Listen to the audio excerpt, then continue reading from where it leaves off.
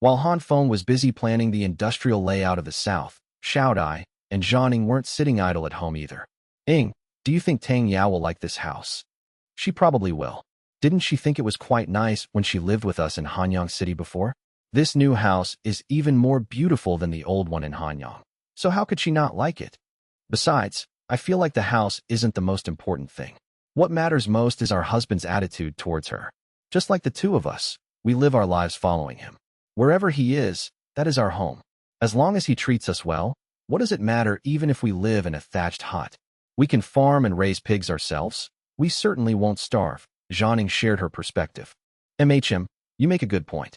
The house isn't the key, his attitude is. Should we go urge him a bit? We've been here for days, and he still hasn't gone to the Tang tribe to see her. Do you think she'll feel hurt if she finds out? Xiaodai nodded in strong agreement. When she first got together with Han Feng, hadn't they lived in a thatched hut?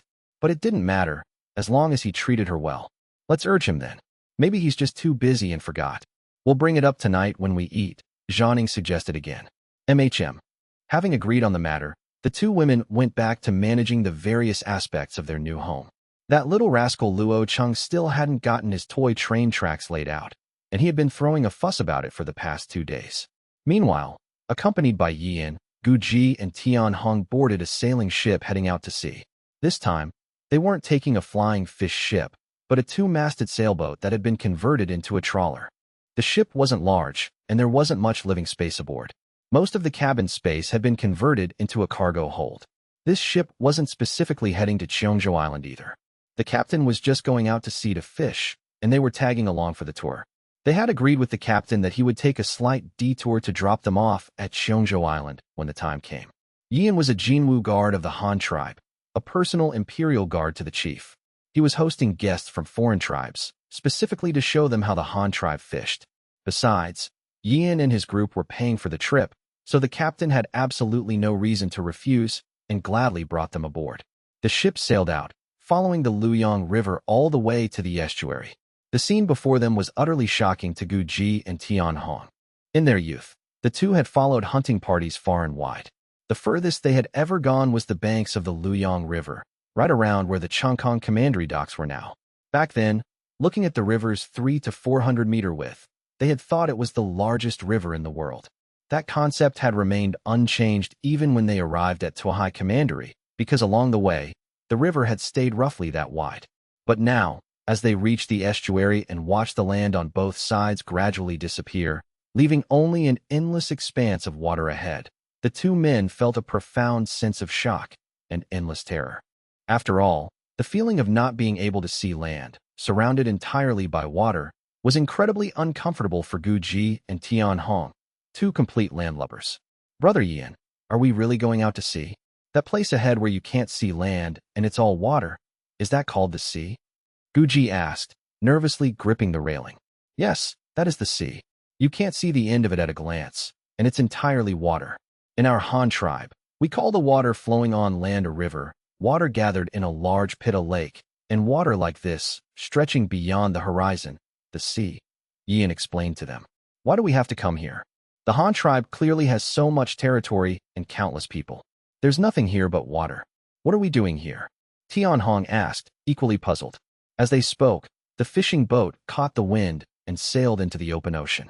Yian smiled and explained. Because the sea holds countless resources. Don't be fooled by the fact that it's just water everywhere. It contains the most precious things in the world.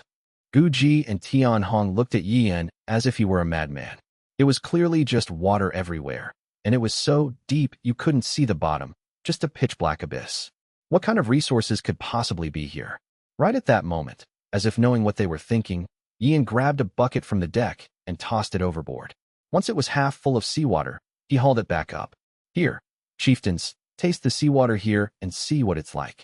Remember, whatever you do, don't swallow it. Just taste it. The two gave him a strange look, then cupped some water in their hands and brought it to their mouths.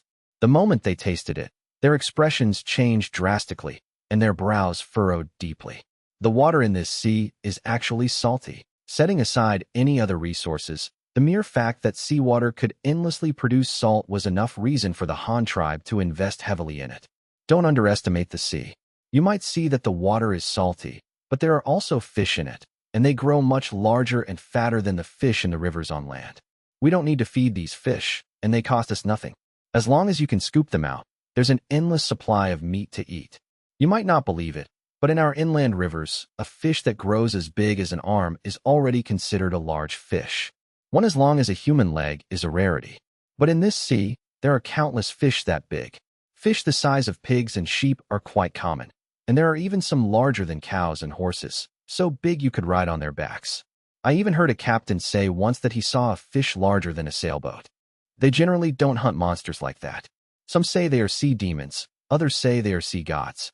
Their cries sound like they come from another world. They spout pillars of water from their heads, and their mouths are so big you could fit a table inside and have several people sit around it. If you could see it, the sight would definitely be spectacular.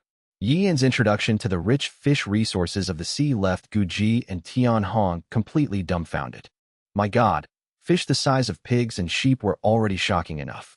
How terrifying would ones the size of cows and horses be? And that wasn't even the biggest. The biggest were actually larger than the ship beneath their feet. They couldn't even begin to imagine what such a fish looked like, because they simply had no concept or outline for it in their minds. Hey, guests, we're about to reach the muddy water zone, so we're going to start casting the nets. Do you want to sit in the cabin for a bit, or stand off to the side? Just as they were chatting about the resources in the sea, the captain had finished preparing to cast the nets. Are you casting the nets? Good, good. Come, chieftains, let's stand to the side so we don't get in the way of their work. Yian quickly pulled the two men aside, making room for the sailors. Casting the nets? What does that mean? Guji asked, confused. Oh, this. You see over there? Do you see that line in the sea where the color is different? That place is called the muddy water zone. The water flowing down from the large rivers on land carries a massive amount of food. The chief said it's called plankton or something. Anyway, it's what fish and shrimp eat. When this food is washed into the sea, it gathers in these muddy water zones, attracting many fish and shrimp. Then, the fish and shrimp attract countless seabirds and larger fish. So, there are a lot of fish beneath this muddy water zone. They are going to fish right there. And the net they mentioned is a tool used for catching fish. Look, that's called a trawl net. It's woven from hemp rope. While Yian was explaining fishing knowledge to the two, the captain and his sailors began casting the net. Trawling was the simplest method of fishing, primarily targeting fish that lived in the shallow layers or on the seabed. It involved sinking a net bag to the seabed using several ropes, and then moving forward with the ship. This way, all the fish in the ship's path would be scooped into the net.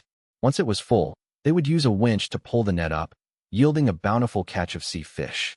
The captain directed the sailors to adjust the sails and rudder, controlling the speed and direction to slowly align the fishing boat with the boundary of the muddy water zone, where various large fish usually gathered. Once the boat was aligned with the operational area, the sailors at the stern released the winch and lowered the trawl net. They then sailed forward a bit to fully deploy the net before beginning the actual operation. Hoist the sails. Hoist the sails quickly. Full sail ahead, the captain roared from the deck. Hearing the order, the sailors chanted rhythmically as they hoisted the sails. The sea breeze instantly caught the canvas, billowing it out, and the ship's speed immediately picked up. The two sails drove the fishing boat forward rapidly, dragging the trawl net behind it. The net, sunk into the seabed, acted like a black hole, frantically swallowing every living creature on the sandy bottom. Whether it was fish, shrimp, mud, or coral, everything was scooped up indiscriminately. This was where the mesh of the fishing net came into play. The net filtered the prey based on the size of the mesh. Smaller prey could luckily slip through, but those larger than the mesh weren't so fortunate. Once caught in the net, unless they could swim faster than the ship to escape out the front, it was a dead end. Today's harvest was quite good. The ship had only traveled about 1,000 meters before the captain ordered the net to be hauled in. What the Han tribe currently lacked were more advanced mechanized trawlers, perhaps equipped with steam-powered winches. Because in the current situation, if they continued trawling, they would definitely catch more fish, and the ship could certainly drag it. But if the net were truly full, even if the sailors used every ounce of their strength, it would be impossible to haul a completely full net up, even with labor-saving pulleys and winches. Human strength had its limits anymore, and they simply couldn't pull it up. They would have to drag the net back to shore and use the large cranes at the port to lift it. However, it wasn't time to return with a full hold yet, so there was no need to do that. If the hold was full and couldn't take any more, and the catch for the day was abundant, only then would the captain consider dragging the net back to port. When the captain ordered the net to be hauled in, the sailors gathered again at the wooden winch. They inserted several long wooden poles into it to act as labor-saving levers. It took the combined effort of over a dozen men pushing the levers to slowly haul the net up. As soon as the net was hoisted over the deck, several sailors immediately stepped forward and untied the knot at the bottom. Instantly, the catch poured out like a waterfall, crashing onto the deck. This was the first time Gu Ji and Tian Hong had seen such a fishing scene. So this was how fishing in the sea worked.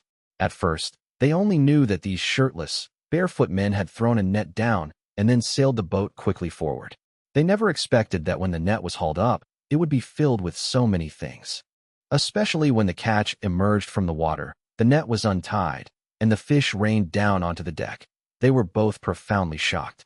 If fishing counted as a form of hunting, then what kind of hunting efficiency was this? They saw all sorts of fish falling onto the deck. Some had silvery white skin and were flat and long.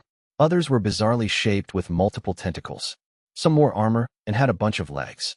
Others held up two pincers, looking like generals wielding twin hammers. There were even turtles larger than wash basins, and one look told them these weren't land creatures. Land turtles had claws with toes, but these sea turtles had 4 flippers extending out, with no toes at all. Of course, although there was a bit of everything, the vast majority were various kinds of fish. This was the downside of trawling. While it was currently the simplest fishing method, its flaw was the inability to selectively target fish schools. When you cast this net, you had no idea what you were going to pull up. It wasn't like the large, multifunctional fishing vessels developed by the tribe, which had advanced and expensive equipment and could attempt to catch single species of fish. But laymen obviously didn't understand these nuances. Just like Gu Ji and Tian Hong, they had already started calculating how much meat this one net had caught and how many tribesmen it could feed. The fish hauled up by the net were piled high on the deck, most of them still flopping and jumping around. The sailors adjusted the ship's course, quickly cleared the net, and prepared to cast it again. The rest of the crew wasn't idle either. Everyone was rapidly sorting the first catch. This trawler's cargo hold was divided into several compartments. There was one specifically for ordinary small to medium-sized fish, another for large fish, one for crustaceans like sea turtles, crabs, and lobsters, and finally, one for mollusks like squid and octopus. The remaining coral and giant clams were also sorted. Some could be used as ornaments and sold for a good price back home. Anything truly worthless was tossed straight back into the sea. The fishing boat quickly turned around and made another pass along the same route. The first catch on the deck had already been cleared away, sorted into their respective holds. As the 2 sails were hoisted, the boat sped up again, dragging the net behind it to sweep the seabed once more. The entire crew worked back and forth all morning, finally filling all the cargo holds. The captain then ordered a change of course, heading straight for Yashan Commandery on Qiongzhou Island. By noon, everyone gathered on the deck, grilling seafood, simmering a seafood hot pot, eating rice, and drinking light rice wine. Gu Ji and Tian Hong, seeing the ocean for the first time, ate with absolute delight. It was their first time experiencing the carefree life of a sea fisherman. Being able to casually scoop up endless amounts of meat, with every piece of seafood being a delicacy. Although catching and cleaning the fish was hard work, compared to such a harvest, that bit of hardship was nothing. Gu Ji held a headless lobster, dipping it in bright red chili oil, juices dripping as he ate. Between bites, he asked the captain, "Captain, is this boat yours? Or do you work for the tribe?" The captain took a sip of rice wine and replied, "I used to be from Luoyang Commandery in the Han tribe. Back then, I was a sailor for the tribe's fleet. Later, when the tribe expanded its southern territories and needed many sailors to move south, I brought my whole family and relocated to Tahai Commandery. My household registration is now in Tuahai Commandery too. When I first came over, I was still sailing for the tribe, doing transport. But after moving, I relied on my good skills and 2 years of sailing experience to become a second mate. At that time, I worked on a large 3-masted ship. Later, I don't know how it happened, but the tribe suddenly introduced fishing boat loans, saying commoners could take out loans to buy boats, making them privately owned. At the time, I was running the long-distance route for the tribe from Weishan Commandery to the Cross-Sea Bridge, transporting cement, steel rebar, and stuff like that. Because of this, I was quite familiar with the managers over there. They said their construction site needed a massive amount of meat, and if someone could steadily deliver fish to them, it would definitely be profitable. That's what gave me the idea to quit and start my own business. What does taking a loan to buy a boat mean? Tianhong asked, puzzled. The captain explained further. It's because boats are too expensive. You not only have to log the timber, but also process the planks, build the keel, lay the deck and hull, and finally seal and waterproof it, followed by launching and outfitting. It's a huge number of processes that require a professional shipyard and many workers to complete. A private individual simply couldn't afford to buy one. Take my boat, for example. It's just a small to medium vessel, over 20 meters long with 2 masts. But even a small boat like this costs a hefty 3,000 yuan to buy, and that doesn't even include the price of the fishing nets and hiring sailors. With such a high price, even if the tribe was willing to sell boats to private individuals, no one could afford them. So, to encourage fishermen to go out to sea, the tribe came up with the loan method. It's basically borrowing money. Whoever wants to buy their own boat first goes to the shipyard to place an order, then goes to the government office to open a loan application. Finally, taking the government's loan application and the boat deed issued by the shipyard, they can borrow enough money from the bank. However, to prevent people from borrowing money and not paying it back, the bank also goes to the government office with the borrower to sign a contract. The bank keeps the boat deed. Whenever the money is fully repaid, the deed is returned to the borrower. If they don't pay it off by the deadline, the bank will repossess the boat. The government office also issues a temporary boat deed to the borrower, which proves that the boat is mortgaged to the bank, but also states who the actual owner is. In short, it's very, very troublesome. But this way, it gives people who want to buy a boat a chance, which is actually quite nice. This one boat actually costs 3,000 yuan. My God, that's so expensive. Guji exclaimed in astonishment. What's 3,000? Don't forget, this is a ship. Placed in the water, it's a mobile house, a mobile fortress. And it's a fortress that can transport goods, catch fish, and make money. Really, if you think about it, it's not that expensive. The captain immediately countered upon hearing Guji's shock. That's so much money. A skilled worker in the Han tribe only makes a regular monthly salary of 30 yuan. 3,000 yuan. That's 100 months. That's 7 or 8 years. Meaning, an ordinary skilled worker would have to spend all his salary for 7 or 8 years, relying entirely on his family for food and clothing, just to possibly afford a boat. Tianhong quickly did the math. Pretty much. You're good at math. That's why the bank gives a longer time to borrow and repay the money, usually between 5 and 10 years. The shorter the borrowing time, the less the interest, the longer the time, the more the interest. The captain continued explaining the situation. Then how long did you borrow for? Can you make enough money to pay it back? Guji asked curiously. I borrowed for 5 years, so the interest is lower. Of course I can pay it back, because I have connections and can steadily deliver fish to the cross-sea bridge construction site. As long as the site isn't finished, I can keep delivering fish to them, so I don't have to worry about repaying the money at all, the captain replied. At this point, Yan, who had been silent, suddenly interjected, Captain, but I heard that the bridge is almost finished. In at most 2 or 3 years, it should be pretty much done. Where will you send your fish then? Without a stable place paying you, selling fish retail at the market might not be as reliable. The captain smiled and said, I'm not afraid of that. With these 2 or 3 years, if I work a bit harder and make a few more trips, I'll have everything I need. Even if I'm still short a bit by then, selling retail at the market won't be too bad. At worst, I can always run transport. But that's all worst-case scenario planning. I heard a few days ago that the chief came south, and he brought his family with him. I heard that since he came to Tuahai Commandery this time, he's not going back. Let me tell you, this is absolutely massive good news. Look at how many years it's been, and what the chief has developed the north into. Wherever the chief is, there will definitely be vigorous development. Once it develops, there will be more opportunities. Why would I be afraid of not making money then? I'm telling you, even if the cross-sea bridge is finished, with the chief here now, who knows how many new construction sites will pop up in the next 2 years? Which construction site won't need cheap, stable meat? Chickens and pigs really can't keep up with the demand. The pigs in our tribe take a year or 2 to raise, right? But my fish are different. As long as I'm not lazy, every time I go out, I come back with a full hold. However much meat they want, I have it. Guji, Tianhong, and Yian all looked at the captain with some surprise. They hadn't expected this man to have such forward-thinking vision. Tian Hong then said, "Captain, you're amazing. These past few days, when we were with the Han Chief and the Governor of Tohai Commandery, we often heard them discussing construction matters. There was something about a food industry, saying that all kinds of food would be made by machines in the future. Who knows, there might even be factories specifically for processing fish. If you can snag that contract, you really won't have to worry about food or drink for the rest of your life." "Really? Ha ha ha. See, I told you I wasn't wrong. What kind of person is the chief of our Han tribe? He's practically a god. As long as the chief is here, there's nothing he can't accomplish. How many years has it been since I first joined Luoyang Commandery? Look at what our tribe has become in just a few short years. I don't know what others think, but whatever the chief wants to do, it will definitely succeed." Hearing the insider information from Tian Hong and the others, the captain immediately became elated. He didn't care whether the chief was going to build some factory that used machines to process fish, but as long as there were factories, he would definitely have opportunities to make money. Which factory didn't need construction crews during its initial building phase? He could find a way to secure the meat supply for those construction crews. And when the factories were built, wouldn't there be many workers working inside?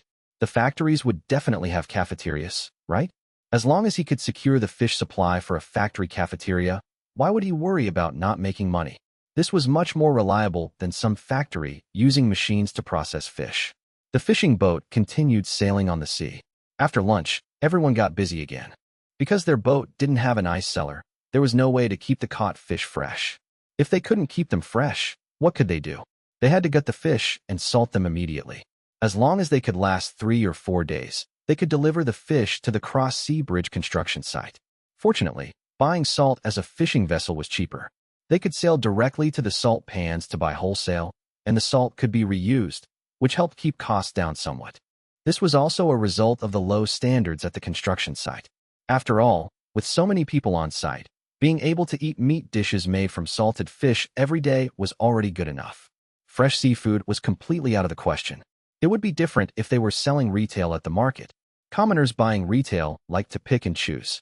If you wanted to sell fish at the market, you had to go out to sea in the middle of the night, finish fishing, and hurry back to sell it in the morning while the seafood was still fresh enough. If it didn't sell, you could only sell it to those who specialized in collecting fish to make dried salted fish, but the price would be much lower. The fishing boat soon arrived at Yashan Commandery on Qiongzhou Island.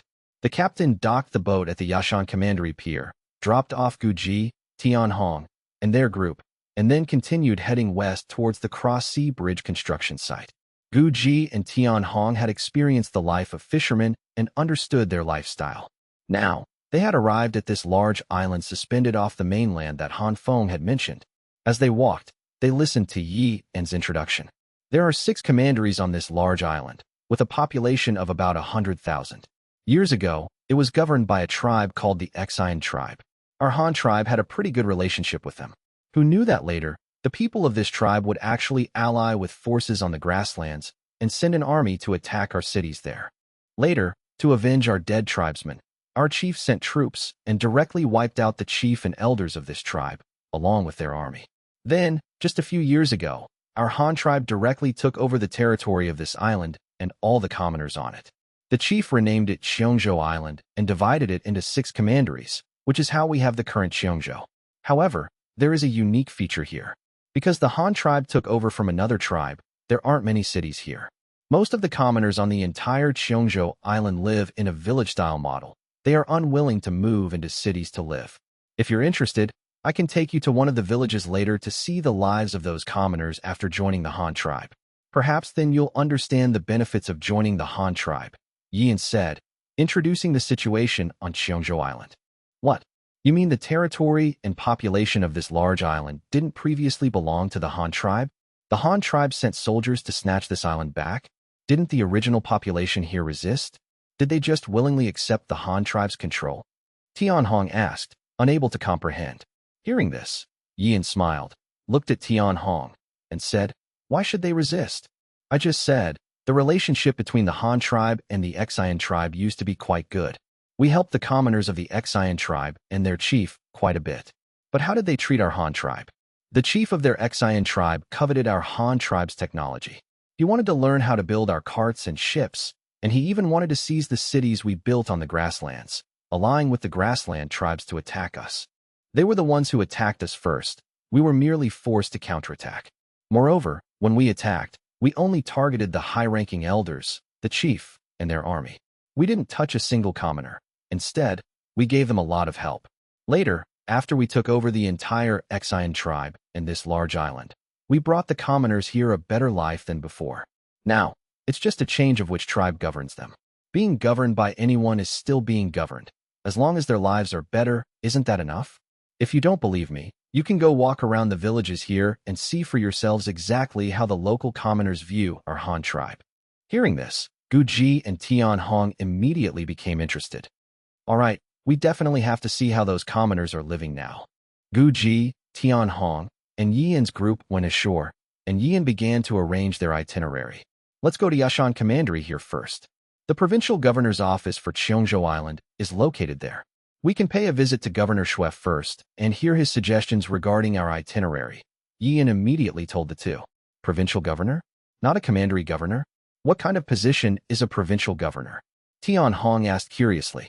Previously, the officials they knew, Yu Fu and De Shu, were both commandery governors capable of managing a territory as large as a commandery with several cities. So they had always thought that in the Han tribe, aside from the chief, the most powerful figures were the local commandery governors. But what did this newly mentioned provincial governor do? Yian immediately explained it to them. In our Han tribe, the smallest administrative unit is the Lilv, also called a village or hamlet. The names vary by region, but they all mean the same thing, an administrative unit composed of dozens or hundreds of households. Above the village is the county or county town. The chief official is called the county magistrate or county chief, depending on the size of the county. They generally manage a city and the villages surrounding it. Above the county is the commandery. The chief official of a commandery is called the commandery governor, managing several cities or counties. Generally, this is the highest-ranking official you know of, but actually, it's not. In the Han tribe, above the commandery is the province, divided by geographical location. For example, this Qiongzhou Island. Its administrative name is Qiongzhou, and its geographical location is this island. There are 6 commanderies on the island in total, and all 6 fall under Qiongzhou's jurisdiction. The highest official of a province is called the provincial governor, who oversees several commanderies beneath them. However, the provincial governor doesn't have much actual power and isn't responsible for specific administrative tasks. Their main duty is to relay decrees from the chief to those commandery governors and then supervise their work. That is a provincial governor. However, our Han tribe currently only has this one Qiongzhou provincial governor established. There are no others for the time being. Our Qiongzhou provincial governor, named Xue Qingyao, is also a very capable man. You'll see for yourselves when we meet him shortly. Hearing this, Gu Ji and Tian Hong couldn't help but marvel. The Han tribe was truly massive, so large that the chief couldn't manage it alone, with a population too vast to count. Just how big was it? Furthermore, the strictness of the Han tribe's organizational and management structure secretly left them astounded. From the lowest village head and liejing, to the county chief and county magistrate, and then to the commandery governor and provincial governor. One level managing the next, ensuring that the chief of the Han tribe could govern every single household. This level of organization and mobilization was simply terrifying. They just didn't know the phrase imperial power reaching every household yet. Otherwise, they would have better understood the formidable energy of the Han tribe's centralized system. Without such powerful centralization, Han Feng's desire to develop the Han tribe to this extent in just a dozen years would have been pure fantasy. At this point, Tian Hong grew even more curious. But I heard before that the governor of Tuahai Commandery has the best relationship with the Han chief. He seems to be the earliest to bring his tribe to join the Han tribe, and he used to be the chief of a small tribe himself. Since their relationship is so good, why didn't the Han chief let him be this provincial governor? Is this Qiongzhou provincial governor more powerful than the governor of Tuahai Commandery? The Qiongzhou provincial governor is certainly powerful, but Governor Lin of Tuahai Commandery is no slouch either. Although Governor Lin is only a commandery governor, anyone with clear eyes in our Han tribe can see that he is bound to be promoted to a provincial governor in the future. It's just that the Han tribe hasn't divided into that many provinces yet. Besides, in terms of actual power alone, Governor Lin's authority is no less than a provincial governor's. Perhaps even a bit greater, Yin explained again. The two looked thoughtful after hearing this. Guji thought for a moment and asked again. Then this Governor Xue must be very formidable too, right? Or was he originally from the same tribe as the Han chief? Otherwise, how did he become the provincial governor here? This is something you don't know. In its early days, the Han tribe experienced 3 large-scale expansions. The first was when 2 tribes joined the Han tribe on their own, Governor Lin's Tree tribe at the time, and a Black Rat tribe. Its chief was named Shu Da, who was also a commandery governor previously, but was later transferred by the chief to be the commander of the High Commandery Guard, so you haven't met him. Those 2 were the earliest small tribe chiefs to follow the chief. The second expansion, I heard, consisted of people the Han tribe traded for using various goods, pottery, white salt, and other things. That was about a few hundred people. The third time was because everyone was threatened by cannibals. At that time, the Han tribe had already built a city. To seek the Han tribe's protection, they collectively joined. I remember there were over a dozen tribes that joined together then.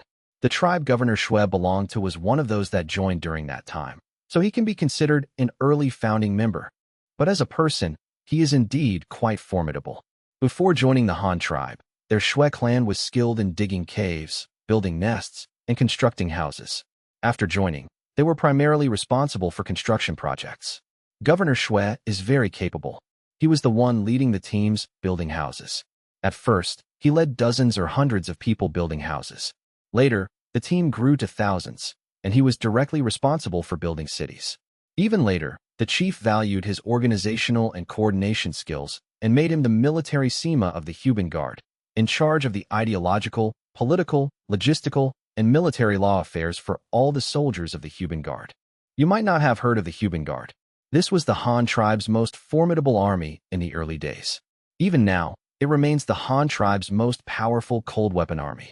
The entire Huben Guard consists of 4,000 to 5,000 men, all strong adult males. Everyone wears heavy armor and uses steel sabers and long spears.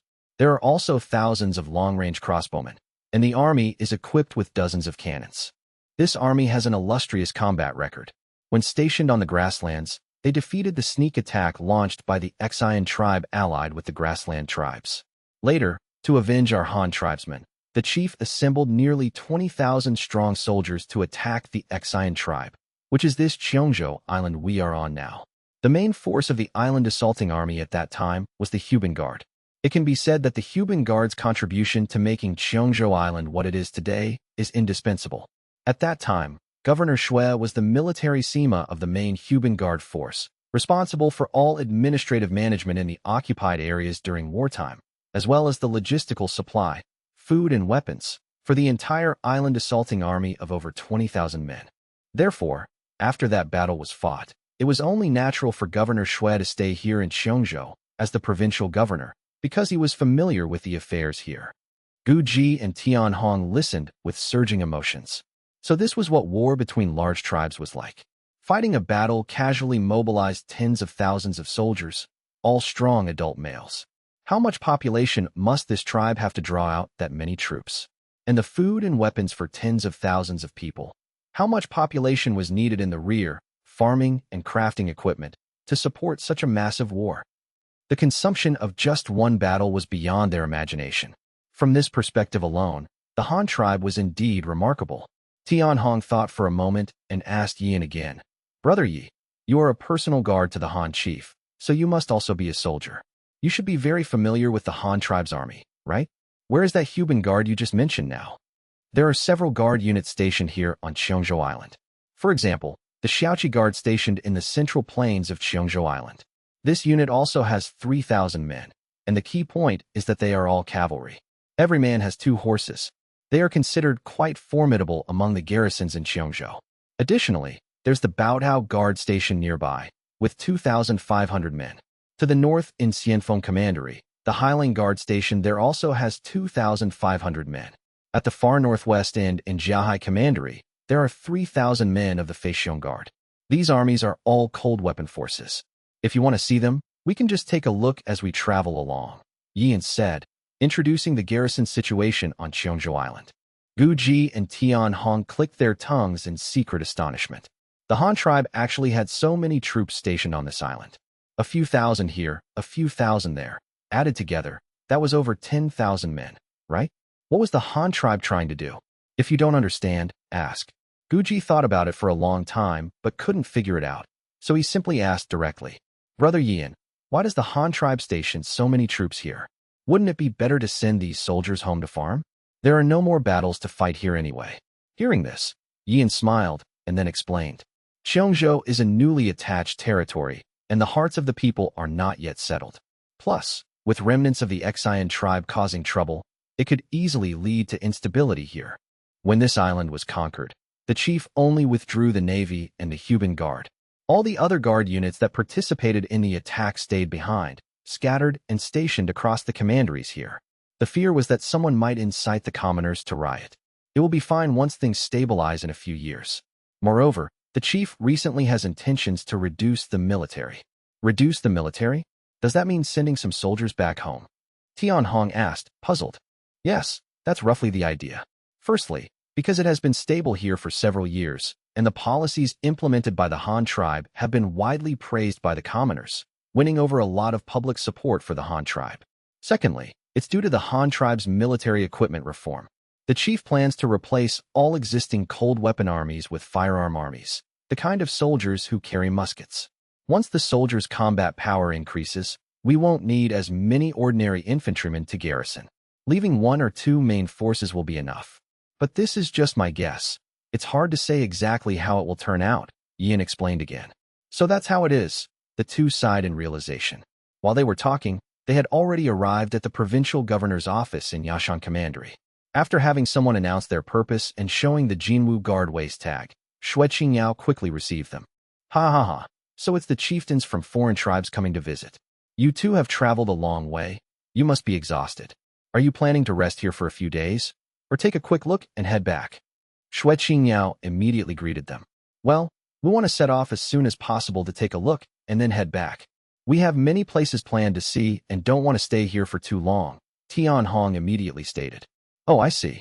Then I recommend you take a boat or ride horses along the Qingshui River of Qiongzhou Island, heading west all the way. From here, you can pass through Yashan Commandery, Xinhua Commandery, Xianfeng Commandery, and Jiahai Commandery. These 4 commanderies will be enough for you to observe the livelihood of the people. As for the remaining Chiyang Commandery, the population there is very small, just a few fishing villages. Since you came on a fishing boat and have already seen fishing, there's no need to go see the fishing villages. There's actually not much to see here in Yashan Commandery either. The reason a commandery was established here in the first place was simply because this location is suitable for a port. It doesn't stand out in other aspects.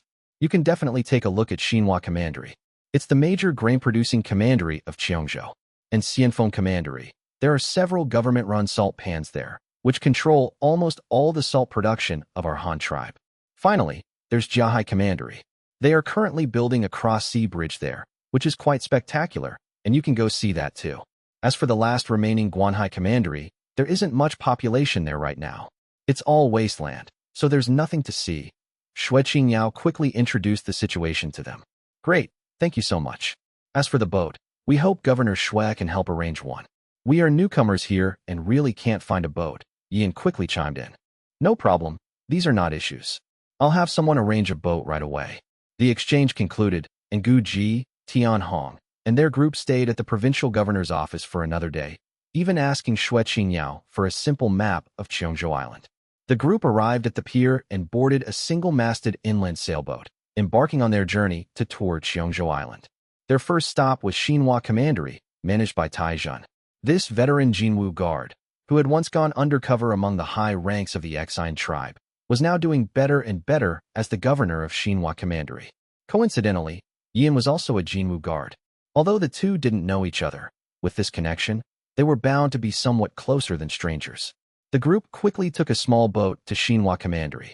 These boats were the same single-masted small sailboats the Han tribe had used extensively to sell goods everywhere during the Xian tribe era, especially during the time they traded iron for copper. They were only 12 meters long and had a scull at the stern. Even without the sail, such a small boat could be propelled forward by rowing. The small boat swiftly sailed upstream along the Qingshui River, while Gu Ji and Tian Hong stood on the deck, taking in the scenery on both banks. Both sides of the Qiongzhou River in Manhwa Commandery were covered in rice paddies. In the past, when it was known as Bamboo Island, corn was the only staple grain crop, along with soybeans, but soybeans couldn't be eaten as a main meal. However, ever since the Han tribe set foot on this land, the variety of crops here had multiplied. The Han tribe took corn and soybeans from here, and in return, brought rice, peanuts, barley, wheat, and other grain crops. This exchange mutually enriched both sides' crop varieties.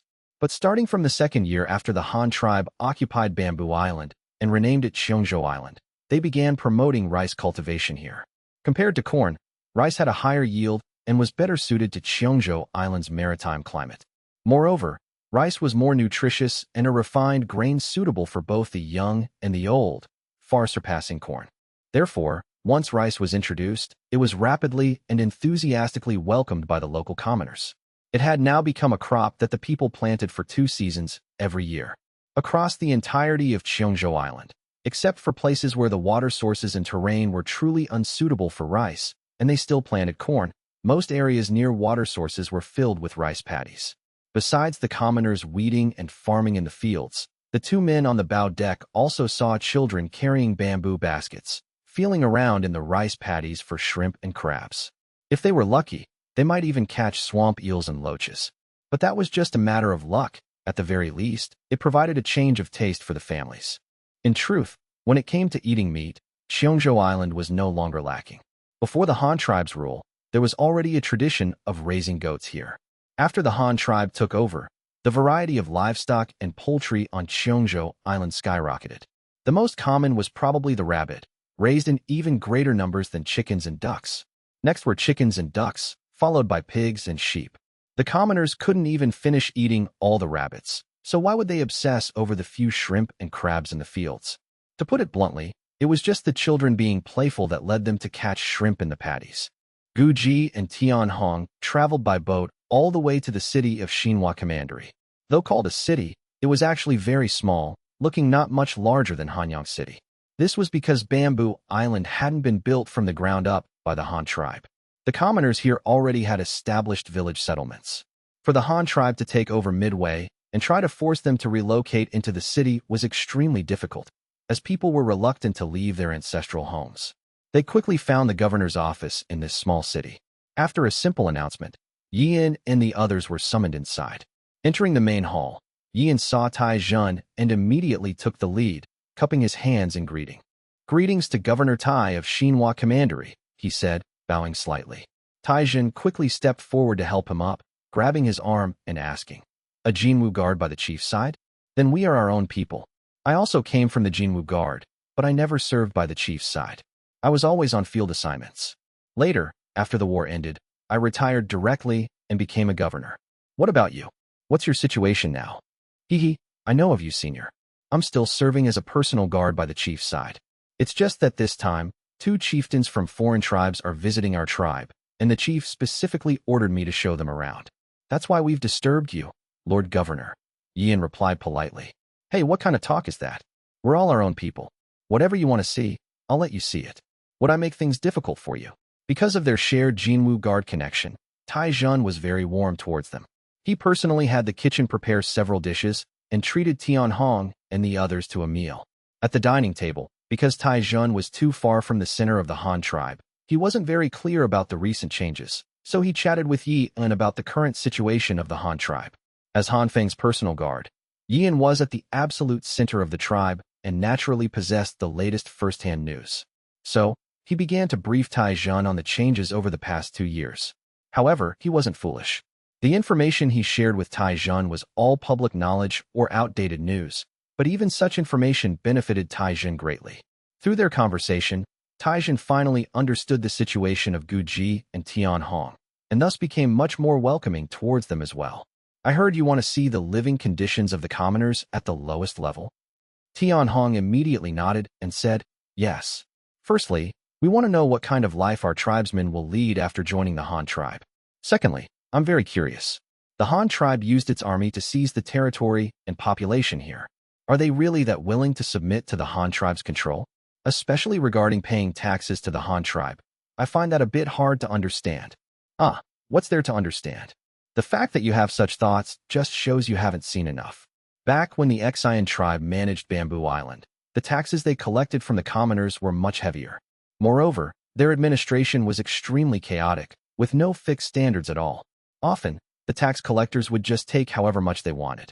But after our Han tribe came, although we also collect taxes, it's lower than during the Xian tribe era. Additionally, our administration is more standardized. We collect exactly what we say we will, absolutely no arbitrary charges, because we have unified weights and measures, which the Xian tribe didn't have back then. Furthermore, although we collect taxes, we spend even more of that money on the commoners. They can see that we are spending money on them, so naturally, they won't object. Taizhan immediately explained the situation here. Spending money on the commoners? How is it spent? Guji asked, puzzled. We collected taxes from the commoners, but we used that money to build roads for them, making travel between villages much more convenient. We also built schools for the children, hired teachers, and provided textbooks to teach them how to read and write. We built irrigation canals, opened up new farmlands, bought seeds, farm tools, and young livestock for them, and hired people to teach them various skills. We even built mills in the villages. We've done so much for the commoners. Although we collected taxes, those taxes weren't collected in vain. I know you aren't part of the Han tribe yet, and might not understand this whole tax business for now, but I still need to remind you of one thing. Just like the welfare measures I just mentioned, if the commoners didn't pay taxes, what would the tribe use to build infrastructure for them? Do you think those things come for free? For example, after you join the Han tribe, the tribe, that is, the local government office, will definitely distribute crop seeds and young livestock to you based on your household registration, right? But the government office doesn't just magically have these things. Where do they come from? They have to spend money to buy them from the commoners in the older commanderies and counties, transport them here, and then distribute them to you. But if you don't pay taxes to the tribe, where does the tribe get the money? The tribe collects a little tax from you. But looking at the big picture, the tribe didn't take it for nothing, right? In the end, isn't it all spent back on you? Taizhan continued to persuade the two. The two nodded upon hearing this, seeming to understand a bit. But ultimately, they couldn't wrap their heads around it so quickly. After all, compared to the Han tribe, the Baiwu tribe was far too primitive. They were just in the transitional phase between hunting-gathering and agriculture. Under such circumstances, making them immediately understand the concept of taxation was indeed quite difficult. After all, it was stuff produced by their own families. Since private ownership was already a thing, why did they have to hand it over to the tribe? You might not be able to understand this for now, but if you talk more with the commoners, you'll know exactly what's going on. When the time comes, you can ask the commoners yourselves why they are willing to pay taxes to the tribe. With the local governor Taizhan making arrangements, the tour went even more smoothly. The place Taizhan had them visit was none other than Qiongzhou village, where the new policies had been heavily promoted early on. Now, after a few years of Han tribe rule, the commoners of Qiongzhou village were living very prosperous lives. The immigrants who had moved south had also intermarried with the large local clans, and many even had children by now. As the commoners' lives improved, the population gradually grew. Now, the village was full of children running around. This was the true picture of a flourishing age. If the commoners truly couldn't survive, let alone actively having children, they would probably drown any babies born right in the pond. After all, abandoning infants during famine years was not an uncommon occurrence in ancient times. Guji, Tianhong, Yian, and the other Jinwu guards, led by a minor official from Xinhua Commandery, paid a sudden visit to Qiongzhou village. Upon arriving at Qiongzhou village, the group indeed saw many children running all over the place, most looking about 2 or 3 years old. There were also many adults nearby, keeping an eye on the children while working. Seeing such a scene, Guji and Tianhong felt a sense of relief in their hearts. No matter the era, reproduction was the most important thing for a tribe. Seeing that the people here had so many children at least proved they didn't worry about food and clothing. Looking at the smiles on people's faces, it was obvious they were living quite well. Otherwise, how could anyone be happy? At the same time, Guji and Tianhong also noticed the architectural style in the village.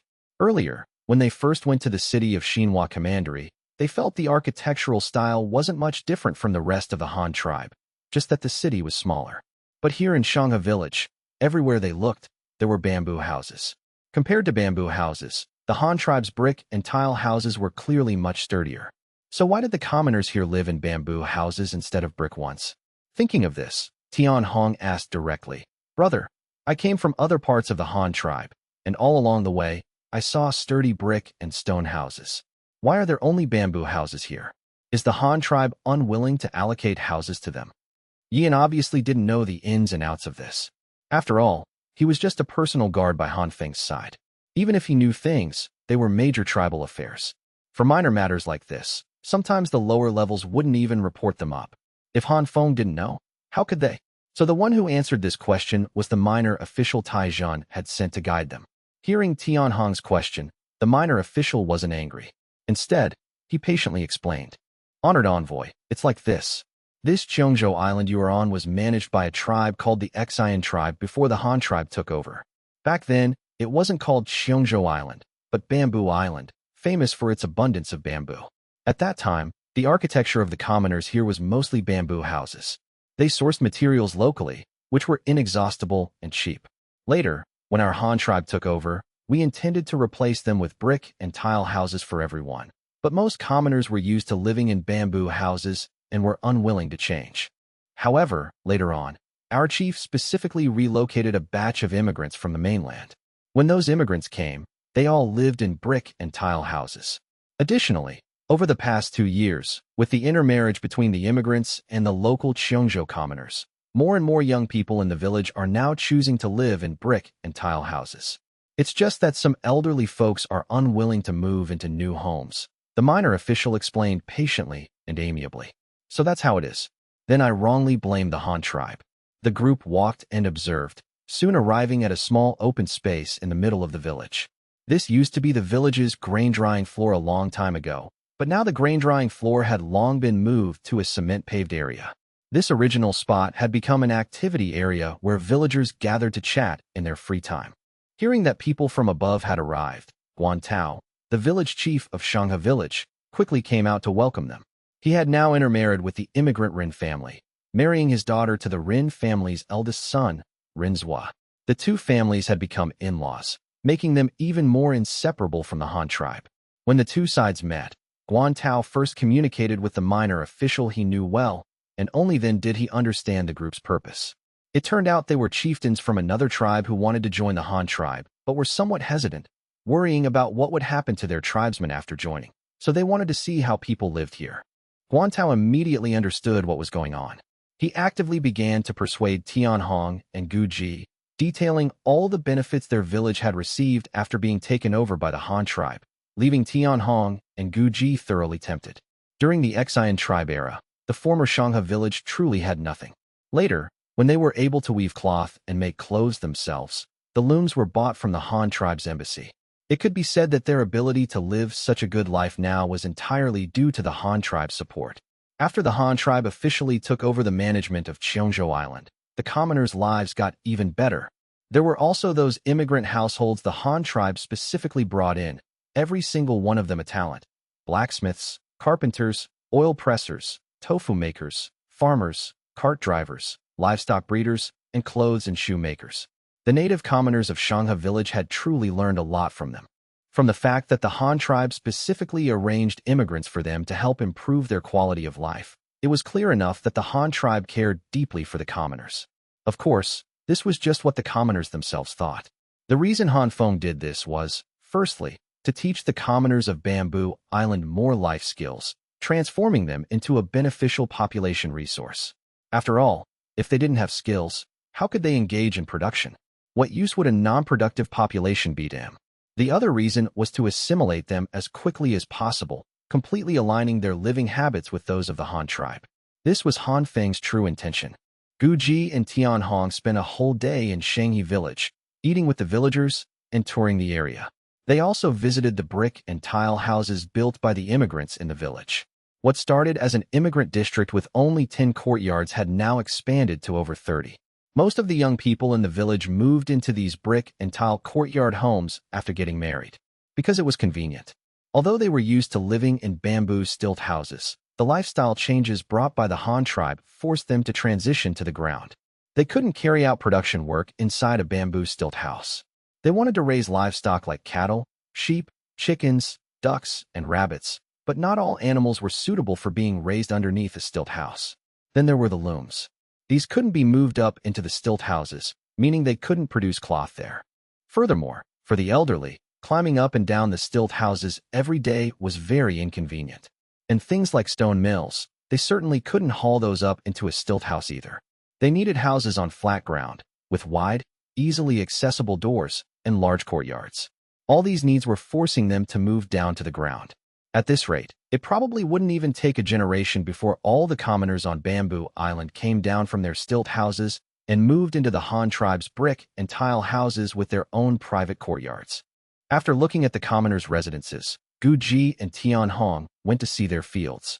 Now, under the careful guidance of the immigrants, combined with the deep agricultural experience the native Bamboo Island commoners already possessed, it had only taken a year or two for them to master the cultivation techniques for crops like rice and wheat. Recently, a new crop called the potato had been introduced from the mainland. It was said that it could be used as both a staple grain and a vegetable, and could even be made into glass noodles for long-term storage. Currently, this new crop was being actively promoted and planted across all 6 commanderies of Qiongzhou Island. Although not many seeds were distributed, the higher-ups didn't require it to be planted on the scale of a staple grain. Moreover, when the tribe collected the grain tax, they certainly wouldn't collect potatoes. Currently, each household only planted some in their own vegetable gardens, eating them as vegetables in their daily lives. Whether shredded and stir-fried as a vegetarian dish or stewed with meat, it was incredibly delicious. When Gu Ji and Tian Hong saw potatoes planted in the vegetable gardens of the Qiongzhou Island commoners, they almost cried on the spot. To see a crop from their homeland so far away from home. What kind of feeling was that? After calming their excitement, the two couldn't help but admire the terrifying execution power of the Han tribe. They remembered that the Han tribe had only acquired potatoes early last year, when Fu traded for over 200 caddies from their tribe. Then, early this year, he traded for nearly 2 tons, about 4,000 caddies. And yet, in such a short time, the Han tribe had already promoted potatoes and their cultivation techniques all the way to the distant Qiongzhou Island. What kind of governing power did Han Feng have? What kind of execution power did the grassroots officials of the Han tribe possess? This was simply terrifying, okay. After viewing the fields, Gu Ji and Tian Hong went to inspect the courtyards. Most of the commoners' courtyards were swept very clean, because they also saw the Han tribe's brooms here. The two couldn't help but marvel again. Perhaps in this world, only the Han tribe would invent a tool specifically for cleaning. Another thing that left a deep impression on them was that every household raised a lot of livestock. Not only were there chickens and ducks, but medium-sized livestock like pigs and sheep were also common. But the most numerous, by far, were the rabbits. Every household raised so many rabbits that they couldn't even finish eating them, because rabbits simply bred too fast. What to do if they couldn't finish eating them? They slaughtered the rabbits, salted them, and smoked them into cured meat to store and eat slowly. In the past, one of the reasons the native commoners of Qiongzhou Island built their houses so high, in the style of bamboo stilt houses, was partly to guard against rats. Now that they also raised leopard cats, even if they lived in courtyard houses on flat ground, they no longer had to worry about rat invasions. Dogs were also expert guard animals and humanity's most loyal companions. Moreover, the Han tribe had a habit of eating dog meat, which had now spread to Qiongzhou Island as well. Although the original purpose of domesticating wolves into dogs was to have them help with herding or hunting, as these hunting behaviors gradually disappeared, the dog's role slowly diminished to just guarding the house. That was why they slowly became a type of food on the commoners' menus. However, the commoners of the Han tribe currently couldn't even finish eating their rabbits, so there was absolutely no need to slaughter dogs for meat. Therefore, only a minority would actually kill dogs to eat. After looking at the livestock, they went to see the school where the children studied. On the Han tribe mainland, it was called a school, but here on Qiongzhou Island, it was truly a village schoolhouse. Because the population here was very dispersed and hadn't formed concentrated cities, it was naturally impossible to gather a large number of children into a centralized school. Even if a school were built in a city, children nearby wouldn't be able to attend because their homes were too far away. If they still wanted to attend, they would have to board, which was even less cost-effective and added a burden to the commoners, especially for families with many children. And if the commoners weren't made to pay these boarding, food, and living expenses themselves, The Han tribe's imperial court would have to cover it. But what a massive expense that would be. Taking everything into consideration, the model Han Feng suggested for this area was to set up a small schoolhouse in every village, gathering the village children together for instruction. Having just 1 or 2 teachers was enough. The teachers in Qiongzhou village were a young couple who had immigrated from the 8 commanderies of Hanyang. Together, they were responsible for teaching cultural knowledge to all the children in Qiongzhou village. Although teaching this way might not produce any geniuses, it didn't matter. Han Feng never intended for them to produce geniuses anyway. All he wanted was to assimilate Qiongzhou Island as quickly as possible, making the native commoners learn spoken Chinese characters, and acquire the ability to read and write. That was enough. As for officials, they could be selected locally as appropriate, given some less important or grassroots minor official positions. Important official posts could still be dispatched from the north, ensuring nothing would go wrong. After sitting in the classroom and listening to a lesson taught by the teacher, Gu Ji and Tian Hong also felt it was very good. The two of them didn't really understand the Han tribe's writing to begin with. They just felt that the teacher lecturing at the front was amazing to be able to write so many characters. Other than that, they just felt the teaching environment here was a bit worse than the school into a high commandery. The village-run primary school in Qiongzhou village didn't have a playground for the children. Though called a schoolhouse, it was actually just a large courtyard containing 6 large rooms, an outhouse, and a yard. In the middle of the yard stood a flagpole flying the Han tribe's national flag. There was nowhere to play. If they wanted to do activities, they had to go to the small plaza in the village. Moreover, because the village's teaching staff was simply too small, just 2 teachers in total, and a young couple at that. If the woman got pregnant, there would only be 1 teacher left. Under such circumstances, they could only find other immigrants in the same village to help substitute. For example, Rin's was father, the Jinwu Guard spy hidden in the village. Although he was just a field spy, he had undergone some militarized training.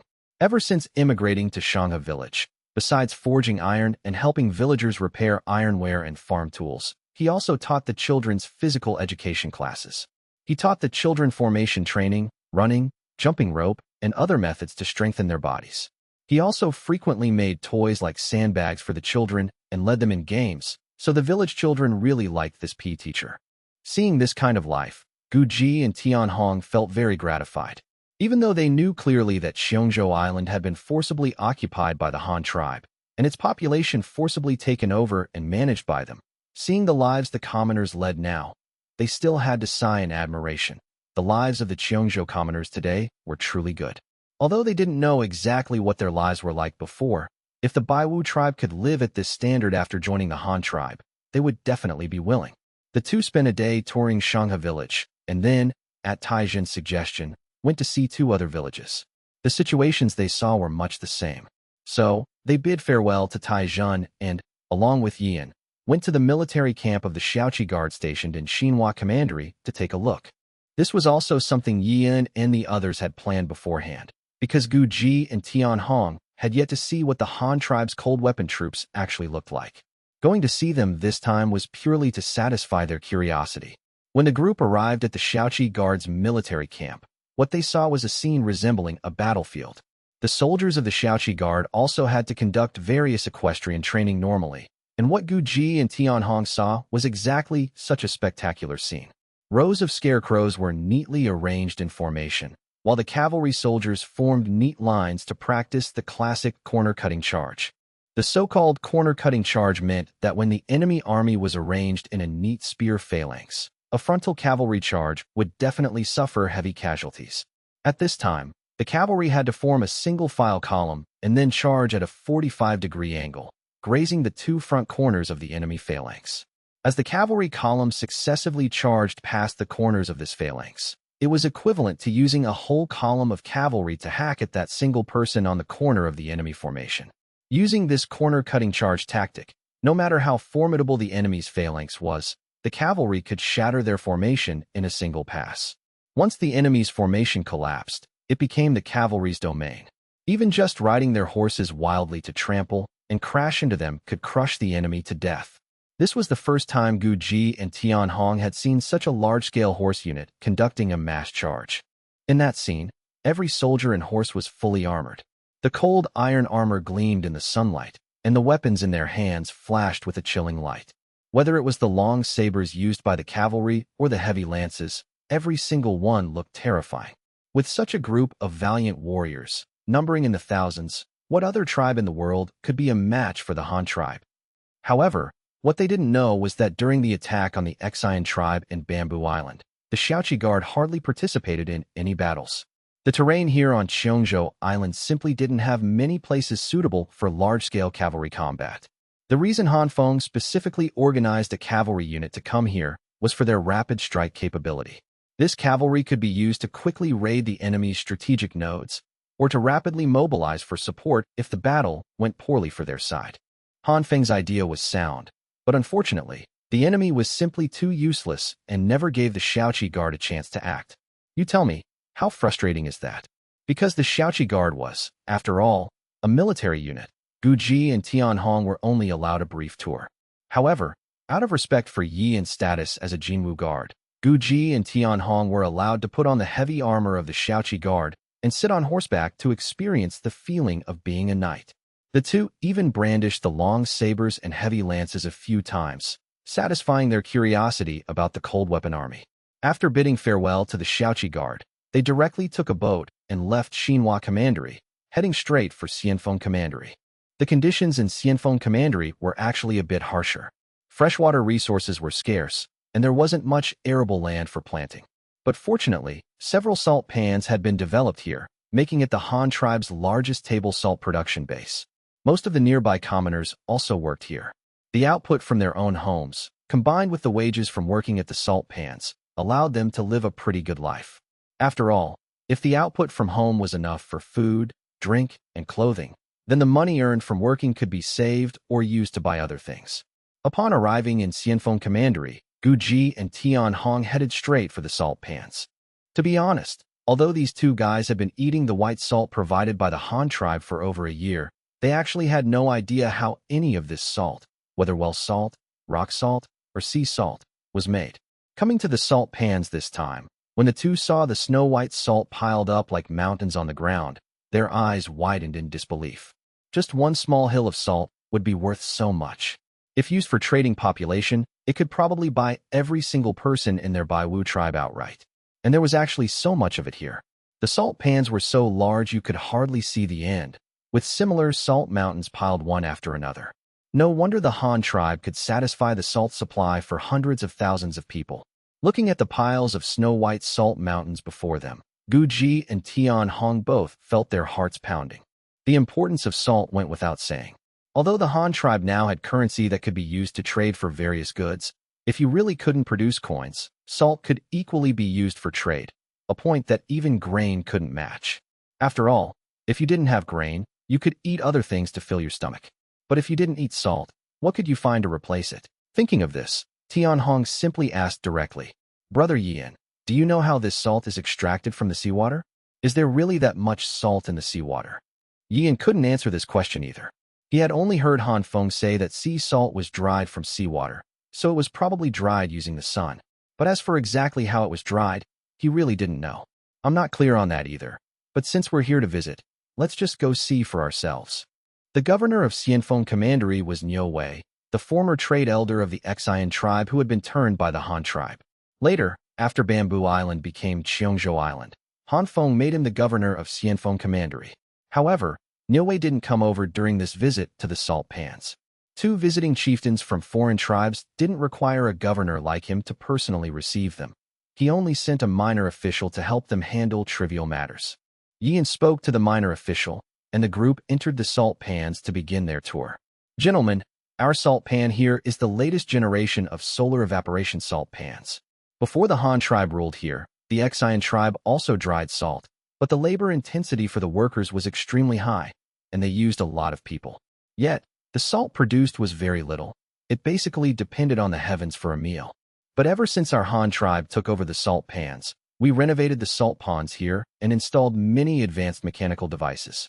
The production rate has greatly increased. Under the same good weather, we use fewer people, but the salt yield is several times what it used to be. It's completely incomparable to the Xian tribe era. Gentlemen, follow me. Come look over here." As he spoke, he led Gu Ji, Tianhong, and the others to the highest level salt pond, next to the pumping station. Pointing at this largest salt pond and the steam-powered water pumps, he said, "Gentlemen, please look. This is our first stage evaporation pond. The steam-powered water pump here is connected below to a very thick rubber hose. The other end of the hose extends all the way into the sea to a water collection boat. The water collection boat first pumps clear seawater into the boat for a primary filtration, and only then does it pump the once filtered seawater up into this first stage evaporation pond." Filtration? What does that mean? Guji asked, puzzled. Filtration means that when seawater is pumped up, it carries a lot of impurities, like small stones, sand, shells, oysters, or small fish, shrimp, and octopuses. If we don't filter these things out beforehand, pumping them directly into the salt pond will result in the salt dried later being very impure, the minor official quickly explained. Oh, so that's what it means. Keep going, Guji nodded, looking as if he had suddenly seen the light. There are also several water pumps on the water collection boat below. They first pump the seawater into the boat's water cabin. After a simple filtration, the water from the collection cabin is pumped into the supply cabin. Then, our large water pump up here directly draws water from its supply cabin. Once the water is pumped up, it's placed directly into this primary evaporation pond. This pond is entirely paved with cement and is very flat. The water will be baked by the sun here for a day. In the summer, the time is shorter, usually about half a day. When the water in this pond evaporates until only half is left, it becomes a heavier brine. At this point, the brine is discharged into the second stage evaporation pond to continue baking in the sun, further evaporating the water and leaving the salt content, before being channeled into the third stage evaporation pond. This cycle repeats. The seawater pumped up is dried until there's less and less of it, and the water becomes salter and saltier. Generally, after baking in 5 to 6 stages of ponds, the salt content inside will crystallize. However, we have now mastered an even faster method, which is to gather the super concentrated brine from the 5th stage pond and spray it directly onto those salt mountains. This makes the brine even saltier and evaporates it much faster. But the chief said this is only one of the reasons. I heard there's also something about crystal seeds. The general idea is that adding some table salt to the super concentrated brine acts like planting a crystal seed in the brine, allowing the salt content to crystallize much faster. I don't really understand this either. I heard you can only see it with the microscopes in the Northern Research Institute. As the minor official led them on the tour, he pointed at various facilities and explained the situation and the process of making salt from seawater. In the distance, there were indeed people holding rubber hoses, spraying water onto the salt mountains. The person pinched the nozzle of the hose to increase the brine's pressure, spraying it directly into the sky above the salt piles. When the brine sprayed out, it was a long, thin column of water, but by the time it reached the sky and fell in a parabolic arc, it had turned into a sprawling mist of water droplets, raining down evenly on the salt fields below. The white salt in the salt fields also sparkled, the result of the water droplets reflecting the sun. But these raindrops would quickly be evaporated by the sunlight, ultimately precipitating a new layer of white salt. This rate of salt precipitation was highly impressive, much faster than simply leaving it in the pond to bake in the sun and waiting for the sodium chloride crystals to precipitate naturally. It was at least 10 times faster. Gu Ji, Tian Hong, and the others watched for a while, understanding the entire process of making salt from seawater. Both were thoroughly amazed, never expecting that seawater could be processed through such steps to become piles of salt mountains. It was truly enviable. The group had lunch with the workers at the salt pan and inquired about their living standards. When they passed by the salt fields again in the late afternoon before leaving, they found that the thin layer of salt they had seen in the morning had, after repeated spraying and sun exposure, increased in thickness by at least 2 or 3 times. Seeing this scene, the two couldn't help but gasp. My goodness, this method produces salt so quickly. Such a large plot of land, at least several acres of salt fields, increasing by such a thick layer in just one day. Exactly how much salt was produced? Regardless of how much salt was produced, it certainly surprised the two of them. Even Yian felt the same. Although he was the chief's personal guard and had heard Xian mention salt drying many times, this was his first time seeing it with his own eyes. To say he wasn't a bit shocked inside would be a lie. Especially since he was from the Han tribe. He knew the importance of salt even better, as his family also had to spend money to buy it. When he saw so much salt, He couldn't help but mentally convert it into coins. Guess how much money the salt here could be exchanged for, and then gasp in shock at his own thoughts and the resulting figure. But seeing it was one thing. Wanting to make salt themselves was impossible. The group left Xianfeng Commandery and continued heading northwest. The final stop of their Qiongzhou Island tour was Jiahai Commandery at the northwestern tip of the island, separated from the mainland by only a bridge. And what they came here primarily to see was the cross-sea bridge construction site in Jiahai Commandery. With Yian's help, the two traveled unimpeded to the shores of the strait in Jiahai Commandery. The first thing that caught their eyes was the behemoth of a cross-sea bridge. They walked along the main road on the shore directly onto the steel-reinforced concrete bridge deck. After walking for about 3 kilometers, the bridge abruptly ended. Ahead of the broken bridge were artificially cast bridge piers, but the bridge deck hadn't been installed on them yet, making for an astonishing sight. How on earth did the Han tribe build such a magnificent superstructure? Calling it the work of gods wouldn't be an exaggeration, right? Humans actually possessed this ability to move mountains and fill seas? Weren't these things only gods could do? Brother Yian, do you know how these smooth, neat, giant stone pillars were erected? Or rather, how did they grow out of the water? Guji asked curiously. Of course I know. Actually, you know it yourselves too. This is the steel-reinforced concrete you saw in Qian Commandery. The workers first build a dam on the underwater reef, the stone mountains hidden underwater. They use sandbags to enclose a basin in the seawater, then use water pumps to pump it dry. At this point, they send workers down to dig deep wells at the locations of the bridge piers. Once the wells are dug, they insert the bundled steel rebar skeletons, use wooden boards to build a casting mold on the outside, and then mix sand, crushed stone, cement, and fresh water in a specific ratio to create concrete that looks like thin mud. They pour this into the wooden shells, vibrating it as they pour to shake out the air bubbles inside. This is how the bridge piers are cast higher and higher, continuously adding steel rebar and concrete inside, building them up one by one. The method is actually very simple, but the resources consumed by this bridge are an astronomical figure, so exaggerated it's hard to believe. So many bridge piers require so much steel and concrete, all of which are transported from the north. You should know just how difficult this is, right? Yian said, his emotions surging as he looked at the waves constantly washing against the reefs on both sides of the bridge. Every time he saw this unfinished bridge, whether in photographs or in reality, it always brought him immense shock. Guji nodded upon hearing this, somewhat understanding the principles behind it. But the deeper their understanding grew, the more they could feel the formidable power of the Han tribe. Setting aside other things, just being able to meet the demand for steel and concrete building materials on time required an unimaginably powerful strength. Their Baiwu tribe still didn't even know how to smelt steel, yet the Han tribe was already using steel as skeletons and cement powder to fill buildings. And transporting so many building materials on time from the north to the southern overseas territories was truly badass. After chatting for a while, Tian Hong looked at the bridge deck beneath his feet and asked curiously again, Brother Yian, I can understand the bridge piers being cast all the way up from wells in the ground, but how is this bridge deck on top fixed in place? I see there's such a large distance left between each set of bridge piers. It must be very difficult to cast this, right? No. This bridge deck is also cast from steel-reinforced concrete. It's just that when making the casting shell, they use a large type of scaffolding called an eagle scaffold. This thing is installed using 2 modified ships. First, they park the ships under the bridge piers where the deck needs to be erected.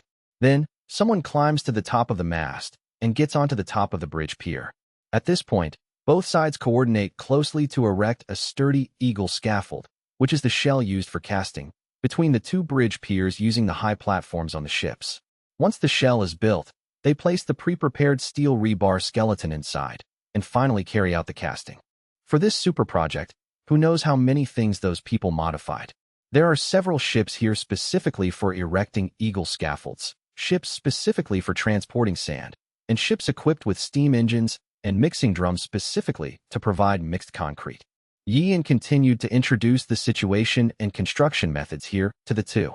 Normally, the 3 construction projects Han Feng paid the most attention to were, first, the capital, second, the southern industrial layout, and third, this extremely important cross-sea bridge. As long as this bridge could be completed and opened to traffic in the future, It would absolutely be a magnificent feat in the world, a milestone in all of human history.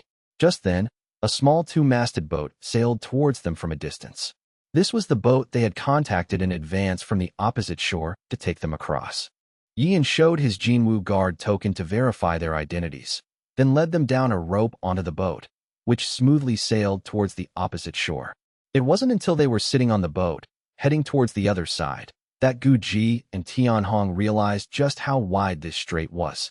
Even taking a boat required such a long time. So exactly how long must this bridge be? When the group successfully landed at the pier on the mainland side, they were not far from the grasslands. Arriving at the northern end of the strait, the area appeared exceptionally bustling. From the very beginning, the focus of the bridge's construction had been placed on this mainland side. After all, resources on the mainland side were much more abundant. Just the stone mountains available for quarrying were numerous. To cast this reinforced concrete bridge, 2 entire stone peaks on the northern mainland shore had been blown flat. Now, they had all been mixed into concrete and become part of the bridge. The feeling Gu Ji and Tianhong got upon arriving at the northern shore was completely different. If the southern end of the bridge was quiet and desolate, then the northern end was bustling. Almost the entire bridge construction crew was concentrated here on the northern mainland. There was a massive residential area for the workers, its scale comparable to a county town, perhaps even slightly larger. Not only was there a residential area, but various construction machines were also roaring. 2 massive rock crushers, as tall as small buildings, were continuously devouring large chunks of rubble quarried from the mountains, their rollers mercilessly crushing them into date-sized gravel. Tractors here also formed long lines, continuously delivering various crushed stones, sand, and cement to the broken end of the bridge ahead. On the nearby quarry mountain, 2 crawler excavators modified into rock drills were also at work. The buckets on the front of the excavators had been replaced with pneumatic hammers, specifically used to drill blast holes into the mountainside. Then, workers would manually load the explosives, disperse the crowd, issue warnings, and finally ignite the explosives using fuses. With a thunderous boom, a portion of the entire mountainside would instantly collapse. Only then would other excavators move in to clear away the large boulders. The smaller rocks were simply pushed flat by loaders, finally loaded onto tractors, and unloaded at the gravel stockpile area. Additionally, they saw a massive canteen built from rammed earth. The canteen provided meals for over 10,000 people on the construction site every day. Just the cooks in the back, cooking, washing vegetables, and chopping, numbered in the hundreds. The sea fish delivered by the fishing boats were consumed in this canteen by the ton at every meal. Chieftains, didn't you ask them? These people are all prisoners of war we captured when we attacked Qiongzhou Island. They refused to surrender, colluded with the high ranks of the Exine tribe, and preferred to fight our soldiers rather than lay down their weapons. So our Han tribe simply captured them all and made them build this bridge, without even paying them wages. Tell me, isn't that a great deal? Unlike your Baiwu tribesmen, who can earn so much money working for the Han tribe. Gu Ji and Tianhong were both speechless. So these people were all unpaid coolies. However, Tianhong was still somewhat puzzled, so he asked again. Brother Yan, if the Han tribe captured these people, would the commoners on Qiongzhou Island be okay with it? Why didn't I hear a single family say anything bad about the Han tribe? That seems unlikely, right? Yan smiled again and explained further. Do you 2 chieftains know who these prisoners of war are? Gu Ji was a bit confused. Who are they? Aren't they people from Qiongzhou Island? From that tribe you mentioned before. Yes, but it's different. Think about it. Knowing full well they definitely weren't a match for the Han tribe, yet still willing to stubbornly fight us. Who are these people?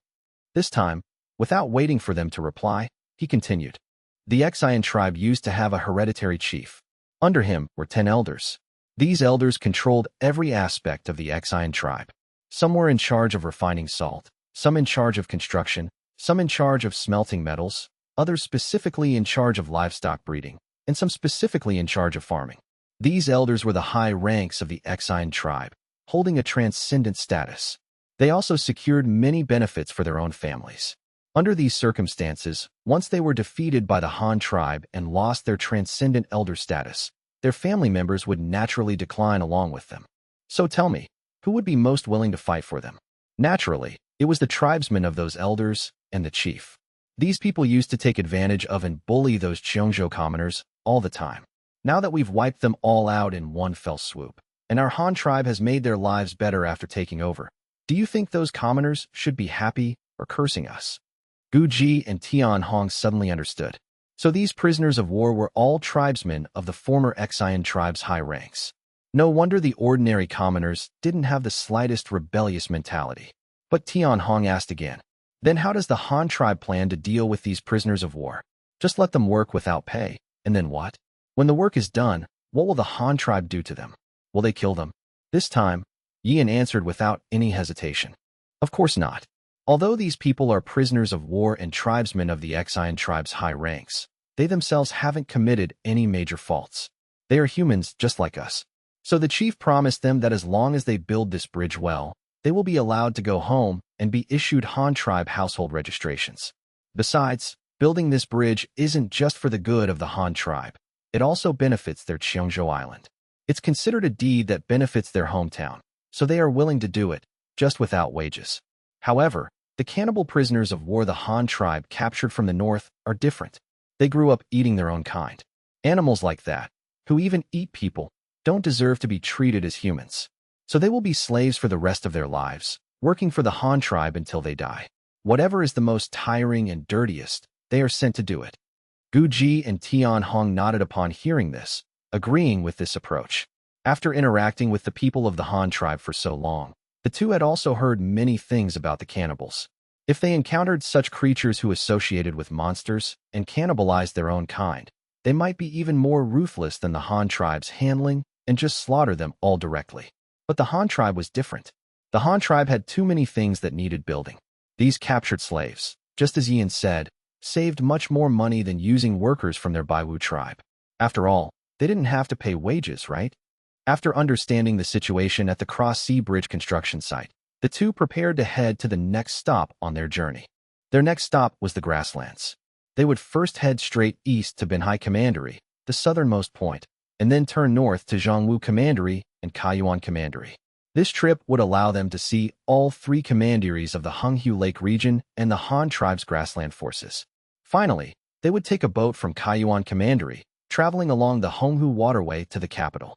However, before they set off, Yian smiled and asked them a question.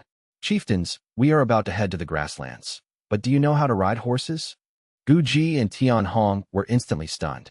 Riding a horse was impossible, absolutely impossible in this lifetime. They could only survive by riding in carriages. Although Guji and Tian Hong had been in charge of the Baiwu tribe's labor affairs in Qian Commandery for a long time and had seen many horses, carriages, tractors, and trains, they had only ever ridden in carriages, tractors, and trains. Those things didn't require learning. You just sat in them.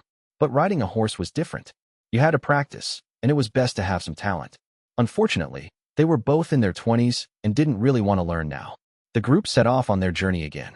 Yian led a small squad of Jinwu guards riding horses as escorts alongside, while Guji and Tian Hong followed in the middle in a carriage. However, because the carriage was slow, it dragged down the speed of their entire group. The road east from the Cross-Sea Bridge to Binhai Commandery was a mixed zone of coastal forest mountains and grasslands. On one side were cliffs and woods, and on the other was the boundless grassland. Looking at the vast expanse of green land in the distance, where not a single person or house could be seen, Guji and Tian Hong both felt a sensation similar to seeing the ocean for the first time. Could people really survive in this wretched place? If you don't understand, ask. Guji asked Yian, who was following beside them. Brother Yian, look at that grassland. It's boundless, stretching as far as the eye can see, looking just like an ocean made entirely of water. But there isn't a single person or house to be seen here. You said the Han tribe has cities here and many herdsmen living here, but why can't we see a single soul? Ha ha ha. Yian laughed heartily upon hearing this, then explained. You two chieftains probably don't know, but the lifestyle of herdsmen is different from ours. Your Baiwu tribe and our Han tribe, although we are two different families, we both choose a place to settle and live by farming crops. It's just that the grains we plant are more varied, while you only plant potatoes. Am I right? Guji and Tian Hong both nodded. In this regard, the Han tribe and the Baiwu tribe were indeed the same. This was also why they were willing to join the Han tribe. The two tribes had the same living habits, just that the Han tribe had richer crops and better living conditions. Then is the herdsman's lifestyle different? Tian Hong chimed in to ask. Of course, herdsmen don't farm. They rely entirely on raising livestock, or rather, herding for a living. Their main food, clothing, and various necessities in life all come from their own livestock. So as long as they have livestock, they can live. Similarly, their lives must change according to the habits of the livestock. Guji and Tian Hong were both shocked by Yian's words. Herdsmen, who relied entirely on livestock for food, clothing, shelter, and transportation, were actually so poor they couldn't afford to eat meat? They could only survive by drinking milk every day? Was this a life meant for humans? So they just drink milk and eat that cheese stuff every day? Won't they starve to death? If they only eat the old livestock, they wouldn't even get to eat meat a few times a year. Tian Hong complained in shock. Yes, exactly. But it's not as exaggerated as you make it sound. Actually, herdsmen do have other meat to eat. For example, old livestock that need to be culled. Or among the newborn animals, if there are too many males that can't produce milk, they'll only keep a few and kill the rest. That way, with the same amount of pasture, they can raise another female to produce more milk. Yian explained further. Guji and Tian Hong were left speechless. Killing the males right after they're born? Is that even allowed? Can't males and females be equal? When will we male livestock finally stand up? I'm shaking with rage. But it still feels like there isn't much meat to eat. Just eating the young and the old. How many meals is that a year? Tian Hong sighed again. True, it's not many meals. That's why they also hunt. Herding on the grasslands isn't that easy. Not only do they have to fight other herdsmen for pastures, but they also have to worry about carnivores attacking their livestock, like foxes, dholes, wolf packs, grassland tigers, and other fierce beasts. If they aren't careful, they can suffer losses. Losing livestock is a small matter. Losing their lives is worse. But if they are skilled herdsmen, they can hunt some carnivores. Firstly, it adds some food, and secondly, it reduces the threat to their livestock, allowing them to herd in peace. But even so, they are still very poor. They have no savings and live precariously. If they encounter a natural disaster, they have no ability to resist. For example, a grassland fire. If the grass is burned, their livestock will starve. Or droughts and blizzards, where livestock die in droves. And those herdsmen who rely on livestock to survive certainly won't fare any better. Listening to Yi En's introduction, Guji and Tian Hong's interest in the grasslands plummeted. What exactly attracted the Han tribe to such a wretched place, to the point of building 3 cities here? However, when their group arrived at Banhai Commandery, the things Yian had told them completely changed in their eyes. Right, what Yian described, how miserable the grassland people were, referred to herdsmen who relied solely on nomadic herding. The Han tribe weren't nomads. Even if the Han tribe herded, they had cities, houses, and herded in fixed locations. Moreover, the Han tribe could plant their own pasture grass. Their lifestyle was worlds apart from those nomadic herdsmen, okay? The terrain chosen for Banhai Commandery was excellent. It bordered the coastal mountain range to the south, the Honghu Lake to the east, the boundless grasslands to the west, and had Zhongwu Commandery guarding its flank to the north. Here, there were forests, trees, shrubs, wild fruits, grasslands, herds of livestock, rivers, and the farmlands and orchards cultivated by the Han tribe. The orchards of Banhai Commandery, in particular, were a major feature of the Han tribe, as Banhai Commandery was the only commandery in the Han tribe that planted fruit on a massive, organized scale. The most abundantly produced fruit here was a citrus fruit called lime, which actually looked more like a green lemon. This wasn't meant for eating, but for its lime juice, used as a natural citric acid to make cheese.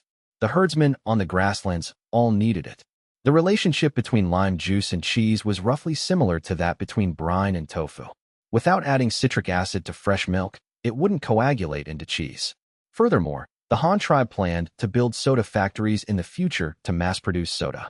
When artificial citric acid couldn't be produced, these limes would become an indispensable ingredient for soda. In addition, there were grapes, green apples, blueberries, and other fruits, all concentrated in a massive orchard built here. The fields here also grew many vegetables and grains, but the most planted were wheat and corn because they didn't require as much water as rice. After all, on the grasslands, water was a very precious resource. Here, they also saw a massive amount of livestock. The sheer number of cattle, horses, and sheep overturned their imagination. Herds of cattle and horses were more numerous than the war horses they saw at the Xiaoqi Guard. The pure white sheep almost formed a continuous sheet, a casual glance would reveal several large flocks of hundreds of sheep. The population inside Binhai City was an endless stream. As the Han tribe took root on the grasslands, more and more weak nomadic tribes chose to submit. There were also countless pure family-style small tribes that actively came to seek refuge with the Han tribe. The Han tribe welcomed all comers, accepting as many as there were. However, since they chose to join the Han tribe, they had to abide by the Han tribe's rules. So these herdsmen also put on Han clothing, undid their braids, tied their hair up, and wore crowns like the Han tribe, and began learning Chinese. The people became increasingly Han assimilated. After a few years of development, it was now very difficult to distinguish some of the early herdsmen who joined the Han tribe from the Han people based on their clothing, appearance, and living habits. Gu Ji and Tian Hong rested in Binhai Commandery for a day, experiencing some of the unique grassland life and seeing those nomadic herdsmen. It was then that they suddenly realized why the Han tribe placed so much importance on this place. Because this place not only had a massive amount of livestock resources, but the Han tribe could also sell goods here and earn a lot of things. The grassland herdsmen needed salt and various other living supplies, and the Han tribe happened to have everything. The herdsmen only needed to use livestock, or even wool, to trade for anything they wanted. After taking root in the grasslands, the Han tribe could not only absorb the resources here, but also sell their own products. No matter how you calculated it, it was extremely profitable. Gu Ji and Tian Hong stayed in Binhai Commandery for 2 days. Aside from feeling that there were more livestock here than in other parts of the Han tribe, and that the breeding method was free-range herding, plus the active trade with the herdsmen, they found it wasn't much different from the other commanderies and counties of the Han tribe. This was because the terrain in Binhai Commandery was more complex, with rivers, forests, mountains, lakes, and grasslands. There was a lot of arable land. So many farming commoners lived here. Even some herdsmen who only knew how to herd began learning to farm after joining Binhai Commandery. So this was a commandery where farming life and fixed-point herding coexisted. Heading further north to Qiongzhou Commandery, the situation was completely different. There were almost no forests in Zhangyu Commandery, only grasslands. There were no rivers either, only the Honghu Lake backing it. With such terrain, farming was very difficult, so it was currently dominated by fixed-point herding. However, the environment here was very suitable for the breeding and growth of horses. It had now become the Han tribe's largest military horse breeding base, providing the vast majority of various horses for the Han tribe. Not only military horses, but also various draft horses for pulling carts and workhorses for farming. Qiongzhou Commandery. Just hearing the name told you that this was originally Modu's base camp. After being occupied by the Han tribe, it had always been heavily guarded. The army here was the strongest in the entire grassland, the Imperial Guard, which was once on par with the Huben Guard. Even the governor of Qiongzhou Commandery was currently held concurrently by Chai Duoduo, the commander of the Imperial Guard. The civilian livelihood in Qiongzhou Commandery wasn't great, and Chai Duoduo wasn't good at it either. But the Imperial Guard under his command had never lost its combat effectiveness. Moreover, there were plenty of horses here, providing him with military horses for training. When the horses were no longer fit and couldn't meet the standards for military horses, they would be sent to other commanderies and counties to serve as draft horses for pulling carts. Gu Ji and Tian Hong also started learning to ride horses here. Chai Duoduo specifically arranged for a cavalryman to explain the essentials of horsemanship to them. Guests, riding a horse is actually very simple. Our Han tribe's horse tack is the most advanced in the world, fully equipped with various functions. Even someone who has never ridden a horse before, as long as they are brave enough, can learn quickly. Look at these reins. Normally, when leading the horse, you hold these reins. When riding, you also control the horse through these reins. Let me teach you. First, grab the reins with your left hand, grab the saddle with both hands, step into the stirrup with your left foot, then pull with your hands and push with your foot. With one strong push, you're up. Then put both feet in the stirrups, sit your butt down properly, and grip the reins with both hands. Gu Ji and Tian Hong followed the instructions and found that with the help of this set of horse tack, getting on a horse really wasn't hard. As two people who had never ridden a horse, with the help of this tack and almost no training, just watching how to operate it once, they were able to mount the horse directly. Then the cavalryman said, "The first time you ride a horse, you might be a bit scared, especially when the horse wants to run forward or rears up on its front hooves. The rider might worry about falling off. Don't worry about this. Just lean your body forward a bit, and you'll sit very steadily. Even if the horse rears up, you can quickly grip the saddle tightly so you won't fall off.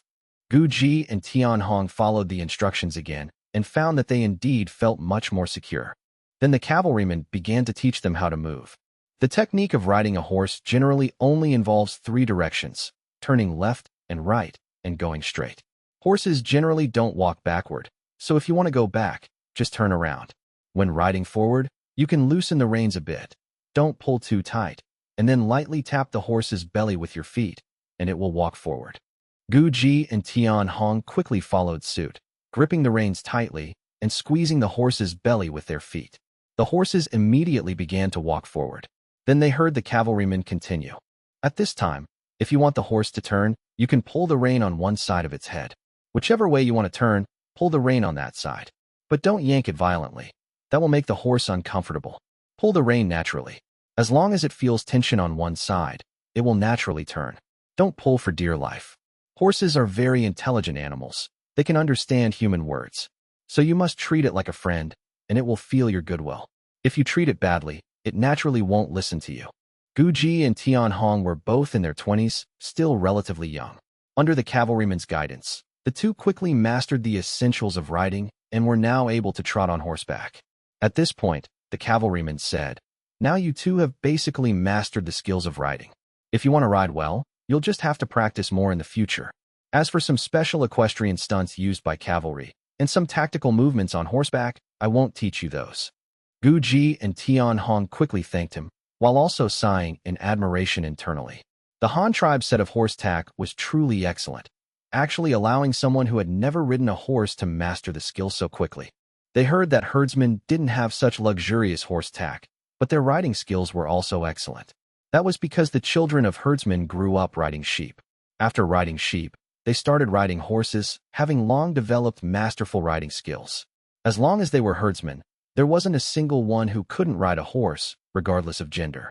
And the horses they rode were bareback, without the excellent saddles of the Han tribe.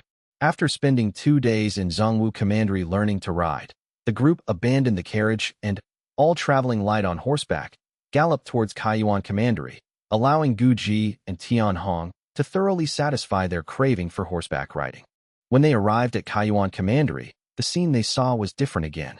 Ying Rue was the first person Han Feng sent to manage Kaiyuan Commandery, and it was also the first commandery the Han tribe established on the Grasslands. After so many years of development, its scale had long expanded several times over. Here, there was not only an inner city, but also an outer city. Beyond the outer city, there were city walls. Kaiyuan Commandery extended a full dozen miles outward from the shore, showing its massive scale. The population here was also very large. Most of the herdsmen who came to seek refuge with the Han tribe chose to settle in Kaiyuan Commandery because it gave them a different feeling. After all, this was the earliest city the Han tribe built on the Grasslands, leaving a deep impression on people. Coupled with the fact that the Han tribe had previously defeated Modu's allied army of 60,000 here, it made them feel that Kaiyuan Commandery was extremely safe. If even 60,000 people couldn't get close to the edge of this city, what other force in the world could come to Kaiyuan Commandery to cause trouble? The scale of commercial trade, farming, breeding, as well as population and city size here, were the largest in the entire Grassland. Looking down the streets of Kaiyuan Commandery, the long streets stretched almost endlessly. Pedestrians hurried along both sides of the street, and herdsmen who came here to do business were everywhere. What a prosperous grassland scene. Gu Ji and Tian Hong didn't stay in Kaiyuan Commandery for very long. After wandering around for just 2 days, the group boarded a ship transporting livestock to the capital and set off. Their destination this time was the capital on the eastern shore of Honghu Lake, to see the Han tribe's still unfinished Imperial Palace. Previously, the construction progress of the Imperial Palace had been very slow. Firstly, there was too much preparatory work to be done. Digging artificial lakes for earth, laying foundations, firing bricks and tiles, and preparing timber and stone. Just these preparations required 2 to 3 years. Now that the preparatory work was mostly complete, Han Feng had dispatched another batch of workers and a large amount of construction equipment here. The railway from Tuahai Commandery to the capital was also nearly finished. Tang Yao would marry the man she loved, allow the Tang tribe to achieve greater development, and give her people a better life. Another very important point was the Han tribe's method of absorbing other tribes. After clan tribes joined the Han tribe, they remained their own clans. They could still keep their own surnames, and their lives would actually improve under the Han tribe's leadership. They would suffer almost no losses. Although they would have to pay taxes to the Han tribe after joining, the improvement in their quality of life brought by the tribe was visible to the naked eye. If you didn't pay taxes to the tribe, what would the tribe use to improve your living standards and build infrastructure for you? Moreover, because the Han tribe had practically taken over the administrative management of the Tang tribe over the past 2 years, and the Han tribe's policies had been implemented in the Tang tribe for over a year, the commoners of the Tang tribe were currently very fond of their present lives. Compared to the exploitation by their former clan chiefs, the strict execution of policies by the Han tribe earned the commoners love and respect. Although the Han tribe also extracted from them, the taxes were clearly priced and transparent. Furthermore, after collecting these taxes, the Han tribe also helped them improve their lives. This was a case of one willing to hit and the other willing to take the blow. It was under these circumstances that Han Feng went to the Tang tribe to formally propose. To legitimately bring the Tang tribe under the Han tribe's banner and save his descendants from future trouble, Han Feng directly announced a universal referendum in the Tang tribe. The reason given was that he and Tang Yao were getting married. After marriage, Tang Yao would have children and wouldn't have as much energy to manage the tribe, so Han Feng, as the chief of the Han tribe, would take over. However, since the Tang tribe was already practically implementing the Han tribe's policies, Han Feng and Tang Yao formally initiated a universal referendum in the Tang tribe. The Han tribe offered a railway running through the entire Tang tribe territory, a 3-year tax exemption, and the construction of a primary school in every county of the Tang tribe as the betrothal gifts to marry Tang Yao.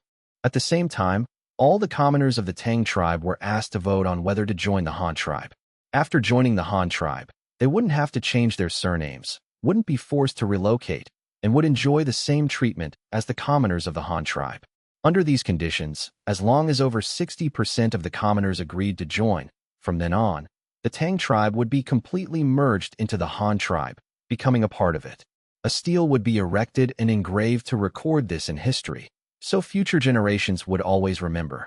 The news was quickly disseminated through the administrative system the Han tribe had established in the Tang tribe. Because of the Han tribe's effective administrative structure, the news was passed down level by level very rapidly. In less than 2 days, all the commoners of the Tang tribe knew about it. Most commoners were overjoyed when they heard the news. They had been looking across the river at the lives of the Tuahai commandery commoners every day, so envious they wished they could fly over. Now, they didn't have to go over. They could become a part of the Han tribe right where they were. How could they not be ecstatic? With almost no hesitation, the vast majority of the commoners chose to agree to join the Han tribe. Only a minority of clan chiefs, the minor nobles, disagreed, because the Han tribe would definitely strip them of some of the power and benefits that originally belonged to them. But in the face of the general trend, they were powerless to stop it. Originally, Han Feng and Tang Yao only required 60% of the commoners to agree for the decision to pass. Now, a full 85% of the commoners chose to join the Han tribe. What else was there to say? Even ignoring the Huben Guard soldiers stationed across the Tang tribe, just the Tang tribe's own commoners were enough. Those minor chiefs couldn't go against their will, as there were simply too many commoners. Even if those clan chiefs and their entire families took up arms, they had absolutely no chance of wrestling with the Han tribe.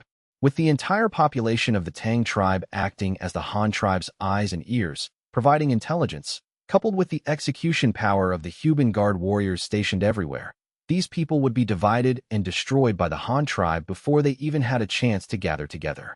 The commoners of the Tang tribe were also anxious now, seeing that they were about to join the Han tribe, become members of it, and live the same good lives as the Han tribe commoners. Anyone who dared to stop them now was their enemy. Although they might not personally take action to deal with those chiefs, they were more than willing to provide information to the Han tribe's army. When the referendum results were announced, and the Tang tribe officially became a part of the Han tribe from then on, sure enough, a portion of the minor nobles and clan chiefs wanted to rebel. These people were very cowardly. Knowing they were definitely no match for the Han tribe, they decided to simply loot a batch of supplies and flee far away, hiding from the Han tribe. Relying on the various technologies they had learned from the Han tribe over the past 2 years, as long as they could find another tribe, they could smoothly infiltrate it, use their technology to become the high ranks of the new tribe, gradually take control of it, like a dove occupying a magpie's nest, and then slowly plot their future. But they thought too highly of themselves. A 3-year tax exemption, massive industrial infrastructure construction, and a railway running through the entire Tang tribe. Under such huge temptations, the commoners had gone crazy. Anyone who wanted to go against them was definitely courting death. The commoners, noticing something was wrong, quickly passed the news to the local administrative offices, and the local officials rapidly relayed the information to the garrison. Consequently, these clan chiefs and minor nobles were caught red-handed by the Huben Guard warriors before they even had time to loot and run. In the end, the main figures were publicly executed. Firstly, to deter those nobles who hadn't had time to run yet, and secondly, to back up the commoners who made up the vast majority. They were now commoners of the Han tribe, so they never had to fear those chiefs again. After a bloody coup ended, 5 or 6 minor nobles of the Tang tribe were wiped out by the Han tribe, and the Tang tribe smoothly became a part of the Han tribe. Tang Yao was brought by Han Feng to his new home in Tuahai Commandery, and Han Feng himself could finally take bold and decisive action to mobilize and utilize the various resources of the Tang tribe. Tang Yao had previously lived in Han Feng's home in Hanyang City for over a year and was already well acquainted with Xiaodai and Zhaning. Now that she had joined Han Feng's large family, she integrated very quickly. The family didn't experience any of those melodramatic palace intrigue plots. Actually, this was mainly due to the background of this era. Tribal chiefs generally had several spouses, and as the paramount chief of the Han tribe, Han Feng's number of spouses was actually considered small. This was also why Xiaodai and Zhaning actively helped Han Feng arrange the marriage. Another reason was the living habits of Han Feng's family. He personally despised the lifestyle of having 3 palaces and 6 courtyards. If there is a legitimate son, establish the legitimate son. If there is no legitimate son, establish the eldest. Establishing this early on was the only way to avoid disputes.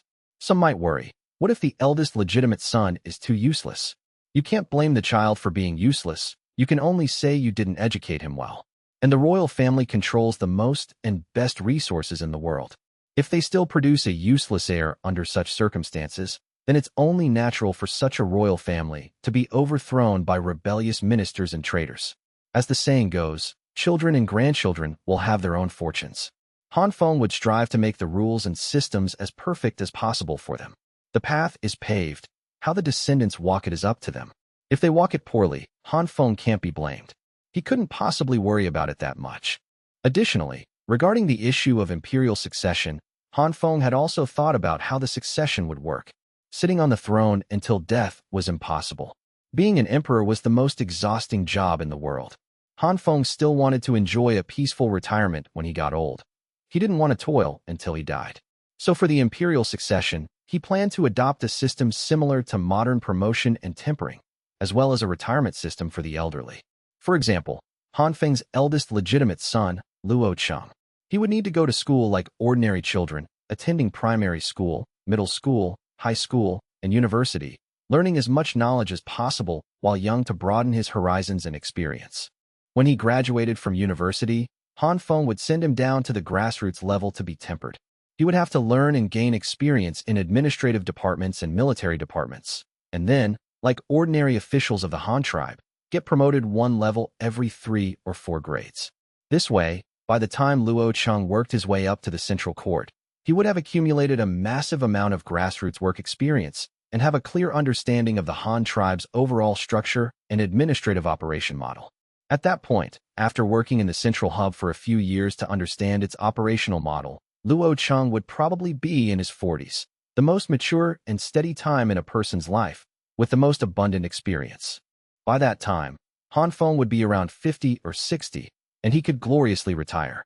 He would directly let Luo Cheng succeed the throne, and Han Feng's grandson, at that time, would probably have just graduated from university and entered the Han tribe's grassroots level to be tempered.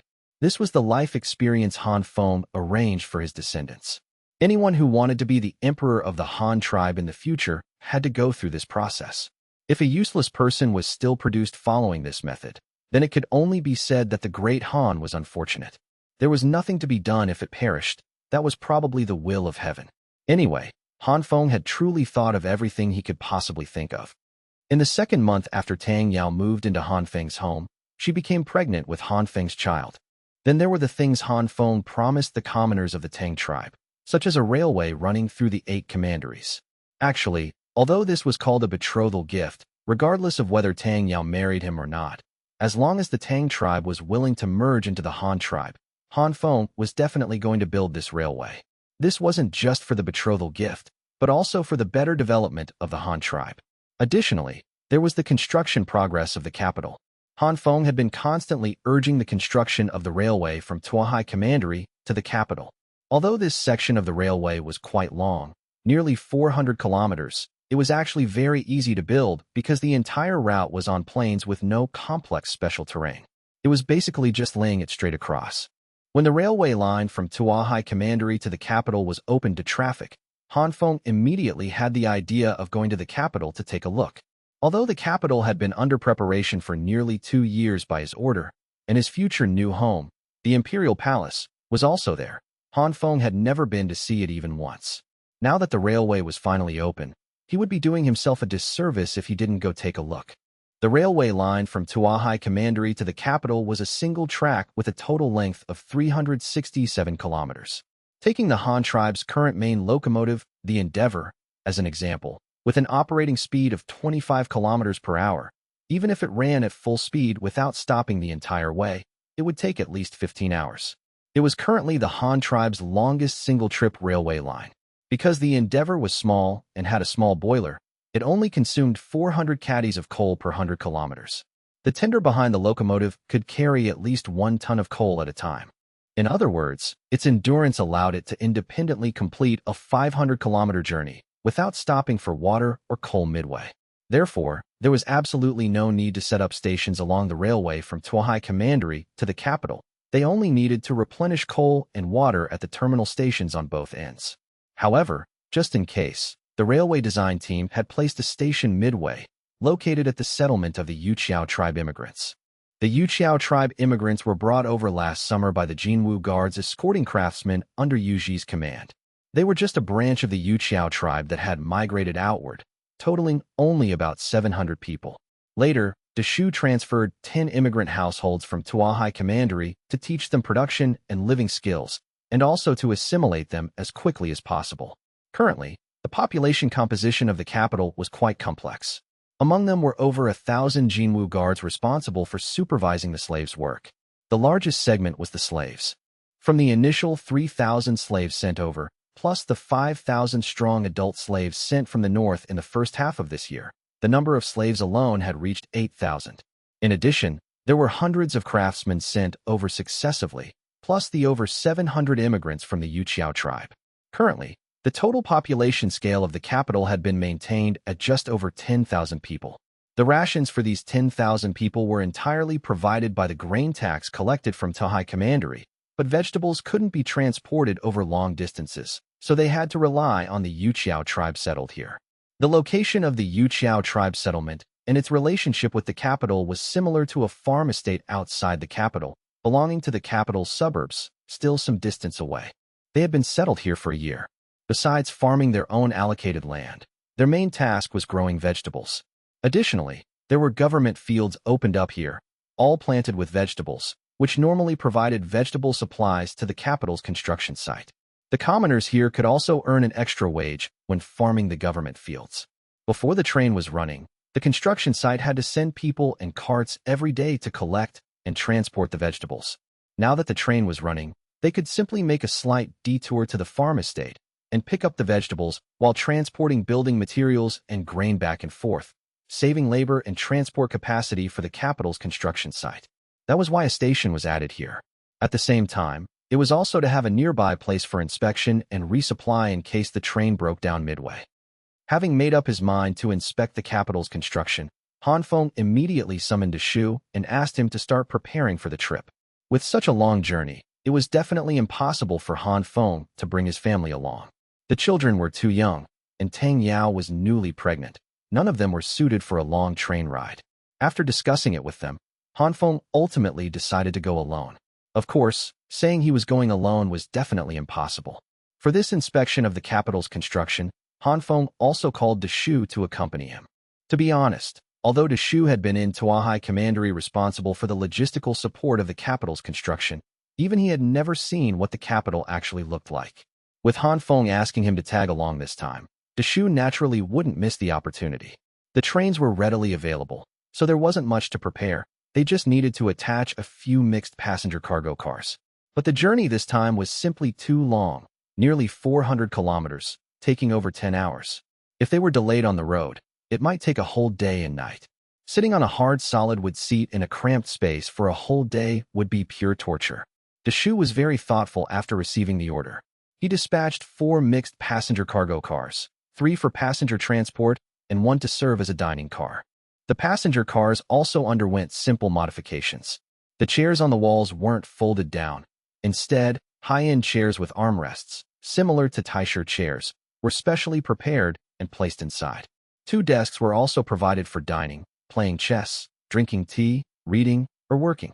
Additionally, blankets and straw mats were prepared so they could make a bed on the floor to lie down and rest when tired. Because the weather was cold, small charcoal stoves were placed inside for boiling water and heating. The car specifically for Han Feng was fully equipped, and the remaining 2 cars for the guards were also simply modified so everyone could sit or lie down, with small tables for eating and reading. However, these were all temporary modifications and looked a bit mismatched, nor were they safe enough. If these were dedicated passenger cars, the tables and chairs would definitely be nailed to the floor so they couldn't move. It wasn't until mid-November of the second year of the Great Mandate that the train heading to the capital was finally ready. This train, excluding the locomotive, hauled 23 cars. The last 4 were passenger cars, while the front 19 were filled with grain, iron ingots, stone, steel rebar, cement, and other building materials destined for the capital, as well as 500 cases of beer Han Feng brought from Luoyang Commandery to reward the Jinwu guards and craftsmen there. On November 18th, Han Feng, Shu, a few minor officials, and Han Feng's personal guards boarded this train departing from Tuahai Commandery to the capital. Trains were a new thing that had just emerged in the past few years. When the train was first built, only the governors of the 8 Hanyang commanderies in the north had ridden it with Han Feng. At that time, Shu had already been sent by him to the southern Tuahai Commandery to be the governor, so he indeed hadn't had the chance to ride a train. Later, when trains began to be mass-produced and popularized, they were first used in the iron and coal mines of Xingang Commandery and Dongxing Commandery. Later, they spread to Qian Commandery and Chengkang Commandery in the middle and lower reaches of the Luoyang River, which was where Yufu managed. Tuahai Commandery in the south was the latest to get railways, and the railway from Tuahai Commandery to the capital had just been completed recently. When the train was first shipped over, it was Shu's first time seeing what a real train looked like. He had boarded it out of novelty to understand it, but he had never been to the capital. His tasks in the south were extremely arduous. Now, Tuahai Commandery had 4 counties and a population of tens of thousands. At the same time, he also had to manage the 8 commanderies of the Tang tribe across the river, as well as the task of transferring logistical supplies to the capital and Qiongzhou Island. The entire southern half of the Han tribe relied on Shu holding the fort here. Therefore, even if he wanted to take a train to the capital to play for a couple of days, he didn't dare. So it had dragged on until now, and Shu still hadn't traveled by train.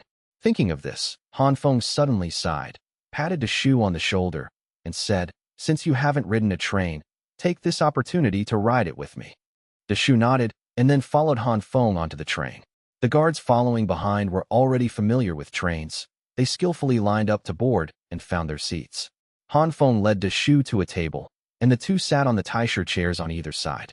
Shu then asked Han Feng, "Chief, although I haven't ridden a train, when the train first arrived, I carefully asked the technicians about it and am familiar with its various performances. Although this railway is expensive to build, laying it isn't very difficult. You just need to lay down the sleepers and nail the iron rails. The capital not only needs bricks and stones, but also a massive amount of rock. Bricks and stones can be fired by taking earth locally, but the capital doesn't have rock, and neither does Tuahai Commandery. It can only be quarried and transported from Panshir Commandery across the river. Under these circumstances, why doesn't the chief add 2 more lines to this route?" Woo woo woo.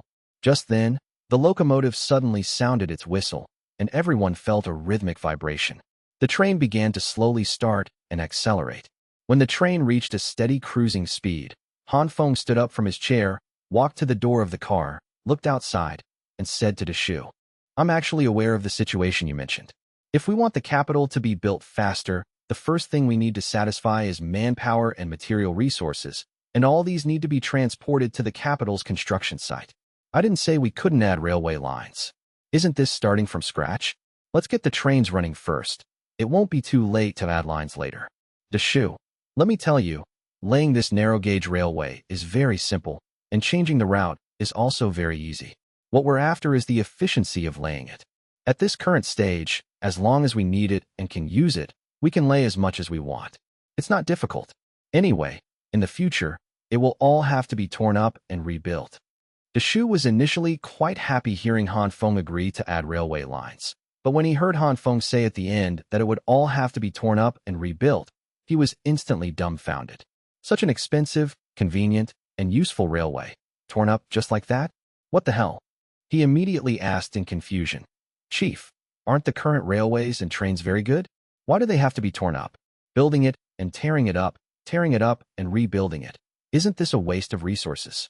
Even if our Han tribe is wealthy, there's no need for this, right?" Hearing this, Han Feng turned back and explained to Xue, "This isn't a waste of resources, but optimization and upgrading. You've been away from my side for a long time, so you might not know, but our research institute already has the capability to manufacture heavy-haul locomotives. This heavy-haul locomotive, also called a broad-gauge railway. The one we are using now is just a narrow-gauge railway with a track gauge of 75 centimeters. Each car is only 12 meters long and 1.6 meters wide. It consumes a lot of fuel and has poor transport capacity. It can only be considered a transitional model. The place it should go most is actually the mines to haul ore. It's not the most suitable mixed passenger cargo railway at all, which is why I didn't have people specifically build passenger cars.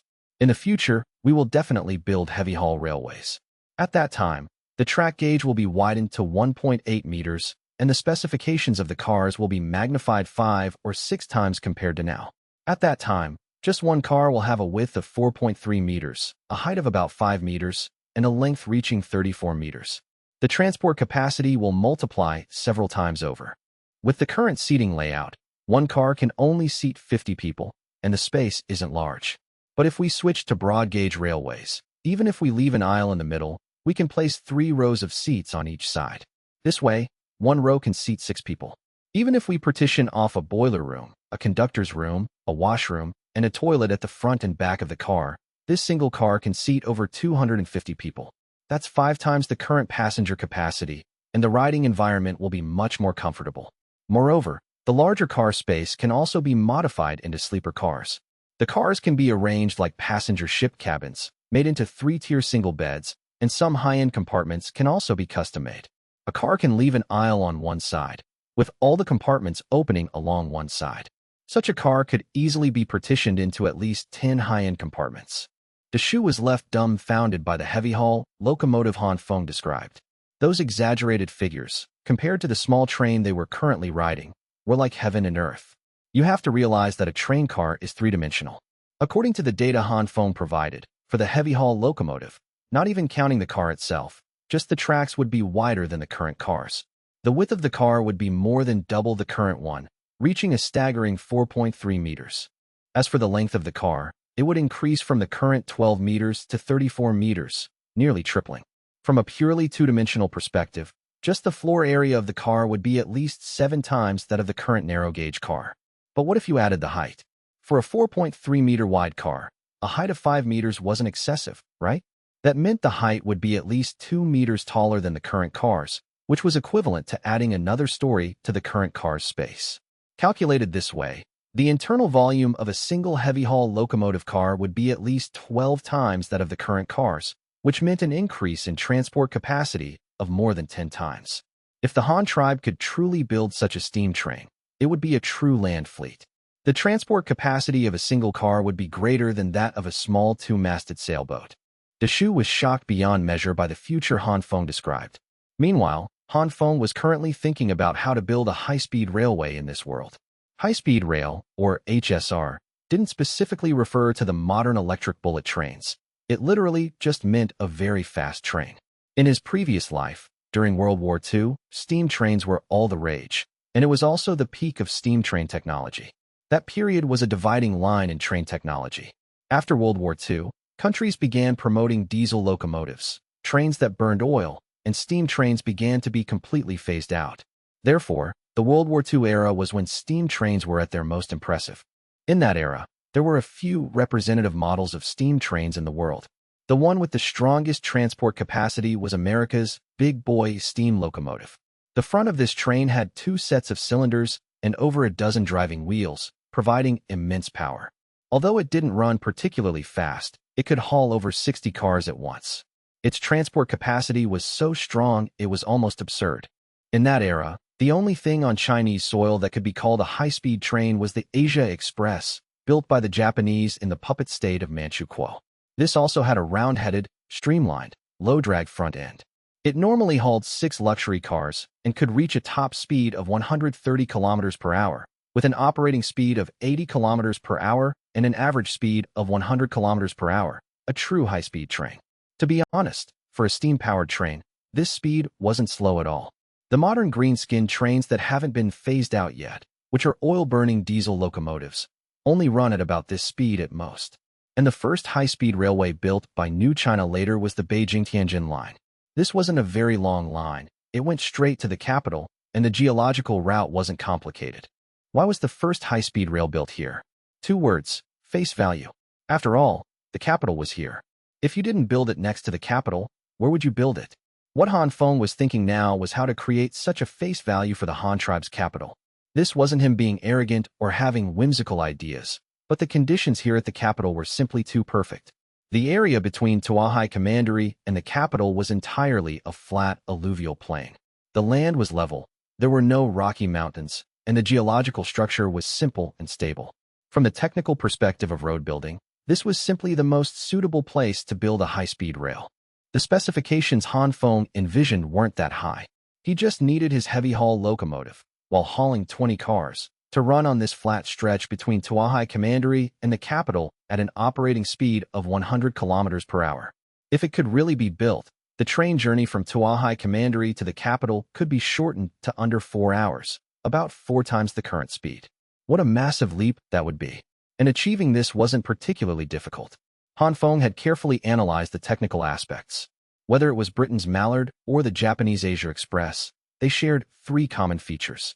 First, a streamlined, low-drag exterior design for the front end. This was the most effective way to reduce drag and increase speed. Han Feng could completely reference the bullet train design of modern high-speed rail. That wasn't a problem. Second, a fully enclosed locomotive shell, and there had to be at least 2 or more smokestacks. The fully enclosed locomotive shell was to maintain the overall streamlined shape, again a design to reduce drag. This wasn't a problem either. A few sheet metal workers could hammer it out. And having at least 2 or more smokestacks was to exhaust waste gases faster, allowing the steam engine to maintain ample power. This also wasn't a problem. The third point was that the locomotive had to have at least 3 or even 4 or more pairs of driving wheels, and the diameter of the driving wheels had to be at least around 2 meters. Only then could it provide ample power for the locomotive. Come to think of it, with the same reciprocating speed of the cylinders, turning 1 revolution at the same speed, naturally, the larger the circumference of the wheel, the faster it runs. Hearing this question, Han Feng snapped back to reality, sighed, and couldn't help but grumble internally. Do you think I don't want to build a heavy-haul railway directly? The problem is we can't produce heavy-haul steel rails right now. He took a deep breath and then began to explain. Heavy-haul railways are good, and I want to build it in one go too, but there's some difficulty right now. We currently have the capability to manufacture heavy-haul locomotives, and we have the ability to roll enough steel rails, but we don't have qualified steel right now. He paused and continued. Actually, a long time ago, when I first started leading people to research trains and steel rails, I proposed the idea of a heavy-haul railway. At that time, this narrow-gauge railway was never intended to be popularized within the tribe. It was originally just meant to be used in the mines for extracting ore. But later during testing, we discovered that the Han tribe's existing carbon steel rails simply couldn't bear the weight of a heavy-haul locomotive. We must use higher hardness manganese steel to roll heavy-haul rails. And smelting manganese steel requires manganese iron ore, which coincidentally Only the Tang tribe has. So, do you understand now? The Shu finally saw the light. So it was because the Han tribe's existing resources couldn't produce qualified steel rails, and previously, the Tang tribe hadn't merged into the Han tribe, so the Han tribe couldn't mine that special iron or on a large scale for smelting. This was what caused the chief's heavy-haul locomotive plan to be aborted. But things were different now. Over 2 months ago, the Tang tribe had merged into the Han tribe through a universal referendum, and it was now a part of the Han tribe. Similarly, all the resources within the Tang tribe's territory had become objects the chief could freely command. However, he could now understand Han Feng's difficulties. The capital's construction progress was slow due to insufficient materials, and turning the Tang tribe's manganese iron ore into qualified steel rails required a massive amount of time for infrastructure construction. This wasn't something that could be developed instantly just by opening one's mouth. Hearing this, Shu finally felt relieved. As long as the chief had made arrangements, it was fine. But speaking of the overall strategic vision of the entire Han tribe, it seemed no one could see the big picture more comprehensively than the chief. Especially when it came to how to better allocate various resources, who else in the world could be clearer on this than the chief? Having finished chatting about the train situation, the two casually began discussing the situation of the entire South. Although Shu was nominally just the governor of Tuahai Commandery, the entire South was actually under his control or influence. After all, Tuahai Commandery was the Han tribe's fundamental base in the South, and all other territories had developed from this base. The Endeavor-class small train ran diligently on the tracks. Han Feng and Shu occasionally looked out the window. Large swaths of plains quickly flashed past their eyes. Looking at these fertile plains that had yet to be developed by humans, the two naturally shifted the topic to agriculture. After all, no matter how powerful the Han tribe's industrial strength was now, it couldn't hide the fact that this was an agricultural tribe. Chief, during the summer this year, several engineering vehicles were allocated from the north, including tractors and those excavators and loaders. But I heard from the accompanying technicians that the chief also created mechanical vehicles that can automatically plow and harvest grain. Now we have the most suitable climate for growing crops here in the south. Winter only lasts about 2 months every year, and it's relatively warm. We might not even see snow for several years. If we plant grain, it's very easy to achieve 3 harvests a year. It's just a pity that the South has so much fertile land and a climate suitable for farming, but not enough population to develop it. If the chief could approve some automatic agricultural machinery, we could cultivate more land here in the South. Hearing this, Han Feng seemed to suddenly remember something and couldn't help but interrupt. No, Shu, you still have to remember. Although the development of our Han tribe requires sharp machinery, ultimately, it must be people-oriented. Finding every possible way to increase the population is the foundation of our growth and expansion. Without population, where do we get so many people to put into industrial production? Without population, how do we provide ample food for that industrial population? Without population, who will operate those complex machines? So, in the final analysis, developing the population is our #1 task. Pausing for a moment, Han Feng asked again. I heard that last year, the capital recruited a group of savages who migrated from the east, called the Yuqiao tribe or something. There seemed to be about 700 of them, and it's a branch that split off from a tribe of 10,000. Has this Yuqiao tribe been brought over now? Hearing this, Shu's forehead instantly broke out in a cold sweat, and he couldn't help but grumble internally. How could he have forgotten the chief's hobby? Any population discovered by the chief could never escape. There was no second path other than joining the Han tribe. However, it wasn't Shu who recruited the Yuqiao tribe back then, but Yuji from the capital, so he wasn't particularly clear about this matter. Fortunately, there was a station leading to the Yuqiao tribe just ahead. If the chief wanted to know the situation of the Yuqiao tribe, they could just stop there and ask.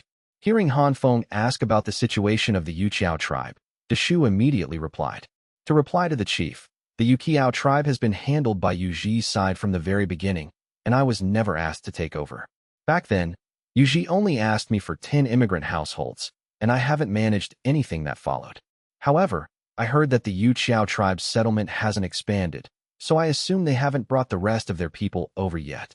Shu spoke truthfully. Han Feng nodded in understanding and didn't blame him. Shu had too many things to manage. A small Yuqiao tribe didn't require a governor of his stature to oversee. The train traveled at a steady speed, and Han Feng and Shu chatted in the special carriage. They talked about everything from the Han tribe's level of science and technology to its population growth, from the industrial layout in the south to the future administrative structure of the imperial center. When Han Feng revealed the concept of an empire and roughly explained the functions and operational methods of the 3 departments, 6 ministries, 9 courts, and 1 bank he envisioned, Deshu's eyes instantly widened in shock. Originally, Deshu thought that in the Han tribe's organizational structure, aside from the paramount chief, the highest official position was the provincial governor. Being a commandery governor was already considered a top-tier regional official in the entire tribe. But looking at it now, a provincial governor could at most be considered a local official. If the imperial center the chief spoke of was truly established, how many official positions would be added, and how high a position could he himself climb to in the future? Given Deshu's seniority in the Han tribe and his capabilities in administrative management, jokingly speaking, if Han Feng had the intention of creating a prime minister position, it would definitely belong to Deshu. Unfortunately, Han Feng had absolutely no intention of creating a prime minister position. Wouldn't that just be asking for trouble? Looking through thousands of years of history, which dynasty in China didn't spend its time in struggles between imperial power and prime ministerial power? The civil official group wanted to control the emperor, and the emperor wanted to control the officials. Both sides racked their brains fighting over those powers. And what was a prime minister? What was a prime minister? Aside from not having the title of emperor, what was the difference between the power in a prime minister's hands and an emperor's? How could the world have 2 emperors standing side by side? But at this moment, Deshu had no idea what Han Feng was thinking. He was still shocked by the imperial center Han Feng had just described. According to Han Feng, the future Han Empire would have 3 departments: the Secretariat, the Department of State Affairs, and the Chancellery. Among them, the Secretariat was the secretarial office by the emperor's side, responsible for handling various confidential documents and drafting decrees. The Department of State Affairs was the administrative management organization with the most power, responsible for managing all affairs of the entire country, big and small. It was composed of the ministers of the 6 ministries. Hence it was also called the Department of State Affairs. And the most important Department of State Affairs was further divided into 6 ministries, 9 courts, and 1 bank. These 6 ministries were the ones Han Feng was thoroughly familiar with: the Ministry of War, Ministry of Personnel, Ministry of Rights, Ministry of Justice, Ministry of Works, and Ministry of Revenue. The chief officials of the 6 ministries were called ministers, also known as batong. Under them were the left and right vice ministers, who served as the ministers' deputies. And beneath these 6 ministries, about 30 subdepartments were established by category, encompassing absolutely everything in the entire world. Actually, there were some things Deshu didn't know. Many of the subdepartments Han Feng established under the 6 ministries didn't exist in the historical 6 ministries. They were specifically created by him based on modern administrative structures and the actual situation of the Han tribe. For example, the historical Ministry of Rights. In ancient times, the Ministry of Rights managed sacrifices, etiquette, education, and the imperial examinations. During the Ming Dynasty, the Ministry of Rights even managed the Jiao Fangxi, which were government-run brothels. Han Feng certainly wouldn't just copy functions like that directly. According to Han Feng's idea, if the Ministry of Rights only managed education and examinations, it might as well be called the Ministry of Education. But if that were the case, the functions of the Ministry of Rights would be too narrow. Therefore, Han Feng added several subdepartments to the functions he planned for the Han tribe's Ministry of Rights. The Ministry of Rights would be a major ministry, with 5 subdepartments under it: the Department of Education, the Department of Culture, the Propaganda Department, the Department of Environmental Protection, and the Postal Department. The Department of Education, as the name suggests, managed the national education system. The Department of Culture was for reviewing various literary and artistic works of the empire, including various publications, such as books, or film and records, movies, etc. Of course, that was assuming they could produce movies in the future. The Propaganda Department was simple. It managed all the media in the entire empire. What is media? It's the official mouthpiece that controls public opinion. Although the Han tribe didn't have media yet, Han Feng planned to start it. The current Han tribe already had typewriters, wax stencil technology, and rotary ink printing presses.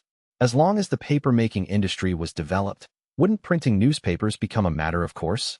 What are newspapers? Newspapers are print media. When the time came, issuing a few papers like the Youth Daily, Ta Kung Pao, or Empire Daily would be wonderful. and the propaganda department was used to manage these media and control the direction of public opinion. The Department of Environmental Protection was also simple.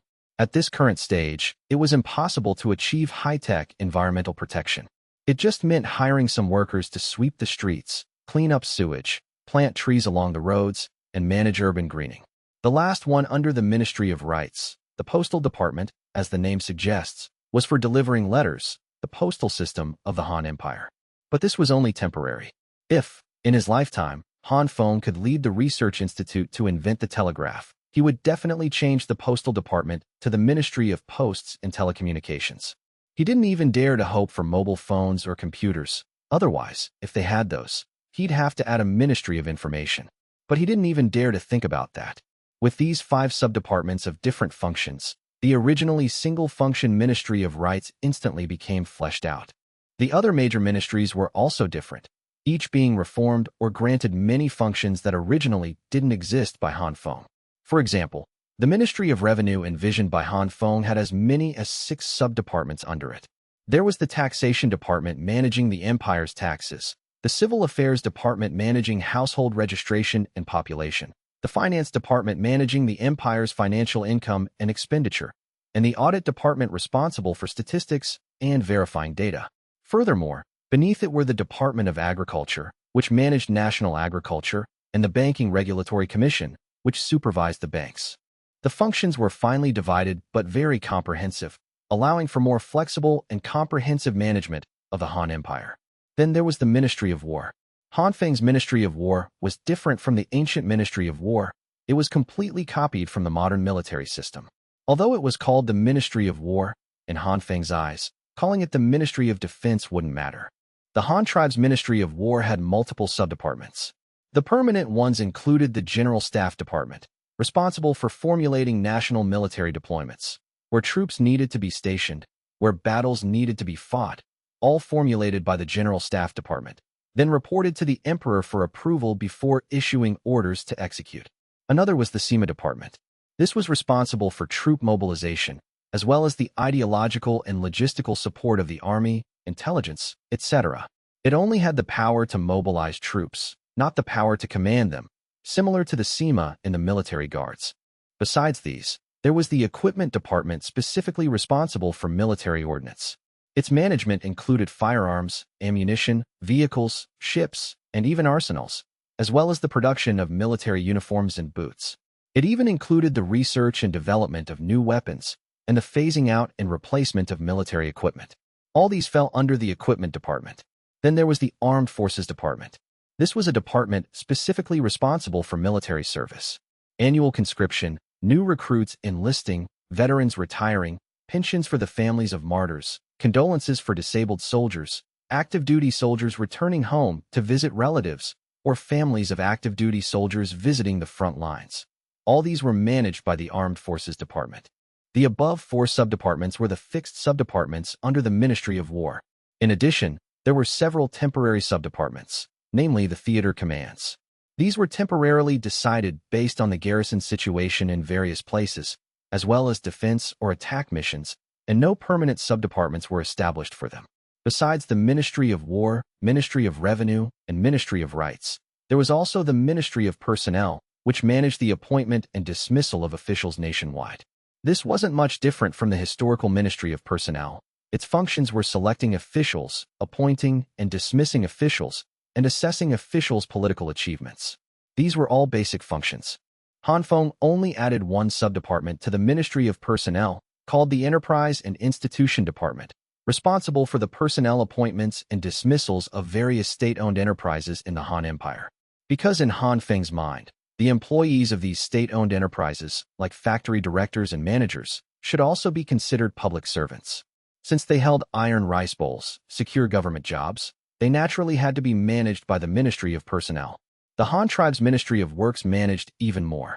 National Water Conservancy Construction, National Railway Construction and Operation, the Construction Department responsible for special projects, the Ministry of Transport managing national roads and bridges, and finally, the Ministry of Industry managing national industry. The last one, the Ministry of Justice, was part of the Han tribe's 3 judicial offices system.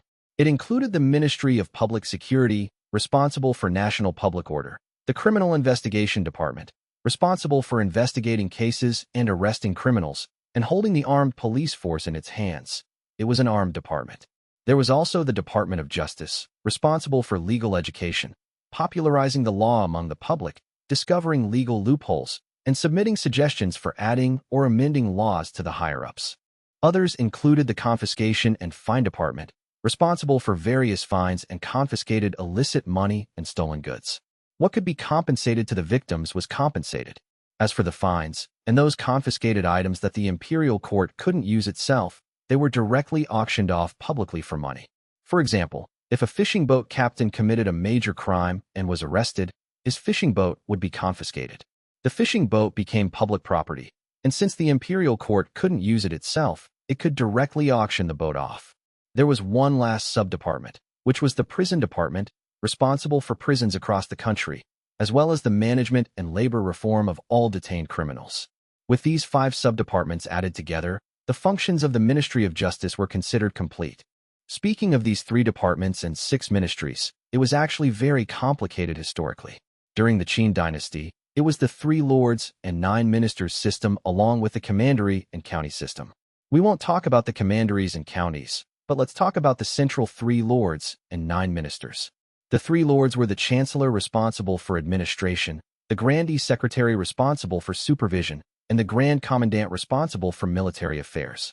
The remaining 9 ministers were similar to the various sub-departments of modern times, which were the 9 courts that gradually evolved during the Xue and Tang dynasties. The 6 ministries and 9 courts after the Xue and Tang dynasties actually evolved from the functions of the 9 ministers. To be precise, the previously powerful 9 ministers were decentralized and turned into many scattered departments. But this reform wasn't thorough. Looking through the various dynasties after the Xue and Tang, it's not hard to find that the 9 courts and 6 ministries actually had many overlapping functions. For example, the Court of State Ceremonial, Hong Lu Si, among the 9 courts. The Court of State Ceremonial was specifically responsible for sacrifices and receiving foreign diplomatic envoys. But the ancient Ministry of Rites also managed diplomacy and sacrifices. Wasn't this an overlap of functions? Another example is the Court of Judicature and Revision, Dali Si. The Court of Judicature and Revision managed the judiciary, controlled the heavenly prison, and was responsible for trying major and important cases. In modern terms, it was the Supreme People's Court. But the Ministry of Justice also tried cases. Wasn't this another overlap of functions? And the Court of the National Granaries, Sinong Si. The Court of the National Granaries managed national agriculture and granary reserves. Didn't this overlap with the Ministry of Revenue again? So, in summary, although the administrative institutions underwent reforms after the Xue and Tang dynasties, the reforms weren't thorough. If applied directly to the Han tribe, it obviously wouldn't be suitable. Some departments had highly overlapping functions, and some departments simply didn't exist. Therefore, Han Feng simply changed the historical 3 departments, 6 ministries, and 9 ministers into 3 departments, 6 ministries, 9 courts, and 1 bank. The 3 departments and 6 ministries were there, and these 9 courts were 9 independent institutions established by Han Feng after checking for gaps and filling them. They were the Supreme Court, in charge of judicial trials, equivalent to the ancient Court of Judicature and Revision, but the difference was that Han Feng stripped the power to try cases from the Ministry of Justice and placed it all under the court. The Ministry of Justice only had the power to file cases for investigation and arrest people. It didn't have the power to try cases and convict. Additionally, there was the Central Academy of Sciences, abbreviated as CAS, which was in charge of scientific research. Under it were the Institute of Agriculture, Institute of Chemistry, Institute of Physics, Institute of Mathematics, Institute of Astronomy, and special research groups temporarily established for specific projects. The others included the Censorate, which supervised all officials in the world, equivalent to the Central Commission for Discipline Inspection. There was also the final link in the 3 judicial offices system, the Procuratorate. This was a public prosecution organ, as well as the institution that issued arrest warrants and reviewed and verified evidence. It also had the right to suggest additions or deletions to laws. Speaking of this Procuratorate, Han Feng remembered some comments he had seen online in his previous life. Someone asked, if a person breaks the law but no one sues them, do they not have to go to jail? Han Feng thought at the time, how is that possible? Even if no private individual sues them, as long as the police find out, the procuratorate will look into it. What is a public prosecution organ? It's an official institution specifically for filing lawsuits. Why is it called the three judicial offices? The normal process for a criminal case should be someone reporting the case to the public security organ or the public security organ discovering the case themselves, and then opening a case for investigation. The other aspect was the fear of unjust, false, or wrongful convictions. Ancient times also had a certain degree of human rights. Even in the Qin dynasty, if you were dissatisfied with the government's verdict, you could still appeal and request a retrial. If it truly was an unjust case, perhaps a retrial could clear their name. If the second trial still sentenced you to death, then there was nothing more to say. Just obediently wait until after autumn to be executed. Why did it have to be after autumn? That was to leave you a period of time to appeal again. Regarding whether to give convicted criminals a chance to appeal for a retrial, this is a matter of different perspectives. The fundamental reason depends on where one stands. If you are the one being falsely accused, you naturally hope for a chance to appeal and have a retrial. But from a bystander's perspective, there's the worry that some truly guilty individuals might escape the punishment of the law. This issue is not the fault of the rules or the law. The law and rules are equal. While they might let a true criminal slip away, they also give the wrongly accused a chance to clear their names. The key lies with the law enforcers, not the law itself. If the law enforcers make a mistake, isn't there the censorate to supervise them? Let's talk about the other 5 of the 9 courts. Besides the Supreme Court, the Academy of Sciences, the censorate, and the procuratorate, there is also the State Assets Court, which in modern terms would be called the Ministry of Land and Resources. The function of the State Assets Court is primarily to coordinate the various natural resources within the country's territory, such as how much agricultural land there is, how much industrial land, as well as forests, salt marshes, lakes, oceans, minerals, and so on. In modern times, these resources are certainly publicly owned by the state, but in ancient times, they were not. In ancient times, these natural resources were the private property of the emperor and were not placed in the national treasury. This was the emperor's private little treasury, also known as the Naitang, privy purse. For example, with forests, the emperor would designate a portion specifically for commoners to chop firewood.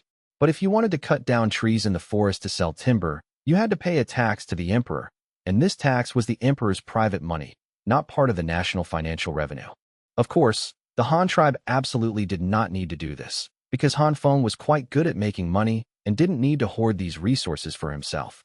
If Han Feng wanted to make money, he could just open a factory, tinker with some new gadgets, and have endless money to spend. Things like forests, minerals, sea salt, land, and wild animals could completely be placed under the imperial court and made public property. What the State Assets Court needed to do was to explore, discover, compile statistics, record, and cooperate with other departments of the Han tribe to rationally develop these resources. The remaining ones among the 9 courts included the Imperial Clan Court. This was a small department. The reason it was established as an independent court was that the Imperial Clan Court specifically managed the imperial relatives and nobles. This was the emperor's family business, responsible only to the emperor, and other ministers had no right to interfere. Even if imperial relatives broke the law and were to be sentenced to death, they had to be arrested and tried by the Imperial Clan Court and handed over to the emperor for personal punishment. Some might feel that if the Son of Heaven breaks the law, he should be punished the same as the common people and should equally be subject to legal sanctions and constraints. This is indeed true. Mistakes must be punished, but you can't let others do the punishing. It can only be done personally by the emperor. The final 3 of the 9 courts were the Health Court, equivalent to a modern Ministry of Health, in charge of national medical institutions and drug supervision. The Culture and Sports Court, responsible for various officially managed art troupes, song and dance ensembles, orchestras, and all levels of professional athletes on the payroll.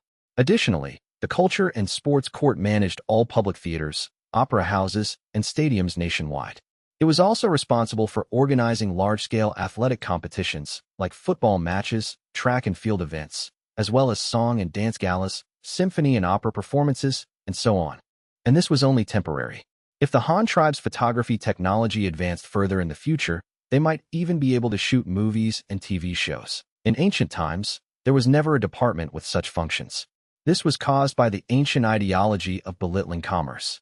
In the so-called scholars, farmers, artisans, and merchants, merchants were ranked at the very bottom because they were seen as opportunists who didn't engage in production, only knew how to rake in money for themselves, and didn't pay taxes.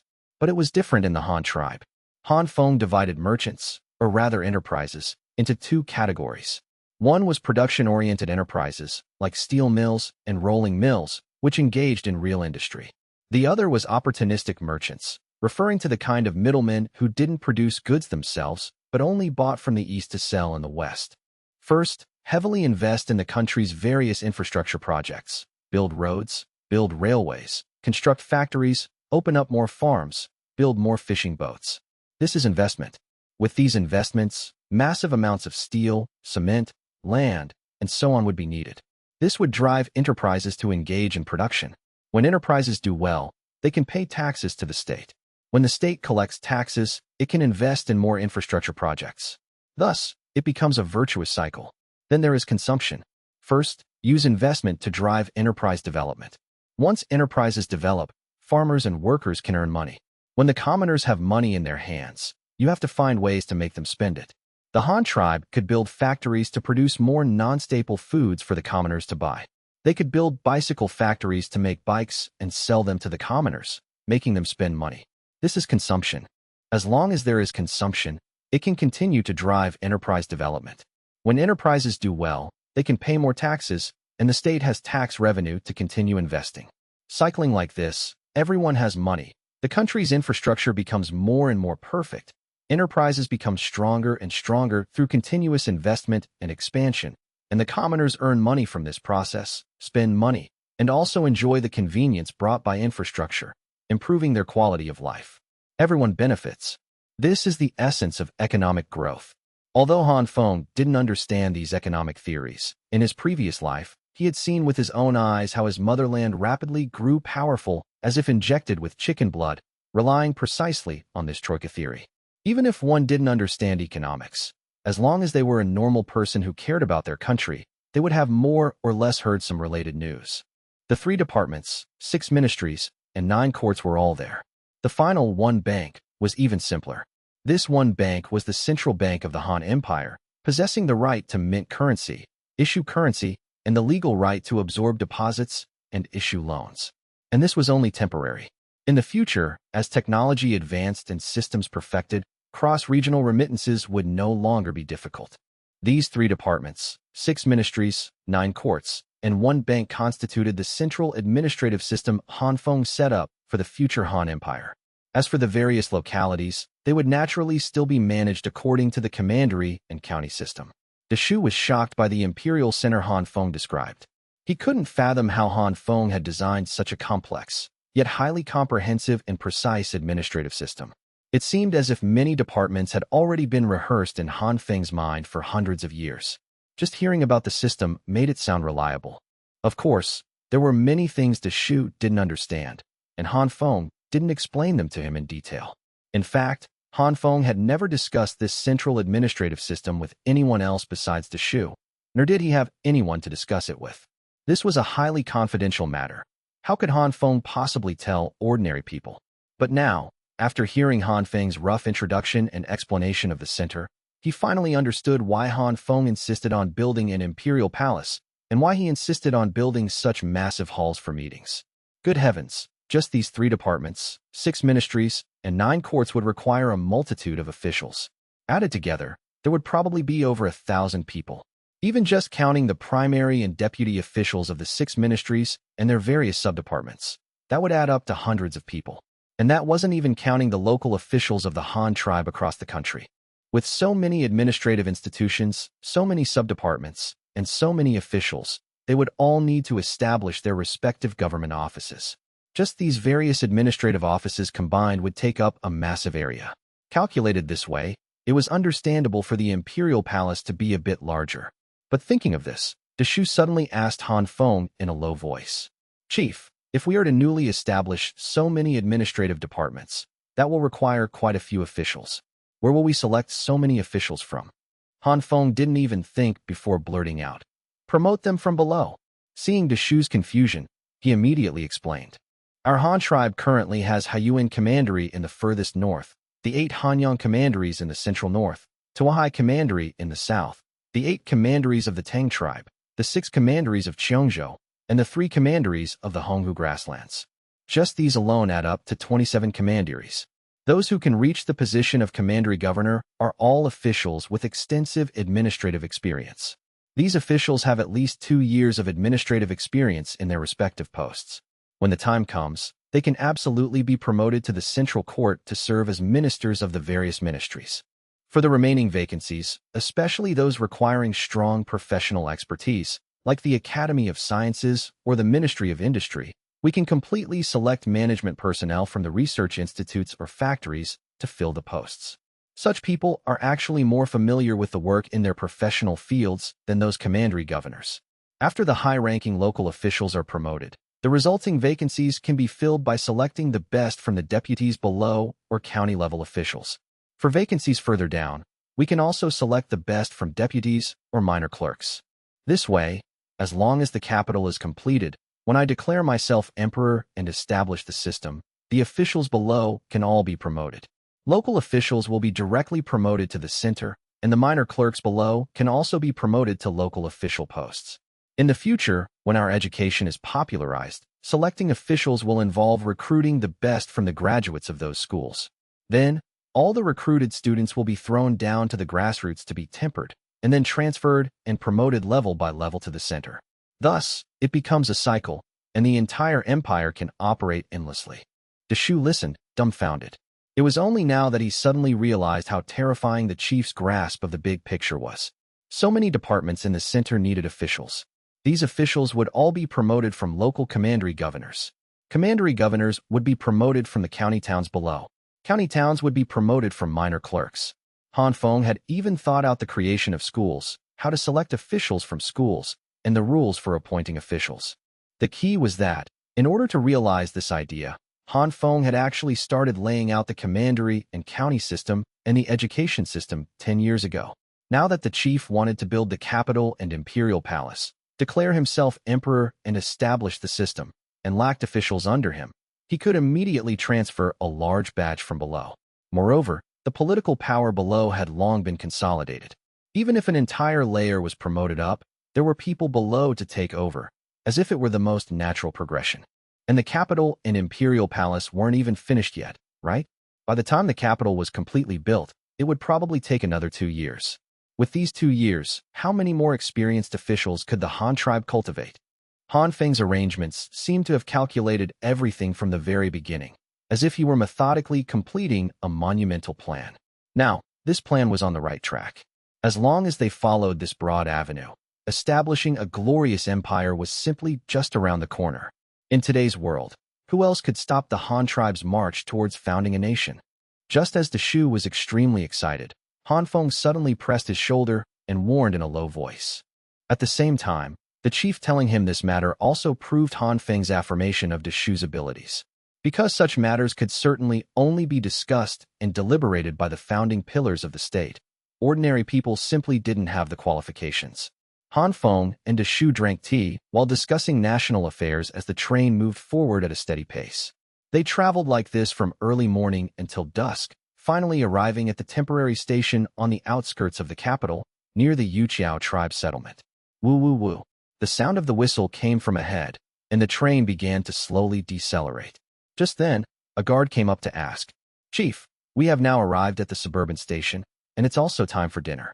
Should we stop here to rest for the night, or make a brief resupply and continue to the capital?" "Let's stop and rest for the night. Arrange for everyone to rest, and we'll continue our journey early tomorrow morning." Hearing the question, Han Feng didn't even have to think. Just moments ago, he had been discussing the Yuqiao tribe joining the Han tribe with Shu. Now that they were here, he naturally had to meet this clan and have a good talk with them. Moreover, it was already dusk. By the time they reached the capital, it would be pitch black. What could he possibly inspect at the construction site in the dead of night? It was better to rest here at the Yuqiao tribe settlement. At least they would have fresh vegetables to eat. Understood. The guard cupped his hands and withdrew. Soon, the train came to a steady halt in the station, and Han Feng followed Shu out of the carriage. Standing at the carriage door, the first impression the scene gave Han Feng was that it was crude. Though called a station, it was actually just a rammed earth platform piled up next to the railway, covered with a layer of wooden planks, and topped with a simple shed made of bamboo poles and straw. This was a platform as crude as it could get. And this station only had this one platform. Things like waiting rooms or dispatch offices simply didn't exist. However, when they saw the houses in the settlement not far away, they suddenly felt that a crude station didn't matter. Even the commoners here lived in rammed earth adobe houses. Did you expect to build a station out of brick and tile? After getting off the train and stepping onto the platform, many people from the village had already gathered around. Most were children, running around the front of the train, shouting and making a ruckus. Behind them, women were yelling and calling out to their children, terrified that the mischievous little ones would be hurt by the steel behemoth before them. Just then, from the front and rear carriages of Han Feng's train, files of soldiers wearing dark green and crimson military uniforms stepped down. Holding rifles with fixed bayonets, they quickly formed ranks and stood guard on the station platform, creating a secure perimeter around Han Feng. Everyone was orderly and silent. Wearing uniform military attire, with fine rifles resting at their sides and rows of bayonets gleaming with cold light, anyone with a single glance could tell they were professional warriors. This scene instantly frightened the children from coming any closer. Even the women hurriedly pulled their children back, afraid of offending the warriors before them. At the same time, 3 people stepped out from the crowd of villagers, walking quickly towards Han Feng's group. These 3 were Qiao Yan, the current chief of the Yuqiao tribe, and the local Lijin, which could also be called the village head, the former elder, and Zhang Fan, the squad leader among the 10 immigrant households relocated here by Xue, who usually taught the Yuqiao tribe farming and other production and living skills. Seeing so many warriors arrive, the 3 were very surprised. They had only ever seen the Jinwu guards at the capital, and the Jinwu guards all wore armor and carried bows, crossbows, swords, and spears. But the warriors before them, some wore the signature crimson uniforms of the Han army but no armor, while the others in dark green clothes were completely unfamiliar. Even their weapons were different, which was very strange. Fortunately, Zhang Fan, the immigrant squad leader, had met Xue a few times in Tohai Commandery and knew he was the governor of Tohai Commandery. But now, the highly esteemed Xue was actually standing half a step behind a young man, faintly displaying an attitude of absolute obedience. This is, in the Han tribe, someone with a higher status than a governor, who could make Xue so obedient. Looking at his age, his appearance, the hair crown on his head, and the personal guards surrounding him, Zhang Fan instantly guessed Han Feng's identity. Waiting for the 3 to straighten up, he continued. Zhang Fan, a good name. You said you are an immigrant relocated from Tohai Commandery. How is life here? Zhang Fan was instantly overwhelmed by the unexpected favor. This was the chief. He was actually taking the initiative to ask about the well-being of an ordinary commoner like him. He hurriedly and respectfully said, to reply to the chief, we are doing quite well here. Although this is all newly reclaimed land, it's close to the river, making irrigation convenient. Moreover, all of us immigrants were promoted 1 rank in nobility, and the land allocated to us doubled compared to before. This is also a newly established village, so we are exempt from taxes for 3 years. Plus, we can sell vegetables to the capital, so our income is much higher than before. Even if we need other supplies, we can ask the convoys traveling to and from the capital to bring them from Tohai Commandery. The commoners of the Yuqiao tribe here also study hard and treat us very well. Now, they can all speak some Han language, and they know how to farm and sew clothes and shoes themselves. Hearing this, Han Feng nodded in satisfaction. Taking another look at the villagers here, seeing that they were indeed neatly dressed and all wearing shoes made of linen, he knew that what Zhang Fan just said was true. If the commoners' lives were bitter, they definitely wouldn't be able to afford cloth shoes. Having straw sandals to wear would be good enough. But this was all surface level. What he really wanted to see and hear was the actual life experience of the Yuqiao tribesmen themselves. So he looked at the young man, named Qiao Yan. You are the chief of the Yuqiao tribe here, Qiao Yan? Qiao Yan quickly replied, imitating Zhang Fan's manner. To reply to the chief, I am. Han Feng nodded. Looking at the setting sun slanting in the sky and the wisps of cooking smoke rising from the village, he said again, where do you live? May I visit your home as a guest? Qiao Yan wasn't familiar with Han Feng, but he knew he was the chief and didn't dare to disobey. He could only step aside to make way and invite him. For the chief to visit my home as a guest, Qiao Yan couldn't be happier. Chief, please follow me. Han Feng nodded and casually said to the guard beside him, Go, bring 2 cases of beer. I can't just eat and drink for free when visiting as a guest. With that, he followed Xiao Yin and the others into the village. This village could only be considered a temporary settlement. Although land and houses were allocated to the Yuqiao tribe according to household registration and nobility rank, they were all adobe houses. They hadn't built brick and tile houses like a permanent settlement, so it looked very crude, but not shabby. Such a household, aside from the fact that the house itself wasn't built of brick and tile, would be considered a well-off family even in the entire Han tribe. Xiao Yin led Han Feng, Deshu, Zhang Fan, and the others into his courtyard. He hurriedly called his 2 children to bring out a table and long benches. Once they were set up in the yard, he greeted Han Feng and Deshu. Chief, Lord Governor, the house is small and can't seat so many people. I can only host the chief in the courtyard. I hope the chief won't mind. After speaking, he turned back to call out to the woman in the kitchen. Mother of my children, the chief of the Han tribe has come to our house. Quickly go cook a fish, kill 2 rabbits, and steam more rice. I'll go to Brother Zhang's house to borrow a few bowls.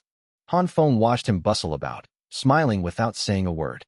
Instead, the elder of the Yuqiao tribe beside him looked at Han Feng somewhat nervously and asked, May I ask the chief, I wonder what brings you to our place this time?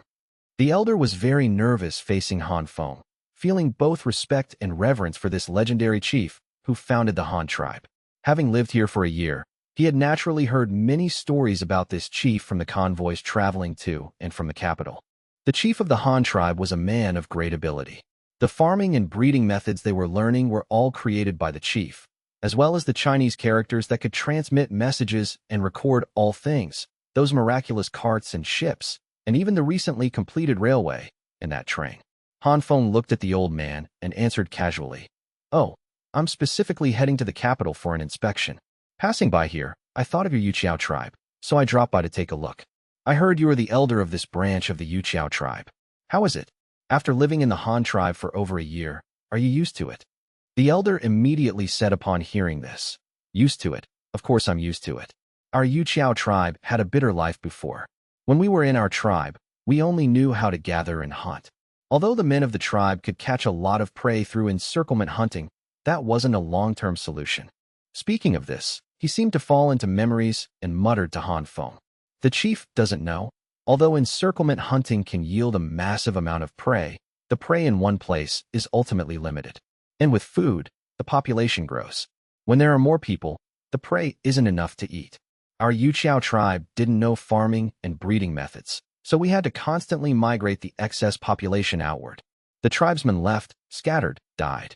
How many could be as lucky as our branch, able to join the Han tribe and learn farming techniques?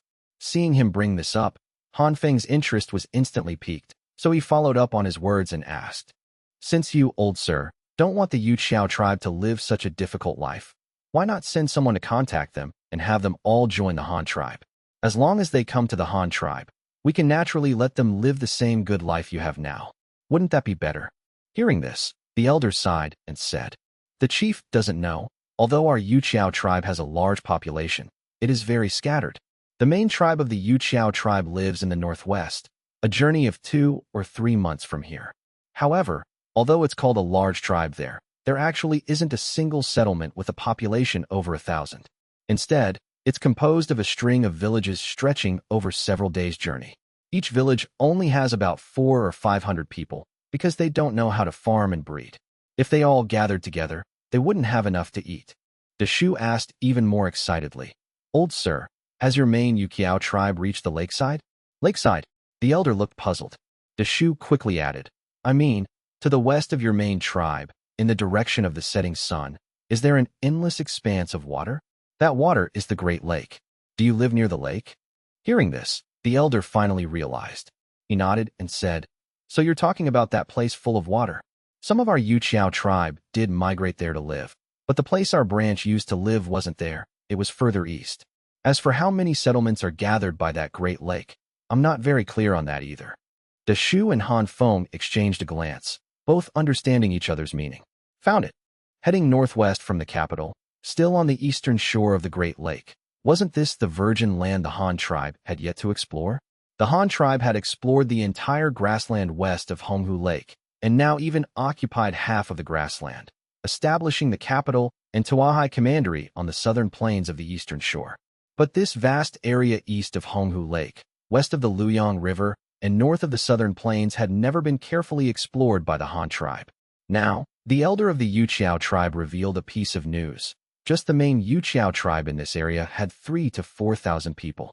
What about those tribesmen who migrated outward? They probably hadn't gone far either, right?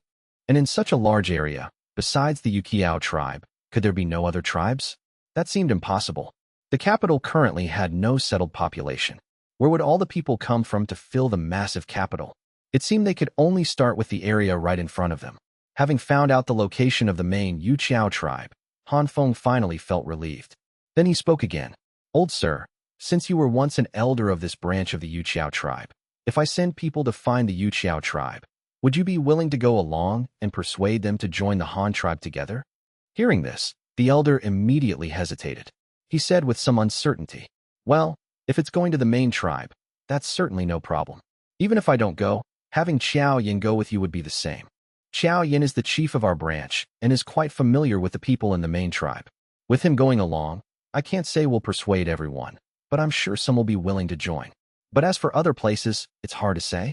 The chief also knows that many of our Yuqiao tribesmen have migrated outward. As for exactly where they went and how many are left, we ourselves don't know. Moreover, these tribesmen who migrated out lost contact with the main tribe long ago. It's not even certain if they would still recognize us. If the chief wants to find these people and bring them back, I'm afraid it will be very difficult. Hearing this, Han Feng immediately raised his head. Difficult because they don't recognize you. There were plenty of tribes the Han tribe didn't know, but didn't they all end up joining the Han tribe in the end? Just like the Yujiang tribe with its population of over 2,000 back then. The Han tribe didn't know them either, but didn't they still manage to coax all those people back? It was just that when he thought about who to dispatch, Han Feng felt a bit troubled. Exploring unknown maps and recruiting unfamiliar tribes. These tasks used to be handed over to the Yu brothers. But now, Yu was the governor of Huben Commandery in the north, and Yu Fu was managing Chengkong and Qian commanderies in the middle and lower reaches of the Luyang River, overseeing mining, industrial construction, and railway laying there. Neither of the brothers could spare the time. So who should this task be given to? Han Feng thought about it for a long time, but couldn't come up with a good candidate. So he decided to wait until they reached the capital to figure it out. The group sat around the dining table, chatting casually. After a short while, Xiao Yin and Zhang Fan arrived at Xiao Yan's house, carrying fresh fish caught from the river and holding more tableware. When it was time to eat, Han Feng asked them in more detail about their living conditions here, inquiring if they had any difficulties. Zhang Fan became even more enthusiastic at this point. Hearing Han Feng ask about this, he immediately replied. To reply to the chief, everything is fine here for now. We have no problem being self-sufficient. The only thing is that we lack some other supplies, like sugar, cloth, and ironware. But those were problems of the past. Now that the train comes through our village, getting whatever we want is convenient. The chief doesn't need to worry about us. Hearing this answer, Han Feng finally felt completely at ease. The best way to make an unfamiliar tribe completely integrate into the Han tribe was to let them live a better life than before. Only in this way would they develop a reliance on the Han tribe and be reluctant to leave. This was also the fundamental reason for the Han tribe's rapid expansion over the years. Therefore, the living standard of the commoners was the matter Han Feng cared about the most. After the meal, the sky had completely darkened, but it was a bit too early to go to sleep right away. So Han Feng had Zhang Fan and Xiao Yin take him for a walk around the village. In this Yuqiao tribe village, although the houses were a bit crude, the commoners' lives were indeed good. The houses here were adobe with thatched roofs, and the courtyard walls were made of wattle, but surprisingly, every household had a carbide lamp to use. You have to know that carbide lamps could only be produced in the 8 Hanyang commanderies. With an average monthly wage of 30 yuan, the local price of a carbide lamp was 5 yuan. Transported over a long distance to here, the selling price would have a few more dimes added to it. Yet, despite such an expensive price, the commoners here could still afford to use them, which was enough to prove their income wasn't low. Han Feng randomly picked a few households to visit and found that there weren't many pigs raised in this village. The most common livestock raised by ordinary commoners were rabbits, black-boned chickens, goats, and antelopes. Upon inquiry, he learned that Xue hadn't allocated many domestic pigs here. Only a few immigrant households, and Xiaoyan's family had large ones. The other villagers only had piglets, all born from those few large pigs. Although the Han tribe's domestic pig breeding scale was constantly expanding, the population scale was also constantly expanding. Therefore, on average, it still wasn't possible for every household to be allocated a pig. Fortunately, the Han tribe had other livestock as substitutes, such as sheep and rabbits, which bred much faster. Coupled with the Han tribe's gradually expanding fishing industry, it could also solve the problem of the commoners eating meat. Additionally, Han Feng discovered that the children here, and even the adults, were learning to read and write. Visiting a few households at random, Han Feng found several children doing homework. The content of the homework was just copying poems, writing new vocabulary words a certain number of times, and doing some simple addition and subtraction math problems. Han Feng even casually tested some adults and found that these people could actually recite the multiplication tables. When children learned characters, they also learned pinyin first before learning Chinese characters. Seeing this situation, Han Feng was very pleased and praised Qiaoyan. It seems education is being popularized quite well here. You must continue to work hard so you can cultivate more talents for the tribe. Only by acquiring knowledge can your children live better lives in the future. Regarding education, if you face any difficulties in the future, you must immediately report them to the higher-ups. The tribe will definitely provide the greatest support. Qiaoyan immediately cupped his hands and said, "This is all thanks to the immigrants sent by the tribe. But our tribesmen are also very supportive. They know that these Chinese characters were created by the chief and record many advanced technologies. Even the adults learn to read and do math, so they won't be taken advantage of when trading." Han Feng nodded upon hearing this. He casually picked up a child's workbook from the table and flipped through it, finding that the paper quality was actually quite good. Even within the entire Han tribe, the quality of this paper was considered top tier. So he asked Xue beside him, "Xue, what is the current situation with paper usage and papermaking in the South?" Xue governed the entire South. No one was more familiar with Southern affairs than him. So he replied without a second thought. To reply to the chief, previously, most of the paper used in the South had to be shipped from the North. The price was expensive and the quantity was small. But constantly transporting it from the North wasn't a long-term solution.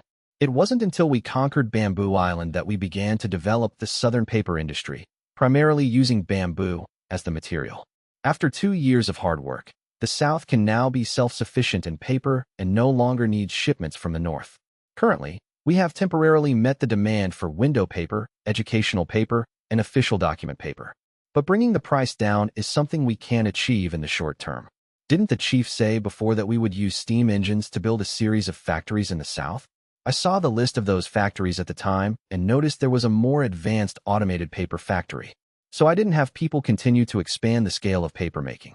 Once the chief builds that automated paper factory, I imagine the outdated production capacity of the original manual papermaking should be phased out. Han Feng nodded again upon hearing this. From initially relying solely on northern support, the South was now able to be self-sufficient in many aspects. This was already a massive improvement. You have to know that the South still had no iron smelting capability and still required northern support in the field of metal smelting and processing. To achieve what it had now was already very good. After all, the foundation here wasn't as solid as the North's. That was an unchangeable fact. However, Han Feng did indeed want to expand the Southern paper industry. In the future, the South wouldn't just make paper or cheap paper, but also many specialty papers. For example, toilet paper, napkins, official document paper, book paper, writing paper, corrugated paper for packaging goods, the kind used for cardboard boxes, and craft paper for packaging food, like paper boxes for pastries and candies. Additionally, Bai Qi from the printing department had recently developed rotary ink printing technology. Once this technology was further improved, it could be converted into large-scale, steam-powered automated printing equipment in the future. At that time, mass-printing newspapers would no longer be a fantasy. And to publish newspapers, the massive amount of paper required for them also needed to be carefully researched. Even paper currency, or banknotes, Han Feng wanted to create. Currently, the Han tribe's metal copper was mainly used for minting coins and munitions. The massive consumption of currency and bullets used up almost all of the Han tribe's copper. And this was before entering the electrical age. If they were to build generators and lay cables and circuits in the future, they would need even more copper. At that time, if they couldn't find new copper mines or expand copper mining, they would have to find ways to save on copper usage. When that time truly came, they would probably have to replace the current metal currency with paper currency. Right now, if he wanted to establish a series of factories in the south, he had to wait until Yufu opened up the railway from Qian Commandery to the former Tang tribe's Taigang Commandery. Only with this railway could the series of southern industries have a foundation. After inspecting the village, Han Feng and his group returned to the train to rest. There were too many people following Han Feng. The village simply didn't have enough space for them to stay, so it was better to just sleep on the train.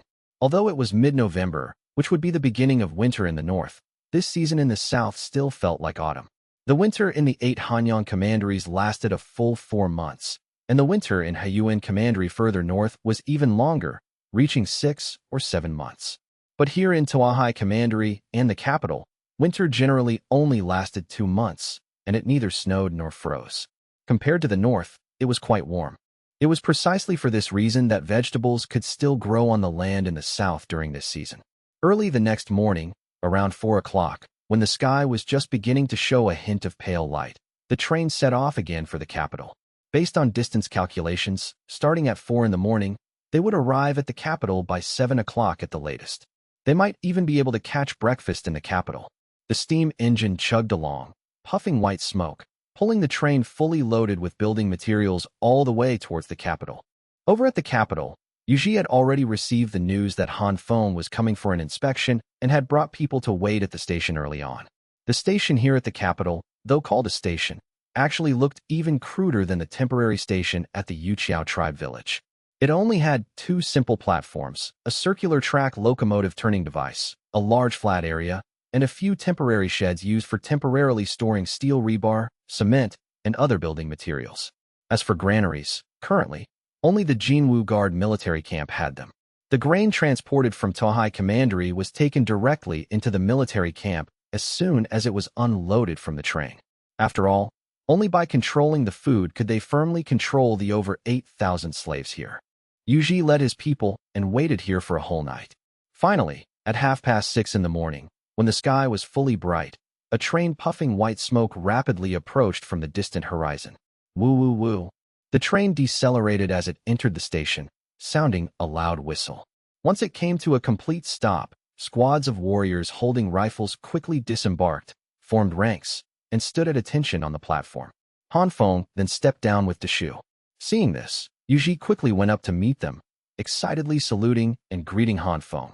Subject Yuji, commander of the Jinwu Guard, greets the chief, greets Governor Lin. Seeing this, Han Feng immediately took a few quick steps and personally helped him up, praising him aloud. Yuji, not bad. You look even sturdier.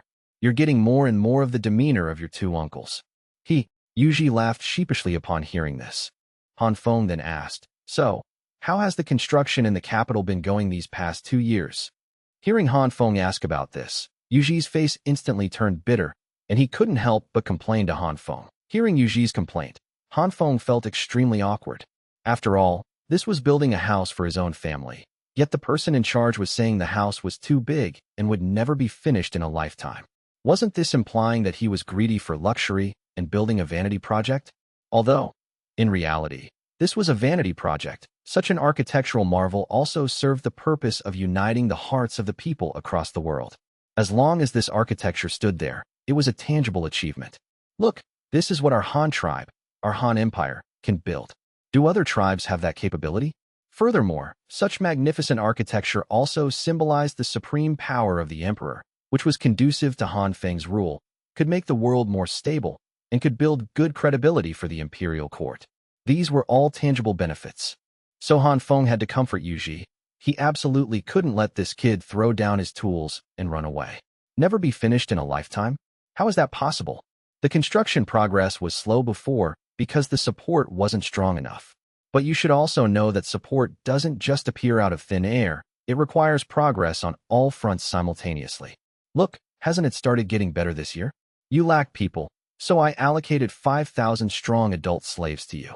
You lacked building materials, so I had a railway built from Tuahai Commandery. You lacked equipment, So I had tractors and engineering machinery sent over. Isn't the level of support getting stronger and stronger? How could it not be finished? Tell me, what else do you lack? As long as our Han tribe has it, and I can get it, I'll find a way to get it for you. Even if our Han tribe doesn't have it, as long as it exists in this world, I'll find a way to send people to get it for you. Hearing Han Feng say this, Yuji couldn't complain anymore, and naturally, he couldn't talk about quitting either. But since Han Feng promised to give him whatever he wanted, he really did need Han Feng to get him quite a few things. So he immediately said, Chief, I don't lack anything else here right now, just building materials. As if afraid everyone wouldn't believe him, he added, Chief, just talking about it like this is meaningless. Why don't you come with me to the construction site to take a look, and then to the engineering command center? That way, it'll be easier for me to report on the work and also to ask for building materials. Han Feng smiled upon hearing this and naturally agreed readily. So the group switched to horses and rode along the main road in front of the station towards the palace city of the Imperial Palace. As the group rode along the road, they saw horse-drawn carts transporting earthwork and building materials everywhere, as well as tractors, and even supply carts specifically delivering soup for the workers to drink. On the road, at regular intervals, there was a pitch-black, deep well on the ground. Yu Ji, riding beside Han Feng and Deshu, pointed at those wells and said, Chief, this is the capital's sewer system. We use a segmented excavation method. First, we plan out the road surface above ground, then determine a sewer well at regular intervals and dig down from the top. Once we reach a sufficient depth, we dig towards both ends. The main passages inside the sewer are all 2 meters high, allowing a person to walk upright inside, and even use small pushcarts. The ground inside is first compacted, then paved with cement and waterproofed. The walls on both sides and the arched roof are built with bricks, stones, and cement. To prevent biogas from accumulating in the sewer and causing explosions, we also set up ventilation shafts in some places. In the future, we can find an upwind location and specifically build a blower to blow all the stench and biogas away. Sewer biogas is a major hazard. Even in modern times, tragedies frequently occur where mischievous kids throw firecrackers into sewers, or adults throw unextinguished cigarette butts in, causing the sewer to explode and blowing themselves sky-high. Moreover, biogas can cause poisoning. People walking above ground might be fine, but for those who need to go down into the sewer to clean it, it's fraught with danger. Therefore, the sewer ventilation system was something Han Feng had specifically instructed in a letter previously. Han Feng nodded in satisfaction upon hearing this, but Deshu asked in confusion. As for whether an army could march inside, well, to be honest, that's the responsibility of the garrison army. If an enemy army manages to sneak into this sewer and march through it, what's the point of keeping a garrison army if they don't even know the enemy has infiltrated the capital? Deshu nodded speechlessly. This kid made so much sense. He actually had no words to refute it. The group continued forward, and Yu Ji pointed around to continue his introduction. Chief, the roads in our capital will be divided into various levels in the future. The main avenues will be named after existing commanderies, the secondary streets will be named after counties, and the next level of streets can be named after towns and townships. As for the few streets right in front of the Imperial Palace, the chief will personally name them. Also, the land around here can be used for residences, shops, schools, museums, goose houses, and hotels in the future. According to the chief's instructions, we also need to leave some empty lots for piling and extracting earth. In the future, when we need to excavate earthwork, or when there's nowhere to pile excavated earth, we can extract or pile earth in these places and finally transform them into parks for the commoners' leisure and entertainment. Deshu listened with a bewildered expression. He had joined the Han tribe back when they lived in caves and was one of the earliest founding members. He had also personally witnessed the construction of Hanyang City and Luoyang Commandery and had been managing local areas ever since. He knew all the functional buildings in a city, but he had never heard of what a park was. And what was a museum? If you don't understand, ask. So he immediately asked, Chief, what is a park used for? And that museum? Han Feng smiled and said, a park, you can understand it as a public garden. It can have fitness facilities, leisure pavilions, artificial rockeries, ponds, flowers, and trees. People living nearby can exercise, relax, and entertain themselves inside. Additionally, these various parks can act as patches in the city. Our Han tribe has never built such a massive city before. The previous ones could only be called towns, but this is different. The construction of a city cannot be accomplished overnight. If we build other structures later and need earth, but have nowhere to dig, we can extract earth from the parks, digging them into artificial lakes to build water parks. If we have excess earth with nowhere to put it, we can pile it in the parks, transforming it into small hills or unique landscape architecture. As for a museum, that's a place to exhibit things. It's just that the things exhibited are items of special significance, available for the commoners to view. However, you have to buy a ticket to enter. Xue instantly understood. So a park was a place to handle earthwork. Wasn't this exactly what the former moats were? In the past, when the Han tribe built a new city and needed earth, they dug it from the moat. Now, this capital was too big and didn't have a moat, so the places for extracting and piling earth were changed to parks. The chief was truly amazing. Currently, after 2 years of continuous excavation and ramming, the foundations of the 3 main halls had been piled up. The foundations for the foremost Hanyuan Hall and the watchtowers were also built. Because the foundations were extremely tall and massive, their exteriors needed to be built with bricks and stones. Once built, they would be plastered with cement, then whitewashed with gypsum, and finally, the walls would be painted with vermilion lacquer. However, there were no steps laid on the foundation, nor were there any guardrails.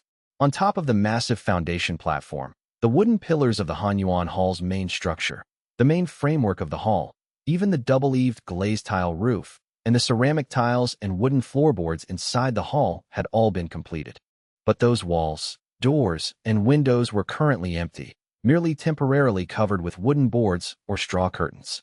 This was because most of the walls of the Hanyuan Hall would eventually be fitted with floor-to-ceiling glass windows, specifically custom-made large glass curtain walls. But since the glass factory in the south hadn't been built yet, there was temporarily no glass to inlay. The remaining wooden doors and windows required extremely precious timber and needed to be exquisitely carved with ornate designs. Due to the limited number of craftsmen, the wooden doors and windows were also temporarily unavailable and couldn't be installed. Dismounting from their horses, Yuji led Han Feng and the others up the earthen steps on the side towards the Great Hall. As he walked, he complained to Han Feng, "Chief, look, the main structure of this foundation is clearly finished, but we have no way to lay the steps and guardrails. And this platform on top of the hall is also temporarily just rammed earth, without any hardening treatment. All of this is due to the insufficient supply of building materials. Transporting timber isn't difficult. I see there's a timber processing plant here, and even brick kilns and porcelain kilns. Look, since the glazed tiles on the roof of this hall and the ceramic tiles inside can be fired, why can't the building materials for the outside be made?" Hearing this, Yuji immediately couldn't help but vent.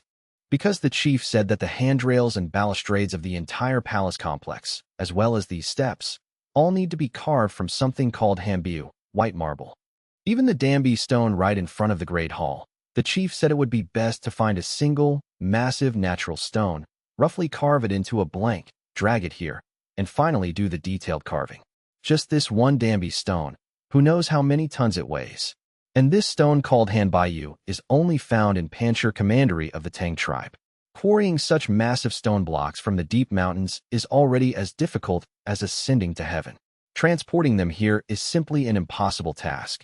So, because of these stones, many projects still cannot be completed. Take these steps and handrails, for example. The blueprints say they are all stone carvings and engravings made of Hanbaiyu. And for a platform like the one under our feet, we need to cut natural limestone into grayish-white stone bricks and bring them here to lay. Stone bricks like these are needed not only to pave the platform on top of the Great Hall, but also for pavilions and towers all over the Imperial Palace. Like those long corridors behind the Hanyuan Hall, they all need to be paved with such stone bricks. The required stone bricks, Hanbaiyu stone steps, and balustrades. I'm afraid even tens of thousands of cubic meters of stone wouldn't be enough. The most crucial point is, how can these stones be transported here? Just you wait. Once I return from this inspection, I will immediately set people to work on building the railway from Panchir Commandery to Tangshan Commandery. Then I'll dispatch engineering machinery and craftsmen there to quarry the stone. By next spring at the latest, I'll be able to send stone continuously to the capital here. Hearing this, Xue finally understood. So it wasn't a lack of building materials, but that the building materials the chief demanded were so special. If it were artificially manufactured woodwork and porcelain, naturally, they could have as much as they wanted. But the chief wanted steps and balustrades made of hanbaiyu, which was the white marble they had seen during the resource survey in the Tang tribe previously. The platforms were also to be paved with stone bricks. Using such stone to build a palace, just thinking about it made one feel the magnificent and majestic scene. Worthy of the chief to actually use such a grand stroke just on the building materials of this palace. Inside the Imperial Palace, on the platform in front of the Hanyuan Hall, Yuji finally breathed a sigh of relief upon hearing Han Feng say that the stone materials would be shipped to him by next spring. If there still weren't enough building materials, he truly wouldn't know when this capital would ever be finished. However, just having stone materials wasn't enough. So he continued, "Chief, just having stone materials isn't enough. We also lack craftsmen here. So much wood and stone require exquisite carving, not to mention the work of laying bricks and building walls. How can we possibly have enough relying solely on those slaves?" When the chief first sent me to supervise the construction of the capital, I gathered 3,000 slaves from all over the Han tribe and brought them with me. These slaves came from various construction sites and mines. After years of taming, they have become very obedient and can even understand our spoken Chinese. In the beginning, these slaves were only responsible for digging the artificial lake, laying foundations, and moving bricks and firing kills. Later, the chief sent another 5,000 newly captured slaves. These new slaves are useless. Not only do the new slaves not understand our language, but they are also unruly. Just taming them to work obediently took a lot of time. Moreover, they don't have any skills. They can only be used for mindless, heavy physical labor like moving bricks and digging dirt. As for the original 3,000 slaves, because we lacked enough craftsmen, I had our artisans teach them some skills. Slaves who learned skills could get more food and better treatment, so they learned earnestly. The foundation walls of the Hanyuan Hall right in front of us were built by that original batch of old slaves. Without them, I wouldn't even have been able to build the foundation of this great hall. But chief, relying solely on these 3,000 slaves and those few hundred craftsmen is still not enough. Currently, these slaves can only do jobs like building and plastering walls. They still can't handle finer work. That must be done by our tribe's own craftsmen. So, chief, please allocate some more craftsmen to me." Hearing this, Han Feng could only reply with utter helplessness. All right. Whatever you want, I'll give it to you. But I can't produce that many craftsmen right now. The construction tasks everywhere are very heavy, and craftsmen are lacking everywhere. But you don't need to worry. If we don't have enough people, we can make up for it with machines. When the time comes, I'll allocate a batch of automated tools to you, like carving machines. With these automated carving machines, work that previously required 10 people can now be completed by just one person. This way, even if we are short-handed, we can compensate with machines. Hearing this, Yuji finally felt at ease and led Han Feng and Xue to continue inspecting the massive construction site of the Imperial Palace. On both sides of the Hanyuan Hall were the K towers, each 3 stories high. A K is essentially a gate tower, the protruding structures on both sides of a main gate. It is said that the K architecture originated from the watchtowers on both sides of the gates of primitive tribal camps. In short, it's a very tall structure, built one on the left and one on the right. However, the K towers flanking the Hanyuan Hall were more complex. Not only were they divided into 3 stories, but their design was also classical and grand. Entering the Hanyuan Hall and exiting through the back door, there was another straight avenue and a large open space. This would be a small plaza in the future. The central axis would be paved with hanbaiyu dambi stones, running from one end to the other, connecting the 3 main halls entirely. The slightly smaller palace in the middle was named the Qiongzhou Hall. This was where daily court sessions would be held. Its current construction status was similar to the Hanyuan Hall in front. The foundation was laid, the walls were built, the main structure was completed, and the roof was sealed and tiled. It was just that a massive amount of decorative work couldn't be completed due to the lack of building materials and craftsmen. Passing through the Qiongzhou Hall, behind it was the last of the 3 great halls, the Zichen Hall. This was the place where the emperor would specially summon trusted ministers to discuss confidential matters. Its footprint was smaller than the 2 halls in front, but it felt much more private. Currently, only the main structure had been completed. The central axis of the 3 great halls was connected by hanbaiyu dambi stones, and the surrounding area was paved with stone bricks to form a plaza. However, normally, people wouldn't be allowed to walk down the middle, because on both sides of the 3 great halls, there were long corridors connecting them. The corridors connected the steps of the three main halls. The corridors had ridged, glazed tile roofs, and the pillars were made of reinforced concrete, painted with vermilion lacquer on the outside to look like wooden pillars. This wasn't because they couldn't find suitable wooden pillars, but out of fear of wind and rain erosion, and fear that in the event of a fire, it would spread along the corridors and burn down the entire Imperial Palace. However, the roofs and the dugong, interlocking wooden brackets, of the corridors were made of wood, because casting them with cement would be too complicated. This ultra-long corridor style was actually a characteristic architectural style of the Xue and Tang dynasties, which Han Feng had also copied wholesale. On both sides of the three great halls were the Eastern Palace and the Western Palace. The Eastern Palace was the residence of the Crown Prince, while the Western Palace was where the retired emperor would spend his twilight years. Behind the three great halls was the legendary inner court, harem. It was just that the inner court was currently still a massive construction site, its completion level not even matching the three great halls in front. There was nothing to see right now. To obtain earth to build the foundations for the various halls and pavilions, a massive pit covering a huge area had been dug in the inner court. This was the artificial lake present in the imperial palaces of past dynasties, known as the Tay Pool. However, it hadn't been connected to the natural river channels outside the city yet, so water hadn't been diverted into it. Right now, it was just an unsightly massive pit. But according to the blueprint design, this would be the most beautiful place in the future. There would be an artificial lake with a small island in the center, where one could row boats and fish in their own backyard lake. Indoor sports arenas for running, fitness, and playing ball. There were many other functional courtyards and buildings, such as the Imperial Kitchen, the Imperial Laundry, servants' dormitories, and so on. It was just that these buildings currently only existed on blueprints and in Han Feng's imagination. To manifest all of them into physical buildings would require a massive amount of manpower, material resources, and time to construct. As for the Imperial City and the capital city outside the Imperial Palace, that would require even more time. Moreover, Han Feng couldn't build it all by himself. He had to bring people over to build it together.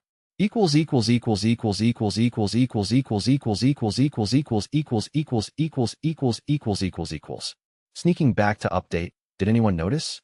In the ancient four symbols cosmology, the four different directions and four seasons corresponded to four mythical beasts: the azure dragon of the east, the white tiger of the west, the vermilion bird, Zhuke, of the south, and the black tortoise of the north. Therefore, according to the four symbols, the due south gate should be called the Zhuke Gate. The reason for the discrepancy was that during the Tang dynasty, there was already an older imperial palace called the Taiji Palace, and its due south gate was named the Zhuke Gate. The main street facing the Zhuke Gate was called Zhuke Avenue. Since the Daming Palace was newly built later, and the name Zhuke Gate was already taken by the old palace, it was renamed the Danfeng Gate. But the Han tribe didn't have this concern. This was the Han tribes. No, the Han Empire's only imperial palace. Therefore, its due south gate rightfully deserved to be called the Zhuke Gate. The Han tribe's Zhuke Gate was majestic and imposing, designed in the style of a gate tower. Its east-west length, or frontal width, reached 86 meters. Below, there were 5 equally sized archways, each 8 meters wide, capable of accommodating 4 double-horse carriages or 2 tractors driving side by side. The north-south depth of the gate tower, which was the thickness of the archways, reached 34 meters. Entering from the front of the city gate felt like entering a tunnel. Each archway was 20 meters high, 8 meters wide, and 34 meters long. And this was just the archway. Not counting the superstructure of the city tower, the base alone was 37 meters high, equivalent to the height of a 10-story building. This was just the base of the city gate. Above it stood a 2-story Zhuke tower. The front of the entire Zhuke tower featured 13 massive pillars, spanning 12 bays in width and 4 bays in depth. Its scale was not inferior to the Hanyuan Hall. Including the city gate base below and the Zhuke tower above, if the height of the roof ridge was also factored in, this city tower would be nearly 80 meters tall. If placed in modern times, it would be a solid 20-plus story high-rise. However, modern high-rises don't have such a massive footprint. Modern high-rises are tall and slender, whereas this city tower appeared extremely robust and thick. To build this massive city tower, per Han Feng's requirements, a reinforced concrete skeleton was used, filled with rammed earth, and then clad on the outside with large blue bricks specifically used for building city walls. Such a colossal structure could currently only be compared to the 80-meter-long flagship of the Huben Guard Navy. Fortunately, the Han tribe's craftsmen had enough experience. Otherwise, they really might not have been able to build it. Currently, this city tower, much like the great halls inside the Imperial Palace, only had its main structure completed. The city tower only had 5 empty archways. The solid wood, copper-studded vermilion doors had not yet been installed. The Zhuke Tower above didn't even have doors or windows, though the roof was tiled, so at the very least, it wouldn't leak. Moreover, this Zhuke gate stood very isolated, as there was currently only one city gate tower. There were no city walls connecting to its sides, though interfaces had been left so they could be extended outward at any time.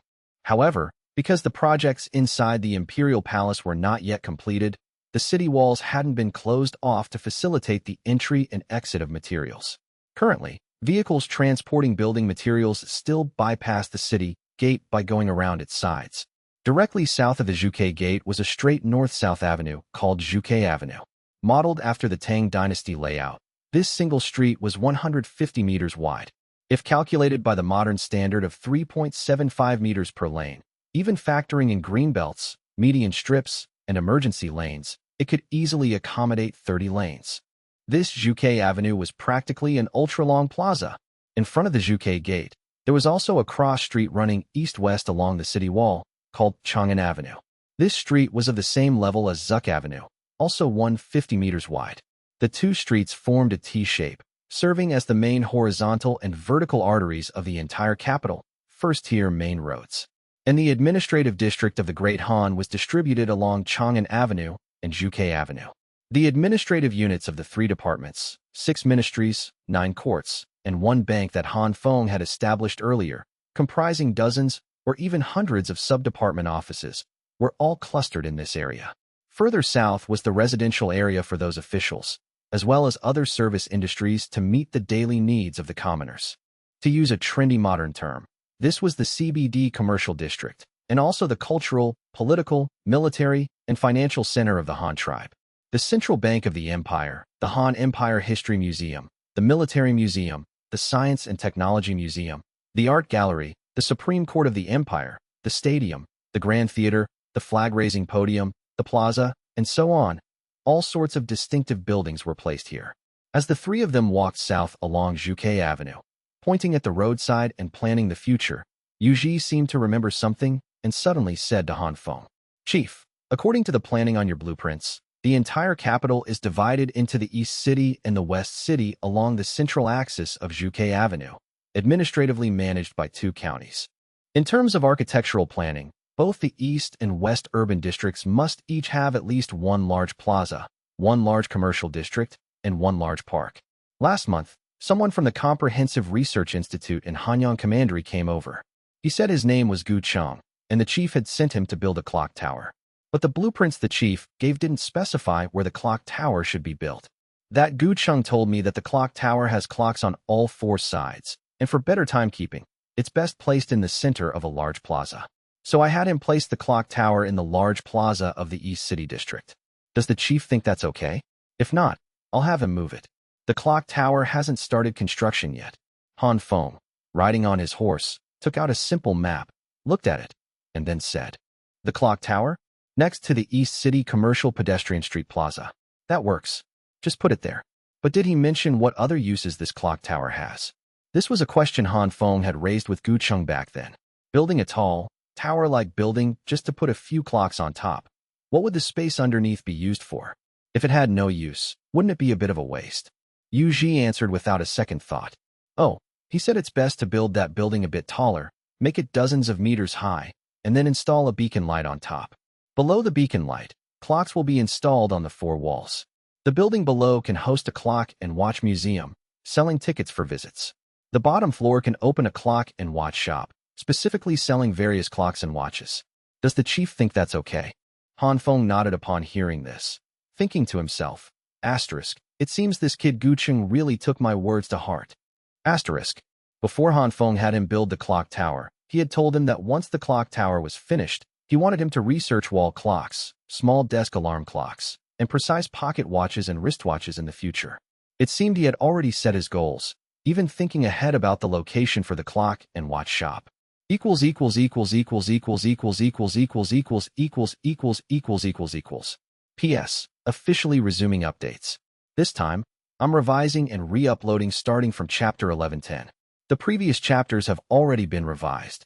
If you've read them and feel the plot doesn't match up, you can refresh to reload the content. Subscribers will not be charged again. After the group finished touring the capital's construction site and arrived at the engineering command center, the three of them gathered around a massive sand table model of the capital, chatting while drinking tea. Looking at the enormous sand table before them, Xue was the first to raise a concern. Chief, this capital is so massive. On the day it is fully completed, filling the entire city with people will probably require hundreds of thousands of them. Even if we put everyone in the Han tribe inside, I doubt it would be full. Moreover, the population of this capital will all be urban residents. How will these people live? Even if the immediate suburbs of the capital can be farmed, the suburbs are too far from the urban area. We can't have people living in the city and running all the way out to farm every day, right? But if the commoners in the capital don't farm, the only way for them to have an income is to work and earn money, and then use that money to buy their daily necessities. For hundreds of thousands of people to all work, how many jobs will be needed? Hundreds of thousands of people. Setting aside where we'll get so many people, even if we truly had that many, how many commanderies and counties of farmers would it take to support just this one capital? As soon as Xue finished speaking, Yuji was stunned. He had started out following his two uncles, and later, after bringing the Yujiang tribe into the Han tribe, Han Feng had assigned him to manage intelligence and hold military posts. He had never engaged in administrative work, so he didn't understand the management of civilian livelihoods. As a result, despite supervising the construction of the Imperial Palace here for 2 years, Yuji had never thought about these aspects. Now, hearing Xue list out the data one by one, he was instantly dumbfounded. Consuming 250 tons of rice a day, that's 500,000 caddies. Plus the meat, plus the vegetables. Just thinking about it made his scalp tingle. Han Feng, however, pondered for a moment and said, "The points you raised are indeed very important, but just as you said yourself, these problems don't exist for the time being." Seeing Yuji and Xue both looking confused, Han Feng continued to explain. First of all, regarding the population issue you mentioned, the current registered population of our Han tribe, that is, commoners with household registrations, is about 700,000, and that's including the total population of the newly annexed Tang tribe. So it's fundamentally impossible for us to fill the capital all at once. By my estimation, migrating 50,000 people initially will be enough to lay the foundation of the capital.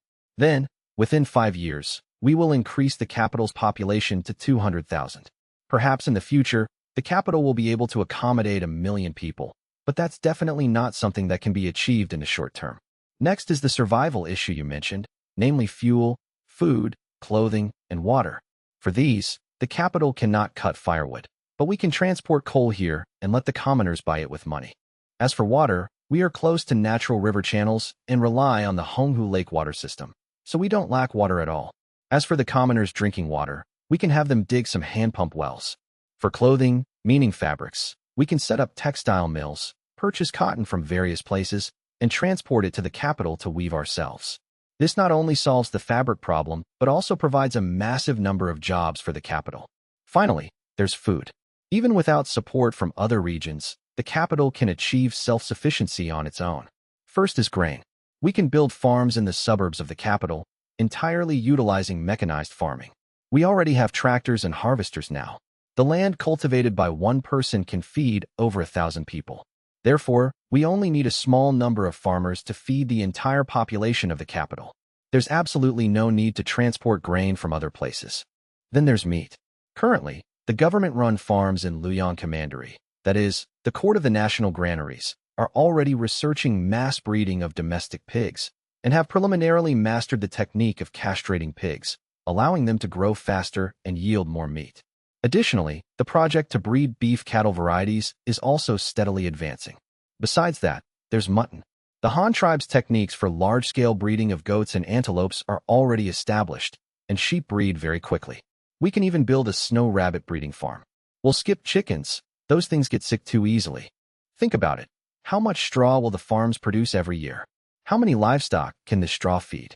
And these livestock not only provide meat, but also a massive amount of fertilizer. This fertilizer can then be used to grow vegetables. It's killing multiple birds with one stone. Okay, even if the capital doesn't develop its own breeding industry, the location of our capital is uniquely advantageous. It's close to the sea. The sea fish caught in Tuahai Commandery don't even need to be salted. By taking the railway and using trains, freshly caught sea fish can be delivered to the capital in just over 10 hours. In the future, when trains are improved, the speed will be even faster. To the west of the capital is Honghu Lake, and across Honghu Lake are the Grasslands. The three commanderies of Honghu on the opposite side can also use water transport to provide the capital with a massive amount of beef and mutton from the Grasslands. So there will be absolutely no shortage of meat. Furthermore, there's the issue of jobs for the urban population you mentioned. Didn't I say before, what is the southern industrial layout for? When the time comes, we will definitely build a series of factories in the capital. These factories will require a massive number of workers and can provide a vast number of jobs. Finally, the service industry can also provide a massive number of jobs. For example, the capital is so large. If commoners need to go to work at the factories, or if commoners from other places come here to tour, shouldn't we do something about transportation? We can set up rickshaw companies, custom order a batch of tricycles from the bicycle factory, and specifically hire people to pedal them. This way, for just a dime, or even a few pennies, a person can ride a human-powered tricycle to tour the capital or commute to work. Additionally, do we need other businesses? Commerce is the service industry. For example, restaurants, eateries, department stores, and supermarkets. How many merchants, shop assistants, shop owners, and their families can these support? As for your concern that the produced goods won't sell, that's impossible. If the market volume is too small, we'll just reduce the production scale. If we clearly don't need that much but still produce like crazy, wouldn't we be fools? Yu Ji and Shu listened in stunned silence. They hadn't expected that a large city could be operated like this. What was a human-powered tricycle? The two weren't very clear on this, but they knew of something similar, like the boat rental companies in Hanyang City. In Hanyang City, there were many 8-meter-long small boats without sails, powered purely by manual sculling. But even these small boats were extremely expensive, so the government set up boat rental companies to lease the small boats to commoners. As long as the commoners paid the rent, any extra money they earned belonged to them. Thinking about it now, that rickshaw company was probably the same kind of thing. The company provided a vehicle rental service. The commoners rented the vehicles to transport people, paid the rent, and kept the rest of the money for themselves. Who would have thought? Who would have thought? In a big city, just transportation alone could be such a massive business. Then in the entire capital, how many people would be needed just as rickshaw pullers? How many families could that support? These families also needed to live, and living would generate consumption. How many merchants, shop assistants, and their families could this consumption support? What was a pulled rickshaw? A pulled rickshaw was a symbol of slavery, actually treating a human being like a beast of burden, running in front to pull a cart. This was simply an anti-human practice. Such a thing could only foster the servility deep within people's hearts. And the Han tribe was not a slave state. Although the Han tribe possessed a massive number of slaves, those were all official state slaves. Commoners were not allowed to keep private slaves. The Han law stipulated that commoners were forbidden from buying and selling people, and even more so, forbidden from keeping private slaves. If you wanted to keep a few servants, no problem, but you had to spend money to hire them, just like hiring a nanny in modern times. The relationship between the nanny and the employer was one of employment, a relationship between a boss and a worker. This was vastly different from the relationship between a slave and a slave owner. And the human-powered tricycle, although also human-powered, was ridden and pedaled. This could not be considered a beast of burden, but a driver or a chauffeur. Don't underestimate the addition of just one wheel. This was a symbol of human rights. Yu Ji and Shu gradually recovered from their shock, and Shu finally spoke. If the chief only plans to migrate 50,000 people initially, then it's not a difficult task. We can gather some from various parts of the Han tribe. And what about that Yuqiao tribe? Don't they have at least a few thousand people? These people can also be distributed to various places to swap out some population from the commanderies and counties. Additionally, the chief's plan to establish factories, commerce, and service industries was already an existing plan. If it can be linked with the capital's migration, it can indeed solve the issue of jobs. As for the survival issue, since the chief already has a solution, there's nothing more to say. But I still have one concern. The chief mentioned that tractors can automatically farm the land, and the land farmed by one machine operator can feed over 1,000 people. Although I haven't seen this machine, I've heard that the rotary tillers and harvesters can currently only farm dryland crops. Things like wheat, millet, sorghum, and corn. Wheat and millet are considered fine grains, but the staple food of our Han tribe is still rice. If we cannot use mechanized farming to plant rice, will the commoners of the capital only be able to eat wheat-based foods? Hearing this question, Han Feng also hesitated. After pondering for a moment, he said, "For this issue, in the short term, we can plant more wheat, corn, and sorghum. Wheat is a fine grain and easy to store. The capital can keep a portion for its own consumption and use the rest to trade for rice from other commanderies and counties. Corn has a high yield and can be used as a supplementary grain, or it can be used to raise livestock to provide meat. Sorghum has high added value. Sorghum grains can be brewed into liquor, and sorghum stalks can be pressed for sugar. We can use sorghum to produce non-staple foods like sugar and liquor and sell them to other commanderies and counties to buy rice.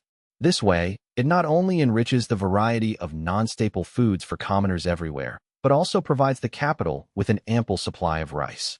Of course, these are all short-term plans. The Research Institute will definitely develop agricultural machinery for mechanized rice farming. When the time comes that we can use machinery to farm rice, we won't have to worry about these things anymore." Xue nodded upon hearing this. He didn't understand how to research agricultural machinery, but as long as he knew the chief had an idea, that was enough. The chief was responsible for coming up with ideas, and they, the subordinate managers, were responsible for executing them. That way, nothing would go wrong in the future. Meanwhile, Yu, standing to the side, suddenly became interested when he heard Xue mention the few thousand people of the Yuqiao tribe. He immediately asked, "Chief, Governor Lin, did you find out the specific location of the main Yuqiao tribe?" Han Feng looked at him, nodded, and said affirmatively, "That's right. When we passed by the village where the Yuqiao tribe lives on our way here, I asked their chief.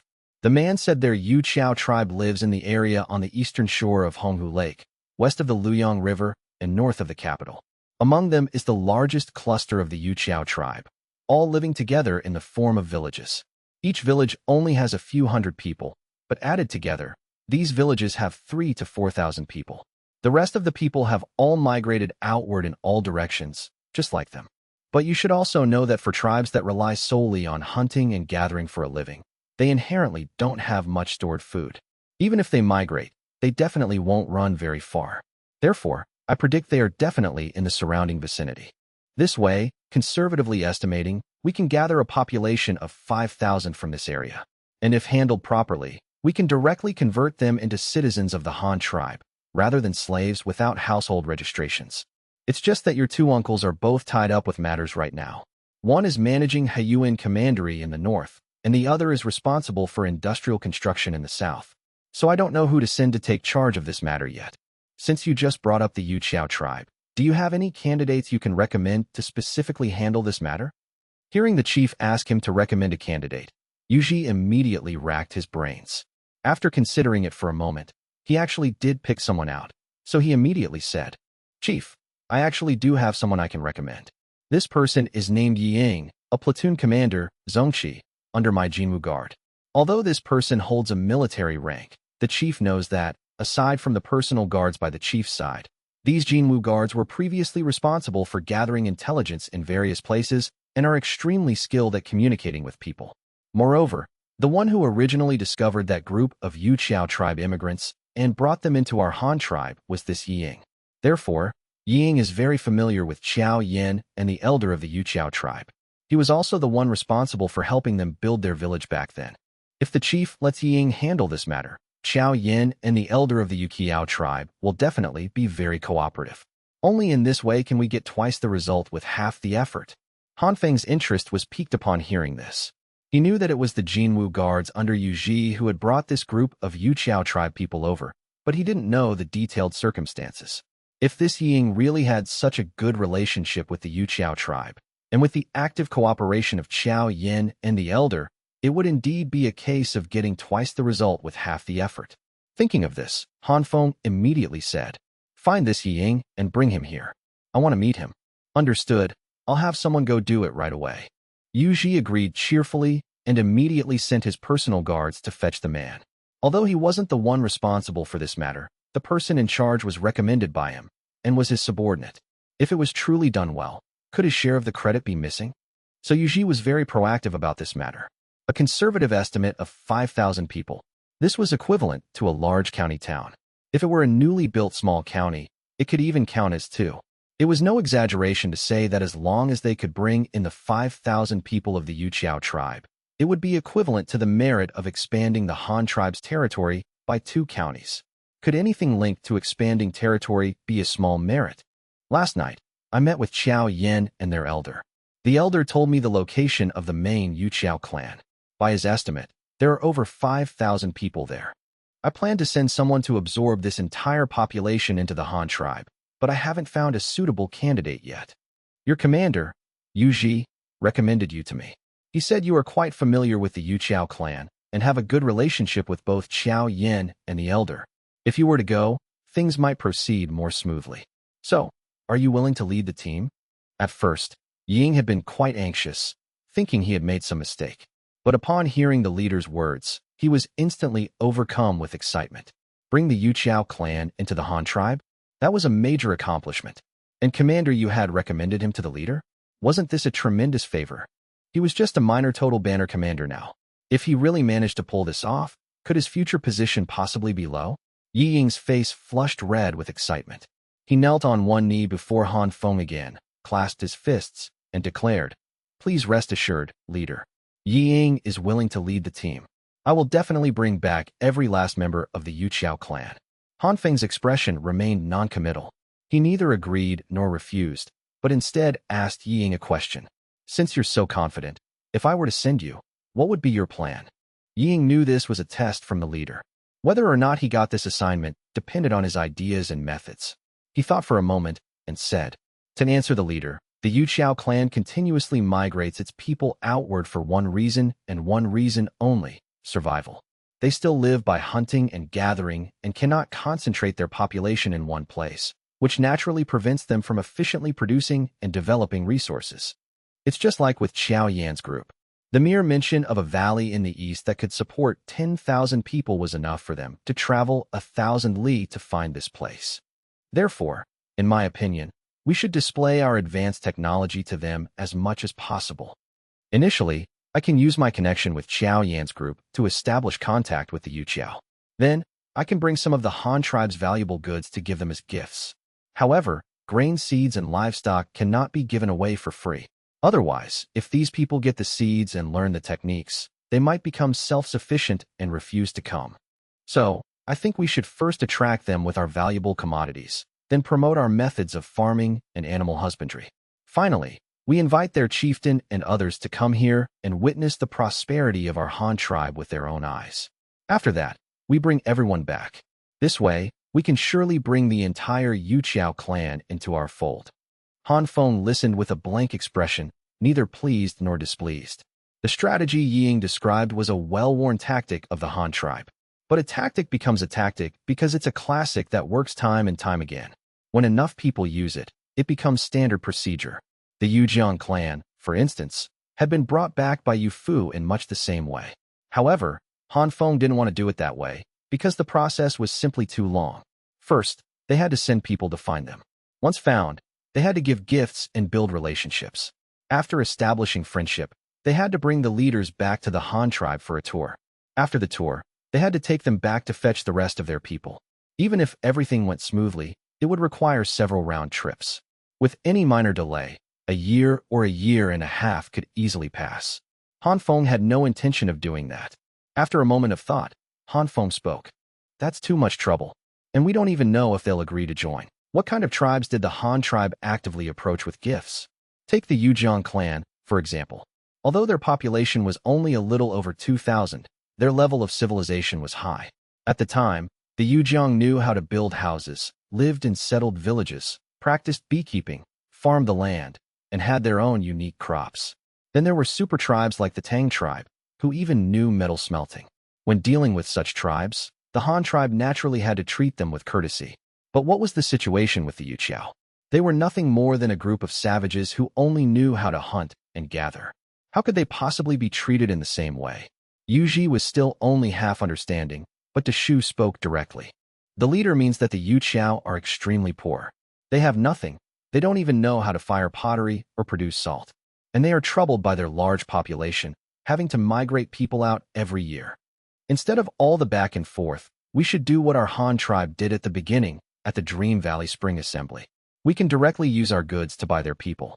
We'll buy as many as we can and bring them back. Once these people are brought back, they can be put to use immediately. We can relocate them to the various counties of the Han tribe, let them integrate into the tribe, learn our ways of production and life. Then we can transfer some artisans and other talents from various places to have them build the capital and put down roots here. As for the remaining members of the Yuqiao clan, once we've bought most of their population, we can slowly decide what to do with the rest, whether it's forced annexation or some other plan. Since we've already acquired people from them, there's no rush to deal with the remainder. After Xue's explanation, Yu Ji and Ying finally understood, their faces showing expressions of sudden realization. But they couldn't be blamed. The Han tribe's practice of strengthening itself by purchasing people was something from a long, long time ago. Only an old veteran like Xue would know the detailed process. Ever since Hanyang City was established, subsequent populations were absorbed through the labor market, attracting people to join voluntarily. Thus, many were unaware of this part of their history. Yuji had been young at the time, but he vaguely remembered some of it. After hearing Xue's explanation, he immediately caught on and praised the idea. This is a great method. Since they're so poor, we can just buy their people directly. They lack everything, and we have plenty of goods. As long as we're willing to trade, I don't believe they won't sell. The leader is truly brilliant. This is the fastest way. Who cares if they agree or not? Let's just buy a batch of people first and put them to work. Buy people directly with our goods. Ying was stunned, his mouth agape in shock. So this is another way to absorb a population? But now he understood the leader's meaning and immediately added to his own suggestion. The leader's method is excellent. By using goods for purchase, we won't return empty-handed. As long as we can find them, we're guaranteed to bring some people back. However, I have one more suggestion. The leader just said that the Yuqiao clan is located on the eastern shore of Hong Lake, north of the capital and west of the Luyang River. Should we perhaps take a water route to scout it out first? If they have a village right on the shore of Hong Lake, we can sail there directly. With large ships as our transport, not only can we carry enough goods, but we can also bring back a considerable number of people on the return trip. Moreover, once we establish a foothold on the lake shore, it will serve as a convenient base for resupply during subsequent explorations. If we go by land, we can still find them, but we would have to mobilize a large number of horse-drawn carts. The amount of goods and food we could carry would be pitifully small, and if we managed to buy enough people, feeding them on the way back would be a major problem. This time, Han Feng immediately nodded in approval.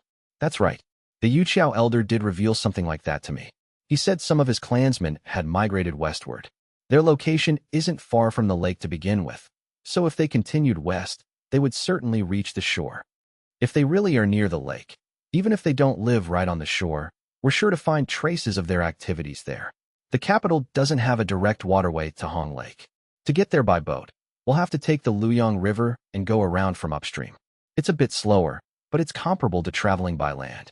The advantage is that we can carry more cargo and bring back more people. Since the leader has decided to go by water, I think we should finalize the plan now. I will arrange for the ships needed for the trade caravan from Tohai County. I think we'll need at least 4 three-masted sailing ships. For large ships like that can transport over 3,000 people. A three-masted tower ship can easily carry 800 people, plus 4 months' worth of supplies for the entire crew. Also, since we'll be exploring an inland region along the shore of Hong Lake, I think it would be best to include a few two-masted sailing ships. They have a shallow draft and can get very close to the shore. Even if one accidentally runs aground, a large three-masted ship can pull it back into the water. I propose the fleet be configured like this: for large three-masted ships, for two-masted sailing ships, and 2 small single-masted boats for convenient landings. I will assemble the fleet, provide the basic crew, and gather the necessary supplies and trade goods. Once the leader makes his decision, the person in charge can just go to the Tohai County docks to rendezvous. Seeing that Xue had already taken on the task, Han Feng didn't hesitate. He made his decision on the spot. Then it settled. This operation will be led by Ying, who will temporarily serve as the caravan captain. Select 200 men from the Jinwu Guard to accompany you. Aside from leaving one small banner to garrison each of the 4 large ships, you can dispatch the remaining small banners as you see fit. Have them form several teams to go ashore with goods for trade. So, when you select your men, choose those who are skilled at communicating with people. You can make them team leaders once you're ashore. In addition, once you've gathered your men, take them by train to Tohai County.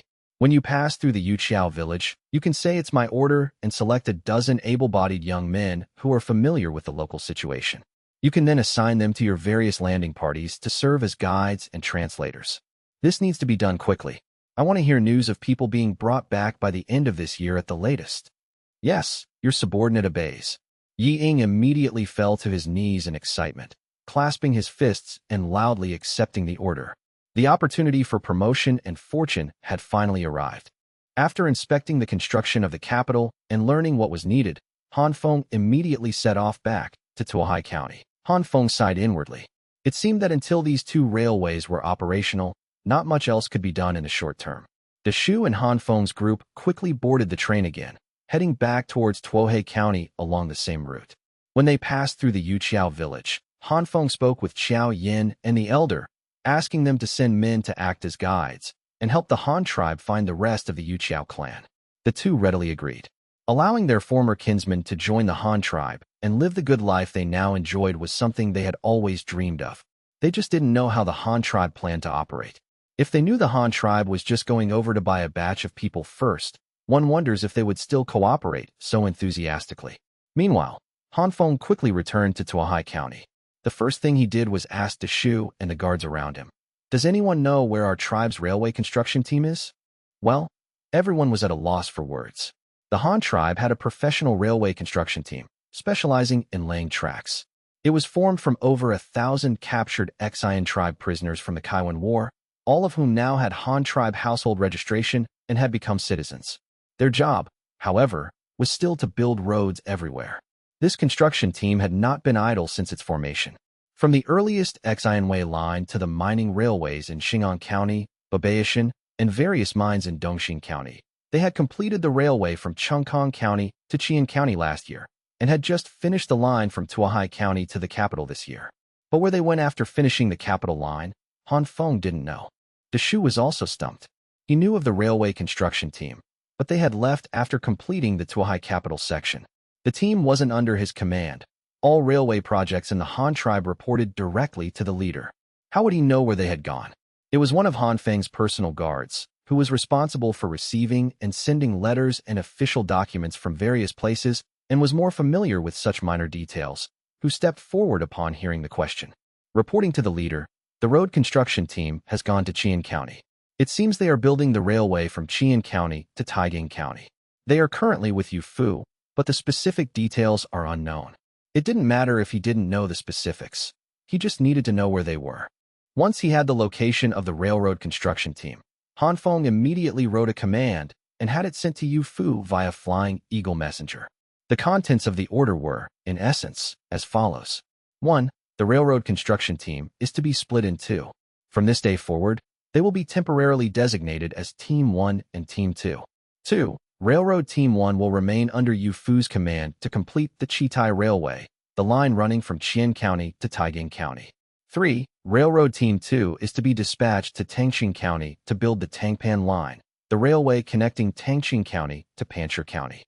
After sending that order, Han Feng immediately penned several more and had them all dispatched. One was sent to the Qiongzhou Commandery, ordering Grand Commandant Yang Feng to immediately decommission the Leopard Strategy Guard from the 6 garrisons under his command. The entire force of 2,500 officers and soldiers of the Leopard Strategy Guard was to be reorganized on the spot into the 1st Railway Corps. The entire 1st Railway Corps was to be transported by ship to Tuohai County. After completing their reorganization there, they would be split in 2 to supplement Railroad Teams 1 and 2. The Han tribe now possessed more advanced firearms, so all active military units were slated to be converted into modern armies. The Leopard Strategy Guard was a special case. They were mercenaries hired from the Tang tribe back when the Han tribe was attacking Bamboo Island and lacked sufficient manpower. When recruiting these soldiers, Han Feng had promised the chieftains of the Tang tribe that he would only use them for 3 years. Any who died in battle would receive compensation according to the standards for the Han tribe's regular army. Now, 3 years had passed. The Han tribe was on the verge of military reform and happened to be downsizing its forces. It was time to send this batch of soldiers home. Coincidentally, the Han tribe was in the middle of a massive railway construction project and was short on labor. So, Han Feng simply split the construction team in two. The original members would serve as the technical backbone, and the decommissioned Leopard Strategy Guard would be added as manpower. Just like that, he had 2 construction teams, neither of which was smaller than the original.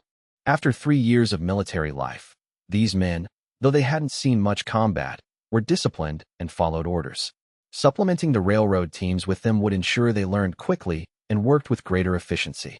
Although they weren't being sent directly home, they would be building a railway for their own homeland.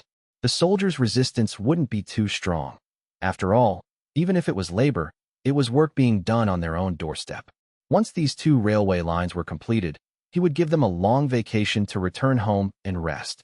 At that time, those who wished to be discharged could go back to civilian life, whether to work or farm. Those who didn't could continue working with the construction team. Of course, to retain people, you had to be willing to invest. The construction team would be reorganized again in the future, composed entirely of technicians and core personnel, and their salaries and benefits would be raised accordingly. But these 2 orders alone were not enough. To supply the capital with building materials as quickly as possible, other support was needed. So, Han Feng wrote another order, this one addressed to Zhu Ping, the governor of Jiahai County. Zhu Ping had once been the elder in charge of construction for the Xian tribe. After the Xian tribe's fall, Han Feng had made him a figurehead governor, but he had no real control over political affairs. His true responsibility was the construction of the Cross-Sea Bridge. Earlier this year, Chu Bing had led the Divine Strategy Guard to victory against the cannibals, sending back a large number of cannibal slaves from the north. Han Feng had sorted these slaves by gender and age. The young were all sent to Yu Fu's territory for agricultural work, while the elderly were assigned to the Cross-Sea Bridge construction site. Sending so many slaves over had freed up a large number of Xian tribe prisoners of war who had been quarrying stone. These men were POWs, not slaves, and were to be treated differently from the cannibals. Han Feng planned to eventually grant them household registration and let them return home to farm and start families. But for now, he sent a direct order to Zhu Ping, instructing him to immediately dispatch 1,000 POWs by ship to Tuohai County. From there, they would be sent to Panjshir County to quarry marble, providing a massive supply of building materials for the capital's construction. Han Feng had promised Yu Ji that he would have the building materials, especially various types of stone, delivered by next spring. Although there was no railway yet to transport the stone, he could send men to start quarrying now. Once the tracks were laid, the materials could be loaded onto trains immediately, saving precious time. With these few orders, the construction teams were allocated and the quarry in Panjshir County was staffed. They could begin work right away. The only remaining issue was logistics. Therefore, Han Feng sent his final 2 orders to the Comprehensive Research Institute on Huxin Island and to Dili in Xin'an County. The order to the Research Institute was to continue developing several explosive weapons, but to hold off on finalizing the designs and mass production. All finished trinitrophenol, that is, picric acid explosive, produced by the chemical plant was to be sent to Yu Fu's Railroad Team 1 and the quarry in Panjshir County to supply them with blasting powder. The Chitai Line, which Railroad Team 1 was responsible for, required crossing mountains, bridging rivers, and excavating tunnels. And how do you excavate a tunnel?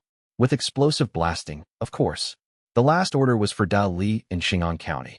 Han Feng commanded him to immediately use a railway roll-on/roll-off ship to send 2 Finjin-type locomotive engines and their chassis components to support the construction of the Tangpan Line by Railroad Team 2. Furthermore, he was to send over as many other construction tools, materials, and parts as he could gather. Things like narrow-gauge rails, railroad spikes, gaskets, and hammers. They had produced a huge stockpile of rails and spikes before. The warehouses were full of them. They could be requisitioned as needed. Railroad ties could be sourced locally from the lumber mills and shipyards in Tuohai and Tangshan counties. As for the locomotives, even if new ones weren't ready, they could pull 2 from the mines for now. The 2 large mining veins in Xin'an and Dongxin counties each had several trains in operation. Diverting 2 engines was no problem at all. As for the shortfall at the mines, Xing'an County could simply produce more. Finally, he ordered a batch of steam-powered tools to be transferred over: water pumps, air compressors, pneumatic hammers, impact wrenches, steam-powered table saws, and pneumatic chainsaws. A portion would be sent to Yufu to help with tunneling, and the rest would be allocated to the quarry for excavating marble and cutting stone bricks and pillars. Of course, with so many new trains and steam engines being added in the south, fuel couldn't be forgotten. So, Hanfeng had Jing Yin from Dongxing County dispatch several boatloads of coal. As for the coal Yufu's team needed, that was simple. They had their own coal mines right there. They could just dig it themselves. After all, they had excavators, loaders, tractors, and trains. The coal deposits there were shallow. They could mine as much as they wanted, whenever they wanted. With Han Feng's series of commands, the entire Han tribe sprang into action, operating like a vast and precise machine under his direction. But after a long moment of thought, he suddenly realized there was one matter he hadn't resolved. The craftsman Yu Ji had requested. The capital's Imperial Palace would require ornate carvings on its beams and rafters, on its many wooden doors and windows, and even on its railings and stone pillars. This would require a large number of skilled carvers. How was he to solve this? Han Feng pondered for a long time. He felt that carpenters were his most reliable option. Across the entire Han tribe, only carpenters were truly skilled in the art of carving. Of course, the lathe workers in Xing'an County counted too, but they worked with metal. Using such high-level technicians to carve stone would be a colossal waste of talent. After thinking it over, Han Feng ordered Shi Xian in Luoyang County, as well as the authorities in Hanyang County, to select a group of craftsmen skilled in carving from the shipyards and lumber mills. It wasn't many people, only a few dozen in total, but it was enough for a start. If worst came to worst, he could transfer some apprentices from the south and have them learn on the job. He refused to believe it. With a population of hundreds of thousands, how could the Han tribe possibly fail to build a single imperial palace? One after another, official documents were carried in all directions by the beating wings of giant eagles, and the various regions quickly received Han Feng's orders. In Jiahai County on Qiongzhou Island, inside the protectorate headquarters, Yang Feng held the order in his hand without much surprise. During the attack on the Xian tribe of Zhu Island, Xuedu had been the commander-in-chief, and he had been the military advisor under him, what would now be called the chief of staff. Therefore, he was very familiar with the 6 garrisons that had landed on the island and knew that the Bountiful Guard was a mercenary force recruited from the Tang tribe that would have to be sent back sooner or later. As for the leader's sudden change of mind to reorganize the Bountiful Guard into an engineering unit on the spot, he had heard some news about it. The leader had long intended to form a professional corps of engineers, but there had been no action until now. And look, here it was. The Bountiful Guard's discipline was decent, but their combat effectiveness was not much to speak of. Yang Feng didn't care much about it, and quickly had his personal guards forward the order to the Bountiful Guard. However, he also issued another order of his own. Thus, in addition to forwarding Han Feng's order, he also transferred the 2,000 men of the Yingyang Guard from Chaoyang County to Yashan County to take over the Bountiful Guard's barracks and defense duties. As for Chaoyang County, it was only home to the Fishing Yu clan, who were the very first people on Zhu Island to pledge allegiance to the Han tribe. Anyone might rebel, but the Yu clan never would. Moreover, it wasn't an important port, and it was even less likely to be attacked by enemies from the sea. With no external threats and no internal turmoil, what was the point of stationing 2,000 troops there? He might as well move them to a more useful location. However, as the Grand Protector, he only had the authority to command troops, not to deploy them. To have the Yingyang Guard redeploy to Yashan County, he first had to notify Xue Qingyao, the governor of Qiongzhou. Xue Qingyao was in charge of administration, and his authority was the opposite of Yang Feng's. He had the power to deploy troops, but not to command them. In short, the army was not under his daily command, but he could call upon it. But if Yang Feng disagreed, he couldn't deploy many. The two of them were meant to be a check and balance on each other. Neither could arbitrarily move the island's troops without the other. With the transfer order issued, the Yingyang Guard quickly broke camp and set out for Yashan County to relieve the garrison.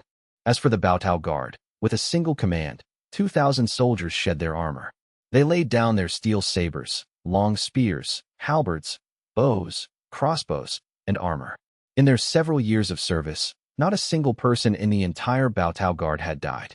they would return with the same number they had arrived with, which was the greatest fortune. In addition, they had earned a considerable amount of military pay from the Han tribe, enough to buy many good things for their families. The food in the barracks was also better than what they ate at home. At the very least, they could eat their fill of rice for 3 meals a day, with meat and vegetables at every meal. Going home meant a warm bed with their wife and children. But would life after returning be the same as before? It was really better to stay here and continue being a soldier. Fortunately, the order from above stated that although the Bountiful Guard was being discharged as a whole, it was not being disbanded. Instead, it was being reorganized into the 1st Railway Corps, responsible for building railways in the future. The pay, food, and benefits would be the same as before. Moreover, they were building a railway for their homeland, working at their own doorstep. All the soldiers were happy. Only a few wanted to apply for family leave, but it was not approved for the time being. Whatever you wanted to do, you had to go back first. There would be plenty of opportunities once you were back.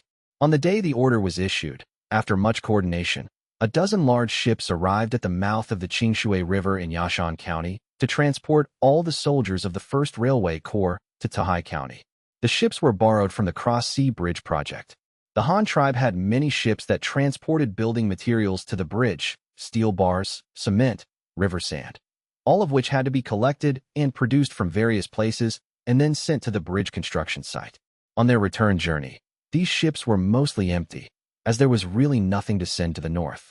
At most, they would bring some sea fish that the people of the north had never eaten, salted and dried, which was the only thing worth transporting north. But this time, it happened to help Yang Feng out. At the Cross-Sea Bridge construction site, Zhu Ping received Han Feng's order and, without a word, selected 1,000 prisoners of war with quarrying experience, sending them immediately by ship to Tahai County. As they passed the eastern part of Qiongzhou Island, they also picked up the soldiers of the Bountiful Guard, completing 2 tasks in one trip. At the same time, in the Hanyang 8 counties region, the Comprehensive Research Institute on Hushin Island also received Han Feng's order. The Comprehensive Research Institute had its own industries, such as a glass factory and a coking plant. The coking plant, in particular, was a type of chemical factory. The explosives factory that Han Feng had just set up before heading south was also a subordinate unit. The main component of picric acid explosives is phenol, which is distilled from coal tar, a byproduct of the coking plant. Therefore, Han Feng's request to mobilize explosives for construction projects only needed to be given to the Comprehensive Research Institute, and they could immediately arrange for its execution. Meanwhile, Dali and Xin'an County also received Han Feng's order and complied with all the requests. Tools, rails, railway accessories, these things were easy. The only difficult part was Han Feng's immediate demand for 2 trains. No matter how fast a train was built, it would take at least a month, right? Fortunately, Han Feng had an idea. First, take one from the mines in Xin'an County and Dongxing County each, and then they would produce replacements themselves.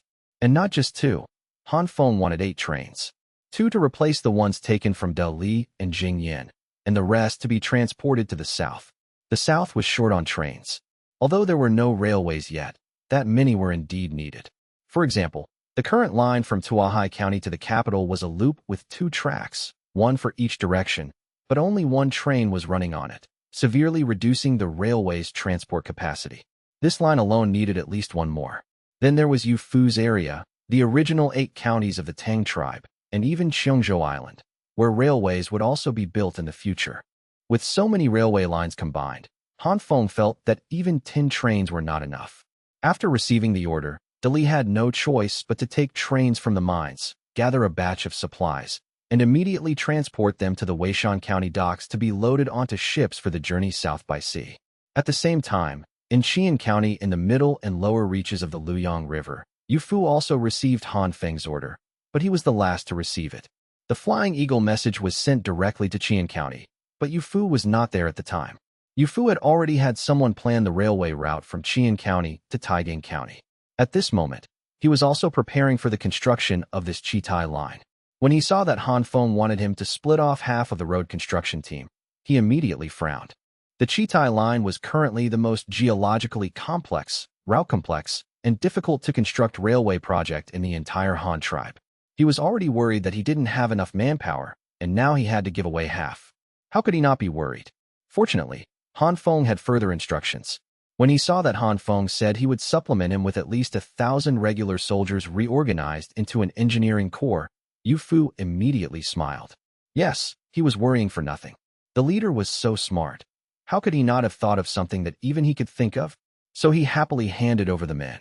If the Chitai railway line were to choose a route with low construction difficulty, it would have to take a detour, increasing the total length to over 600 kilometers. Han Feng's opinion was to go straight through the mountains. This would greatly shorten the distance, keeping the total mileage under 450 kilometers, but it would also significantly increase the construction difficulty. As for which route would take longer to build, it was hard to say. After all, although the first plan was less difficult, the route was much longer.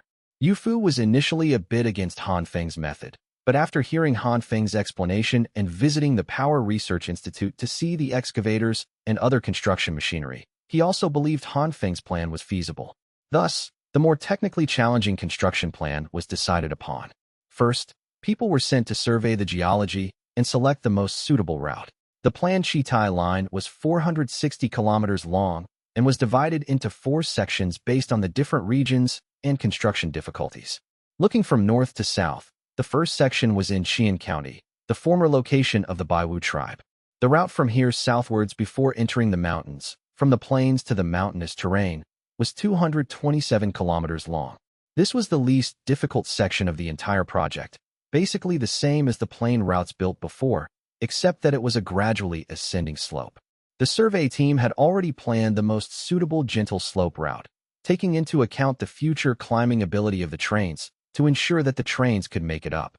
The second section was naturally the most difficult and dangerous mountain crossing section of the project.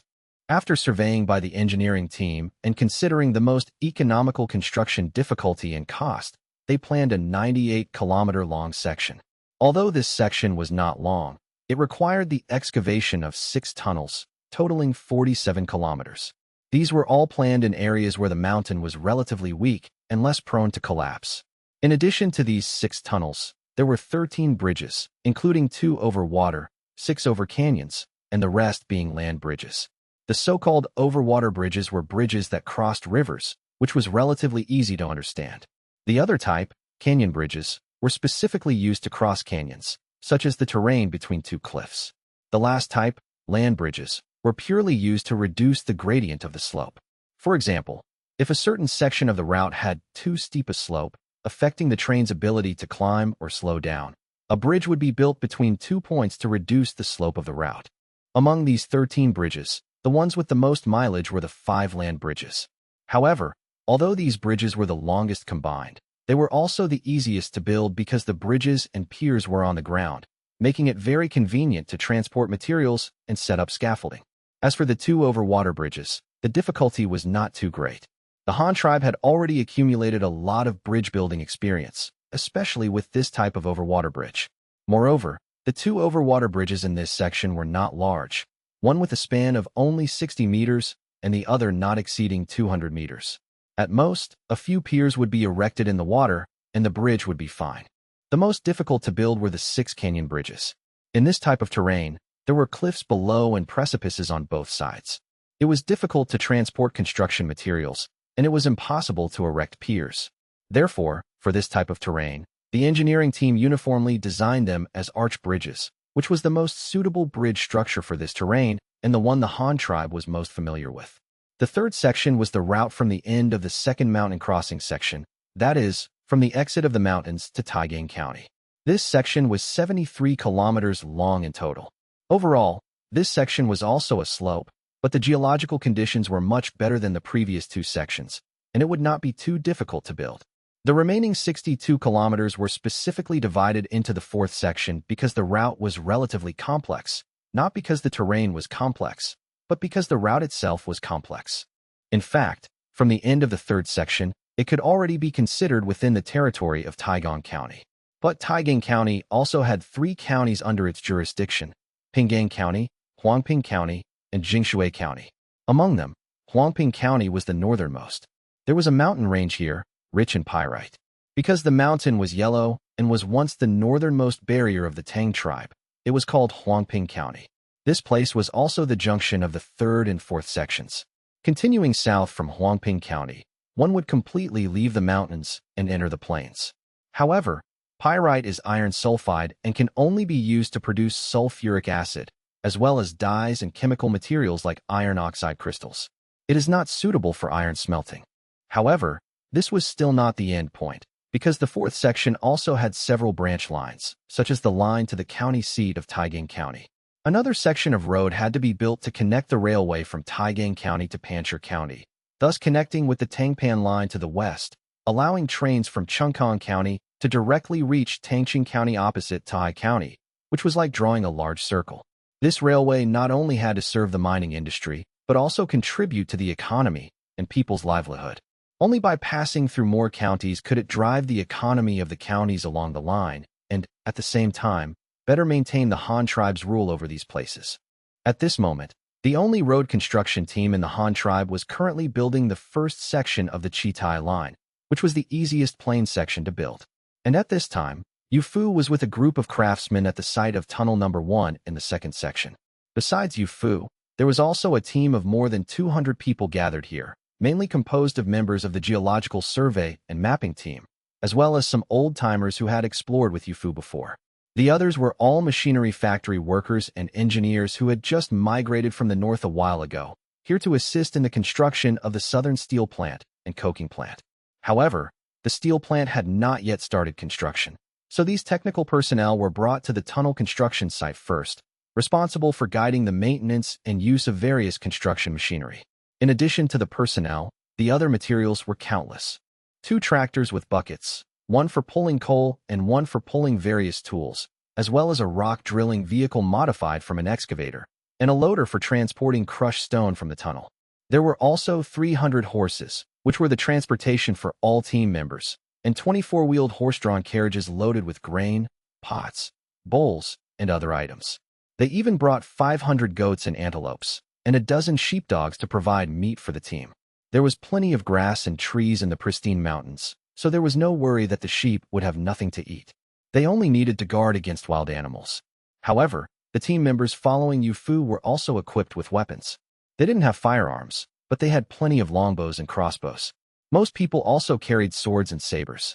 Many of the tools carried by the team could also be used as weapons, so there were no safety issues. The team had been observing at Tunnel Number 1 for 2 days. The engineers were still discussing the construction plan. Upon receiving Han Feng's order to split off half of the railway construction team, Yu Fu didn't say a word and immediately sent someone to deliver the message to the road construction team behind them. He himself went to find the head of the Geological Survey team, the engineer who was deciding on the construction plan. Yang Xian, has the construction plan for the tunnel been finalized? The team has been in this wilderness for 2 days. When can we start work? Yang Xian was from Dongxing County and had previously worked in the coal mines. He was very experienced in mining and geological exploration and also had experience in coal digging, which was why he was transferred to the Geological Survey team. The methods used for coal mining, apart from open-pit mining, also involved a combination of vertical shafts and tunnels. Excavating a tunnel, in theory, was no different from digging for coal. At this moment, Yang Xian was gathered with several technicians, using branches to write and calculate on the ground, discussing with each other. Hearing Yu Fu's question, he then introduced the situation. Lord Yu, we have almost finished discussing the construction plan. According to the on-site measurements over the past few days, we found that the total length of Tunnel Number 1 is 3,246 meters. If it's just for the Finjin-type trains to pass through, then building this tunnel is actually quite simple. However, the leader said that all tunnels and bridges on the Chitai line must be capable of accommodating heavy-duty trains to avoid having to rebuild them when the trains are upgraded in the future. So, we might as well do it right in one go. But this way, the tunnel will be much harder to build. Yu Fu immediately frowned upon hearing this and said unhappily, I'm not asking you if it's difficult or easy to do. I'm asking you, can we start construction? When can we start working? Yang Xian was speechless. It was as if the contractor was explaining the technical difficulties to the client, and the client impatiently waved his hand and just asked if the delivery could be on time. He was frustrated for a moment, then continued, Of course we can do it. This tunnel is 3,246 meters long. We just need to create 3 nodes in the middle to divide it into 4 equal sections, each exactly 800 meters long. Yu Fu nodded continuously.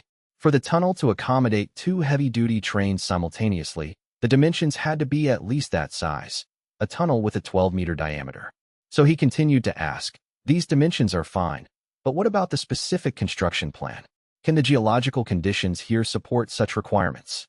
This way, we can send out 2 teams from the shaft and the tunnel entrance respectively, and everyone can excavate towards the middle at the same time to shorten the excavation time and complete the project as soon as possible. For the specific excavation method, we can use blasting. First, use a pneumatic hammer to cut a groove along the tunnel's contour, then drill blast holes in the middle for blasting. This can prevent the cracks from expanding during the blast and causing the entire tunnel to collapse. We cut the groove first, and the blast will naturally stop at the groove. If we don't use blasting, we can also use the method of heating with fire and quenching with water, using the principle of thermal expansion and contraction to excavate the tunnel. In addition, the leader specifically instructed that we must be careful about water seepage from the mountain during tunnel excavation, so the drainage work must also be done well. Also, for every 10 meters or so of excavation, we must reinforce the tunnel walls and ceiling with steel-reinforced concrete to prevent collapse accidents. Yufu looked at the sketch on the ground and nodded continuously. After Yang Xian had explained the specific methods, he immediately made the decision. All right, let's do it your way. We'll build this tunnel number 1 first. Once tunnel number 1 is built and we have experience, we can expand the team and excavate more tunnels simultaneously. Yang Xian also said excitedly. Then let's get ready. This was the first railway tunnel of the Han tribe. They had never done anything like this before. In the foreseeable future, as long as he led his men to build this tunnel successfully, it would definitely be in the textbooks, and the method of tunnel excavation would surely be written into the architecture textbooks. Thus, the construction method for the tunnel was decided, and the group began to divide the work and get busy. On the first day of the project, everyone first cleared the vegetation on the mountain at the entrance and exit of the tunnel, cutting the surrounding area bare. After cutting, they burned it once more and then began to use excavators to remove the surface soil layer of the mountain. The huge mountain was directly bitten into a gap by the excavator, and the excavated earth and stone were used to pad the surrounding area, creating a sizable platform on the mountainside. The entrance of the tunnel on the mountain was also basically cut into a vertical cliff. The tunnel they were about to excavate was on this vertical cliff. All preparations were complete.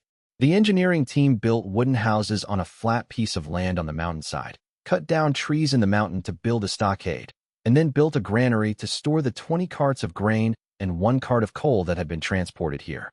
With this, the tractors and horse-drawn carriages were freed up. The project had officially begun, and Yufu sent them back to Qian County to transport more building materials and supplies, such as coal. The normal operation of several construction machines depended on these fuels. Yang Xian and the engineering technology team took out a simple projection box. This was also learned from Han Feng, a simple wooden box with a semicircular hole cut in the top. The 4 corners of the wooden box were inlaid with spirit levels. First, they used this to level the wooden box. Then, under the cover of darkness, they placed a carbide lamp inside the box. In an instant, a semicircular light and shadow were projected onto the stone wall at the tunnel entrance. Someone immediately took out a rope to measure the width and height of the light and shadow. When they found that the light and shadow were not wide or high enough, they moved the projector back until the semicircular light and shadow reached 13 meters wide and over 12 meters high. Only then was the position of the projector confirmed. Then, someone immediately took a bamboo pole with a rag tied to it, dipped the rag at the top in white lime, and traced the edge of the light and shadow on the stone wall. The area within this semicircle was the part that needed to be excavated. However, according to Yang Xian's construction plan, they had to first use a pneumatic hammer to cut a groove around this outer circle to prevent excessive cracking during blasting or water quenching. If this step was skipped, it was possible that the entire tunnel would collapse when the fuse was lit, which would be troublesome. With all preparations in place, work on tunnel number 1 began swiftly. Since the required explosives had not yet arrived, they temporarily adopted the fire and water method for breaking and excavating the rock. The modified excavator was the first to move up. Its long mechanical arm lifted high, and the alloy steel pneumatic hammer at its tip pressed precisely against the white line drawn on the rock face. The operator in the cab, seeing the hammer was on target, immediately stepped on a pneumatic brake switch. High-pressure air from the compressor rushed into the pneumatic hammer, and a series of loud thuds erupted from the front. The alloy steel hammer struck the rock at a frequency of 5 or 6 times per second. For a moment, rock chips flew everywhere in front of the wall, and small pieces were constantly being knocked off. In just 10 seconds, a small pit the size of a washbasin was chiseled into the rock face. Seeing this, everyone present gained confidence. They knew this machine could be used to excavate rock, but no one had ever seen its true effect. Now, witnessing it firsthand and seeing the efficiency of the rock drill, everyone breathed a sigh of relief. Excavating a tunnel didn't seem so difficult after all. Seeing that it was effective, the operator pushed the handle again, controlling the mechanical arm to extend forward. Once the arm was firmly in place, he stepped on the pneumatic brake switch again. Another burst of noise erupted, and the pit that had just been chiseled deepened by another 20 centimeters. The efficiency was terrifyingly fast. Just then, the operator suddenly stuck his head out of the window and shouted to Yang Xian outside. "Chief Engineer Yang, how deep should I drill this?" Yang Xian replied without hesitation, "At least half a meter. Isn't the bit on your pneumatic hammer 80 centimeters long? Just drive the whole hammer in, and you're done. Then move to the next spot until you've cut out this entire circle." This debris was also useful and could not be discarded casually. For example, when reinforcing the tunnel later, steel-reinforced concrete would be needed for pouring, and concrete required a lot of crushed stone. If the construction site couldn't provide it, it would have to be transported from far away. But now, that wasn't necessary. The smaller pieces of stone chiseled out from the tunnel could be crushed even finer and used to mix concrete. The larger ones could be sold as stone material to the common people as building materials. For example, carving them into stone tables and benches like those in parks, or small stone lines for the front of houses, or even making them into production tools like millstones and rollers were all good choices, much better than just throwing them away.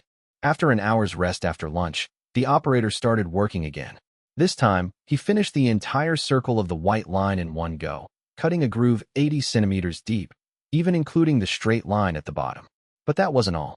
According to Yang Xian's request, before dark today, they had to chisel a large hole in the middle of the tunnel's cross-section on the rock face, preferably the size of a door. This was not a difficult task. Given the rock drill's efficiency, it would take 20 minutes at most. The operator persisted. Although his job was not physically tiring, he was mentally tense and was already driving fatigued. After all, he needed to constantly observe and control the machinery. How could it not be mentally draining? Another series of thuds, and just as the last rays of the sun disappeared behind the mountain ridge, a cave about the size of a doorway and about 2 meters deep was chiseled out.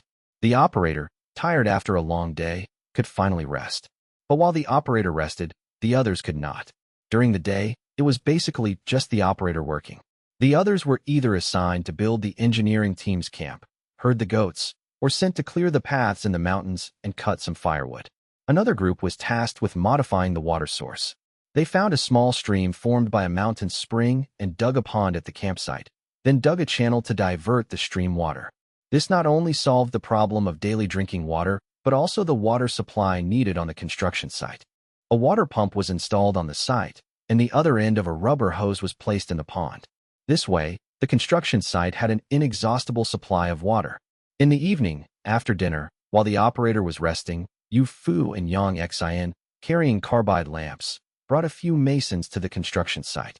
They used a small cart to bring some yellow earth and stone bricks and blocks, then used the pump to bring water over, mixed mud on the spot, and then used the collected stones and bricks to build a wall, blocking up the small cave that had been chiseled out in the evening. However, it was not completely sealed.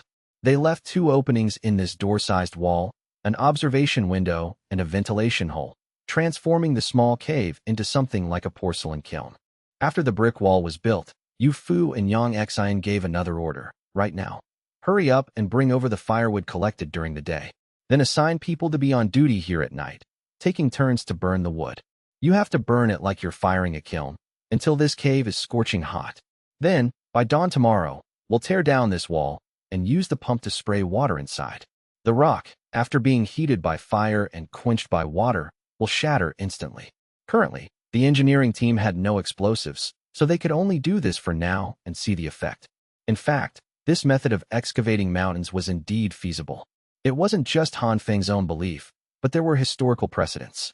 As early as the pre-Qin period, specifically before Qin unified the 6 states, the king of Qin had his capable ministers go to Sichuan to build water conservancy projects, namely the famous Dujianjian irrigation system.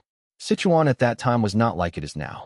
The Qingdu Plains suffered from severe drought year after year, being very short of water, while other places were frequently flooded. At that time, our ancestors used this method of heating with fire and quenching with water to break mountains and split rocks, change river courses, build dams to divert water, and bring water into the Qingdu Plain, forcibly creating the Dujianjian. From then on, the Qingdu Plain became a land of fish and rice, a land of abundance. With such a successful case before them, how could the Han tribe, with its more advanced technology, possibly fail? The team members quickly assigned shifts. In groups of 2, a total of 3 groups, they started burning the fire right after dinner and continued until the next morning's dawn. By the time the sky was about to brighten the next day, Qiongzhou was already up early. Arriving at the rock face, he asked before even getting close, "How's the fire inside?" The 2 team members on duty immediately reported, "Chief Engineer Yang, it's burning really hot in there, glowing red like a kiln. Should we keep adding firewood?" Qiongzhou glanced at the sky and saw a sliver of white in the east. He immediately said, "Stop adding firewood from now on. Find a fan or something and fan the air in through the bottom opening. I'll go have someone start the boiler now. Let's get the steam engine fired up. Once the pressure is high enough, we'll use the pump to start pouring water on the rocks." "All right, don't worry, Chief Engineer Yang," one of them immediately replied. "Oh right, one of you watch the fire, the other go find a few hoes, steel chisels, pickaxes, and other tools. We'll need them to tear down this mud wall in a bit." Qiongzhou had only taken 2 steps when he remembered something and turned back to instruct them. The pressure rose, the steam engine began to work, driving the pump to draw a large amount of water from the pond. Over at the rock face, a rubber hose connected to the outlet was lying on the ground, continuously gushing out a large amount of cold, clear water. "Stop, stop, turn off the pump first. We haven't even torn down the wall yet. Wait a few more minutes." The 2 team members responsible for watching the kiln immediately shouted. Just then, before the pump could be stopped, Qiongzhou and Yu Fu walked over. Yu Fu saw the situation and immediately asked, "Is the fire still burning inside?" "Lord Yu, Chief Engineer Yang told us not to add any more firewood just now. There are only embers left inside, but it still looks red hot. It should be fine, right?" "It's really hot in there," one of them immediately answered. Yu Fu also walked over and glanced through the observation hole above. It was indeed a glowing red. He immediately said. Yu Fu didn't waste any time. He immediately picked up the gushing rubber hose from the ground, pinched the nozzle with his fingers, and the not-so-fast stream of water instantly turned into a thin, flat jet, spraying into the cave at high speed. The cave entrance was blocked, and it had been burning with firewood all night. The temperature inside was extremely hot, around 1,000 degrees Celsius, while the water Yu Fu was using was icy water from December. Although their geographical location was in the middle and lower reaches of the Luyang River, it would occasionally snow here. And while the river water generally didn't freeze, the mountain spring water in winter was bone-chillingly cold. Inside and outside the small cave, it had become a world of ice and fire. In the next moment, a stream of water like a white chain rushed into the cave. The cold, clear water poured onto the red-hot rocks, immediately producing a tooth-grinding cracking sound, the sound of rocks shattering from thermal expansion and contraction. Sizzle, crack, crackle. A large amount of icy water continuously poured into the cave, extinguishing the flames inside and fracturing the cave's rock walls. Billowing white steam constantly emerged from the observation hole in the mud wall, while Yu Fu, taking advantage of the rocks not having cooled down yet, moved the hose up, down, left, and right, dousing the entire cave with icy water. The original mud wall only had 2 openings. The one on top was for observation, and the one at the bottom was for adding firewood and ventilation. But as more and more water was poured in, black water continuously flowed out of the bottom ventilation hole. They continued to flush the rock walls like this until, after more than 10 minutes, no more white steam emerged, and the sound of rocks cracking had completely disappeared. Only then did Yu Fu have someone turn off the pump and call over a few team members with steel chisels, pickaxes, and other tools to tear down the mud wall. After another round of busy work, when the site was completely cleaned up, Yu Fu and Qiongzhou personally went to the cave entrance to take a look and couldn't help but feel a wave of disappointment. The rock walls of the cave had all cracked, but it was a kind of crazing, and while some debris had fallen, the pieces weren't very large. The expected instant collapse and explosion did not happen. After such a troublesome process, it had only managed to create some cracks in the rock, which was inevitably disappointing. Yu Fu was a bit unwilling. He shouted to the people around him, "Get me a steel chisel." Someone immediately handed him a steel chisel over a meter long. Yang Xian immediately went forward to observe and couldn't help but say with pleasant surprise, "Not bad, not bad." It seems the cracks in the rock are not just distributed radially. There are also many intricate cracks. It looks like the entire inner layer of the cave has shattered. With just a little tapping, it should all come down. Lord Yu, I don't think you should use this crowbar. Just have the rock drill hit it a few times, and this whole layer will probably collapse. This is definitely not a job for people. It would be bad if someone got hit and injured. Yu Fu nodded in agreement, handed the crowbar to someone else, and then said, "Then call the rock drill over quickly. Our schedule is tight, and the task is important. Every bit of speed counts." In fact, the rock drill was already prepared. The driver had gotten up at dawn. Someone had pre-warmed the vehicle, which meant firing up its boiler, and the driver had finished his breakfast during that time.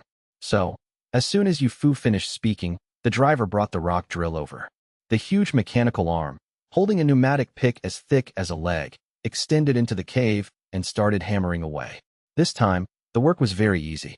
The entire rock wall was covered in cracks, and the internal structure of the rock had been severely damaged. Even Yu Fu could pry off rocks with his own strength, let alone the powerful pneumatic pick. In just a short while, the cave, which was originally only the size of a doorway, was enlarged by a whole circle, becoming the size of a room. By the time it was enlarged to this size, the cracks created by the fire and water had disappeared. If they wanted to continue this way, they would have to repeat the process all over again. Seeing this scene, Yu Fu and Yang Xian frowned again. The fire and water method could at most destroy the layer in contact with the rock, with a thickness of at most 1 meter. If they continued to use this method, it would be a waste of time, not to mention fuel. How many people would the engineering team have to send to cut firewood to keep this up? The two couldn't help but look at each other. It seemed they still had to use explosives. The fire and water method of fracturing rock wasn't useless, but it depended on what you compared it to. Back in the pre-Qin period when Dujianjian was being built, it was certainly advanced, far superior to manual labor. But compared to the Han tribe of today, it was a different story. Since there were no explosives on site for the time being, they would just use the rock drill to slowly excavate. And this speed was not much slower than the fire and water method. As for explosives, Yu Fu had considered imitating the cross-sea bridge construction site and producing their own black powder. But after careful thought, he gave up on the idea. Their situation was different from the cross-sea bridge. The bridge project was a static one. The bridge was there, and it didn't move. The quarry was right next to the camp, and it didn't move either. Plus, the bridge construction site had tens of thousands of workers providing feces and other waste, allowing them to extract saltpeter from the soil through a refining process. The tunnel site lacked all of these conditions. First, they didn't have that many people. Without a large population, how could they collect saltpeter? Second, the construction site for the railway was constantly moving forward. There was no fixed base. How could they refine and produce explosives? So, they could only transport it from the rear. Fortunately, the Han tribe system was well established, with top-notch organization and incredibly efficient officials at all levels. The Han tribe had a policy of household registration and mutual responsibility groups. The emperor's authority reaching into every household was no joke. In just a few short days, personnel dispatched from various places arrived one after another. On the southern seas, several cargo ships carrying 2,500 soldiers of the Bountiful Guard and 1,000 quarry workers transferred from the cross-sea bridge had all disembarked at the docks of Tohai County. The 1,000 quarry workers, after receiving their initial quarrying equipment and food supplies in Tohai County, immediately took a ferry to the other side of the Luyang River. From Tangxing County, they traveled by land to the quarry in Panshir County to provide ample stone for the construction of the capital. Although the railway was not yet completed, they could quarry the stone first and process it into rough blocks. Once the railway was finished, it could be transported to the capital. The 800 professional road builders and the 1,000 recently retired professional soldiers were immediately integrated, with the road construction workers instructing the engineering soldiers on how to lay railway tracks. At the same time, a mixed fleet from the north was rapidly sailing south. Several heavy equipment ships, converted from sunken-hold sandboats, slowly docked at the pier of Chungkong County. The ship's side and the stone-paved pier were connected by steel plates, and several pieces of heavy equipment drove off the ship in sequence. This time, they brought 2 tractors, 1 loader, 1 vibratory road roller, and 2 rock drills modified from excavators, which also came with 2 buckets. If an excavator was needed, they just had to replace the pneumatic pick at the front of the mechanical arm with a bucket, and it could be put into use immediately. In addition, some equipment was not unloaded. There were still 4 tractors, 2 excavators, 2 loaders, and 1 road roller on board. These ships only made a brief stop to replenish fresh meat and vegetables before immediately continuing south. The remaining equipment on the ships was intended for the second road construction team in the quarry in Panjshir County. Besides the heavy equipment that could move on its own, there were also a large number of other tools: steam-powered table saws for cutting stone bricks, steam engine-driven air compressors with accompanying pneumatic picks and hammers for excavating stone, and a large number of steel chisels and crowbars. There were also about a dozen craftsmen from the capital, specifically responsible for guiding the quarrying tasks at the quarry, because only they knew what kind of stone the capital needed. This mixed fleet from the north, in addition to transporting this heavy equipment, also carried a large number of auxiliary materials and tools, such as the explosives and fuses needed by Yufu, the rails required for the Chitai and Tangpan lines, and a large number of railway construction tools and accessories. The remaining steel bars and cement were also to be distributed to several construction sites. Currently, the 3 places that needed these things the most were the mountain crossing railway of the Chitai line, the capital in the south, and the cross-sea bridge in the southwest. These construction sites were all major consumers of steel bars and cement. After these things arrived in various places one after another, a few more days passed, and the 2 trains Han Feng had requested from Delhi were also delivered to the docks of Tahai County. The locomotives of these 2 trains were transferred from the mines, but the carriages and frames were new. A large number of these parts had been produced before, and the surplus was originally intended as a reserve for repairs and replacements. It was just unexpected that they were now being assembled into new trains instead of being used for repairs and replacements. The loop line in the capital currently had only 1 train running, which was a great waste of transport capacity. So, 1 was transferred as a supplement, which would allow more supplies and equipment to be sent to the capital. The other was directly allocated to the Tangpan Line project. This was also a lesson learned from the Han tribe's years of building railways. When the Han tribe built its first Xianwei line, they suffered from a lack of experience. The railway was laid further and further, but the rails and sleepers had to be transported by horse-drawn carts and manual labor. Dozens of people worked together, using wooden poles to carry a single rail, and they could only transport a few a day, which was exhausting. Later, the Han tribe gained experience. They would first lay a few hundred meters of track at the starting point of the station, then immediately get a train on it. The sleepers and rails needed for subsequent work were all loaded onto the train. Wherever the construction team went, the train followed, saving them the trouble of transporting materials. So this time, before the railway construction even began, Han Feng directly had a train transferred over, with the intention of having it serve the road construction team. While the various projects of the Han tribe were proceeding in an orderly manner, Ying, the total banner commander of the Jinwu Guard, also followed Han Feng's orders. He led 200 soldiers of the Jinwu Guard, along with Qiao Yin and the elder of the Yuqiao clan, and some able-bodied young men familiar with the clan's situation, to Tahai County. De Shu had gathered 10 large and small ships for them in Tahai County, forming a trade fleet. The 4 large 3-masted ships were also filled with countless goods, all for establishing relations with strange tribes and for trade, to be exchanged for the population of the great Yuqiao clan. White salt, ceramic vessels, iron pots, iron axes, kitchen knives, machetes, shovels, scissors, books, calendars, ink, paper, and inkstones, cloth, needles, and thread, as long as it was something that could be used in daily life. Even if the Yuqiao had no idea what it was, Ying brought plenty. This time, even if the fleet couldn't bring back a large population, it had to spread the influence of the Han tribe to the surrounding areas, providing a good foundation for the future Han Empire to continue expanding its territory and ruling the entire continent. In the winter of the second year of the Daming era, mid-December, after a month of preparations, Ying finally set out with his fleet. No waterway connecting to the Luyang River had yet been found near the capital, so the fleet had to depart from Tuohai County, head north along the Luyang River, and at a three-way river junction that connected with the Honghu of the Grasslands, change course to enter the Honghu water system. Finally, they would travel south along the eastern shore of Honghu, searching for signs of human activity along the coast.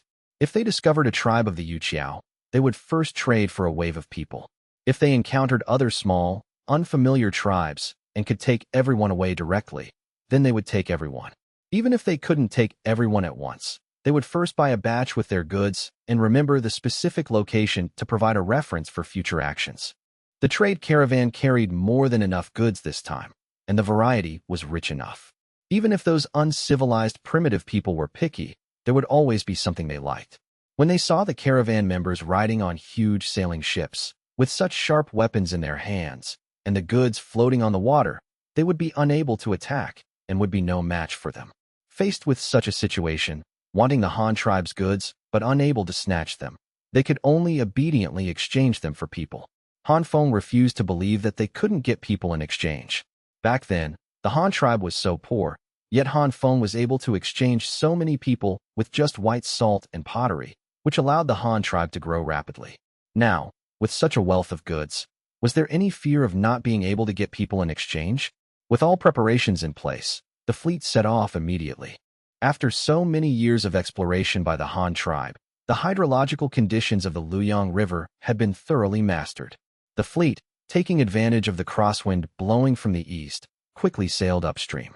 Because the trade caravan was not on an urgent mission, and also to carry more goods and more people on the return trip, the fleet was not equipped with fast-flying fish boats.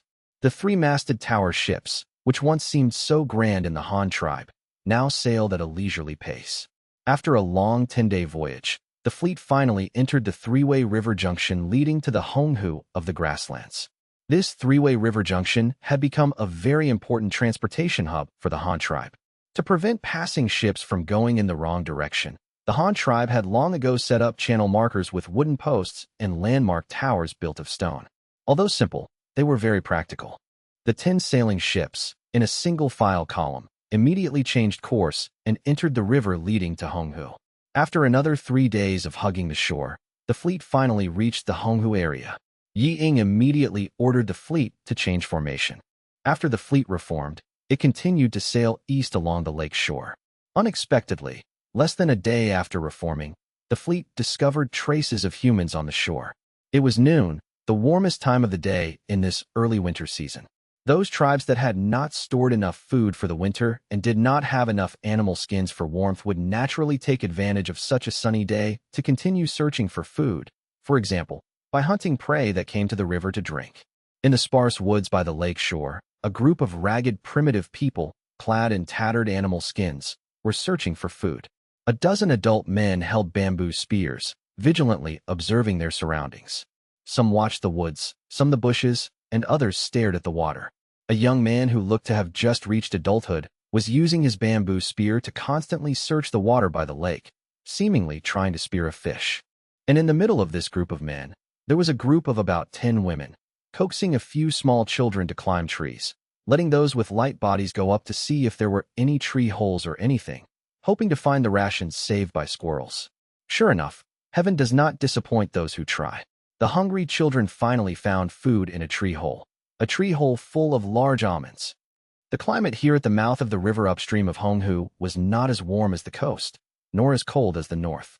The nuts that grew in the coniferous forests would naturally not be found here, but the south also had its own specialties. In this area unexplored by the Han tribe, there were actually wild almond trees growing everywhere.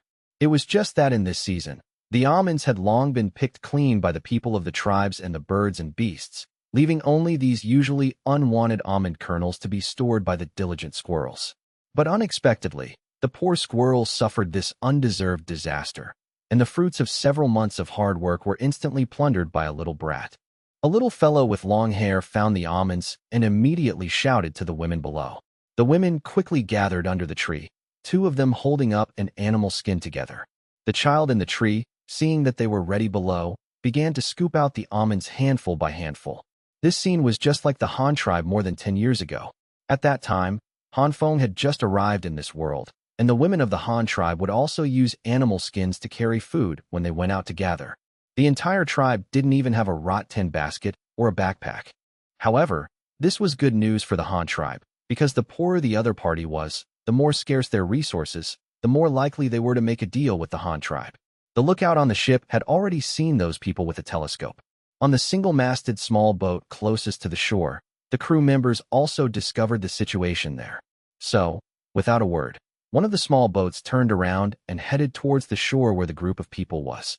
The men with bamboo spears standing guard nearby had not noticed the lake's surface at first. After all, in their subconscious, even if there was danger, wild beasts, or even enemies, they would definitely come from the land by the lake. How could there be enemies in the water? On the contrary, the young man who had been staring at the water, wanting to catch a fish, was the first to discover the sailing ship on the lake. It was a small single-masted boat, but in the young man's eyes, it was like a divine object. This thing only needed a wing to be able to fly on the water. There were also a few strangely dressed people standing on it. They wore thick cotton clothes, some with their hair tied up on top of their heads, others wearing cotton hats and leather boots on their feet, wrapping their bodies so tightly that no wind could get through. It looked much warmer than the animal skins on their own bodies. But who were those people? Why were they suddenly coming towards them? Only then did the young man suddenly react, and he loudly warned the clansmen around him who had their backs to the lake. "Chief, Chief, someone is coming from the water. Chief, strange people are coming from the water." Hearing this, everyone quickly turned around and looked towards the water. Sure enough, they saw a fleet of several large and small ships, one of which, the smallest, was rapidly heading towards them. The young chief in the crowd saw this and immediately shouted, "Get down from the tree, leave the things for now. Women take the children and go back to the tribe quickly. Men follow me and retreat. Everyone be careful not to get caught by them." But the young man who first discovered the ships asked, "Chief, are they bad people?"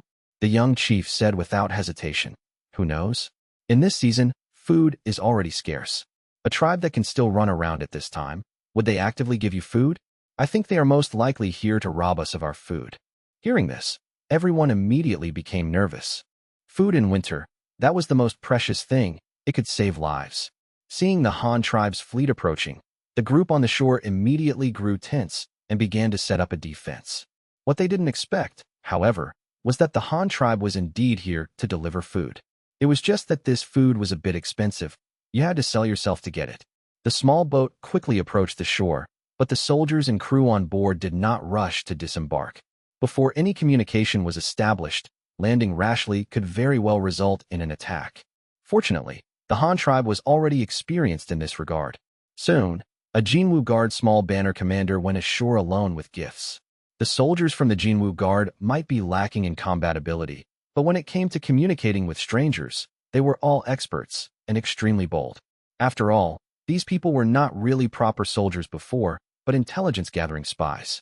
This small banner commander, named Quan, didn't bring anything too fancy, just a green military greatcoat, a string of rabbit sausage, and half a bag of potatoes.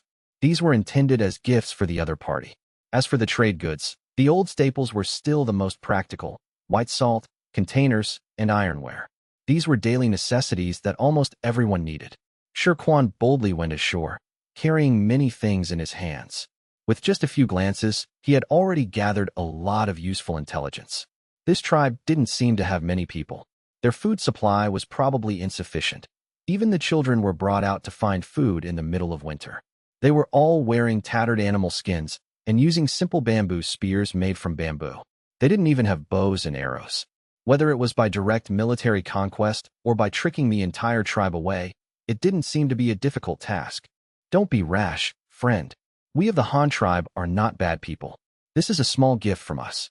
Look at this. This is for wearing on your body. And these are all food." As he spoke, he picked up a roasted potato and a cured sausage, took a bite of each, and then placed them on the military greatcoat on the ground.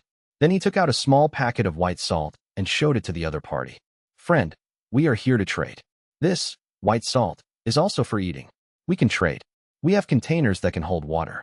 If you want them, you can come to the boat to talk." He finished speaking to himself, not caring if the other party could understand. He put everything down and slowly retreated to the boat by the river. It was impossible for them to understand. The tribe on the shore was too small, with a small population, so they were particularly timid. They would never invite Shirquan back as a guest. They didn't even have enough food for themselves, so how could they have extra food to entertain guests? So Shirquan could only retreat first and let them examine the gifts themselves. As long as those people weren't stupid, they would definitely find a way to trade. Sure enough, after the small tribe on the shore saw Shirquan leave a pile of things and return to the river, they dared to cautiously approach.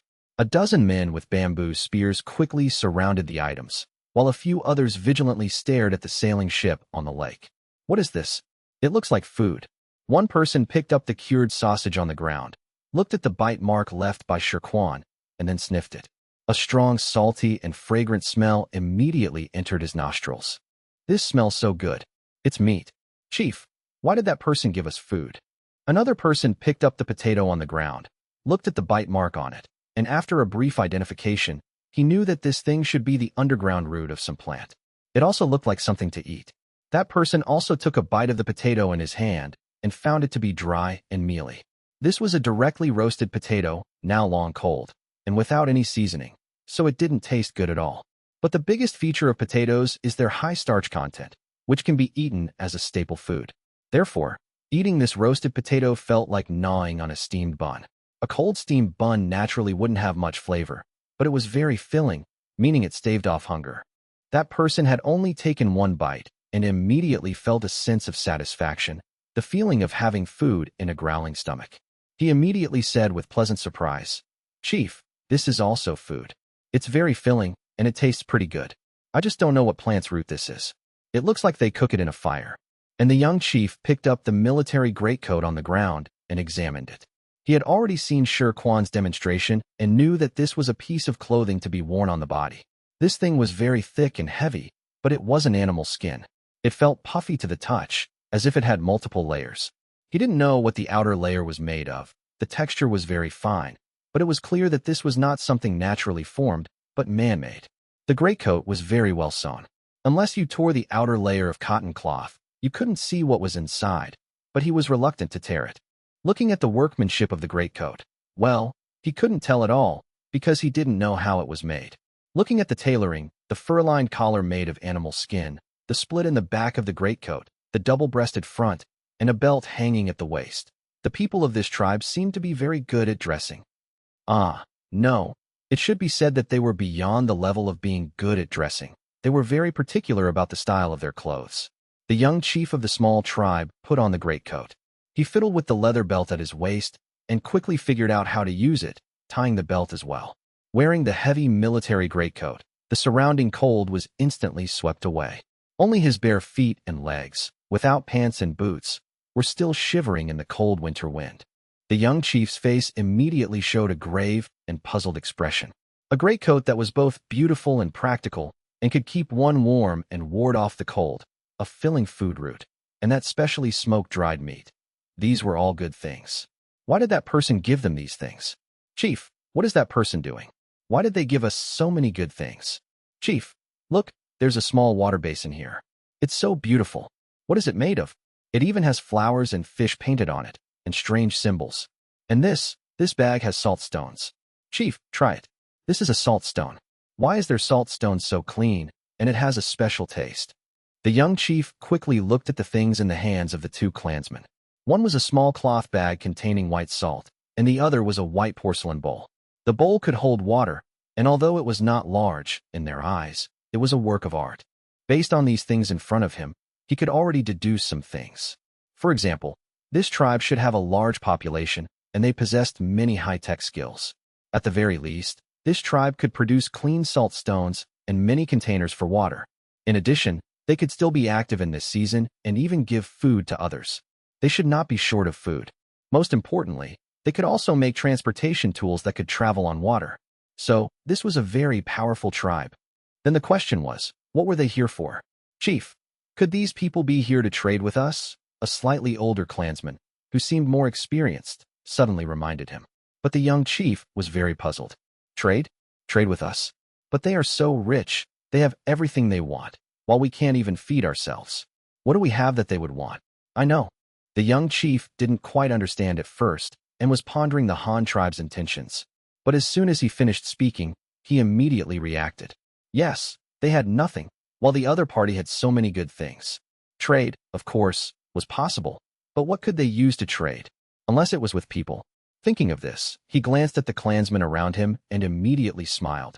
Since it's a trade, then let's go ask. Hearing their leader's words, everyone was eager to try.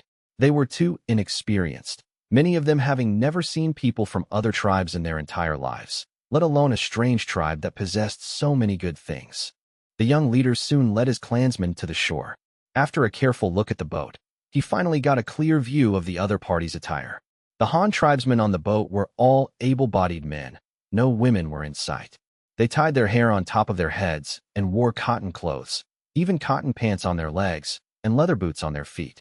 Who knew why these people were so wealthy? The young leader grumbled sourly in his heart before stepping forward and asking Shirquan on the boat, "Are you here to trade? What do you want in exchange for the things you brought just now?"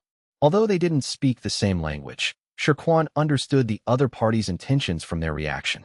He immediately had someone lay a plank to the shore and went ashore with his squad members, carrying various goods. The soldiers of a small banner didn't go far up the shore, but set up a stall right by the river.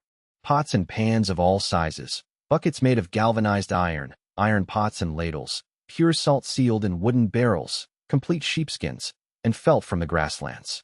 There were also many tools, but the other party might not necessarily be able to use them. For example, a shovel. They didn't farm or dig, so what use would a shovel be? Knives and other tools, however, were what they needed most. A chopping knife could be used to clear a path in the jungle, cut wood to make tools, and serve as a close combat weapon. A sapper shovel could be used as an axe to chop things and to dig up plant roots, making it very practical. There were even more small items, such as a fire striker and flint, which was similar to a steel knife and a magnesium rod, specifically for starting fires. Of course, with the Han tribe's current technology, they could even make kerosene lighters, but since no one smoked, lighters were not very useful. The members of the small tribe were initially alarmed when so many people suddenly came off the boat, but they relaxed when they saw that the Han tribe did not attack them and did not go far up the shore, but simply laid out items on the ground. After Shirquan had laid out all the items, the leader of the small tribe brought two men closer to look. Shirquan opened a wooden barrel, and the white salt inside immediately stunned them. "This, white salt, do you want it? Just one child can be exchanged for such a large bowl." Seeing them approach, Shirquan immediately began to promote his goods. "And this, a chopping knife, a sapper shovel, these are all made of steel. Look, this knife is so sharp, it can easily cut through branches." As Shirquan spoke, he picked up a chopping knife and chopped at the nearby bushes. Sure enough, he could cut through the bushes with one stroke, which immediately amazed the members of the small tribe. Heavens, what kind of weapon was this, to be so sharp?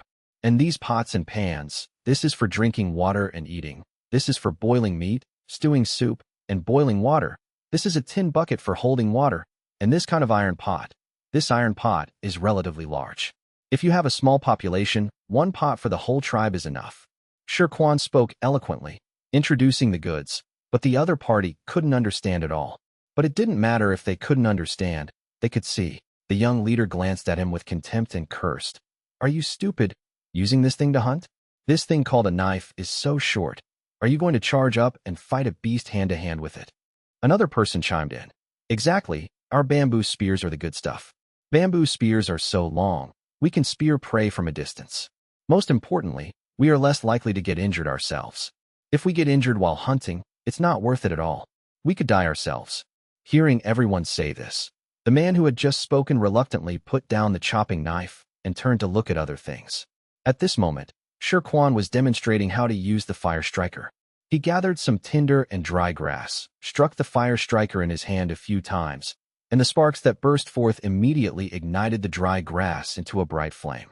With some collected branches, the flame immediately blazed. After starting the fire, a team member went to the lake to move a few large stones, arranged them in a circle around the fire, and then placed the iron pot on top. Someone else used a tin bucket to fetch water from the lake and poured it directly into the pot. Someone cut cured sausage into it, someone else cut potato chunks into it, and another was using a bamboo basket to wash rice by the lake. After the rice was washed, it was thrown into the pot together to cook a pot of salted meat porridge, which was also to show the other party the use of these things.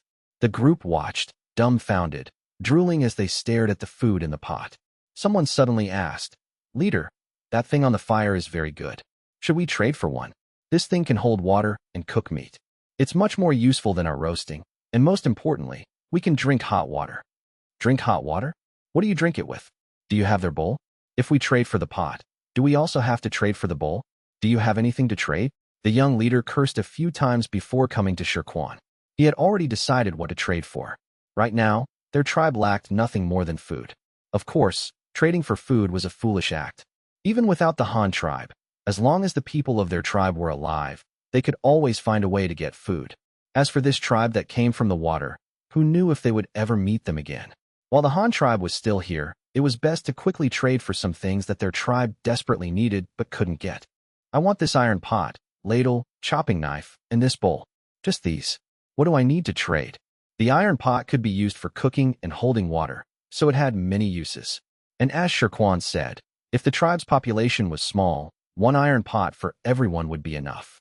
The ladle came with the pot. The chopping knife had many uses. It could do almost anything, especially for making tools out of wood. As for the bowl, to be honest, this young leader didn't want it, but it was inconvenient to eat without one. Seeing that the man had already chosen his goods, Shirquan immediately began to quote a price with a smile.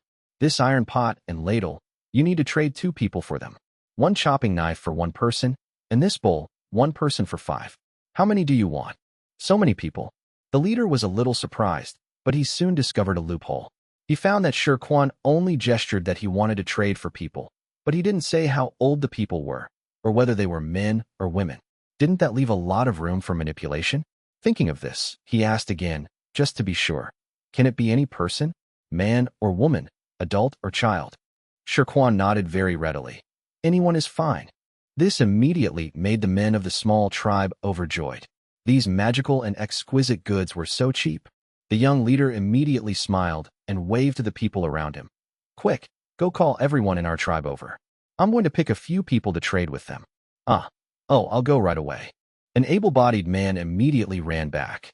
In less than 10 minutes, he brought back a group of able-bodied men, women, and children, including the able-bodied men of the hunting party who were already by the lake. There were more than 160 people in total. This was already a considerable population size. After everyone had arrived, the young leader said, "A tribe has come from the Great Lake in the land of the setting sun. They want to trade with us, but we can only trade with them using people. So, I'm now going to pick some people to trade with them for some things we need. Those who are picked, don't be afraid. These people have everything, and they eat better than we do.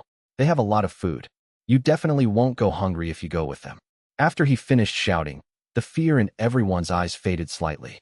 To be taken by the leader for trade? If they were traded to a cannibal tribe, it would be better to just die. But if it was a tribe where everyone had clothes to wear and food to eat, that was a different story. Many people stood in the crowd and glanced at the Han tribesmen by the lake from a distance. Their strange attire, although they didn't know what they were wearing, was definitely not cold. The meat porridge in the large iron pot by the lake was bubbling and fragrant, almost making their mouths water, and the large boat floating on the lake. Although they didn't know what it was or what it was called, they could see that it should be a kind of transportation tool that could travel in the water. Even if these people were stupid, based on what they saw, they could understand how powerful this tribe was. At the very least, it was certain that they did not lack food or clothing. The young leader quickly scanned the faces of his clansmen and casually picked out more than a dozen underage girls from the crowd. With a few random points from the young leader, several young women were immediately let out. In the crowd, some were joyful, others sighed. How wonderful it would be to be taken away by that prosperous-looking tribe. I'll trade for a pot, this chopping knife, and this bowl. Will these 3 people do? The young leader pulled 3 young women from his side and asked Shirquan. Of course, no problem. Shirquan agreed readily and immediately had someone bring over a new iron pot. Inside the pot were a ladle, a chopping knife, and 5 very ordinary white porcelain bowls. The young leader was very excited to see these good things placed in front of him. They were just given to him like that? So cheap? Just 3 young women could be exchanged for such precious things? This seemed to open up a new world in his mind. He looked back at the more than 100 clansmen behind him. It seemed that 1 pot and 5 bowls were not enough, and there was only 1 chopping knife. Was he supposed to use it himself and work every day to support the other clansmen? How could that be? Without even thinking, he immediately pulled 3 more young women from behind him. One of them was even just a child, looking to be only 7 or 8 years old, with a head of malnourished yellow hair. Her 2 cheeks were so thin they were sunken in, making her large eyes appear even brighter. I want another iron pot and ladle, and a chopping knife and bowl. No problem. Shirquan still agreed readily, had someone bring him what he wanted, and then took the initiative to promote his goods. Friend, you already have 2 pots. That's almost enough. Why not consider getting a few buckets? Without buckets, it's inconvenient for you to cook food. And this salt, and the bowls. With so many of you, 10 bowls are not enough. The young leader looked at the many good things on the stall.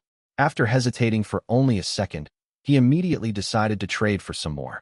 This was not an impulsive decision, but because the price Shirquan quoted was too cheap, too readily agreed to.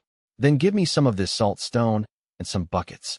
All right, Shirquan cheered happily and immediately arranged to get the goods for the other party. In just a moment, a large deal was concluded between the 2 parties. 10 tin buckets, each bucket exchanged for 1 young woman. Even little girls a few years old were traded. Originally, this small tribe had 160 people. After these few transactions, the number was reduced to just over 140. But how could 10 bowls be enough for everyone to eat? So, should they continue to trade? But at this time, Shirquan suddenly raised the price. Originally, it was 1 person for 5 bowls, regardless of gender, whether it was a young woman or a child. But now, it became 5 bowls for a young woman, and only 3 for a little girl. However, the young leader still thought he was getting a good deal, so he continued to trade. This time, he directly traded for 100 bowls, but used 26 girls and young women. 100 bowls, plus the previous 10, made 110, and their tribe's population had rapidly decreased from over 160 to about 110, almost enough for 1 bowl per person. At this time, Shirquan began to continue his promotion. Friend, would you like some white salt? We're leaving this time, and we don't know when we'll be back. Are you sure you don't want to trade for some? The young leader gritted his teeth and finally made up his mind. All right, I'll take some more white salt. All right, Shirquan immediately took out a linen bag and went to the wooden barrel of salt.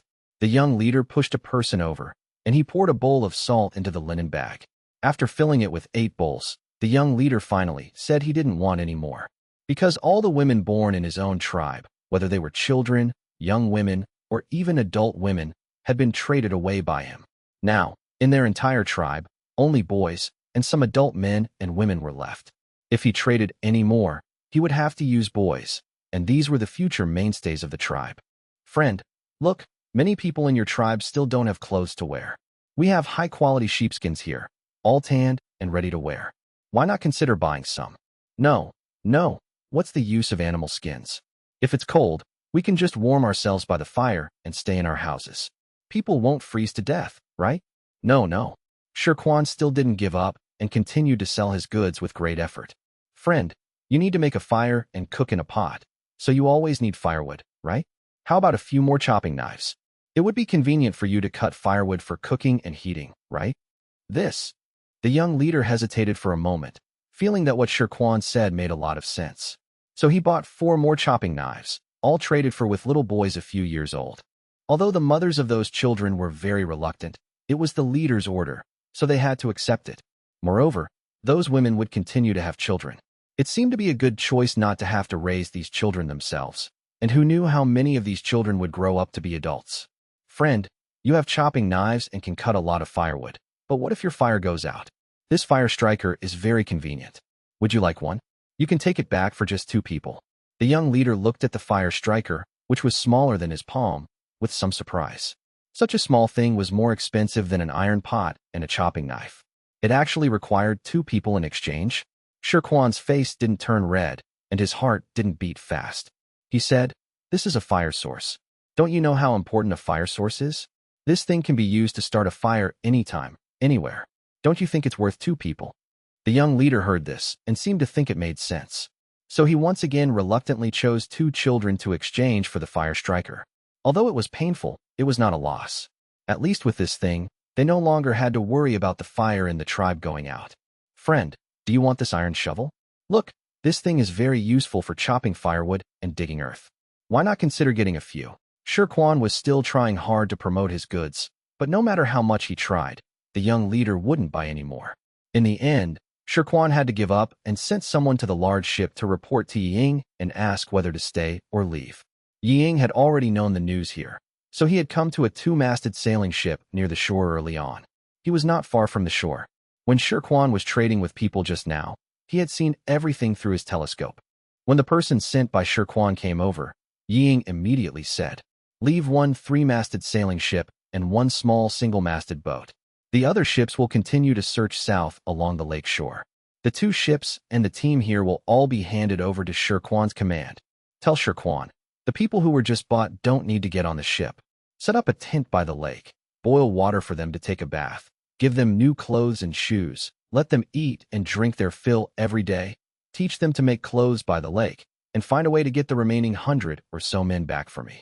If you can bring this entire tribe into our tribe, I will record a great merit for all of you. Go." Yes. The messenger was immediately overjoyed to hear that there was a great merit and hurriedly ran back to report to Shirquan. Shirquan was also a very smart person. He was a small banner commander of the Jinwu Guard and used to be in charge of several intelligence agents. He was quick-witted, alert, and quite resourceful. He immediately understood Yi Ying's meaning. Yi Ying wanted him to show more good things to the people of that tribe to attract the remaining people to join. They had already seen the goods of the Han tribe and had traded a lot of people for them.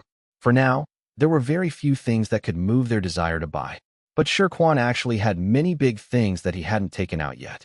For example, a cart, this divine object. Would the other party not want it? And technology. Technology was also a rare thing, and it was even more expensive. If the Han tribe's technology could attract them, how many people could be exchanged for? Or even directly attract them to join? Thinking of this, Shirquan immediately had an idea. It was winter now, so it was impossible to attract the other party to come and learn to join by planting by the lake. Nothing would grow in this season. Building a cart by the lake? This was too difficult. They had to cut down trees, saw wooden boards, and then build the cart. It was too troublesome. Weaving cloth by the lake. Not to mention that they didn't have a loom here. Even if they did, there was no hemp thread here. Looking at the ships floating on the water, Shirquan immediately knew what to do. After counting the people, Shirquan began to arrange the work. The women and children who had just been traded to the Han tribe looked nervously back and forth between Shirquan and the large iron pot. They stared at Shirquan because they had seen him lead the transaction and thought he was the leader or some important figure in this tribe. Their fates depended on this man's mood. They looked at the iron pot simply because they were hungry and wanted to eat. These women and children were already a vulnerable group in their primitive tribe, usually not getting much food, let alone in the food-scarce winter. Men, bring some buckets from the ship. Put a wooden plank on top to make a simple table. Give each of them a bowl of porridge and a spoon. Those who don't have a place to sit can wait and eat in turns. These people are too hungry, so only give them one bowl each. Don't let them overeat and get sick. Yes. Shirquan's soldiers immediately took the order, brought over a few buckets to set up a table, and began to wash bowls and serve porridge. They put the bowls on the table because they were too hot, to prevent them from being dropped, which would waste food and cause burns. The 56 newly acquired people were divided into two groups.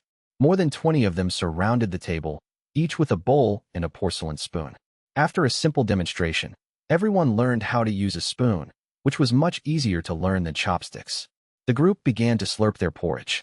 Without being taught, some automatically learned the technique of blowing on it first. While this group of women and children were eating, Shirquan and a few Jinwu Guard soldiers were setting up a tent by the lake. It was a large military tent. After the tent was set up, others set up several large pots by the lake, fetching water to boil for bathing. Although the tent wasn't very warm, it could at least block the wind. Otherwise, catching a cold after a bath and having a few die would be a great loss.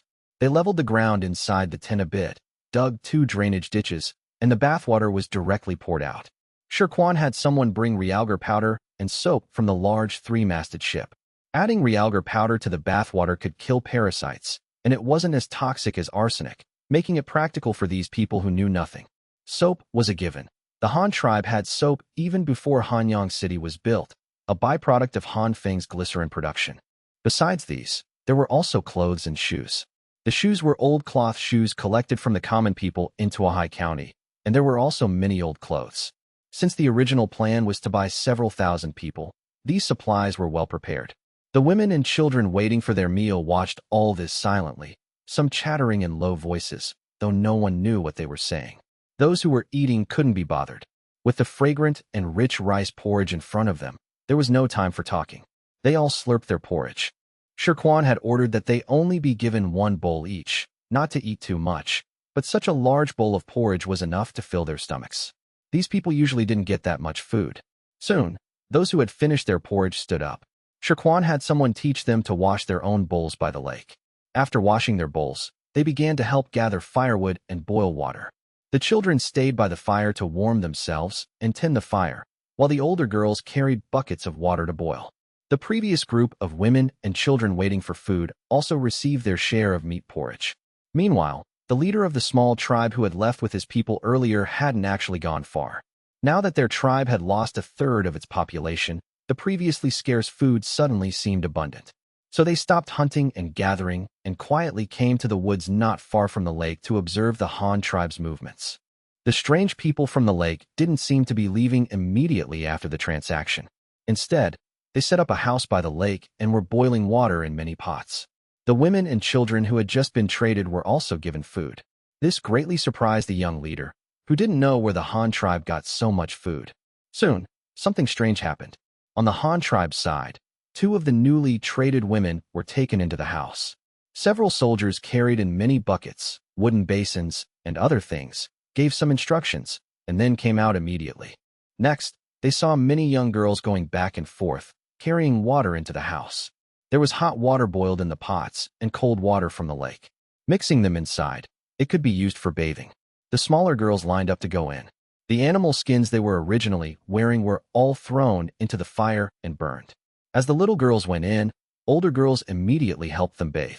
The 2 adult women supervised the whole process, teaching them how to use the realgar powder and soap. After a while, more soldiers rowed a small boat from the large ship, carrying several bags of clothes, which were also sent into the tent by the young girls. When they saw the women come out again, everyone had changed their appearance, all dressed like the Han people. They wore colorful clothes, many of which were single-layered. These were clothes the Han tribe had urgently bought from the common people into a high county. They couldn't gather that many cotton-padded clothes in such a short time, but it didn't matter. The Han tribe had no shortage of sheepskin coats. Therefore, in addition to a set of Han-style clothes, each girl also received an ordinary sheepskin coat. Although it was the most common style, it still had a lining and a front, with the wool facing inwards and a linen cloth sewn on the outside, with buttons. No matter how ordinary, it was still better than wearing animal skins directly. The young women and little girls who had just finished their baths were all smiling, looking at each other's clothes and skirts. But Shirquan didn't let them stay idle. He immediately called them together and said, "Those who have finished bathing, the children go to the fire to warm themselves and dry your hair. The older children go cut firewood and bring it back. Even the women of the Han tribe have to work. Quick, don't just stand there, or you'll catch a cold and die." Shirquan didn't care if they could understand. He handed a few chopping knives to the young women, letting them cut firewood in their new clothes. He then herded all the little girls to the fire, had them form a circle, found a few combs, and taught them to comb each other's hair. After about half the afternoon, everyone had finished washing up. All the newly bought women and children had changed their appearance, wearing shoes, single-layered clothes, and sheepskin coats, and their hairstyles had all changed. The young women and the 2 adult women all had the hairstyle of Han Dynasty women, which was a low ponytail. All their hair was gathered at the back and simply tied with a hair tie, and that was it. The little girls all had double top knots, with 2 small buns on top of their heads, looking like Neza. The little boys were simpler, all with their hair tied up on top of their heads, wrapped in a piece of black cloth. After this tidying up, the guys who were secretly peeking from the woods were stunned. They couldn't even recognize the people from their own tribe. "Leader, are those the people from our tribe? Why did they change their appearance after coming out of that house?" The young leader was also silent for a moment. "Why did they change? Didn't you all see it? They just washed and dressed up, and they became like this." Of course, this was not what surprised him the most. What surprised him the most was the wealth of the Han tribe. This tribe from the lake could actually produce so many clothes at once, and they treated these newly bought people so well, giving them meat porridge, and even giving them baths and new clothes. The animal skins the women originally wore were actually luxuriously thrown into the fire and burned by them. This was too wasteful. Another thing was, what did this group of people want to do? They didn't leave after the transaction, saying they were grooming the women. Now they were all dressed up, right? So when would they leave? Thinking of this question, the young leader frowned again and said in a low voice to the few clansmen around him, "Keep an eye on them and see when they leave." "All right, we understand." Grumble. A stomach growled. A young man scratched his head in embarrassment and asked the leader, "Leader, when are we going to eat?" The leader glared at him and cursed directly. "Eat what? Didn't we just eat this morning?" "We'll eat tomorrow." The young man had to shut up dejectedly. However, while they were starving and monitoring the Han tribe, Shirquan was leading his men to cook dinner by the lake. To show the newcomers the wealth of the Han tribe, and also to show the people hiding in the dark the wealth of the Han tribe, Shirquan directly had someone move 2 bags of rice from the large ship, as well as a sack of potatoes, cured meat, pickled vegetables, and vermicelli. Soon, the simple camp of the Han tribe by the lake became lively. The newly joined young women and the soldiers of the Jinwu Guard learned to cook rice in a clay pot. The children were responsible for tending the fire, and some young women learned to cut vegetables and stir-fry. The pickled cabbage from the jar was taken out and cut into sections, and the potatoes were cut into chunks. The pot was heated, oil was poured in, star anise and dried chili were added. Then thinly sliced cured meat was stir-fried, and finally, pickled cabbage, water, salt, potatoes, and vermicelli were added, as well as long beans that had been boiled and then dried, which were also a common stored vegetable in winter. A large pot full of hearty dishes, with meat, vegetables, and vermicelli. The aroma drifted far away. Next to the large iron pot, there were also many small clay pots from which the fragrance of rice wafted. Even the young women who had just eaten meat porridge a few hours ago couldn't help but drool at the smell of these fragrances. Although it was just a pot of randomly stewed dishes, it was a delicacy they had never eaten before. Even the young women present couldn't help but want to eat, let alone those who were monitoring from a distance. What was even more exaggerated was that the Han tribe not only had rice and dishes, but Shirquan even had someone cook a pot of mung bean soup to fill the gaps for everyone. Grumble, grumble. A series of hungry growls came from the nearby woods. Finally, someone couldn't help but say, "Those people don't look like bad people. Why do we have to watch here? Didn't we trade with them smoothly during the day? It should be fine if we go over and take a look, right? Yeah, they have so much food. Let's go see what they're eating. Maybe we can learn something." Right. The leader traded for 2 pots with them, and we still don't know how to cook. We're going to learn how to cook, right? Hearing this excuse, the few of them immediately nodded happily, their legs uncontrollably walking towards Shirquan and his men. On the eastern shore of Hong Lake, in Shirquan's simple camp, tonight's dinner was ready. The soldiers had set up another table in the same way as that morning, allowing everyone to eat together around it. Several large ceramic basins were placed in the middle of the table, filled with the stewed dishes. The table was surrounded by women and children, each with a full bowl of steamed rice in front of them. Because none of them knew how to use chopsticks to pick up food, the soldiers used large ladles to put a scoop of meat and vegetables into each person's bowl, saving them the trouble of trying to pick it up themselves. This time, they used chopsticks for the meal. Although none of them knew how to use them well yet, it wasn't a problem to shovel rice into their mouths with chopsticks. Even the children could learn to feed themselves. Everyone eat slowly. If you're not full, there's more in the pot. From now on, once you join our Han tribe, you'll be able to eat meals like this every day. But don't waste food. Not a single grain of rice in your bowl should be left. If you can't finish it, don't take so much. Dozens of people gathered together, shoveling rice into their mouths. The scene was quite spectacular. Shirquan walked back and forth between the 2 tables, eating from his bowl as he walked, and from time to time, he would tell the newly joined women and children about the Han tribe. Although they couldn't understand, they had to learn. How could they learn if they didn't listen? Just then, the few men who had been sent to monitor the Han tribe also came over. They were immediately spotted by a few Jinwu Guard soldiers on watch nearby, and someone immediately went to report to Shirquan. "Small banner commander Shir, the people from that tribe from this morning are here again." Shirquan glanced at the few men and waved his hand. "Let them come over." Yes. In less than half a minute, the few men were brought to the Han tribe's camp. They drooled as they looked at the women eating, feeling envious and full of regret. If only they had been the ones traded to the Han tribe this morning. Just then, Shirquan walked up, still holding his rice bowl, shoveling rice into his mouth as he walked. After swallowing the rice and meat in his mouth, he smiled and asked them, Friends, what brings you here? We're just looking. We traded for 2 pots this afternoon, and we don't know how to use them. We're just looking. What are you eating? It smells so good. Yes, we don't know how to use this thing, so we came over to see how you cook. The few men spoke incoherently, pointing at the rice bowl in Shirquan's hand, and then at the iron pot not far away. As they were speaking, their stomachs rumbled again, making them feel very embarrassed. Shirquan found it amusing. Although he couldn't understand what they were saying, he roughly understood their meaning. They came over with empty stomachs, looking at the pot, and then the bowl.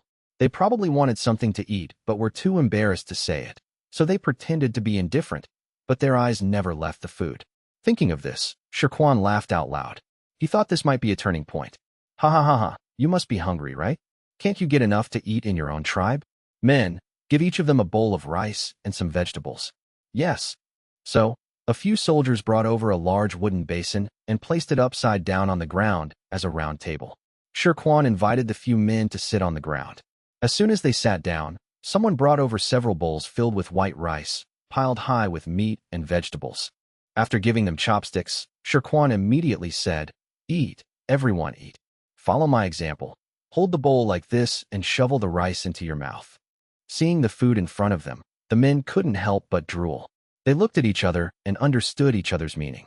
They didn't ask for this. The Han tribe gave it to them voluntarily. It would be a waste not to eat. So what were they waiting for? Let's eat. The few men immediately imitated Shirquan and began to hold their bowls and shovel rice, eating with great gusto. If they accidentally dropped a piece of potato from their rice onto the ground, they would pick it up and eat it without a second thought. They were extremely hungry. Shirquan finished eating before them and had someone bring him a bowl of mung bean soup.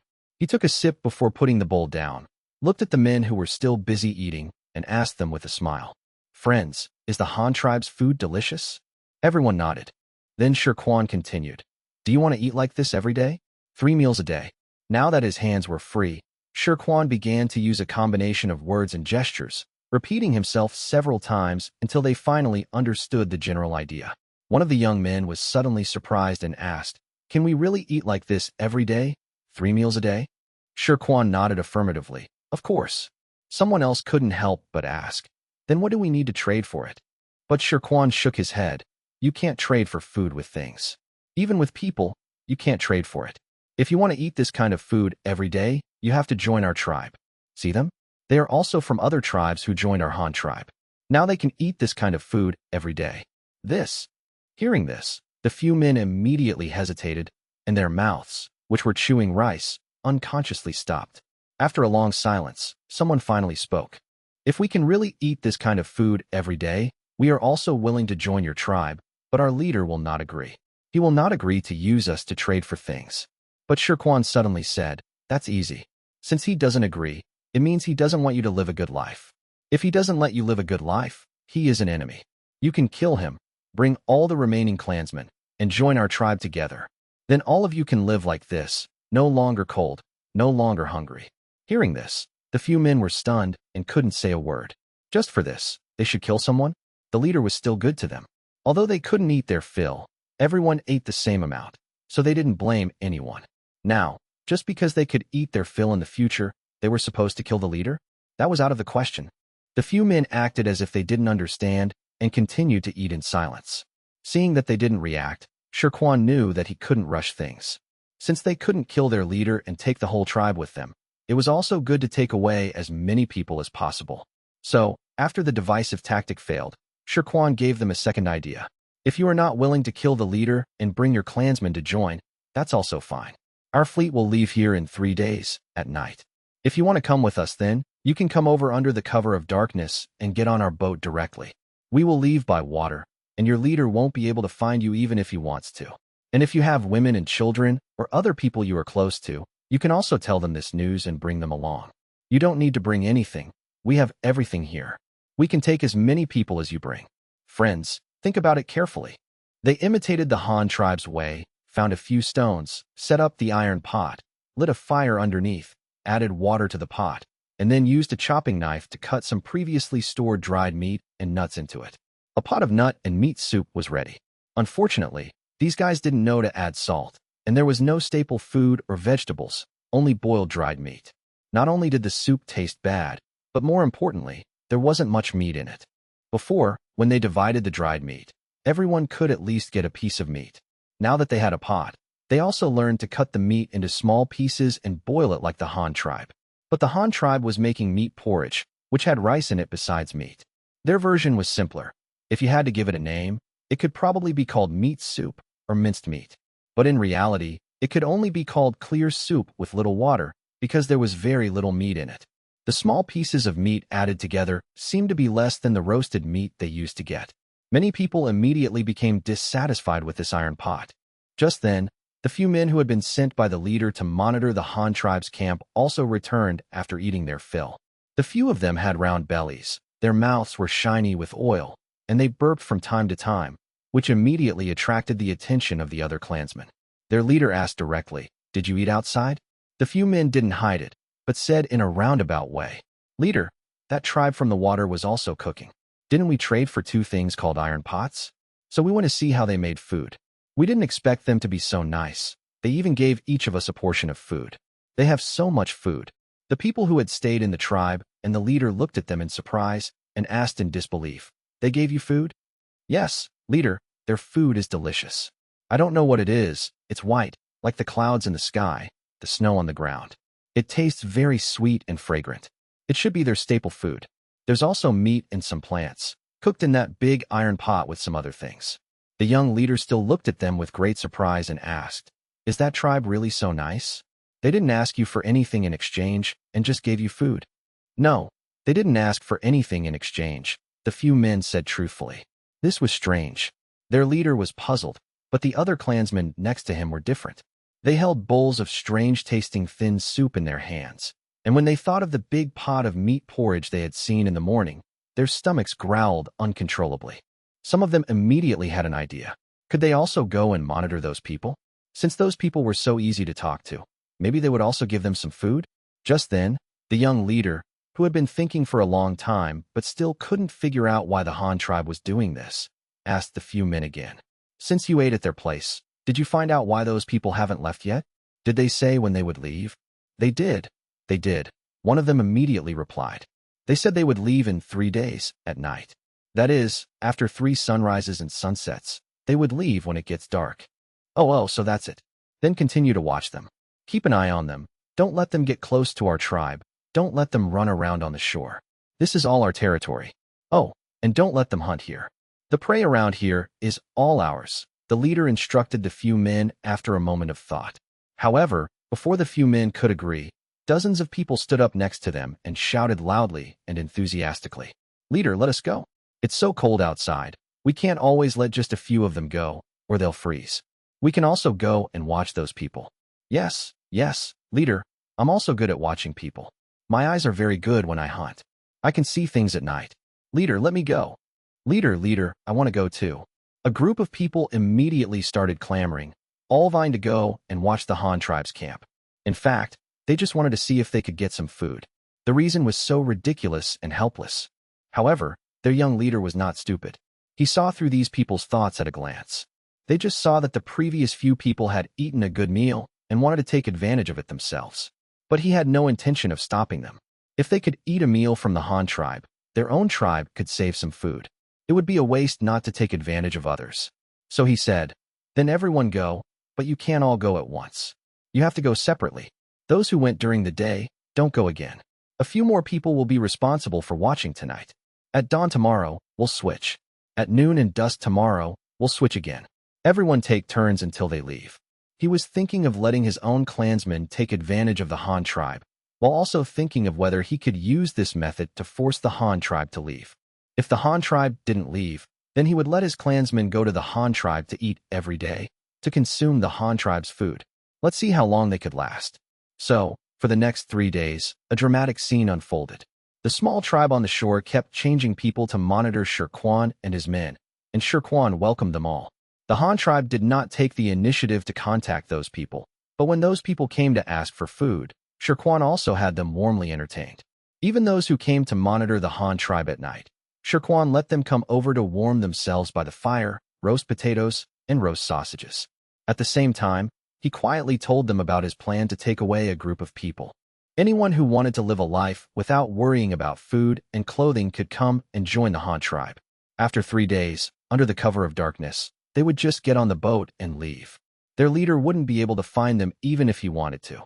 For 3 days, the monitors changed one after another, and this plan was revealed to one group after another. Interestingly, all these people thought it was a secret. Not only did they not tell the leader, but they didn't even tell the other members of their own clan. Everyone thought they were the ones being recruited by the Han tribe, and they didn't mention it to anyone else after they went back. Until the evening of the 3rd day, the leader of this small tribe began to feel a little nervous and anxious, because today was the day the Han tribe had said they would leave. But Shirquan's 2 boats were still parked in the same place, and the tent on the shore had not been taken down. He didn't know what the Han tribe was up to. At this time, it was the people who had gone to monitor the Han tribe before and had received the Han tribe's promise who began to persuade their leader. Leader, don't worry. I think the people of that tribe are easy to talk to. They haven't done anything bad to us these past few days, have they? They said before that they would leave at night when it gets dark. Isn't it still early? Maybe they want to eat before they leave. Yes, there's no firewood on the water. I don't know how they cook. They must eat on the shore before they leave. Others also chimed in. Hearing the clansman's comfort, the leader felt a little better in his heart. He also relaxed. If the Han tribe didn't leave, then so be it. At worst, he would continue to let his clansmen go over to get free food and drink, and let the Han tribe help him feed these clansmen. With such a great food pressure, he didn't believe they could last long. Thinking of this, he finally said with relief, then let people continue to watch them. They are only allowed to come back after they have left. Yes, leader, don't worry. The people who were on duty to watch today immediately agreed happily. These few able-bodied men had already told their women and children not to sleep at night. When the time came, they would come to pick them up and take them to join the Han tribe, to live a life without worrying about food and clothing, to live a good life with them. And the women in the clan, after seeing the Han tribe's goods, also knew how rich the Han tribe was, so they did not object to joining the Han tribe with their men. What's more, their own daughters had already been traded to the Han tribe. If they didn't go with them, they might never see their daughters again in this life, so they chose to go without hesitation. The few men who were on duty to monitor the Han tribe tonight secretly gave their women and children a look before they left, and then took their bamboo spears and walked towards the lake. According to the promise Shirquan had made to them, anyone who was willing to join the Han tribe did not need to bring anything with them when they left, just themselves. The Han tribe had everything else. Just like that, as the winter night fell, on the northeastern shore of Honghu, an unprecedented collective defection event happened so incredibly. That night, the starlight was dim, and the woods by the lake were pitch black. There was no moon in the sky. However, the Han tribe's camp by the lake was brightly lit, the light coming from carbide lamps. They were already familiar with this magical artificial light source, as the Han tribe's camp would light carbide lamps every night. Those who wanted to join the Han tribe were not afraid, but rather excited. The more powerful the things the Han tribe displayed, the more it strengthened their determination to defect from their tribe and join the Han tribe. So, around 9 o'clock in the evening, when most of the people in the tribe were asleep, the few men who were responsible for monitoring the Han tribe all quietly returned to the tribe. They tiptoed to wake up their women and children, told them to wrap themselves in their animal skins, and just like that, they secretly escaped under the cover of night. At the same time, next door to these few families, 4 or 5 men were also secretly waking up their women and children. They kept everything simple. They didn't even take the iron pots, iron buckets, and chopping knives they had traded from the Han tribe before. They just hastily grabbed the 2 porcelain bowls that had been assigned to them and prepared to sneak away in the dark. But what they didn't expect was that before they could make a move, there was a commotion next door. One person immediately pulled his wife and children and said in a low voice, "Don't move yet. Someone is coming out from next door." The man hid his wife and children and quietly peeked out, only to find that it was the few guys who were responsible for monitoring the Han tribe tonight who had returned. He immediately became suspicious. Huh? What are these guys back for? Forget it, I don't care. I'll wait until they're gone. Just like that, the few of them waited for a while. It was not until there was no one left next door and no more movement that they took their wives and children and quietly ran away. At the same time, at the Han tribe's camp by the lake, Shirquan had already had his soldiers take down the tent. All the tools and other items had also been loaded onto the boat. Even the more than 50 women and children who had been bought a few days ago had been transported to the large three-masted sailing ship in advance. When the first batch of more than a dozen people who were defecting to join the Han tribe arrived, Shirquan immediately had someone row a small landing craft to send them to the large ship. After the dozen or so people boarded the ship, a sailor naturally led the way with a carbide lamp, taking them to the cabin below deck. This was a real eye-opener for everyone. They never expected that this giant boat that could float and travel on the water would be so huge inside. A ship this big could probably hold several hundred people, right? And this was only one level they had seen. This type of ship, modeled after a galleon, could easily hold 800 people, not including the sailors. And that was with a large number of cannons in the cabin. If it was used as a merchant ship without cannons, it could hold twice that, 1,600 people. But despite their shock, it was the first time they had done something like defecting from their tribe, so the few of them were still quite nervous. After arriving in the cabin, they held on to the sailor who was leading the way and wouldn't let go, constantly asking him, "When are we leaving? What if the leader finds out before we leave? Let's go quickly." The few of them kept repeating these few sentences, but the sailor was very calm. He smiled and said to them, "There are still people coming. You don't have to be afraid. Just sleep here peacefully. I'll go get you some quilts and animal skin blankets. As for being discovered by your leader, don't be ridiculous. Even if he really finds out, can he swim over from the shore and climb onto the ship?" The sailor smiled and comforted them for a while, then immediately took the carbide lamp and went to the cargo hold below to find quilts and blankets. Sure enough, after only a dozen minutes, the sailor who had gone down to the bottom hold had not yet returned, but more than a dozen men, women, and children were sent in from outside. Those waiting for quilts in the cabin, and those who had just been brought in from outside, stared at each other with wide eyes under the light of the carbide lamp in the cabin, all feeling extremely embarrassed.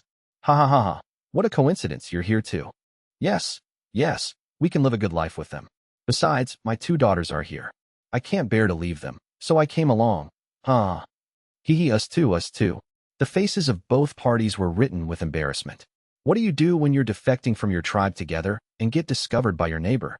But fortunately, they quickly got over it. Anyway, everyone was the same. What did it matter if they were found out? It was just that they were a little resentful that others hadn't invited them to this good life. On the large ship parked by the lake, every 10 minutes or half an hour, a dozen or 20 people would be sent to the ship. The people who had just boarded were stunned. There were so many people who had boarded the pirate ship before them, and those who had boarded earlier were even more shocked. My God, has the entire tribe run away? And the truth was indeed similar to what they thought. This small tribe living by the lake originally had a total of only 160 people. During the previous transaction, nearly 60 had already been bought by Shirquan. The remaining people numbered just over 100. But all these people had been wooed by Shirquan. Shirquan might have only wooed a few people each time, but after these adult men went back, they also called their wives and children. One man brought 3 or 4 people with him, so with their families, the number naturally increased. The small boat transported a dozen or 20 people to the large ship each time, which was actually only 3 or 4 families at a time. After a few trips back and forth, they had really moved almost the entire small tribe. The first batch of people who had boarded the ship were speechless. This was too bizarre. Everyone had run away, leaving only the leader in the tribe? This was just ridiculous. Just then, Shirquan also came to the cabin where these new commoners were being housed, carrying a carbide lamp. He scanned the crowd with the lamp and then said to them, "Recognize each other. Are there any other clansmen who haven't boarded the ship?" Hearing this, the crowd started talking among themselves, asking and pointing at each other. After a round of identification, they found that indeed only the leader's family had not come. All the other clansmen had boarded the Han tribe's pirate ship. So someone immediately reported to Shirquan, "Friend, except for our tribe's leader's family, everyone else is here." Shirquan nodded upon hearing this, still thinking about what to do next. If they left now, it would naturally be the best. It would be equivalent to having captured the entire tribe except for the leader's family. But the things that were traded out before, the white salt, iron pots, iron buckets, and so on, seemed to have been wasted. Should he send someone to get those things back? And that young leader, should he be killed, and his family also be taken back? This seemed a bit inhumane, a bit immoral. To trick away the people of their tribe, and then go and kill him, and snatch his wife and children? It was indeed a bit unseemly. So Shirquan finally made a decision and said to the people around him, "A few of you go and steal back the 2 iron pots, 10 iron buckets, and the dozen or so caddies of white salt we sold them before. As for the leader's family, let them go. After dawn, we'll wait for him for a while. If he is willing to bring his family to join our Han tribe, then let him on the boat. If he is not willing, then let him be a savage here." Yes. Several soldiers cupped their fists in acknowledgement, then immediately went ashore and quietly went to the tribe's settlement. They stole back all the things they had sold a few days ago. What was left for the leader's family were only a few porcelain bowls and a chopping knife. These things were in the leader's house. If they went in to steal them, they might be discovered, so they simply gave up on these things. So, when the next day dawned, the young leader immediately felt that something was wrong around him. Normally at this time, everyone would have gotten up and gone about their business. Even if no one was willing to go out and freeze in the winter, there would definitely be children crying. But this morning, it was eerily quiet. Get up quickly, something seems to have happened. You watch the children, I'll go out and see." The young leader woke up his wife and children, grabbed the chopping knife from the doorway, and walked outside. But when he came to the open space in the middle of the tribe and shouted, no one around him responded. He immediately panicked and went from house to house with his knife. This time, his heart turned to ashes. The entire tribe was empty except for his own family. Even the grass mats where the clansmen usually slept were already cold, indicating that the people had been gone for a long time. But they were clearly here last night. How could they be gone just like that? Looking at the empty houses, the young leader suddenly discovered that the things he had bought from the Han tribe a few days ago were also gone. The porcelain bowls that had been distributed to the clansmen had all disappeared with the people. The iron pots, tin buckets, and chopping knives were all gone. The 20 or so caddies of white salt were still there, because they were in his own house and had not been stolen last night. Thinking of the things he had bought from the Han tribe, and remembering that last night was the time the Han tribe's trade caravan was supposed to leave, a bad feeling immediately arose in the young leader's heart. Damn it, this tribe that came from the water, could they be some kind of water demons? Otherwise, how could they have made that kind of house that floated on the water? And so many strange things, so many exquisite and practical things, how could they have been made by humans? Now the demons had come out of the water to deceive people.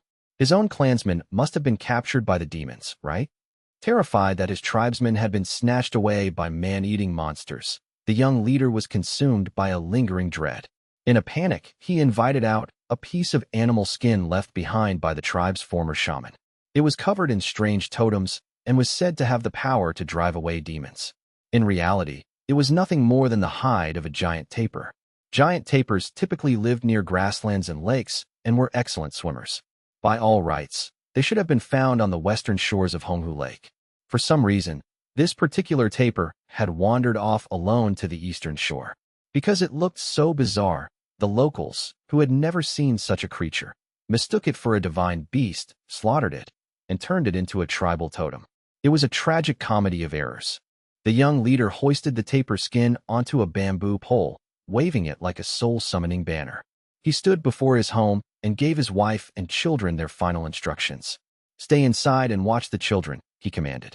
"Our people have been taken by those monsters from the water. As their leader, I must bring them back. Prepare a meal. I'll be back before you know it." His wife stared at him, her eyes wide with fear and confusion. "Monsters? You mean those people who floated in from the water? How can they be monsters? They look exactly like us." "You don't understand," the leader insisted stubbornly. "Monsters can take human form. If they didn't, how else would they trick people? But there are so many of them," she whispered, her voice trembling. "If you go alone, won't they catch you too? If you don't come back, the children and I will be the only ones left in this tribe. What will we do?" "Don't worry. I have this skin," he said, patting the hide. "This is the skin of a divine beast. The shaman blessed it long ago. It will protect me from the monster's harm. I will bring our people home." Armed with a misplaced sense of confidence and his divine banner, the leader gripped his bamboo spear and sprinted toward the lakeshore where Shi Quan and his men had set up camp. He had expected the water monsters to have fled with their captives by now. To his fury, the 2 Han ships were still anchored just offshore. The audacity of it stung. These monsters clearly didn't fear them at all. Did they really think he was helpless? Well, he actually was, but he wasn't about to admit that. "Hey, you monsters! Release my tribesmen at once," he bellowed from the shore, waving his skin banner frantically at the ships. Up in the aft castle of the ship, Shirquan couldn't help but burst out laughing. He watched the little leader jumping and cursing on the shore for a moment before turning to his men. Go on, send a small boat to pick him up, Shirquan ordered. Tell him his people are all on board. If he wants them back, he has to come and get them himself. Ensign Sure, are you serious? One of the soldiers asked, looking skeptical. Serious? Of course not, Shirquan smirked. We're tricking him onto the ship. The moment he steps on deck, take him down and tie him up. Throw him in with the newcomers. His own people will do the work of convincing him to join us. Also, take a squad and pick 2 women from the new group. Once the leader is on board, have the women lead you back to their village to fetch the leader's wife and kids. Tell her their leader has already joined our tribe. Oh, and don't forget to grab those 20 pounds of salt and the pots and pans we missed yesterday. The soldiers stared at him in awe, giving him a collective thumbs up. That's brilliant, Ensign. A clean sweep without breaking a sweat. All right, enough talk. We've already wasted 3 days. We need to catch up with the main fleet. Understood. The soldiers saluted and split into 2 teams to carry out the plan. 4 men rowed a small boat to the shore. They didn't land, but stood at the bow, gesturing to the leader. Your people are all on the ship. They came of their own free will. We didn't kidnap anyone. If you don't believe us, come aboard and see for yourself. If you can convince them to leave, they're free to go. The leader blinked, caught off guard. Should he go? But his people were right there. Had they been bewitched by the monsters? No, he had to save them. Fine. I don't believe for a second they'd want to leave the tribe. Take me up there. He gripped his tapir skin tighter, drawing a sense of security from the old hide. The soldiers, having secured their prey, helped him onto the boat and ferried him to the large ship. The moment his feet hit the deck, he was tackled and his hands were bound behind his back. Let me go? Let me go, you demons, he roared, his face red with rage and betrayal. Where are my people? Let us go. Shirquan descended from the aft castle at a leisurely pace, a calm smile on his face. Your people are in the hold. As for leaving, well, we'll see if you still want to once you've talked to them. He waved a hand dismissively. Take him down. Let him see his tribe. Meanwhile, the other team had reached the village with the 2 tribal women. When the leader's wife saw her own people and heard them explain that they had joined the Han tribe voluntarily, her resistance crumbled. She sighed, gathered her things, and followed them. With her husband gone and the rest of the tribe moved onto the ships, she had no desire to stay behind and live like a lonely scavenger in the wild. Within half an hour, the village was packed up. Everything of value was brought to the ships. Down in the hold, the young leader sat in a dejected heap. He had quickly realized that his people hadn't been kidnapped. They had defected for the promise of the Han tribe's food. He was now a prisoner on a thief's ship. He remained stubborn, however. It was one thing for the tribe to seek a better life, but he had been tricked. He refused to touch a single bite of the breakfast the sailors brought down. His resolve lasted less than 30 minutes. The moment he saw his wife and children being led into the hold, he completely deflated. The fight left him entirely. He stopped shouting about going back and seemed to accept his fate with a sense of, if you can't beat him, join him. After all, the Han tribe's lifestyle didn't seem so bad. At the very least, he wouldn't have to worry about how to feed everyone anymore. His only lingering worry was where they were being taken and what would be expected of them. That question was soon answered. Once the entire small tribe was settled on board, Shirquan's 2 ships immediately set sail southward to rejoin the main fleet. During the journey, Shirquan personally took charge of educating the newcomers. He explained what the Han tribe was, its vast territory, its massive population, and how its citizens lived. He spoke of farming, animal husbandry, and the tribe's advanced technology. He even showed them photographs, giving them a window into a world they could barely imagine. Finally, he explained their future. Upon joining the Han tribe, they would be assigned to different regions. They would receive official household registration, their own houses, and land to farm. Neighbors would be assigned to teach them everything they needed to know. Once you learn to farm and raise livestock like the rest of our people, Shirquan told them, you'll have that white rice you're eating now every single day. And not just rice, meat and vegetables too. Whatever you can't eat, you can sell for money to buy cloth and cotton for clothes. You will never have to worry about hunger or cold again. After several days of these lectures, the tribesmen were completely won over, feeling incredibly lucky that they had joined. Even the young leader found himself consumed by curiosity. He had known the Han tribe was powerful, but he had never imagined a civilization of such scale and prosperity. While Shi Quan was busy winning hearts and minds, further to the south, the main fleet led by Yi Ying had finally reached its destination. Guided by Qiao Yin and the Elder, they arrived at a small village belonging to the Yuqiao clan, nestled on the shores of Honghu Lake. Due to their lifestyle and food sources, the Yuqiao did not have particularly large settlements. They were more like a clan-based tribe, with family and blood ties as the main relationship. When the population grew, they would split up, gradually forming 1 or 2 dozen villages in this area. The one Yi Ying and his men found was one of the villages closest to the lake.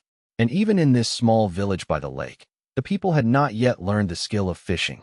This was not to say that they didn't know there was food in the water, but that a river was different from a lake.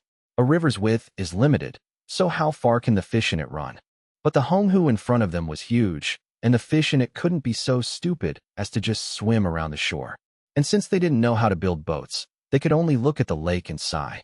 Even if they knew there was a lot of food in the water, they had no way to get it. However, the situation of the Yuqiao was much better than that of the small tribe Shi Quan had encountered earlier. The main clan of the Yuqiao was currently in a period of reform and development. They had already mastered the techniques of making traps and team hunting, so their population began to rise rapidly. At the same time, due to the population growth, they began to squeeze the living space of wild animals, which led to serious consequences. With a larger population, the prey in one area was not enough to eat. The amount of land per unit area could only support a limited population. Therefore, they had to continuously split up and migrate their population outwards. There were 2 purposes for doing this. One was to reduce the pressure on the main tribe and let the clansmen open up larger territories.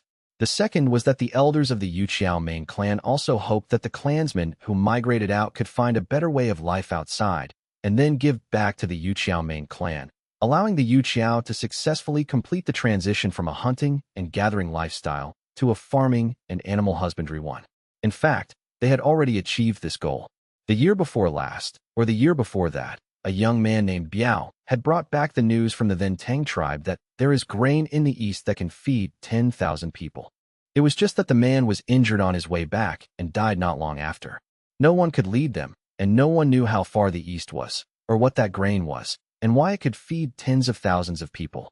Fortunately, Qiao Yan's branch of migrating clansmen happened to encounter the Han tribe and were recruited by them, learning more advanced farming and animal husbandry techniques.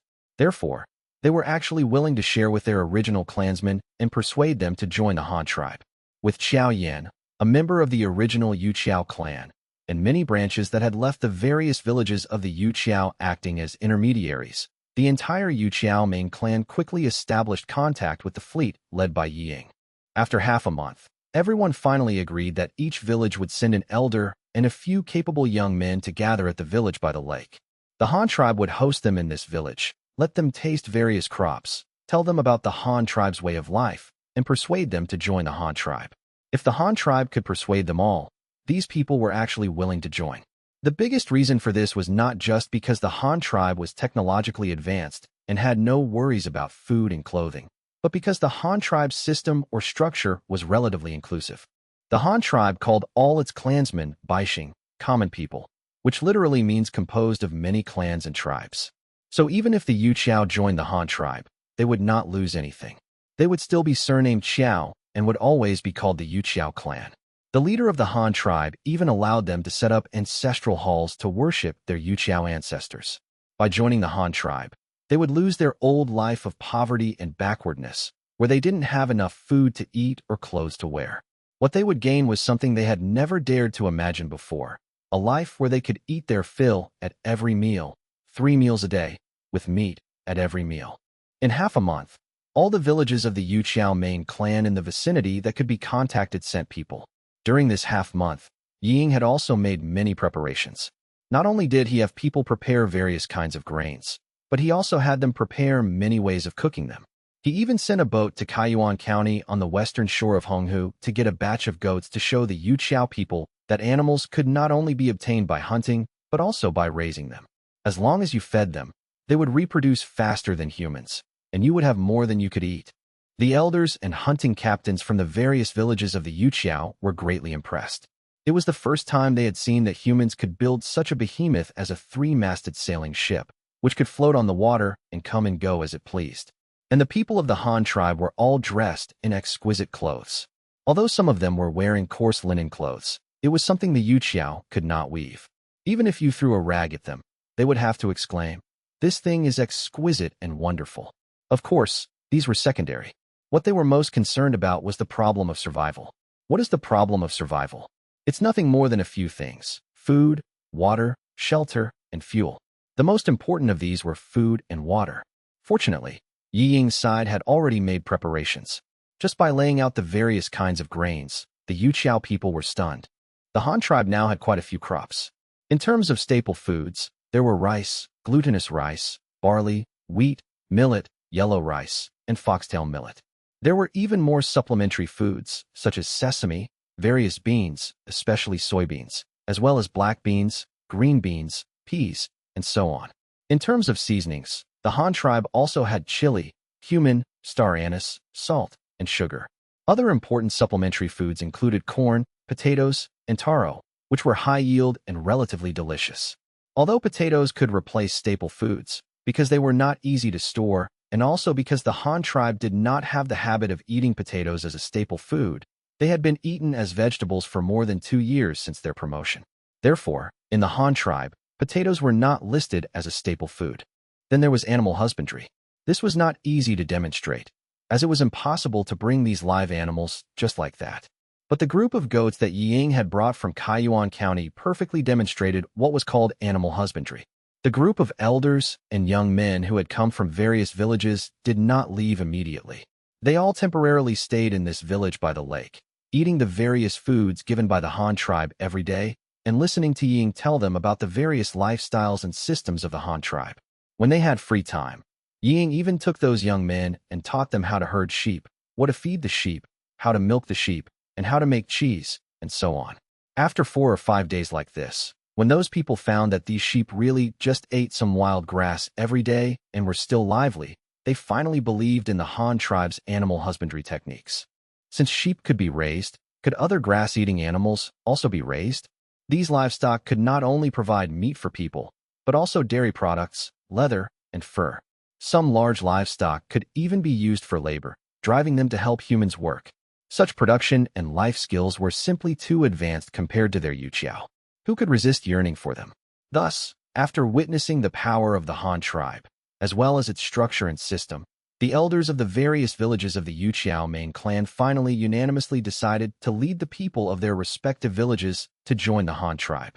Yi Ying, as the representative of the Han tribe at the meeting, promised to give them houses and land, and to find special personnel to teach them various production and life skills of the Han tribe. Thus, Yi Ying, without shedding a drop of blood, directly absorbed more than a dozen villages of the Yuqiao main clan, with a total population of about 3,700 people. These people who agreed to join the Han tribe would not be transported away for the time being. Instead, they would each lead the people of their own villages and begin to gather here by the lake. Those who came here did not have to worry about food. Those who were willing to come would be people of the Han tribe in the future. Before they received their land and harvested their own grain, all their living needs would be taken care of by the tribe. With this, all the villages had no more worries and began to gather at the docking point. At the same time, Ying also dispatched more small teams to go ashore. In units of small banners, led by local guides, they went to find other Yuqiao villages further out and even other tribes. There was no doubt about this. There must be other tribes here. After all, with so many people in the Yuqiao, they needed to get married and have children, so there must be other tribes of comparable size. Otherwise, reproduction would be a problem. In this way, over a period of 2 months, Ying not only captured nearly 7,000 people from the Yuqiao in this area, but also, through persuasion, trade, or trickery, brought in about 4,000 people from other tribes. This one operation alone brought in more than 10,000 people for the Han tribe. Ying couldn't help but be amazed. He had only searched such a small area and had already gotten so many people. You must know that the area on the eastern shore of Honghu, north of Tuahai County and the capital, and south of the northern mountains, was huge. They had only explored a small part of it. If they continued to search, Ying even believed that they could add another 100,000 people to the Han tribe. At the same time, while Ying was leading his men to gather a large population for the Han tribe in the Yuqiao territory, various construction projects in the south were also proceeding rapidly. With the railway construction team split in two, each supplemented with 1,000 demobilized soldiers, and the deployment of a large number of construction vehicles and machinery, the efficiency of railway laying had doubled compared to before. In addition, with the continuous support and resources from the northern industry, large quantities of equipment and building materials were shipped to the south, greatly supporting the construction in the south and causing the mileage of the several lines currently under construction to soar. In just 2 months, the first section of the Chitai Railway, which was backed by the Luyang River and the Chengchi Railway Line, a total of 227 kilometers, was the first to be completed. The railway from Qian County to Taigang County was divided into 4 sections by the engineering team. The longest and easiest to build was the first section, as it was a plain terrain. There was no need to build bridges or dig tunnels. They only needed to use excavators to level the ground, loaders to raise the foundation, and then road rollers to compact it several times.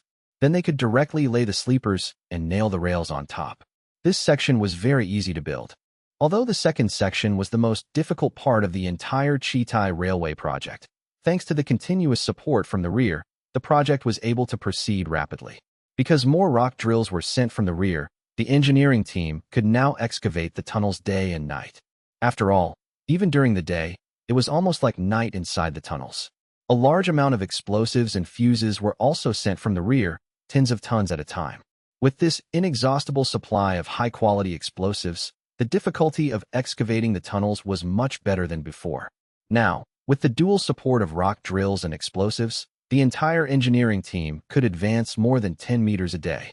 First, they would use the rock drills to cut a groove, then drill holes and blast, and finally, loaders and tractors would come in to transport all the rubble away, and then repeat the previous operations. As for the uneven tunnel walls, that was the job of another team behind them. They got an excavator, replaced the bucket with a basket, and a person sitting in the basket could use a handheld pneumatic pick to drill holes in the tunnel walls.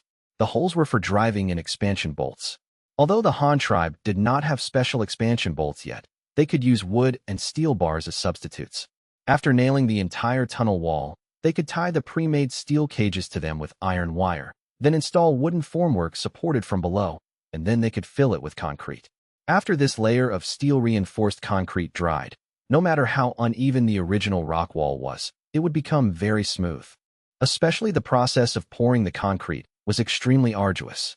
In the past, the Han tribe had water pumps, air pumps, and oil pumps, but they did not have a pump that could suck and spray concrete. To solve the problem of difficult tunnel wall pouring, Hanfeng specially had someone develop a new type of concrete pump. It was different from the original various plunger pumps and air pumps.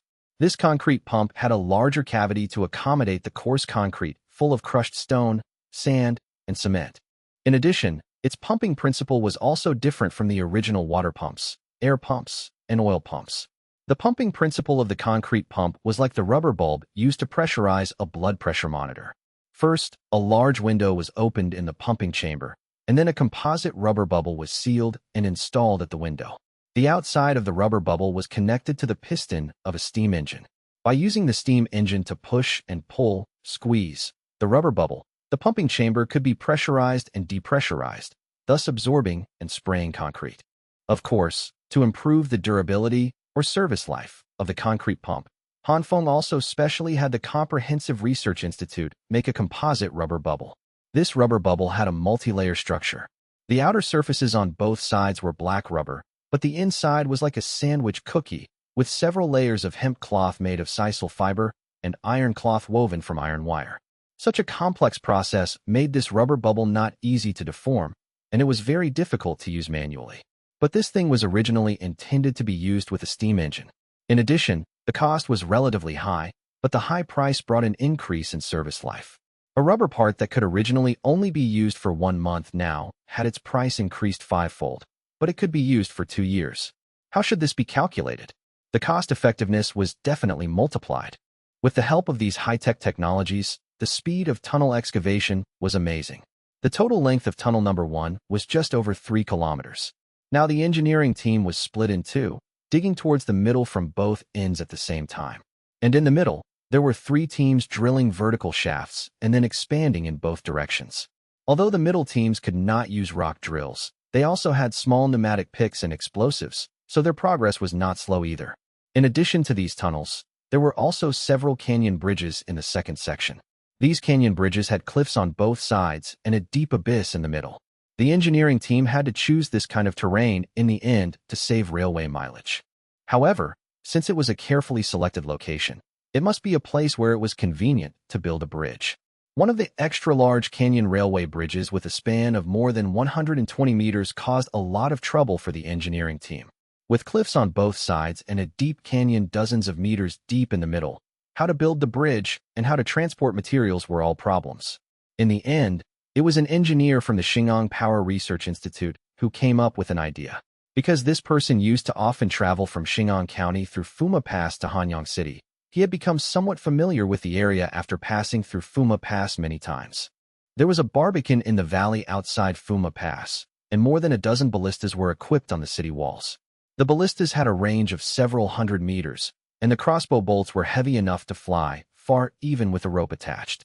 So his idea was to get a ballista, tie a thin hemp rope to a javelin, and shoot it to the other side with the ballista. First, use the ballista to bring the thin hemp rope over. Then use the thin hemp rope to tie a thicker rope and bring it over, and finally replace the rope with a steel cable. Once the steel cables were set up on both sides, they could be used to hoist equipment, personnel, and building materials in the middle of the canyon. Everyone thought this was a good idea, but when the matter was reported to Yu Fu, it was directly rejected by him. Yu Fu came to the edge of the cliff and said to the few people, "Your idea is not bad, but do you need a ballista for a distance of 120 meters? Any longbow can shoot a rope across. If we were to transport a ballista for you, it would take half a month from sending the message to getting the ballista here." He reprimanded the few people and directly had someone bring a longbow. A longbow with a heavy arrow, using a high-angle shot, could shoot at least 300 meters. With a thin hemp rope tied to it, even with some extra drag, it was enough to fly over this 120-meter-wide chasm. Yu Fu drew his bow, aimed at the sky on the other side of the cliff, and with a whoosh, the arrow flew high in the sky in an arc and accurately stuck into the grass on the opposite cliff. See, for such a short distance, do you still need to get a ballista? The few engineers were so ashamed that they couldn't say a word. These people had all been selected into the research institute right after graduating from school. They were proficient in calculation and machinery, but sometimes they liked to get stuck on trivial matters. It was like insisting on using advanced calculus to prove that 1 + 1 is equal to 2. P.S. Narrow-gauge railways are the kind that can be used as soon as they are laid, so they are relatively simple to build. Please don't criticize the project's progress. The engineering team first used bows and arrows to shoot hemp ropes across the cliff to establish a connection, then gradually replaced the hemp ropes with steel cables and slings. After establishing the suspension bridge on both sides of the cliff, construction began simultaneously from both ends. First, the pier foundations on both sides were cast with reinforced concrete, and then 2 steel-structured high towers were erected on the pier bases. At this point, the specific curvature of the arch bridge had to be calculated on the blueprints. Once calculated, the bridge arch was divided evenly into several sections. Wooden molds for each section were made in advance according to their shapes, and the steel rebar skeletons were tied together. Once all this was ready, they began casting the bridge arch from the piers on both sides toward the middle. The arch was cast section by section. Protruding steel rings were left on the sides of the arch, and steel cables were threaded through these rings to pull the suspended sections of the arch toward the temporary high towers on the piers. After one section was cast, the mold and steel skeleton for the next section were hoisted over, and the casting continued. Throughout the entire construction process, all the steel skeletons, casting molds, and concrete were hoisted into mid-air using the steel cable suspension bridge that was initially set up. For every section cast, it was pulled up a level on the high tower with steel cables. Finally, the entire bridge arch closed in mid-air in the middle of the canyon. Once the arch was completely formed and became a load-bearing structure, the temporary iron towers erected on both sides could be dismantled. The steel cables previously connected to the arch could also be completely removed because once the arch was finished, the center of gravity for load-bearing shifted to the piers on both sides. Even without the steel cables, the arch could independently support its own weight. After spending a month casting this arch bridge with a span of over 120 meters, a flat bridge deck was cast from the edges of the cliffs on both sides and placed directly on top of the arch. This step was relatively easy because the arch already connected both sides of the canyon, allowing people to walk directly across. With the industrial and educational development of the Han tribe, their construction capabilities became increasingly advanced. Bridges that were once unimaginable could now be built. The second section of the Qitai line involved mountain tunnels, canyon bridges, and river crossing bridges. Although it was difficult and time-consuming, it was proceeding in an orderly manner. However, the Tangpan line in the south was a different story. The Tangpan Line Railway, which ran from Tangxing County to Panshir County, mainly traversed plains and mountainous terrain. The construction difficulty was much lower than that of the Qitai line, so it was built very quickly. Since the arrival of the first batch of road builders, mechanical equipment, and railway construction materials, the Tangpan line had been rapidly extending. Now, more than 2 months had passed, and 4/5 of the entire Tangpan line project had been completed. Only the remaining 1/5 of the mountainous route was left, but it would definitely be finished before the spring of next year. This way, it wouldn't affect Han Feng's plan to continue building the capital. While the 2 railways in the south were rapidly extending, the quarrying team that had long been sent to Panshir County was also busy. They first used rock drills modified from excavators to carve out crevices in the marble mountains, and then used a small amount of explosives for directional blasting. This method was used to obtain whole or large blocks of marble. The marble was first cut from the mountain and then sent to a steam-powered stone processing plant. The giant stones cut from the mountain underwent secondary processing here. For example, the handrails of the corridors and stairs in the Imperial Palace were all made of white marble. This required the stone processing plant to first cut the giant stones into stone pillars slightly larger than the handrail pillars, which were long rectangular stone blocks. This created the rough blanks for the handrail pillars. Once this roughing step was completed, their job was done. They just needed to stack these rough stone materials neatly and transport them away directly once the railway was connected. In addition to these handrails, the guardrails in some places also required the stone processing plant to make rough blanks first. The specific carving would have to wait until they were sent to the capital, where the craftsmen there would carve them. The rest were some finished stone materials, such as the bluestone bricks on the square, the white marble bricks, the huge rough blanks for the Danby stones, the curbstones for the main roads, and the stone strips on the edges of the green belts on the roads. All of the above were stone materials with fixed specifications. There were also some things that pursued artistry, such as rockeries used for garden landscaping. For these, strangely shaped stones were directly selected. The stranger the shape, the better. Once found, they could be set aside separately, cleaned with water, and hoisted onto the train to be transported away when needed. After more than 2 months of work, the stone processing plant had accumulated a large amount of stone materials. They just needed to wait for the Tangpan Line Railway to open to traffic, and they could be transported to the capital at any time. The winter of the second year of the Great Mandate quietly passed amidst such busyness. Even the New Year's spring festival of that year was spent by Han Feng and his family in Tuahai County. It was also during this New Year period that good news finally came from Yiying. All the population of the Yuqiao tribe, totaling more than 7,000 people, as well as some tribes that intermarried with the Yuqiao tribe, numbering more than 4,000 people, a total of more than 12,000 people, were now entirely under the management of the fleet. They would arrive at the western lakeshore of the capital in a few days. Yiying wrote to ask Han Feng how to arrange for this population. More than 12,000 people, assuming an average of 4 people per family, meant 3,000 households. This was not a small number. Yiying's idea was whether to directly stuff all these people into the capital. Anyway, there was no one in the capital right now, so they could just be used to fill the population quota of the capital. However, Han Feng didn't think so. First, these people couldn't speak Chinese. Second, they didn't know how to farm or breed livestock. There wasn't a single craftsman among them. What was the point of having such people stay in the capital? Therefore, Han Feng's order was to directly divide these people into 2 batches.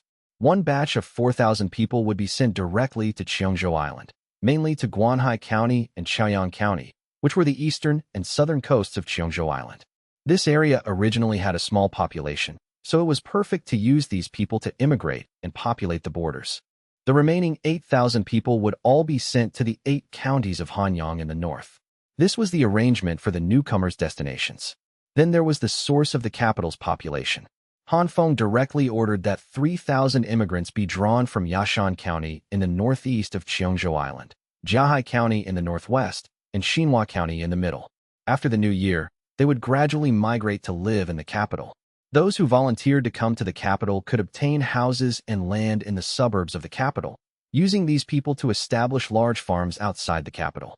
However, this small number of people was definitely not enough to fill a capital. From a long-term perspective, before Han Feng died, the population of the Han tribe would definitely break through the 10 million mark. By then, the capital of the Han tribe would have at least 500,000 people, and at most, even over 1 million. But there definitely wouldn't be that many in the short term. So what did the capital need in the short term? First of all, the capital must be the political, cultural, and military center. To meet these three conditions, the first thing needed was a large number of officials. So, for those who needed to be promoted in the future, their families or clans could be allowed to move to the capital to live in advance. This alone could bring over a lot of people. Then there was the cultural center. What was a cultural center? It was education, schools, and research institutes. Several research institutes of the Han tribe could be relocated entirely to the capital. All the researchers, including their families, would move over together. This was another significant population. Then there were the teachers. New schools would definitely be built in the capital. From primary schools to universities, the capital must have them all, which meant a large number of teachers would be needed. However, this couldn't be achieved in the short term. Before the population scale of the capital grew, it was unknown whether the children of those immigrants could even fill a school, so not that many teachers were needed at the beginning. Then there were those super universities in the capital, top academic institutions for various disciplines. Teachers for such schools couldn't be recruited from the general public either. It was better to just let the researchers from the research institutes work part-time as university teachers, doing research while teaching. As for the teachers for primary and secondary schools, they would be selected and hired from the ordinary teachers in the 8 counties of Hanyang in the north. Starting now, a professional title evaluation mechanism could be set up among the teachers, such as outstanding teacher, elite teacher, etc. What it was called wasn't important. The key was to divide them into levels, and then evaluate their professional titles every year based on the grades of the students they taught, plus the teacher's own behavior. For example, junior teacher, intermediate teacher, senior teacher, outstanding teacher, elite teacher, etc., and then set up a selection method. Finally, a batch of outstanding teachers and elite teachers would be selected every year and all sent to settle in the capital. When they came, they had to bring their whole families. This way, the population of the capital would increase every year. Then there was the construction of schools in the capital. Once various higher education institutions were built, the capital could start recruiting students. All students who could pass the exams to enter top universities could be granted the household registration of the capital, allowing their whole family to settle in the capital. In this way, as the population of the Han tribe grew and the education system gradually improved, there would be more and more students who could get into top universities in the future. If the universities in the capital could recruit 2,000 students every year, and these 2,000 people moved over with their families, calculating based on 4 people per household, that would also migrate about 8,000 people. Given that the North had been stable for so many years and the commoners were quite active in having children, a situation where a family only had 4 people was basically non-existent. So let alone 8,000 people, it was entirely possible that more than 10,000 people would come directly. Of course, this was definitely impossible in the short term, but it could be done as a long-term plan for population absorption in the capital. A bit further down the line, when the capital reached a certain scale and the population reached tens of thousands, the living problems of so many people would also need to be solved. At that time, they could also attract investment from all over the country, attracting wealthy households from everywhere to come and open shops to do business, invest in building factories, and so on. In early January of the 3rd year of the Great Mandate, the resettlement work for the newly joined tribesmen began. At this stage, the most important part of the resettlement work was to first clear the wasteland for farming so that the newly joined commoners could become self-reliant as soon as possible. To help these newly joined commoners clear the wasteland, Han Feng also ordered 2 rotary tillers to be dispatched from the mechanized farm in Luoyang County to help the 4,000 immigrants on Qiongzhou Island reclaim the wasteland and plant corn. For the first season of grain for these immigrants, the tribe provided people and agricultural machinery to help them plant it. The officials of the respective areas were to lead these newcomers to build their houses before the summer grain harvest. This way, with houses and land, once the summer grain was harvested, they would be left to work on their own. With a stable residence, a stable source of food, and stored grain at home, this group of people would be completely stabilized. Things were much simpler in the 8 counties of Hanyang in the north. The remaining 8,000 people were directly divided equally among the 8 counties. One county only received 1,000 immigrants, which was at most a little over 200 households. And the Hanyang 8 counties region consisted of established counties. Each county was further divided into several smaller counties. Dividing these people equally among the smaller county towns below meant each county only received about 50 households, which was very easy to arrange. As for clearing wasteland, the neighbors could help out, and the first season would pass. If that really didn't work, didn't Luoyang County still have a lot of tractors? Just dispatching a few would be enough to clear the wasteland for them. Even these immigrants in the north could temporarily skip clearing wasteland and first let them farm the government-owned fields. Anyway, after the new year, a portion of the people would definitely be relocated to the capital. When they left, they naturally couldn't take their land and houses with them. So the land of these people could be redistributed to these newly arrived commoners, saving them even the trouble of clearing wasteland. Qiongzhou Island had to clear wasteland because Guanhai County and Chaoyang County originally didn't have much population and most of the land hadn't been reclaimed, so they needed to clear wasteland anew. At the same time, while Qiongzhou Island and the 8 counties of Hanyang in the north were resettling immigrants, the Tangpan Line Railway within the territory of the former Tang tribe was finally completed. The Tangpan Line Railway started from Tangxing County, which was on the opposite bank of the river from Tohai County, and extended all the way to the quarry in Panjshir County. After this railway was completely connected, Xing'an County shipped another train over to meet the transportation needs of the Tangpan Line. The promise Han Feng had made to Yu Ji earlier, that he would definitely deliver the stone materials to the capital by spring, could now be fulfilled. 2 trains went back and forth, constantly running on this brand new line, transporting carload after carload of various stone bricks, stone materials, and building materials mined from the quarry to the banks of the Luoyang River. Then they were shipped across to Tuahai County on the opposite bank, reloaded, and transported to the construction site of the capital. With this massive influx of building materials, the construction speed of the capital was also gradually accelerating. By February of the 3rd year of the Great Mandate, a cargo fleet dispatched from the north once again delivered the things Han Feng urgently needed. A full dozen ships loaded with munitions allowed him to immediately complete the military reform of the Han tribe. The weapons transported this time included 30,000 newly produced molybdenum steel standard Type 2 bolt-action rifles, as well as a bullet production assembly line. With these weapons, the Huben Guard soldiers who had followed Han Feng to the south finally came in handy. The battalion of Huben Guards that Han Feng had brought earlier was originally intended to be sent to the various garrisons of the Han tribe after stepping down from their posts, to help other armies transition to firearms. From now on, all the armies of the Han tribe would enter the era of firearms. Although those local defense troops could still only use bolt-action rifles, even just bolt-action rifles were almost the most advanced weapons in this world. The semi-automatic rifles that were better than bolt-action rifles were also owned by the Han tribe, so claiming that the bolt-action rifles were world-advanced probably wasn't a problem, right?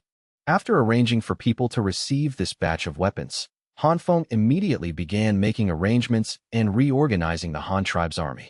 With the equipping of firearms, the combat effectiveness of the Han tribe's army would definitely be greatly improved, so there was no need to continue maintaining such a large military force. Now, an army of 2,000 men armed with firearms could easily crush a cold weapon army of tens of thousands. So what was the point of keeping so many soldiers? It would only waste money and food.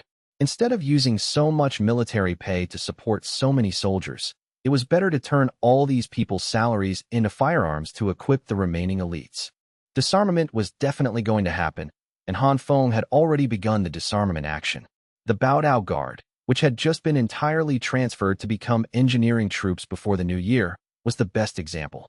The batch of soldiers drafted earlier had also been soldiers for quite a few years. It was time to let these people go home to rest and recuperate and contribute to the population growth of the Han tribe. In addition, the industrial process of the Han tribe was very fast now, and more factories were being built. Under such circumstances, it would definitely cause a shortage of workers, so Han Feng could also arrange for those discharged soldiers very well. After these people retired and were demobilized, Han Feng could arrange for them to go to various state-owned factories, give them official employee status, and ensure they wouldn't have to worry about food and drink for the rest of their lives. Moreover, these soldiers who had undergone several years of professional military training would find it quicker and more convenient to transition into workers when they went back. They were good at learning skills, highly disciplined, and had a strong sense of responsibility. Put into state-owned factories and given a little training, they would absolutely all be talents. For those who didn't want to enter factories, it was also simple. They took their merits, got promoted in nobility, received a few more acres of fertile land when they went home, and just went back to farming. In addition, the administrative side was also very short of manpower now. For example, the police system that Han Feng was preparing to create needed a large number of talents with military literacy to join. These retired soldiers could also go to the soon-to-be-formed police system to take up posts, and they would also have the opportunity to use guns in the future. After all, Han Feng had already had the Power Research Institute in Xing'an County specially produce police pistols and shotguns. In the future, these could all be equipped for the police to use. Presumably, there would definitely be a large number of retired soldiers willing to join this profession. Only with these post-retirement security measures could disarmament be carried out smoothly and safely. If those soldiers fought to the death for the tribe and were left with nothing when they went home, they might just directly rebel. Having arranged the future lives of the retired and demobilized soldiers, Han Feng then began to issue orders, letting the Shin's Guard move into every garrison of the Han tribe to become instructors and train all the soldiers in the use of firearms. The disarmament action couldn't be that fast.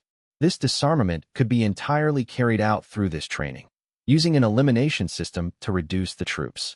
For example, during shooting training, based on the training results, those with good marksmanship would stay for reorganization, and those without shooting talent would be directly demobilized and go home to work locally.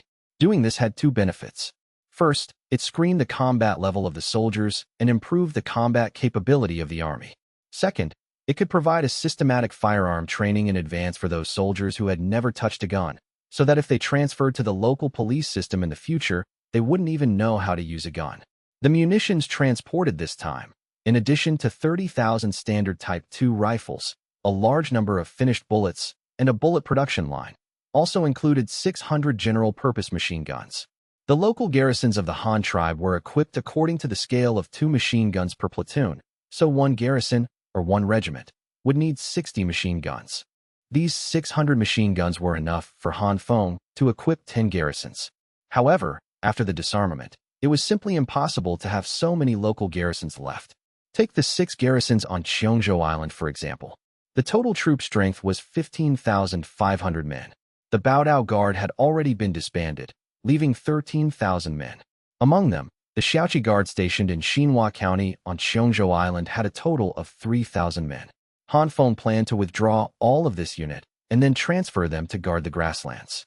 Then he would transfer the Qiongzhou Guard, which was stationed in Zhongwu County and was the most capable of fighting on the grasslands, to the capital to serve as his Imperial Guards. Han Feng's current Imperial Guards only consisted of the Jinwu Guard, which mainly served as an honor guard, close-quarters security, and intelligence work, and the Shin's Guard, the purely firearm-equipped army with the strongest combat effectiveness. But both of these armies were infantry, and they really lacked mobility. Without a powerful mobile force as Imperial Guards, it always felt like something was missing. In the future, if the border was crushed by the enemy, or a local garrison rebelled, and Han Feng didn't even have a fast and flexible Imperial Guard, that would be very awkward. So Han Feng wanted to transfer the Qiongzhou Guard, the cavalry garrison with the strongest combat effectiveness, to his side as Imperial Guards, and let the 3,000-strong Shaoqi Guard from Qiongzhou Island take over their defense and go guard the grasslands. The remaining 4 garrison armies on Qiongzhou Island, after disbanding the Bountiful Guard and transferring away the Shaoqi Guard, had a total of 10,000 men left. After the firearm transition training, those with excellent shooting scores would be selected and directly reorganized into 3 regiments, all reorganized according to modern formations. The 3 regiments would merge into 1 brigade, responsible for the defense tasks of the entire Qiongzhou Island. The surplus people, that is, those who were eliminated, would be directly sent home and allowed to transition to civilian life. Then there was the Huben Guard, currently responsible for the defense of the 8 counties of Tangxing. Because the Tang tribe had only been incorporated into the Han tribe for less than half a year, and the political situation was not yet stable, now was not the best time for reorganization, nor was it a good time for training. So Han Feng didn't plan to touch the Huben Guard for the time being. Next were the 3 counties of Honghu on the grasslands, namely the 3,500 cavalry of the Longxiang Guard stationed in Kaiyuan County, the 4,000 cavalry of the Qiongzhou Guard in Zhongwu County, and the 3,000 cavalry of the Jinghai Guard in Binhai County, totaling 10,500 troops. Among them, the Qiongzhou Guard was to swap defenses with the Shaoqi Guard, so after the swap, the troop strength on the grasslands would be 9,500 men. Although the number of people had decreased a bit, after all of them were equipped with new rifles, the combat effectiveness of the grassland cavalry would not decrease, but rather be strengthened. In addition, Han Feng prepared to reform the cavalry tactics of the Han tribe. All the local garrison troops on the grasslands would be trained according to the routine of dragoons. The so-called dragoons, this branch of the military was first created by the French. To put it nicely, they were dragoons. To put it bluntly, they were mounted infantry. They rode horses when marching, using horses to transport soldiers and ammunition supplies, thereby improving the mobility of the soldiers. But when it came time to fight, all the soldiers would dismount and fight as infantry. This had a lot to do with the guns in their hands. If the infantry could be equipped with a sufficient number of machine guns, they wouldn't have to fear the charge of enemy cavalry at all. And because their own infantry had horses for transportation, they could also use such mounted infantry to pursue enemy cavalry. Anyway, in terms of firepower, combat effectiveness, and mobility, mounted infantry were the strongest. For example, the 3 garrisons on the grasslands to be reorganized this time. After the defense swap, there would be 9,500 men left. But after the firearm reorganization training, a portion would eventually be eliminated, leaving only the formation of 3 regiments. 1 regiment would guard 1 county, and the 3 regiments would together form a brigade. Finally, there were the 3 Imperial Guard garrisons by Han Feng's side, the Jinwu Guard, the Shin's Guard, and the Qiongzhou Guard. Among these, the Jinwu Guard had the largest scale, but officially there were only about 2,000 people. Most of the rest were spies lurking in various places. The Shin's Guard was established the year before last, and its scale was only 1 regiment, though it might be expanded a bit in the future. Finally, there was the cavalry of the Qiongzhou Guard, which needed to be highlighted. The Qiongzhou Guard was Han Feng's Imperial Guard cavalry, naturally different from the cavalry of those local garrison troops on the grasslands. They were mounted infantry, and the weapons they were equipped with were still bolt-action rifles and machine guns. But the Qiongzhou Imperial Guards were different. Because bolt-action rifles were too long and inconvenient to reload, it was not easy to shoot from horseback, so they could only dismount to fight on foot. But the Imperial Guards were different. What Han Feng prepared to equip the Qiongzhou Guard with were semi-automatic repeating rifles. Not only was the gun body short and compact, making it convenient to shoot from horseback, but it also didn't require manual reloading, which could increase the rate of fire. So even after transitioning to firearms, the Qiongzhou Guard was still an ace unit capable of mounted archery and dismounted infantry combat. In addition to being equipped with the knockoff Type 56 semi-automatic rifles, the Qiongzhou Guard would also equip each soldier with an 8-shot shotgun. This thing was incredibly powerful in close combat. 1 shot, let alone a person, even the warhorse under the enemies, but could be brought down with 1 shot. All the above arrangements were for the army. After all the transitions and reorganizations were completed, there would finally be 3 brigades left, totaling 9 regiments, plus 1 garrison temporarily not participating in the reorganization, the Huben Guard. After the Han tribe established a nation, all military systems would also be changed to the modern division, brigade, and regiment system. Division-level units would also be distinguished into Class A divisions and Class B divisions. Class A divisions would be the main force, organized according to 3 brigades and 9 regiments. All required ordnance, rations, pay, and soldiers would be supplied with priority. Class B divisions would be local defense troops, commanding 2 brigades and 6 regiments, and all military supplies would be handled at a secondary level. In Han Feng's previous life, there was a famous saying on the internet, "May I ask how many divisions God has?" Han Feng really didn't know how many divisions God had, but after the Han tribe completed its military reorganization, All the army combined could probably scrape together one Class A division, totaling less than 20,000 men, and this was on a national scale. Let's just say 2,000 men per regiment. 9 regiments would only be 18,000 men. But with the Han tribe's equipment, having one division to guard the country was enough. Just this one division could easily crush the whole world without a problem. Finally, after the army was arranged, there was still the navy left, which was also the Han tribe's only navy, the Huben Guard. They were also about to undergo a firearm transition. However, the transition for the Huben Guard, compared to their branch of service, seemed very simple. All naval soldiers would transition to semi-automatic rifles and shotguns, and officers would be equipped with pistols. But that was it. Currently, apart from these two types of firearms, they had no other transition tasks. Because Han Feng planned to wait a few more years, and when the Han tribe developed steamships, he would directly equip them with steam ironclads armed with rapid-fire guns, autocannons, large-caliber machine guns, and torpedoes.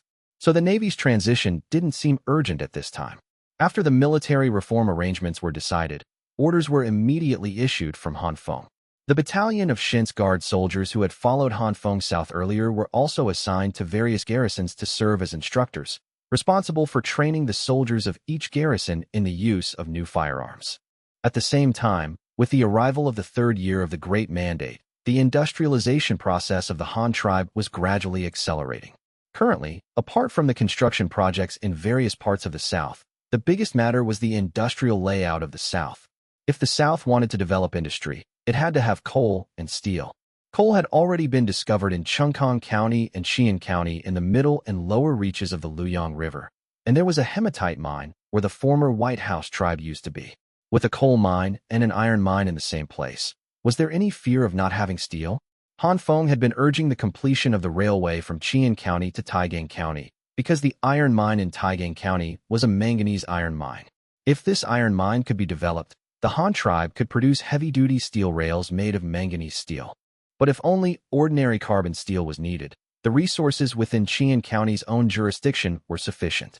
Last year, Gu Ji and Tian Hong of the White House tribe, under Han Feng's instruction, took a tour around the south of the Han tribe.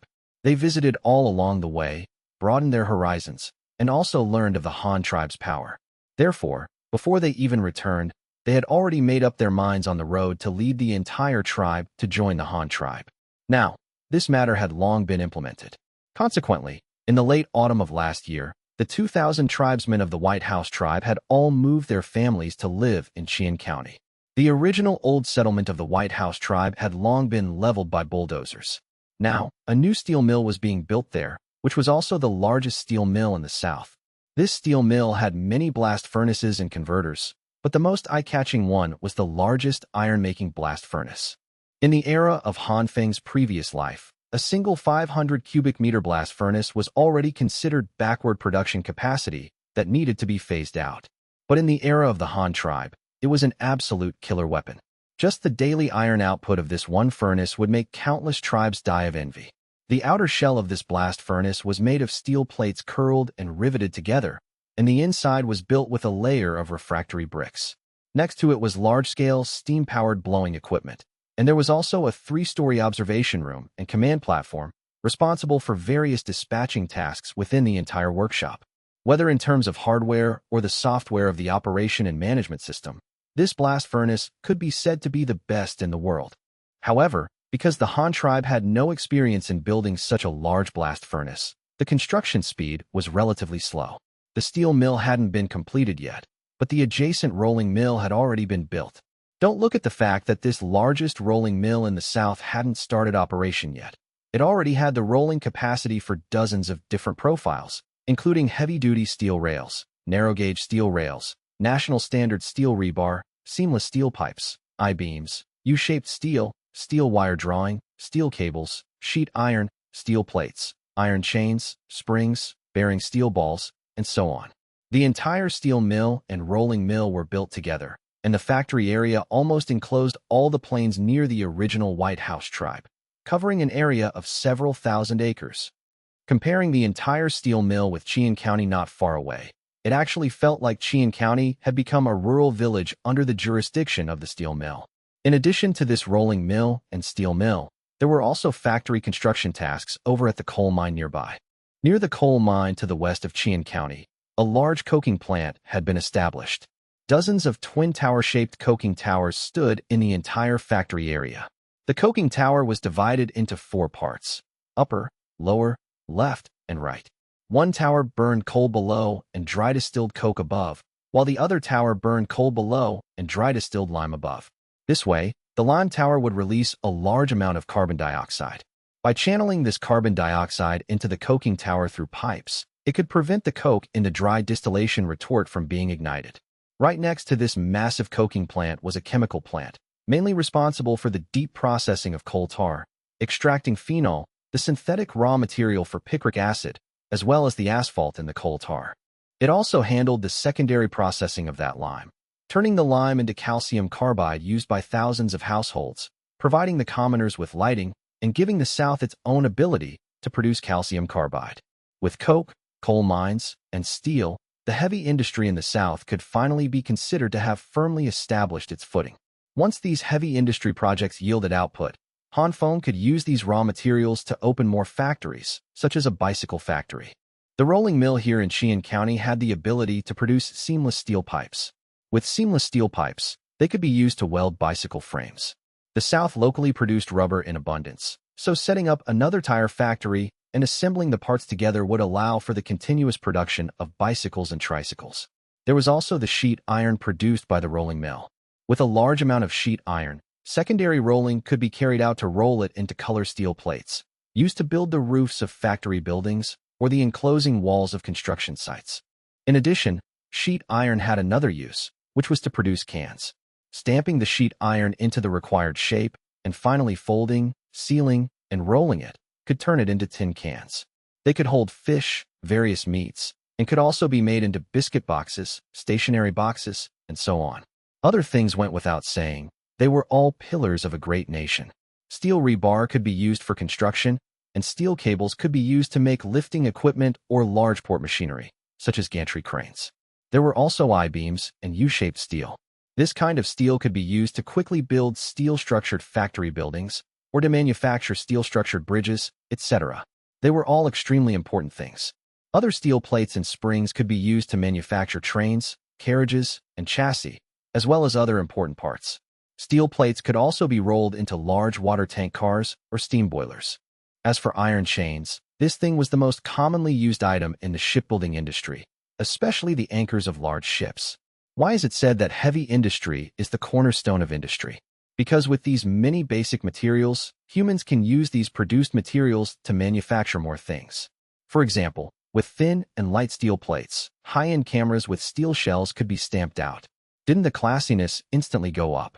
With so much steel, if they wanted to set up other light industry factories in the future, couldn't those assembly line equipments be produced by themselves?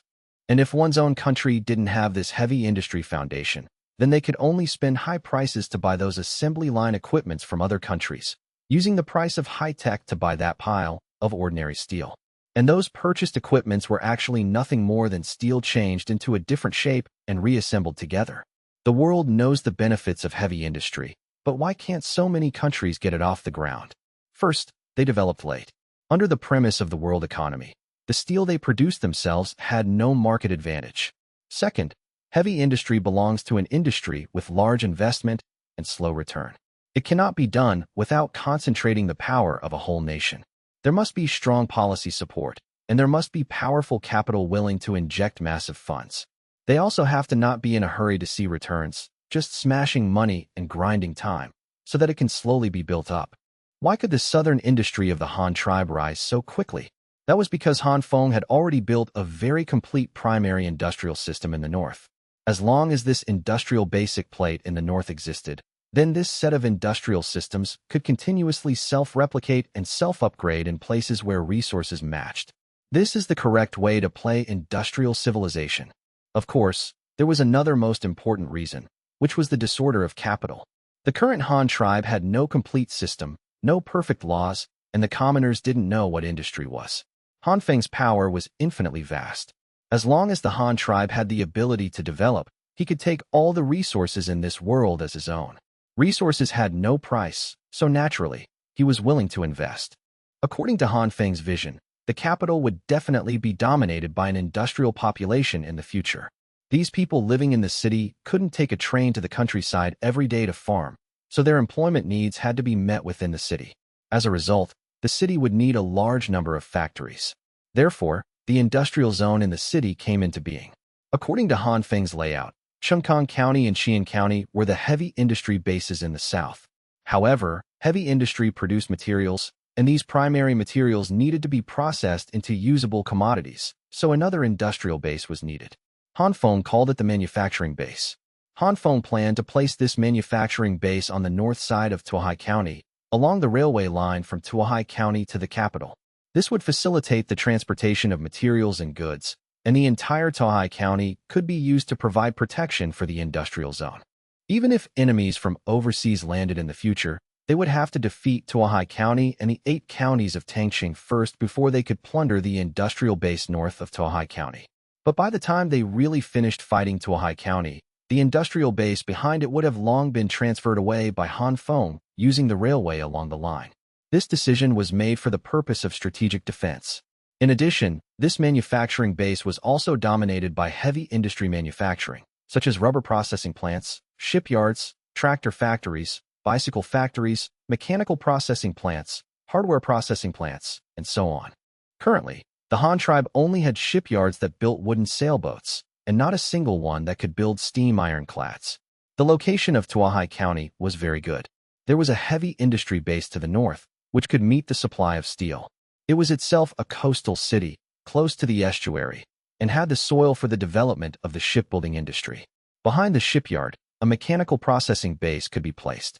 For example, various parts needed for shipbuilding, turning propellers, etc., required precise machining equipment. Port cranes could also be manufactured here to serve the shipbuilding industry and port terminals. First of all, the capital would have a large industrial population in the future, and light industry, also known as labor-intensive industry, required a large labor force, which perfectly matched the conditions of the capital. Secondly, the large area between Tuahai County and the capital, or rather, from the mouth of the Luyang River to the west and the Honghu Grassland to the east, was entirely fertile farmland, very suitable for vigorously developing agriculture. A large amount of cotton could be planted here. With cotton, textile and dyeing industries could be developed in the capital. To the west of the capital was the Honghu Grassland, from which a large amount of leather could be obtained. So in the future, when sewing machines were available, clothing, shoes, hats, leather shoes, and ready-to-wear garments could also be developed. The west could provide rubber, and in the future, cloth shoes with rubber soles could also be made. Grain could also be planted here. With grain, non-staple foods could be developed, such as sugar extraction, brewing, alcohol, instant noodles, biscuits, beer, soda, and so on. After the planting industry developed, it could also drive the breeding industry. After all, so much straw needed to be consumed, as well as grain. If there was too much grain to eat, it could be used for breeding. With a large amount of meat, canning factories could also be set up. Luncheon meat cans, sausages, beef cans, fruit cans, and even a large amount of seafood could be obtained from the sea to make fish cans. There were also seasonings. Not to mention anything else, just chili sauce, soy sauce, vinegar, and vegetable oil extraction could all be set up. Even for Qiongzhou Island across the strait, Han Feng had already thought of its future development direction, which was to focus on bamboo. Qiongzhou Island was originally called Bamboo Island because there was enough bamboo on the island, which happened to become a resource for development. Where there is bamboo, there are naturally bamboo shoots. Bamboo shoots could be processed and sold all over the country. After the bamboo matured, it could also be used to make furniture, door curtains, summer sleeping mats, bamboo-woven daily necessities, etc. Corresponding factories could be specially established to centrally produce these things. In addition, bamboo could also be processed into disposable chopsticks using lathes. Wooden disposable chopsticks were of poor quality, didn't look good, and were particularly destructive to the environment, requiring a large amount of timber. But bamboo was different. Bamboo grew fast and wasn't afraid of being cut. The more it was cut, the more it grew. Disposable chopsticks made of bamboo were more beautiful and sturdy. Just the snack stalls, barbecue shops, noodle shops, restaurants, taverns, and train stations all over the country could sustain this disposable chopstick industry. Bamboo could also be used for papermaking. Papermaking was also a major industry that destroyed the environment. Not to mention the need to cut down a large amount of wood, the pollution emissions from the papermaking industry were also a headache. But bamboo was relatively environmentally friendly. Not only was the material cost low, it grew fast and was easy to mature, but more importantly, in the processing steps of bamboo papermaking, there were almost no steps that could produce chemical pollution, so there wouldn't be any heavy pollution emitted. Of course, in the future, the capital would also make paper, especially toilet paper. As for the problem of the Han tribe's commoners wiping their butts, in the past, they used whatever they had, such as bricks, tiles, clods of dirt, and later some used leaves. Ever since the Han tribe had corn, everything changed. The commoners suddenly discovered that the layers of husks wrapped around the outside of the corn cob, that is, the leaves, were pretty good for wiping butts. First of all, there was too much of this stuff. They couldn't use it all. Several layers could be peeled off the outside of one cob. Secondly, this kind of corn husk was relatively tough and sturdy, not easy to poke through, and it came piece by piece, making it convenient to wipe. After use, it was thrown directly into the cesspit, where it could be composted into fertilizer along with the manure. It was environmentally friendly, pollution-free, and could even be reused. But no matter how good that thing was, it wasn't as clean and comfortable as toilet paper. So Han Feng still wanted to produce toilet paper. There was another material that could be used for papermaking, which was straw. Wheat straw, rice straw, these straws could all be used for papermaking. The quality of the paper made from this material wasn't very good, and the color was yellowish. If it were to be artificially decolorized, it would require a large amount of chemical agents, which would definitely cause pollution. But this kind of paper wasn't completely useless. Such yellow paper could be used as wrapping paper, like the large yellow paper used by doctors in clinics to wrap pills when we were kids, or the yellow paper used to wrap baked wheat cakes. If it were made a bit thicker, it could also be used to wrap medicinal herbs, just like in historical TV dramas. The traditional Chinese medicine in TV dramas is wrapped in large yellow paper, 1 dose per package, and finally tied up with thin hemp rope, ready to be carried away. In fact, what many people don't know is that ancient pastries, even modern pastries, were also packaged this way. During papermaking, this yellow paper could be made thicker to become craft paper and then folded into paper boxes. The paper boxes could be used to hold pastries, with a festive red paper label pasted on top. Finally, buying a few boxes of dim sum and tying them up with hemp rope, one could carry them home to eat slowly. In short, this yellow paper had many uses. Even if it wasn't used for packaging, it could also be used as exercise books. Even in modern times, many exercise books produced by stationery manufacturers are made of that yellowish paper. The Han tribe could do the same, making some natural color paper exercise books to sell to students. There were many benefits to using straw for papermaking. This was waste reuse, which was always better than just burning it as firewood. In addition, a building materials industrial park and a home improvement mall could also be set up in the capital. In the future, as more people moved to the capital, more and more houses would be built. Then the question arose. Building these houses would definitely require building materials, right? Cement, sand, steel rebar, bricks, tiles, timber. These definitely couldn't be lacking. Other more advanced things included glass, color steel plates, ceramic tiles, and so on. Especially ceramic tiles, this was a good thing. If every household laid floor tiles, how many ceramic tiles would be needed? Whether it was wooden floors, cement floors, or high-end ceramic tiles, the commoners had to have a place to buy them, right? As long as there was demand and a market, was there any fear that things wouldn't sell? Then there was the decoration aspect. Did they need gypsum and white lime for painting walls? Did they need to get some green paint for the wainscoting? In addition, there were lighting fixtures, as well as furniture, tables, chairs, benches, coat racks, bookcases. Didn't all these things need to be purchased? No matter what, a building materials market had to be created. Han Feng had even figured out how to operate this building materials market. He could directly designate a piece of land in the capital to specially build a building materials market, then build shops inside, and then attract investment from the outside. Anyone doing building materials business could rent or buy shops inside to operate. Not only must there be shops inside, but also warehouses. In addition, there must be workers. Any craftsman doing decoration work could hang a sign here to find work or contact the merchants in the market so that whenever there was work, they would be called to do it. As for the factories producing furniture, these private merchants could build the factories themselves. The tribal government could sell machines and the right to use industrial land, such as steam-powered table saws, steam-powered air compressors, and various pneumatic tools. In addition, there were timber processing plants and timber firms. These could all be left to private individual merchants to do. The state-owned enterprises of the Han Empire only needed to hold onto those heavy industries and high-precision industries. Furniture factories, timber factories, and the like could all be privately operated. Even those who were capable and had ideas could organize migrant workers to come to the city to work, contract construction projects, and organize a construction team specifically to build houses for people and earn wages. After all, the capital would definitely continue to increase its population in the future. Where would so many people live? A lot of houses would definitely be needed.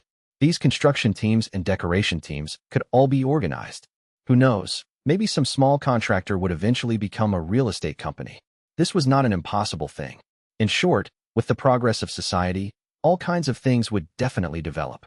What Han Feng, as the leader, needed to do was to use his forward-looking vision to give them pointers from time to time, guide them onto the right path, and help them take fewer detours. With Han Feng centrally coordinating in Tuahai County, the various construction tasks of the Han tribe were completed very quickly. At the same time, officials from various places and Jinwu Guard agents continuously gathered intelligence from all over, allowing Han Feng to have a comprehensive view of the entire tribe's overall situation. In April of the third year of the Great Mandate, early summer, the population Ying brought back from the main branch of the Yuqiao tribe had long since settled down in the 8 counties of Hanya. Their first season of grain had also been harvested, completely integrating them into the Han tribe and becoming members of the hundreds of thousands of registered households of the Han tribe. At the same time, a major event also occurred here in the south. The Cross-Sea Bridge project, which had been under construction for nearly 5 years, finally reached the last step, the critical moment of segmental closure. Originally, when this cross-sea bridge was designed, it was required that large ships could pass under the bridge, while horse-drawn carriages, tractors, and heavy-duty trains could pass on top. However, in order to allow 3-masted sailboats to pass normally underneath, a huge span arch bridge had to be built to raise the space below this section of the bridge deck, and the reefs below had to be blown up to clear a channel. Originally, the engineering headquarters was still worrying about how to build these arch bridges in the middle. The key was that they had never built an arch bridge with such a span before. As a result, they unexpectedly learned the technology from the Canyon Bridge of the Chitai Line Railway.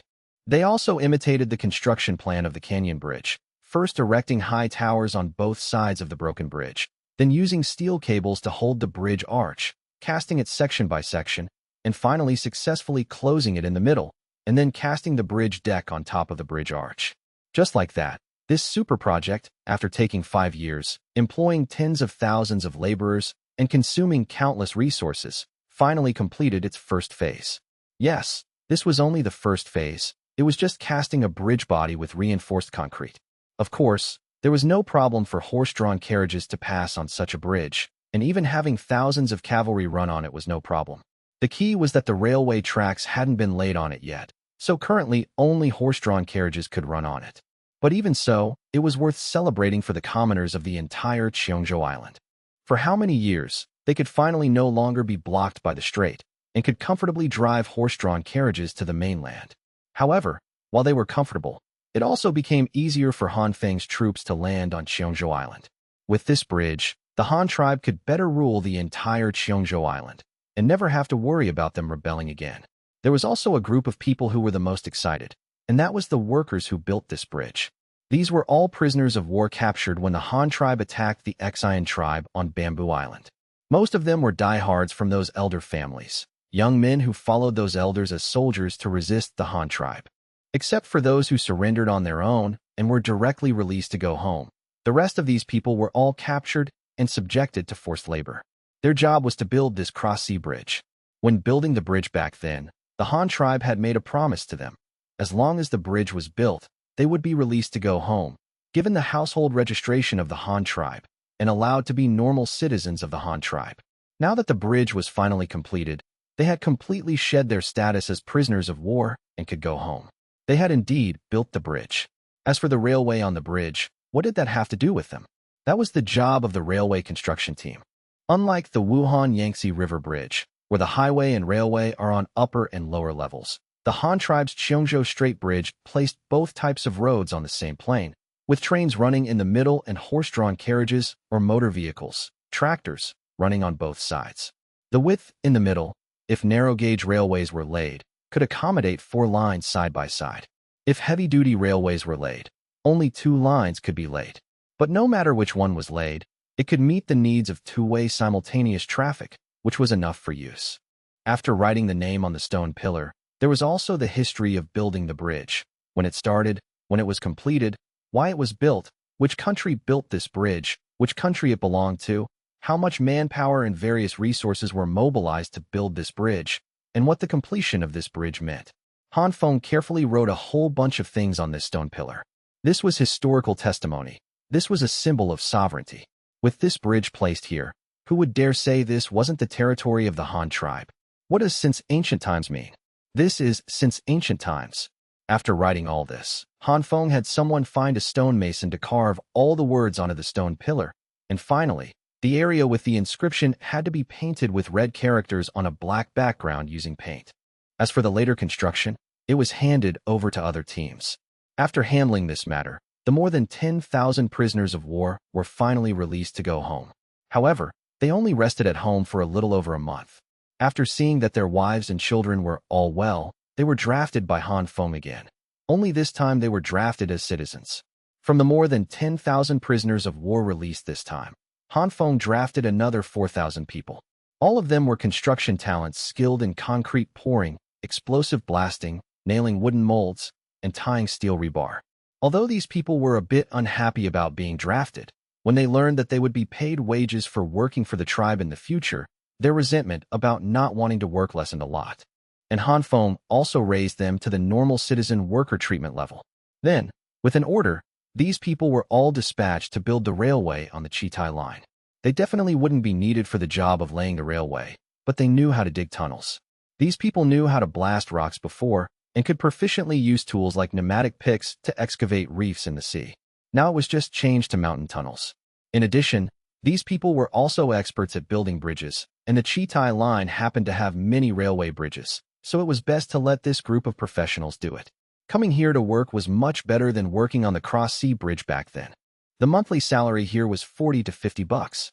The key was that not only was there a salary, but there were also a lot of subsidies, such as field food subsidies, clothing subsidies, travel subsidies for going home, and a whole bunch of other benefits. The treatment was simply too enviable. Their salary and treatment were even higher than those of the workers working in the factories. Of course, the danger and work intensity were also higher than those of factory workers. With the addition of these skilled workers, the time until the entire Chitai Line Railway was completed drew another step closer. In May of the 3rd year of the Great Mandate, during the hottest time of summer, the first batch of immigrants moving from the 8 counties of Hanyang to the capital arrived. This first batch of immigrants were all people from the 3 research institutes. Now all 3 research institutes had moved to the south to work. The Comprehensive Research Institute was placed to the west of the Imperial Palace, and the Power Research Institute and the Biological Research Institute were also over there. However, the people from the Power Research Institute were now all working in the Manufacturing Industrial Park in Tohai County, responsible for planning and building the industrial facilities there. When this group of people first arrived, Han Feng called Lin Fei over and made some arrangements. He didn't say much else, just one sentence. In the future, the Han tribe's high-speed trains, heavy-duty trains, high-speed rail, and steam-powered ironclads will all be produced and manufactured there. You guys figure out what you need yourselves. Whatever you need, just make it. I will fully support you here. Lin Fei and the researchers of the Power Research Institute were thrilled at the time. Heavy-duty trains, high-speed railways, steam ironclads. These high-end, magnificent, and classy things were actually all going to be produced here? Then what was there to hesitate about? Anyway, the leader had said he would fully support them, giving them whatever they asked for. Shouldn't they first get all the things they needed up and running? Of course, the 3 research institutes also brought a large number of family members. These people also settled down in the capital. Students now went to school in the capital, teachers taught in the capital. As for the other family members, because the land outside the capital was too far away right now, they couldn't farm it, so they could only temporarily be arranged to help build the capital together, doing whatever they could. This could also speed up the construction of the capital a bit. By early autumn, August of the third year of the Great Mandate, the second batch of immigrants to the capital also arrived. These were all from Qiongzhou Island. Because 4,000 people had previously been moved from the Yuqiao tribe to Qiongzhou Island, and tens of thousands of prisoners of war had been released to go home, the population of Qiongzhou Island had surged. So Han Feng happened to transfer 5,000 people from Qiongzhou to supplement the capital. However, these people were not temporarily assigned to the city, but were farming in the suburbs outside the city. By the winter of the third year of the Great Mandate, the heavy industry base in Qian County finally lit its first fire. The coal mine officially began mining. The coking plant also started producing coke. The steel mill there also began continuously smelting steel, and the adjacent rolling mill was also continuously transporting a large amount of steel to the south. From this day on, the steel rebar needed for construction projects in various parts of the south no longer needed to be transported from the north. It wasn't until the end of winter that year, before the Spring Festival, that the Chitai Line Railway was finally fully connected. Actually, for a narrow-gauge railway like this, a broken railway that didn't even need much of a foundation. If it weren't for digging tunnels and building bridges, this short distance of over 400 kilometers should have been built long ago. It was precisely because of building bridges and digging tunnels that it had been delayed until now. After this railway opened to traffic, the North immediately sent a large amount of mining equipment, which was sent along the railway to Taigang County to officially begin mining manganese iron ore here. Then it was pulled back along the railway and sent to Qian County to be smelted into manganese molybdenum alloy steel that could be rolled into heavy-duty steel rails. Then the equipment of the rolling mill was used to roll out heavy-duty steel rails weighing 80 caddies per meter. Up until this moment, the Han tribe finally had the capability to lay heavy-duty railways. With the heavy-duty steel rails, the two railway construction teams that had already completed their tasks were non-stop transferred to the capital. The railway construction team originally had 1,600 people, later joined by 2,500 retired soldiers from the Bountiful Guard, and later joined by 4,000 bridge-building workers. Now the scale of the entire railway construction team had reached more than 8,000 people. With this railway construction team of more than 8,000 people, Han Feng immediately arranged a new task for them: to build a new Haidu Line heavy-duty railway. The Haidu Line was the railway from Tuahai County to the capital. Because Tuahai Line was awkward to pronounce, the middle characters were taken, calling it the Haidu Line, meaning the railway line from the coast and estuary to the capital. Understanding it this way was also fine.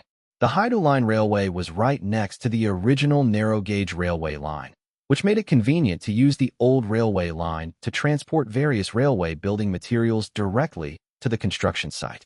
Unlike the previous narrow-gauge railway, for the narrow-gauge railway, as long as the roadbed was padded up and compacted, sleepers and steel rails could be directly laid. But heavy-duty railways were different. Because heavy-duty railways carried extremely heavy loads, the requirements for the roadbed were higher.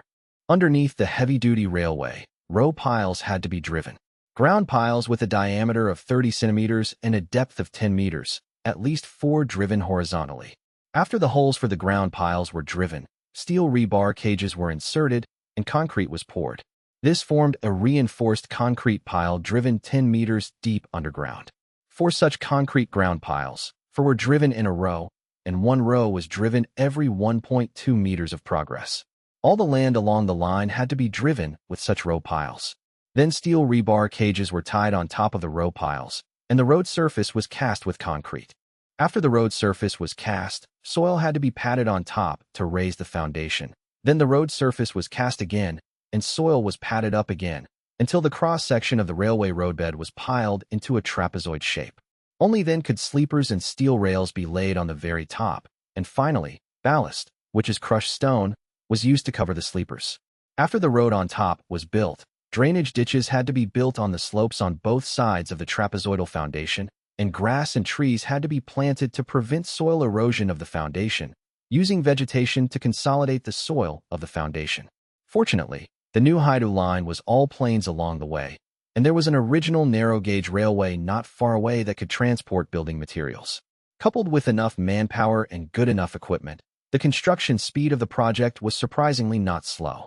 It was just that the cost of this road was a bit scary. While the Han tribe's first heavy-duty railway was being built here, in the industrial zone next to Tuahai County, a group of researchers from the Power Research Institute were also busy building factory buildings and manufacturing heavy-duty locomotives. They were all so excited now that they suffered from insomnia. The Han tribe's first heavy-duty railway had already started construction. They couldn't let the road be finished while their train hadn't been built yet, right?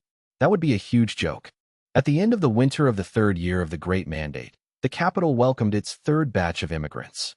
They were all outstanding students who had passed the exams from the 8 counties of Hanyang. Of course, there were also their families, totaling about 8,000 people. This time, they all moved into the capital. Those students who passed the exams would enter the universities in the capital for further studies, and their families also began to join the construction army of the capital. Some others did some small businesses in the capital themselves, starting commercial activities.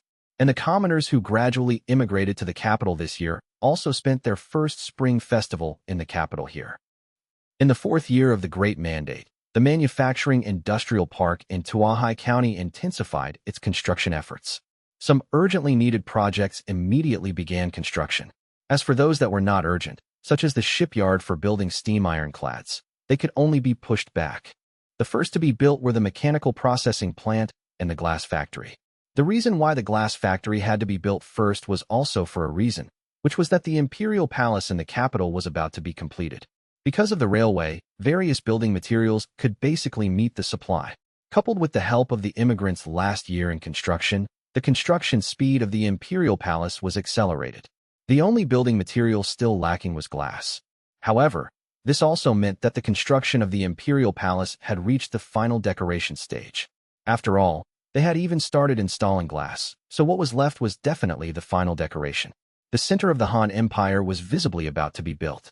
In February of the 4th year of the Great Mandate, the construction of the glass factory began. Under the constant urging of officials at all levels, it was finally completed and put into production in mid-May. This was the Han tribe's first fully automated glass manufacturing plant. Saying it was fully automated was naturally impossible. Workers were also needed here. But compared to the old glass factory on the island in the middle of the lake in the north, the work here was much easier, and fewer workers were used. There was no longer a need for glass-blowing craftsmen to blow with their mouths. Air compressors were used to blow air here. After the glass factory went into production, a steady stream of flat glass was produced. Then, without even being stored in the warehouse, it was directly pulled by train to the Imperial Palace in the capital. The various palaces, pavilions, and terraces of the Imperial Palace were all fitted with glass where they should be, and painted where they should be painted. They worked all the way until the end of August of the 4th year of the Great Mandate, and the entire Imperial Palace project was finally considered completed. The current Imperial Palace had golden and blue glazed tile roofs, vermilion palace walls, vermilion painted pillars, large areas of glass curtain walls, scenery visible everywhere, and interiors entirely covered with ceramic tiles and wooden floors. When one reached the rear palace and looked out from a pavilion, the Tay Pool artificial lake, covering hundreds of acres, came into view.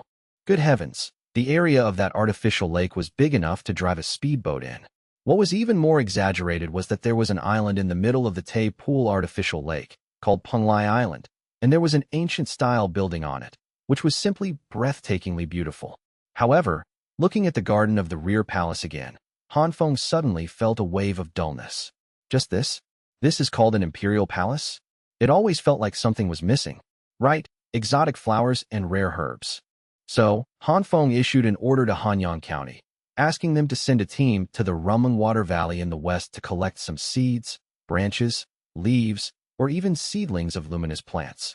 Plant what could be planted, take cuttings of what could be taken, and if that didn't work, dig them up and transplant them. Anyway, Han Feng had made up his mind. He had to make this rear palace as beautiful as a fairyland. After the Imperial Palace was built, Han Feng immediately ordered the Jinwu Guard and the Shaoqi Guard to be transferred to the military camp in the Imperial Palace first. Also, the remaining 2 battalions of soldiers of the Shin's Guard in the north were all transferred over and moved into the Imperial Palace. They were the Imperial Guards responsible for guarding the Imperial Palace. Then Han Feng had people select a batch of young and good-looking ones from those captured cannibal female slaves according to needs, and put them in the Imperial Palace as maids. The total number was about 800, responsible for cleaning various palace rooms, courtyards, flower beds, and so on. These maids also had their own dormitory area in the Imperial Palace and would not live together with Han Feng's family. They were only responsible for cleaning. The maids who truly served closely were all female servants hired with money from the civilian population, the kind who were paid monthly wages. In modern terms, they were nannies. In ancient terms, those cannibal female slaves were all rough work servant girls. However, although Han Feng had people select maids to clean and hired maids outside, he did not immediately let his family move over.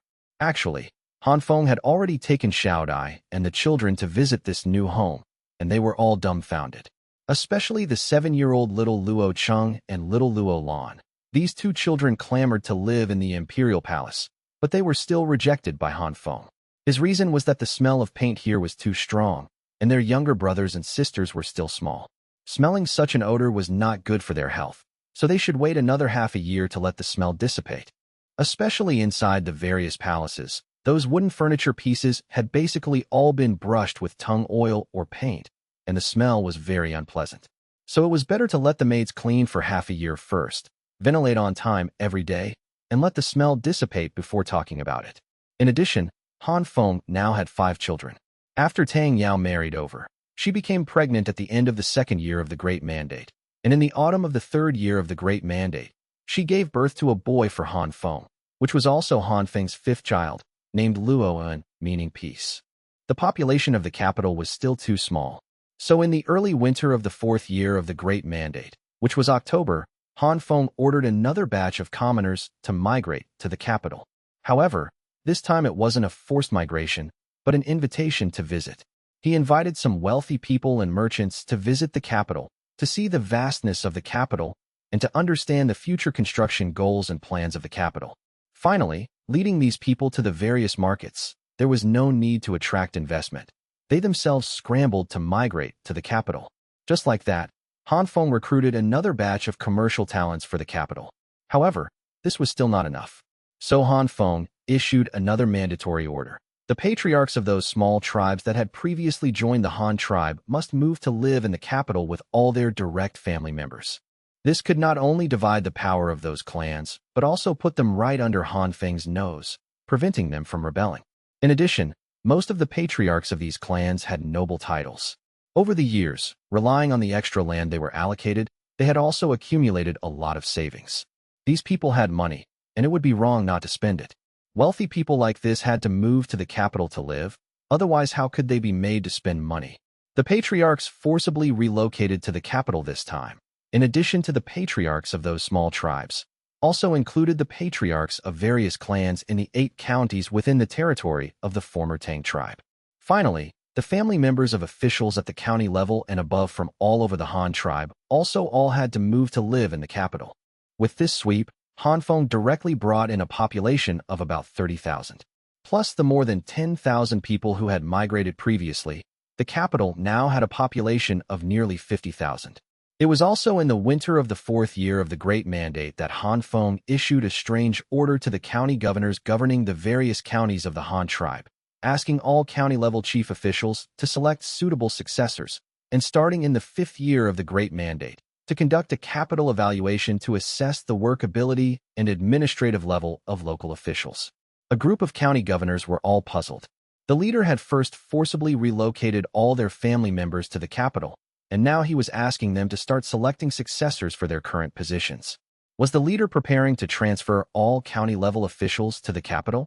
Was this a promotion or a demotion? If a county governor was promoted, shouldn't it be to a provincial inspector? Even if it was a promotion, it should be a provincial inspector. So what did it mean to let them go to the capital? But there was no way if they couldn't figure it out. However, they actually knew in their hearts that there was a high probability of a promotion this time. If they, the county governors, left, wouldn't the people promoted from below be promoted? Even the people below were promoted.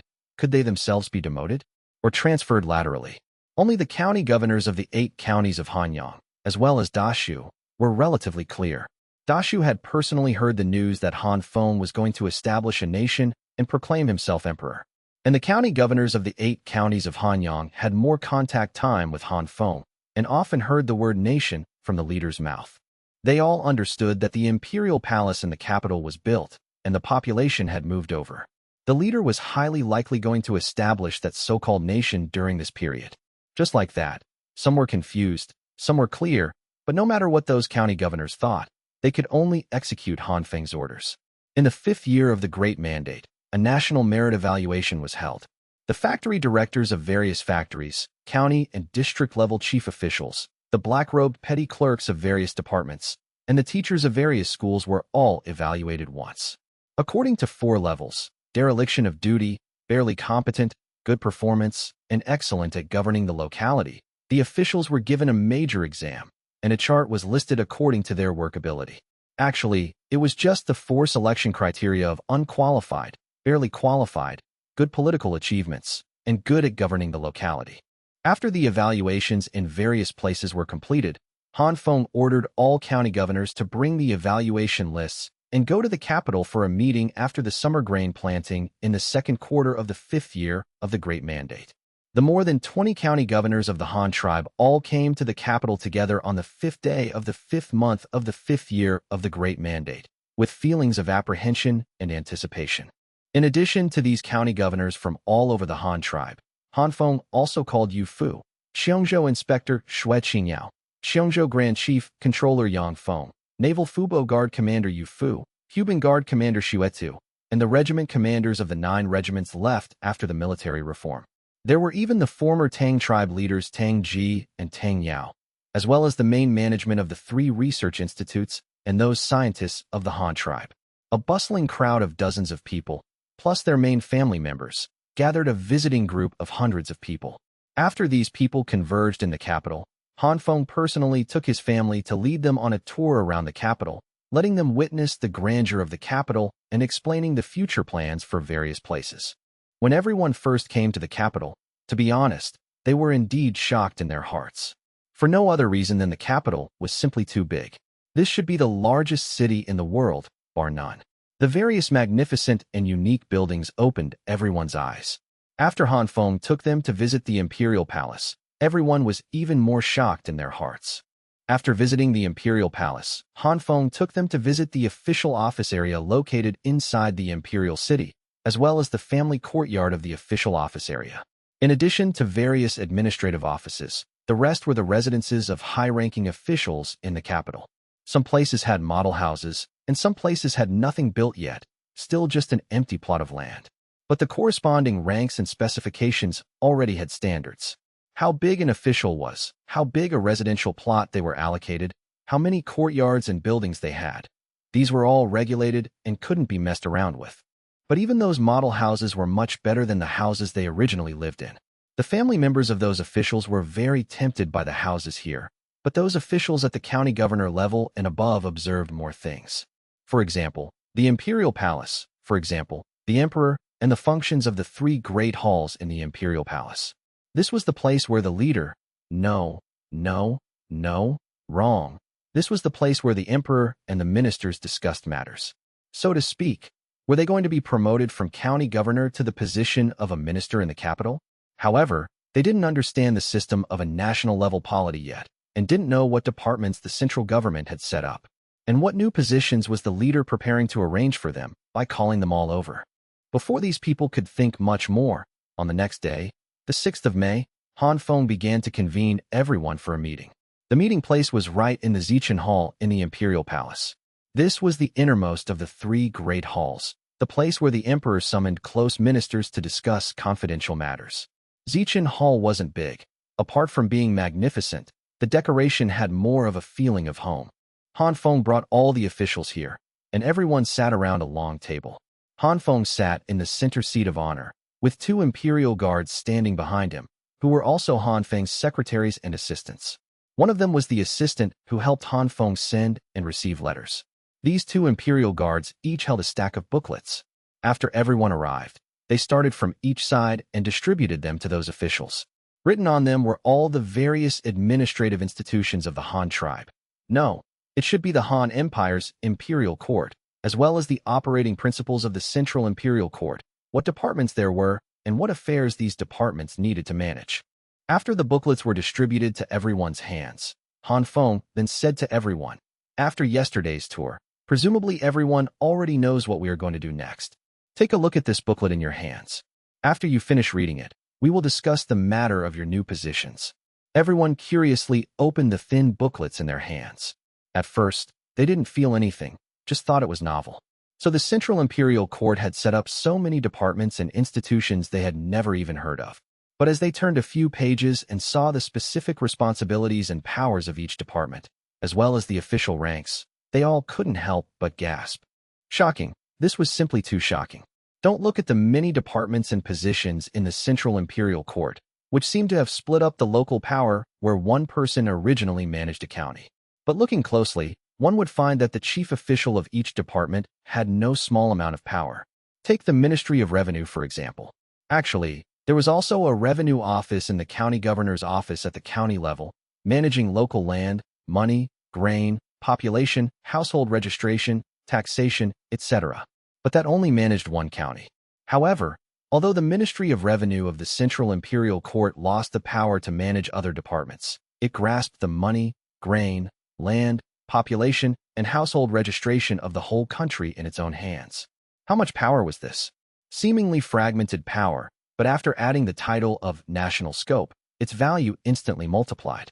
Looking at the countless departments and official positions, everyone's breathing couldn't help but become rapid. Some people even started quietly counting heads. It seemed that the number of attendees was about the same as the number of Central Imperial Court departments written in the booklet.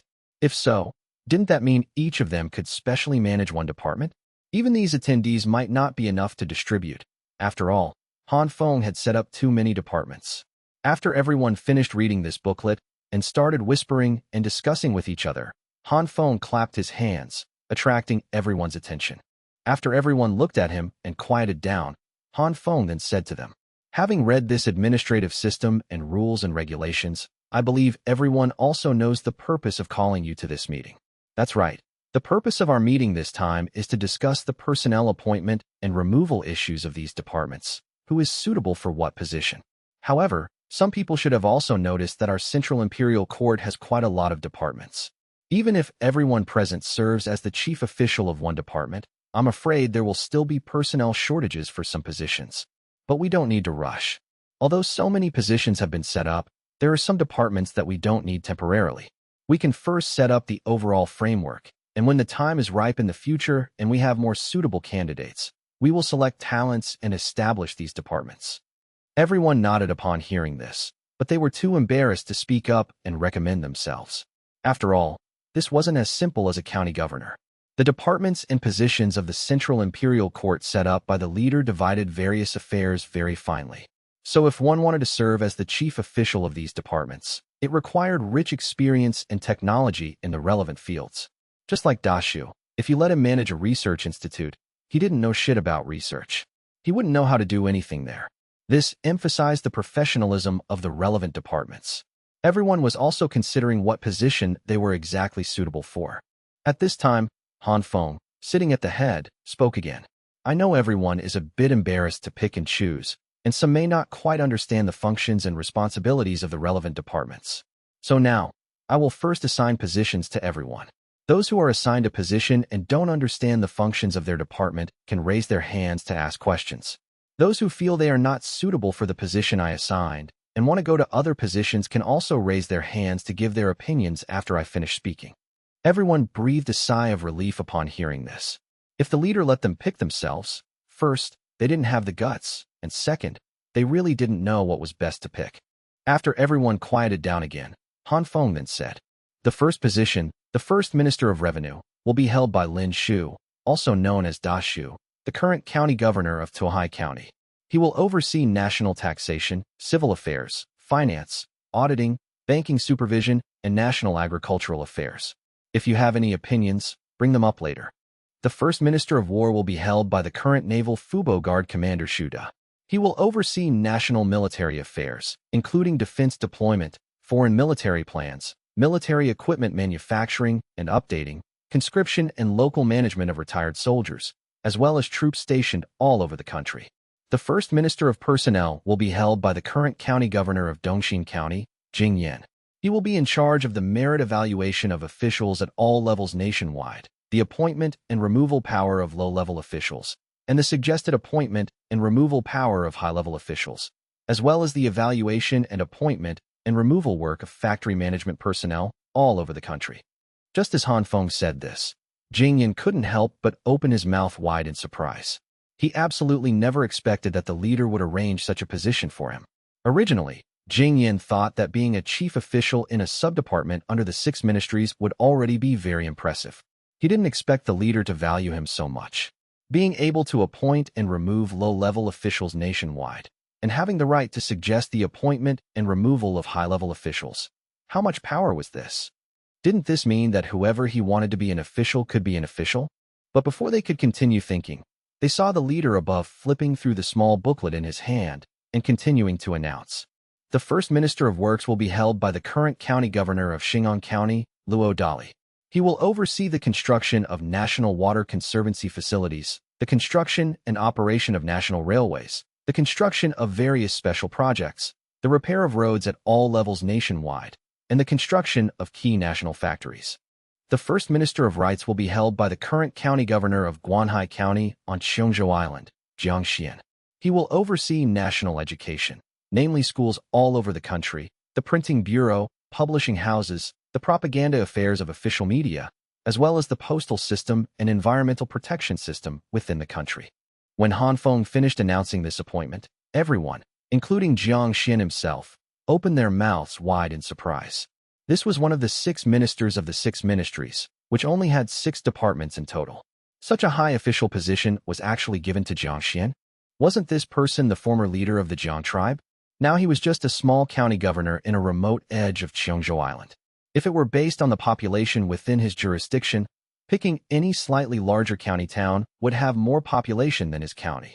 What exactly was outstanding about this person that the leader actually appointed him as the Minister of Rights? However, Han Feng hadn't finished speaking yet, so they couldn't just interrupt casually. They could only continue listening. If they had any questions, they could raise their hands to ask after the announcements were finished. So they heard Han Feng continue to say, the first Minister of Justice will be held by the current County Governor of Kaiyuan County on the Grasslands, Ing Rue. He will oversee national public security, criminal apprehension, arresting criminals, publicizing laws, confiscating properties as penalties, as well as national prisons and criminals. The above 6 people are the chief officials of the 6 great ministries. The appointments of the chief officials of the subordinate departments will be discussed later. Next, I will talk about the personnel appointments and removals of the chief officials of the 9 courts. Hearing this, the 6 people who received official titles had both joy and worry, especially the 3 dark horses among them, which made people unable to resist the urge to complain. And those who hadn't received official titles all nervously pricked up their ears, afraid that the leader still hadn't called their names this time. At this moment, Han Feng flipped the small booklet in his hand and continued to say, first is the President of the Supreme Court. The chief official of the 9 courts is called the President, and the deputy official is called the Vice President. The first President of the Supreme Court will be held by the current County Governor of Riyang County, Yinji. He will oversee courts at all levels nationwide and handle all civil lawsuits. Then there is the President of the Censorate, which will be held by the current Qiongzhou Inspector Xue Qingyao. He will be responsible for supervising officials at all levels nationwide, having the right to investigate and report officials at all levels. If there are officials who violate the law and discipline, he can apply to file a case and initiate an internal review. There is also the Procuratorate. This is the public prosecution organ, having the right to file public lawsuits with the court and is responsible for verifying evidence. When the evidence is conclusive, it has the right to issue arrest warrants and search warrants to the Ministry of Justice. The first President of the Procuratorate will be held by the current County Governor of Weishan County, Lu Guangzhou. The Procuratorate, the Court, and the Ministry of Justice, these 3 departments are collectively called the 3 judicial offices. Regarding the operating principles of the 3 judicial offices, I will explain them carefully to everyone later. Next is the President of the Central Academy of Sciences. This department can also be abbreviated as the Chinese Academy of Sciences. The first President of the CAS will be held by the current Director of the Power Research Institute, Lin Fei. In the future, the 3 research institutes of the Han tribe, the Comprehensive Research Institute, the Power Research Institute, and the Biological Research Institute, will all be merged under the jurisdiction of the Academy of Sciences. In addition, several other research institutes will be set up to oversee national scientific exploration and technological research and development. In addition, there is the State Assets Court. The first president of the State Assets Court will be held by Yu Fu. When Yu Fu heard this, he suddenly raised his head in surprise, looking at Han Feng with an expression of disbelief. Han Feng glanced at him and immediately read his meaning. Yu Fu's expression clearly said, "I don't want to be some president, I just want to run around everywhere. I beg the leader not to give me such an official position." At that time, Han Feng ignored him, but immediately added a sentence. The responsibility of the State Assets Court is to calculate national land resources, including measuring mountains and rivers, drawing maps of the world, calculating national forest resources, salt lake resources, lakes, oceans, and the search and exploration of various minerals. Hearing this, Yu Fu breathed a huge sigh of relief, and only then sat down honestly again, but said in his heart, "So this president of whatever State Assets Court is still a profession of running around blindly. That's too suitable for me." As for this department, other people didn't have much interest either, so they didn't care much. And those who hadn't been assigned a position yet could only continue to prick up their ears and listen to the following appointments. In addition, there is the court of the Imperial clan among the 9 courts, which is in charge of the clan affairs of the Imperial relatives, including the distribution of salaries to Imperial clansmen, behavior supervision, and punishment for crimes. For example, after the president of the court of the Imperial clan reports to the Emperor will personally make the decision. No department is allowed to dictate to the Imperial clansmen, but they have the right to report. The first president of the court of the Imperial clan will be held by Luo Ya. When Han Feng mentioned this position, everyone had even less interest. One didn't need to think to know that this was a position that offended people. Usually, it couldn't manage any big affairs, and even if one wanted to be it, they couldn't, because it managed the leader's clansmen, so the manager himself must also be a clansman of the leader. And Luo Ya, who was originally Shoya. Shoya was a veteran founding member of the Han tribe. His father was the leader of the Han tribe 2 generations ago, and he definitely had blood relations with Han Feng. There was also Do Li. These were all the original crew of the Han tribe, a family connected by blood with Han Feng. So now their official names, that is, the names registered on the household register, all had the surname Luo. Precisely because Shoya had blood relations with Han Feng and was of the same clan as Han Feng. Plus, Shoya's work ability was not bad. He was once the diplomatic ambassador stationed at the Xian tribe. Han Feng put him in the position of the president of the court of the Imperial clan. It could be considered making the best use of his talents. Finally, there is the president of the Court of Health. The first president of the Court of Health will be held by the former leader of the Tang tribe, Tang Ji. She will oversee the national medical system, such as the construction of hospitals in various places, administrative management, drug supervision, epidemic early warning and prevention, and other related work. There is also the president of the Court of Culture and Sports. The Court of Culture and Sports is the unit in charge of literature, art, and sports competitions, such as making musical instruments, composing music, holding sports events, etc., the release and publication of records, the creation and review of movies, and other affairs. However, because there are no suitable candidates right now, and the technology is temporarily not up to standard, this Court of Culture and Sports will not be established for the time being. When there are relevant talents and systematic teaching standards, it won't be too late to set it up then. Besides this, there is also the Court of Economy, in charge of the management of national state-owned enterprises, production and manufacturing tasks, and corresponding resource allocation, etc. The first president of the Court of Economy will be held by the current county governor of Luoyang County, Xian. And the last one is the bank, full name Han Empire Central Bank. The chief official is the governor, held by the current county governor of Huben County, Yi. This central bank has the right to mint currency, issue currency, as well as the responsibilities and rights to absorb private savings, provide private and commercial loans, and handle remittances. All right, the main officials of the 6 ministries, 9 courts, and 1 bank are these. If anyone doesn't understand their duties, or feels they are not suitable for this duty, you can all raise your hands to ask questions now. Let's begin. As soon as Han Feng finished speaking, several people immediately raised their hands. And the first one to raise her hand was actually Tang Ji. Han Feng immediately called her name. "Aunt, if you have any questions, please speak." Following Tang Yao's status, he also had to call Tang Ji aunt. Hearing this, Tang Ji immediately raised her opinion. Leader, I don't think I'm suitable to be the president of whatever court of health. I don't know how to treat people's illnesses. Professional matters like this should be done by professionals. Since it's managing medical care, why don't you appoint Tang Yao to be this president? Han Feng, on the other hand, had long thought about these questions. After all, he chose the people. Would he not know what he was doing? So Han Feng explained, and is too modest. You may not be a qualified doctor, but you watch Tang Yao grow up. It's impossible for you to know nothing about the medical industry. Knowing the general idea is enough. Secondly, the position of President of the Court of Health is a management position. It is responsible for managing hospitals nationwide and supervising the medical market, not a doctor who sees patients. Ant may not be a competent doctor, but as the former leader of the Tang tribe, you have the experience of managing a population of tens of thousands. Now I'm only asking Ant to manage the hospitals nationwide.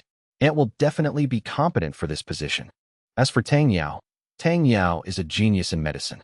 She is indeed very outstanding in her professional field, but she is not a qualified manager. A talent like Tang Yao is only suitable to be placed in a medical research institute. There, she can exert her greater value. Hearing this, Tang Ji was speechless for a moment. All right, she admitted that what Han Feng said was all correct. Her niece was someone she watched grow up. Tang Yao was indeed not a qualified management personnel, but a researcher obsessed with medicine. If she were really asked to manage hospitals nationwide, it might cause chaos. Finally, Tang Ji had to admit that she was persuaded by Han Feng, so she could only nod and sit down, say, "All right, I obey the leader's arrangement." Hearing Han Feng's explanation, the others also felt something in their hearts. The leader indeed knew people and made good use of them. What he considered was always workability, not the person's background connections. Of course, arranging an important position for Tang Ji did not exclude the intention of winning over the hearts of the Tang tribe. After Tang Ji's problem was resolved, the other few who had raised their hands just now raised their hands again.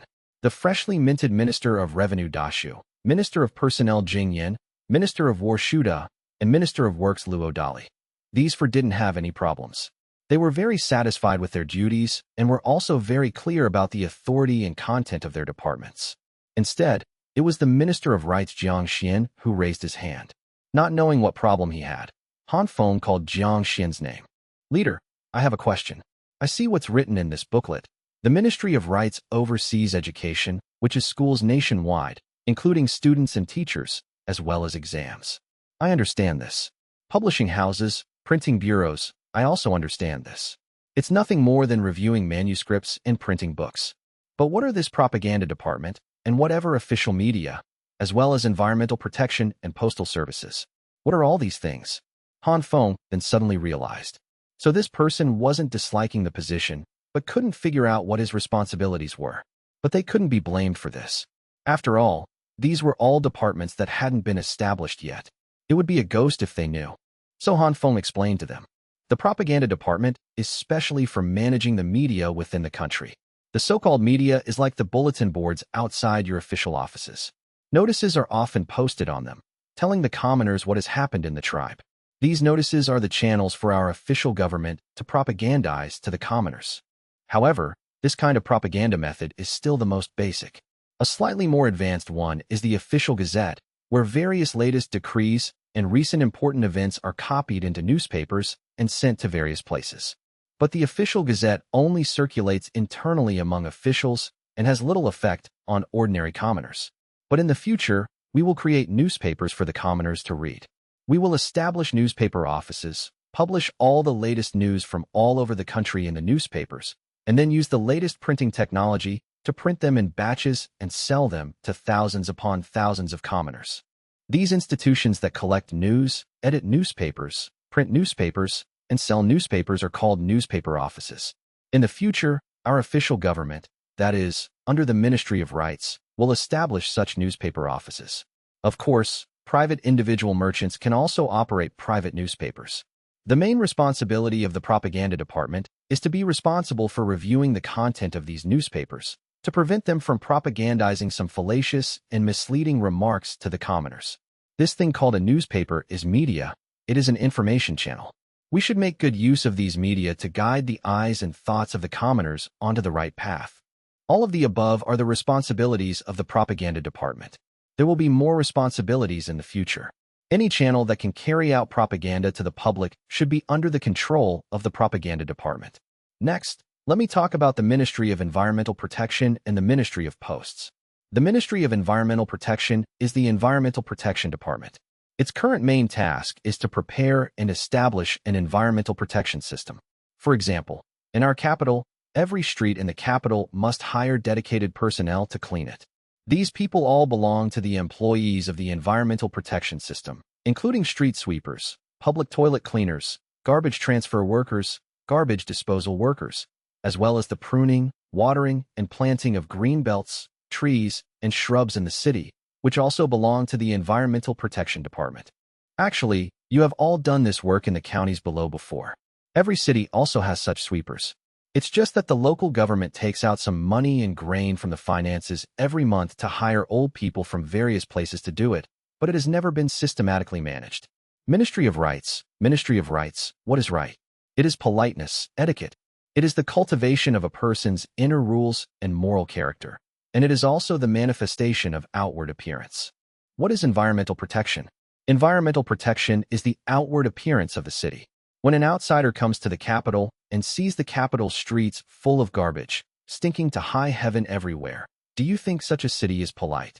And establishing this environmental protection department is to maintain the outward appearance of the city. Of course, not just the city, even the villages below should establish rules. Don't dig cesspits everywhere. Find a downwind spot to dig. Don't litter. It should be disposed of properly. Furthermore, everyone should sweep the snow in front of their own door. If you are not asked to sweep the whole street, you should at least clean up in front of your own door, right? These rules all need to be established. Another point is that what I just said is only temporary. The Environmental Protection Department is not just a street sweeping department. It also has to manage the pollution discharge problems of enterprises and factories. For example, some chemical plants will discharge toxic and harmful sewage and gases into nature. If the surrounding commoners smell these gases and get severe diseases or strange illnesses, or if sewage, such as the sewage produced by papermaking, is discharged into rivers or irrigation ditches, and finally pollutes the drinking water of humans and livestock, causing people to get sick from drinking it, or pollutes the irrigation water, leading to a reduction in grain production, or grows poisonous grain, then such enterprises, whether private or state-owned, will be strictly and heavily sanctioned. In like cases, they will suspend business for rectification and are not allowed to start work if environmental protection is not up to standard. In severe cases, they will directly close down, and the main management personnel will have to bear criminal responsibility, which means going to jail or undergoing labor reform. For things like this, the Environmental Protection Department will also have to take responsibility in the future. The last one is the Ministry of Posts. The so-called Ministry of Posts is the postal system. Actually, it's for delivering letters. This is the official letter delivery channel. In the future, we will open post offices in various places and hire postmen. Our tribe's information transmission network cannot only have one method of sending messages via flying eagles. That is the official emergency contact method. But what about commoners passing messages and sending letters to each other? The current solution is to establish the Ministry of Posts, specially creating a postal network for letters or parcels, and having local post offices provide paid letter delivery services to local commoners. Of course, this is only the current Ministry of Posts. In the future, if our scientific research institutions develop more efficient information transmission methods, the Ministry of Posts might even undergo reforms. Han Feng didn't say the second half of the sentence.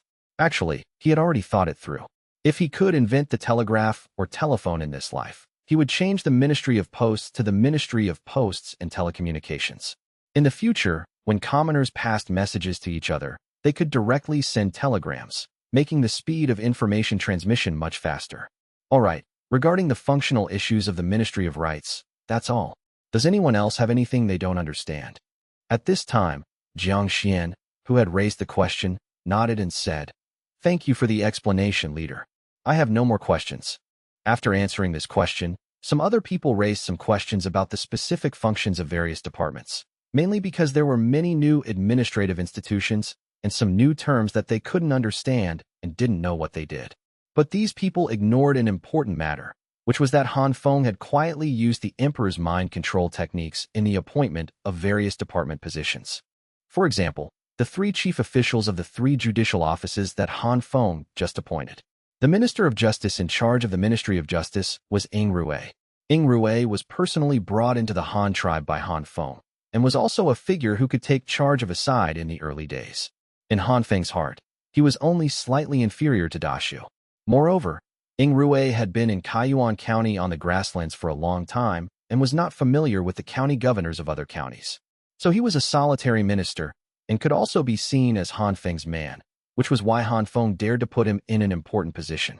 As for the president of the Supreme Court, Yunji, this guy was an ambitious, petty person in Han Feng's heart. When he first joined the Han tribe, he used the bargaining chip of recruiting 50,000 people for the Han tribe to make a deal with Han Feng, wanting to exchange it for a county governorship in the Han tribe.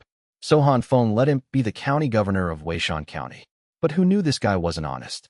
During his tenure as the county governor of Weishan County, Yunji actually relied on the resources of the Han tribe to expand his own small circle, wanting to secretly strengthen himself. This was something Han Feng did not allow. So later, Han Feng squeezed dry his ability to win over savages, and then kicked him to Ruyang County to be the county governor. And he had been the county governor of this Ruyang County until now. It looked like a lateral transfer, but it was actually a demotion. This guy was narrow-minded and liked to envy and be jealous of others. Letting him be the president of the Supreme Court, he would definitely seize the opportunity to mess with others. To put it unpleasantly, Yunji was a vicious dog that bit people without barking and was rotten to the core. Precisely because he was a vicious dog and liked to bite people, he was suitable to engage in the profession of the judicial department. Wasn't this kind of profession originally used for biting people? Finally, looking at the president of the procuratorate, it was actually the second county governor of Weishan County, Lu Guangzhou. When this guy first took over Weishan County, he suffered quite a few stumbling blocks left by Yunji before he left, and took a lot of hidden losses from Yunji. These 2 people were clearly enemies.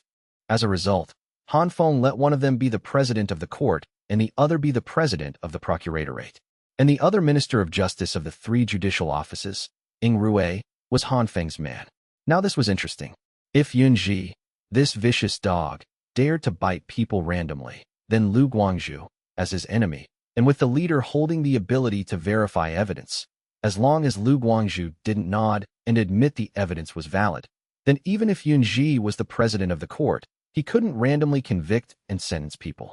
Yunji was the vicious dog Han Feng let out to bite people, and Lu Guangzhou was the collar tied around the dog's neck. As long as he dared to bite people randomly, Lu Guangzhou could pull him back. And Rue, who was in charge of the Ministry of Justice, was the person supervising the 2 of them for Han Feng, and could also be compared to a dog handler, the person walking the dog for Han Feng. Although Han Feng had never been an emperor, when he really reached this position, some things really didn't need to be taught to be understood. Playing this hand of emperor's mind control techniques was just so natural. This personnel appointment meeting lasted for a full day. First, the appointment and removal of all the chief officials of the 3 departments, 6 ministries, 9 courts, and 1 bank were resolved. Then came the candidates for the 3 departments, which was relatively easy to choose. The members of the Department of State Affairs were the 6 ministers, so there was no need to choose again. The secretariat was for drafting decrees, and they were also Han Feng's secretaries. In modern terms, that would be the Central Secretariat. This institution was temporarily held by the Imperial Guards around Han Feng. They were originally the confidential secretaries around Han Feng, usually helping him send and receive documents and decrees. In the future, when the education system was formalized, outstanding talents would be selected from fresh graduates to enter the secretariat. Actually, when ancient dynasties developed to later stages, there was no longer a 3-department system, but it became a cabinet system, such as the Ming dynasty. Of course, the emperors of the Ming dynasty also needed many secretaries to help the emperor draft edicts and be ready to answer some of the emperor's questions at any time. For example, Han Feng. If he casually asked how the construction progress of a certain project was going, the imperial guards around him, that is, the secretaries, had to be able to answer immediately. After all, the emperor is also human, and a person's energy is limited. To manage such a large country, how could it work without a large number of secretaries to help? However, the secretariat of the Ming dynasty was not called the secretariat, Mishu Sheng, or the Central Secretariat, Zhongshu, but was called the Hanlin Academy. Those responsible for drafting decrees were not called Zhongshu Sharon, but Daizhao Hanlin. Actually, it was just a change of name. The Central Secretariat of the Sui and Tang dynasties was the Hanlin Academy of the Ming dynasty, and also the Secretariat here for Han Feng. Apart from the different names, they were essentially the same thing. The Central Secretariat, the Hanlin Academy. Apart from the Emperor's secretarial work, these institutions generally also like to recruit some people with extensive knowledge and strong memory to serve as consultants for the Emperor. They were all people with relatively strong professional knowledge, and also the Emperor's encyclopedia. Whatever the Emperor wanted to know, asking these consultants was definitely right. The candidates for the Department of State Affairs didn't need to be chosen. The people for the Secretariat were temporarily held by Han Feng's Imperial Guards. The Chancellery was the place that issued decrees. If they thought there was any mistake in the decree, they could even reject it. The power of the Chancellery was also very great, but there were temporarily no suitable candidates. Because everyone hadn't fully understood how to play yet, they couldn't even figure out their own mess, let alone check if others' decrees had problems. So this Chancellery would not be established for the time being. When there were experienced talents, those people would be transferred over. Finally, there were the dozens of subdepartments under the 6 ministries. For example, the Civil Affairs Department under the Ministry of Revenue. This was the department that issued household registrations and identity cards, as well as the fields and land corresponding to the household registrations, and issued marriage certificates and divorce certificates. It didn't manage many things, but its power was great. There was also the Taxation Department. This was also an important department. A country's financial revenue all depended on collecting taxes. Besides these, there was the Ministry of Agriculture, overseeing national agriculture, the Banking Supervision Department, supervising whether banks overissued currency or randomly issued loans, and other matters.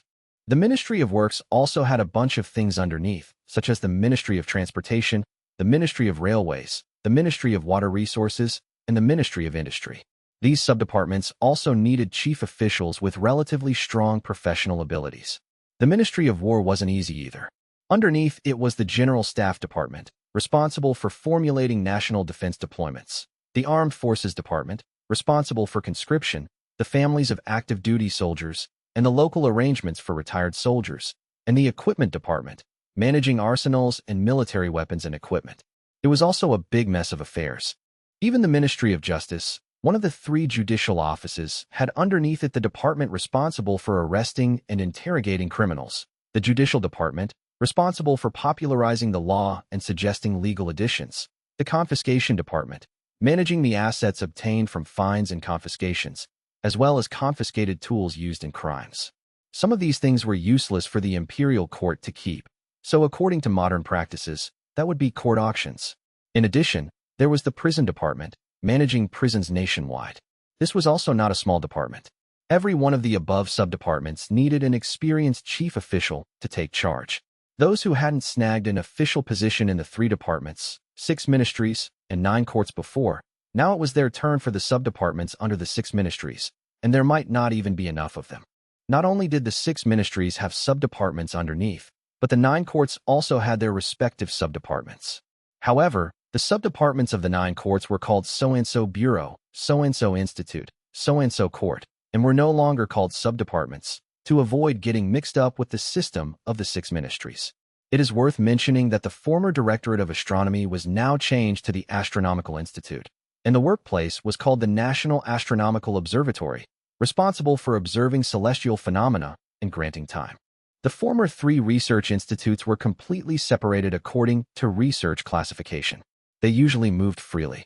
If they had any new inventions, new discoveries, wanted to do research, or conduct experiments, they could first discuss it, then report and apply for funds.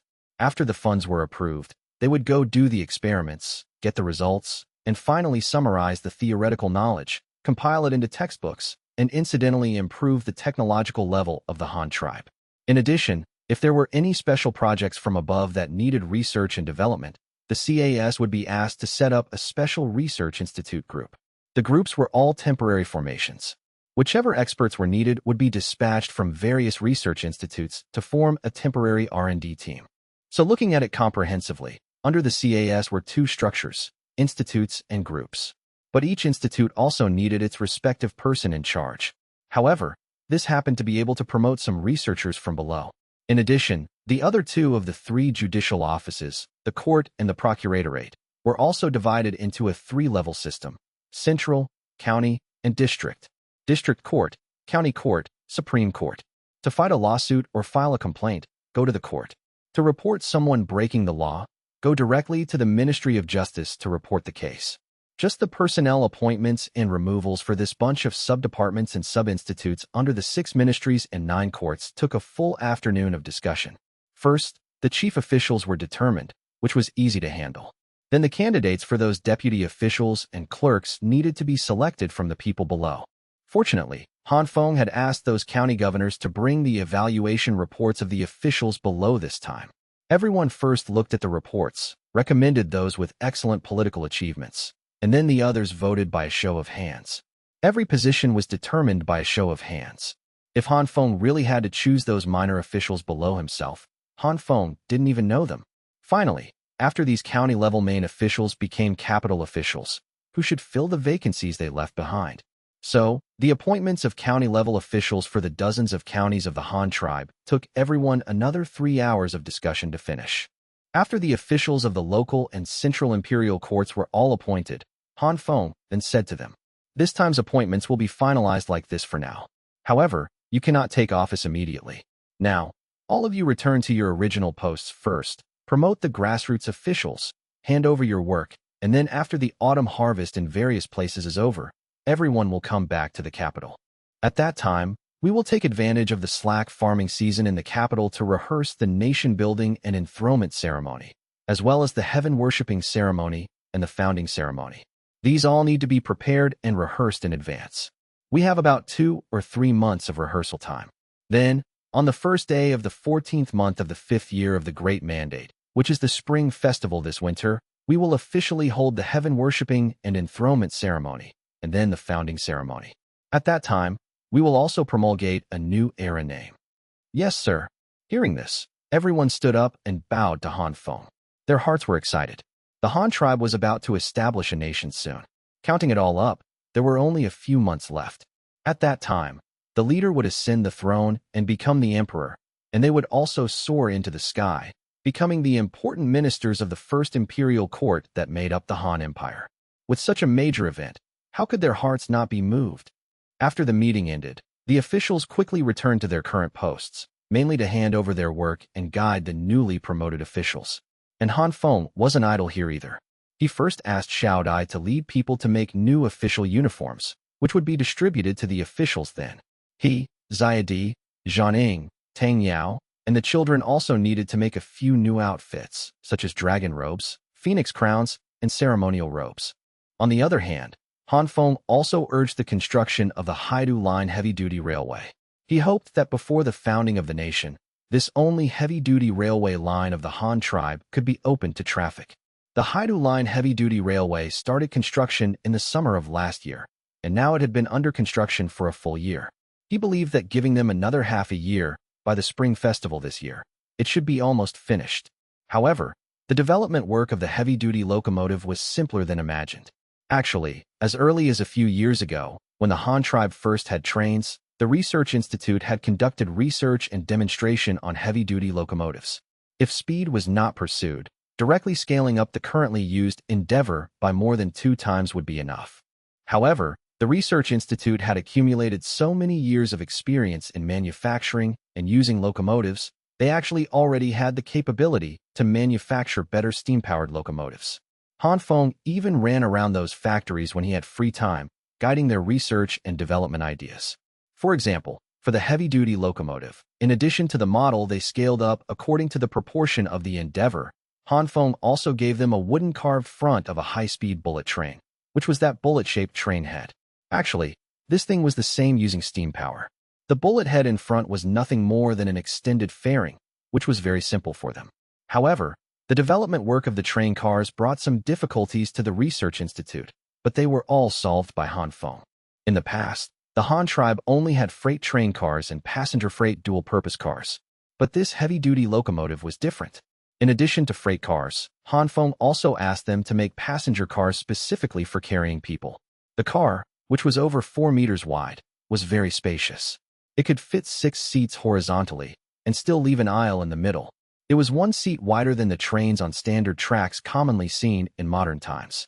Another problem with passenger cars was the connection between the front and rear cars. When Hanfeng took people on the narrow-gauge small train before, he had noticed that the front and rear cars couldn't be connected, making eating and going to the toilet a problem. Now these problems were all solved. Doors were opened at both the front and rear ends of the passenger cars. There were couplers connecting the chassis on the outside of the cars, and rubber diaphragms were installed at the joints of the 2 cars. It was the kind of mechanism that could fold and stretch like an accordion. A folding canopy-style diaphragm made of rubber and iron strip brackets connected the joints of the 2 cars. The front and rear doorways of the 2 cars were bridged by 2 movable steel plates, allowing passage back and forth. It was very convenient to walk from this car to the next, and small push carts could also pass through. Then the attendants could push small carts to sell things on the train. In addition to this diaphragm connecting the various cars, washrooms and toilets were partitioned off at both ends of each car. The toilet was enclosed, while the hand-washing area was open, right outside the toilet. Along the aisle of the car, 2 ceramic wash basins were made, with stainless steel faucets installed on top, connected to the water tank with rubber hoses. At the other end of the car were the hot water room and the attendance room. This hot water room and attendance room were respectively on both sides of the car door, providing hot water and services for the passengers on the train. In addition, there were differences in the layout of the cars. The interior of the Han tribe's broad-gauge railway passenger train cars had a symmetrical layout on the left and right. Right in the middle was the aisle, and then on both sides were long benches that could seat 3 people. 2 sets of seats faced each other, forming a face-to-face structure with a long table in the middle. It looked like a booth in a restaurant. This one booth had 6 seats facing each other, which could be sold to 6 people. Behind this booth was the second set, the third set, the fourth set, and so on. Some seats were face-to-face, and some seats were back-to-back.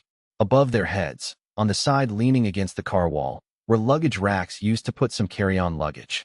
Because the Han tribe didn't have sponge yet, these current long benches were just covered with a thick layer of felt, and then on the outside were fabric removable sofa covers, making it convenient to take them off for washing and replacement. This method was used to absorb shocks and add a little comfort. This was a point that had to be considered because the current railway tracks didn't have welding technology. It couldn't be said that they didn't have it, but rather, if all the steel rails were welded into one whole piece, affected by thermal expansion and contraction, when summer came, the steel rails would lengthen and start to become crooked and winding. But if the steel rails weren't welded together, when the train ran and the wheels passed over the joints of those steel rails, it would make a clattering noise. If at this time everyone was sitting on solid wood long benches without shock absorption, their butts would be jolted numb.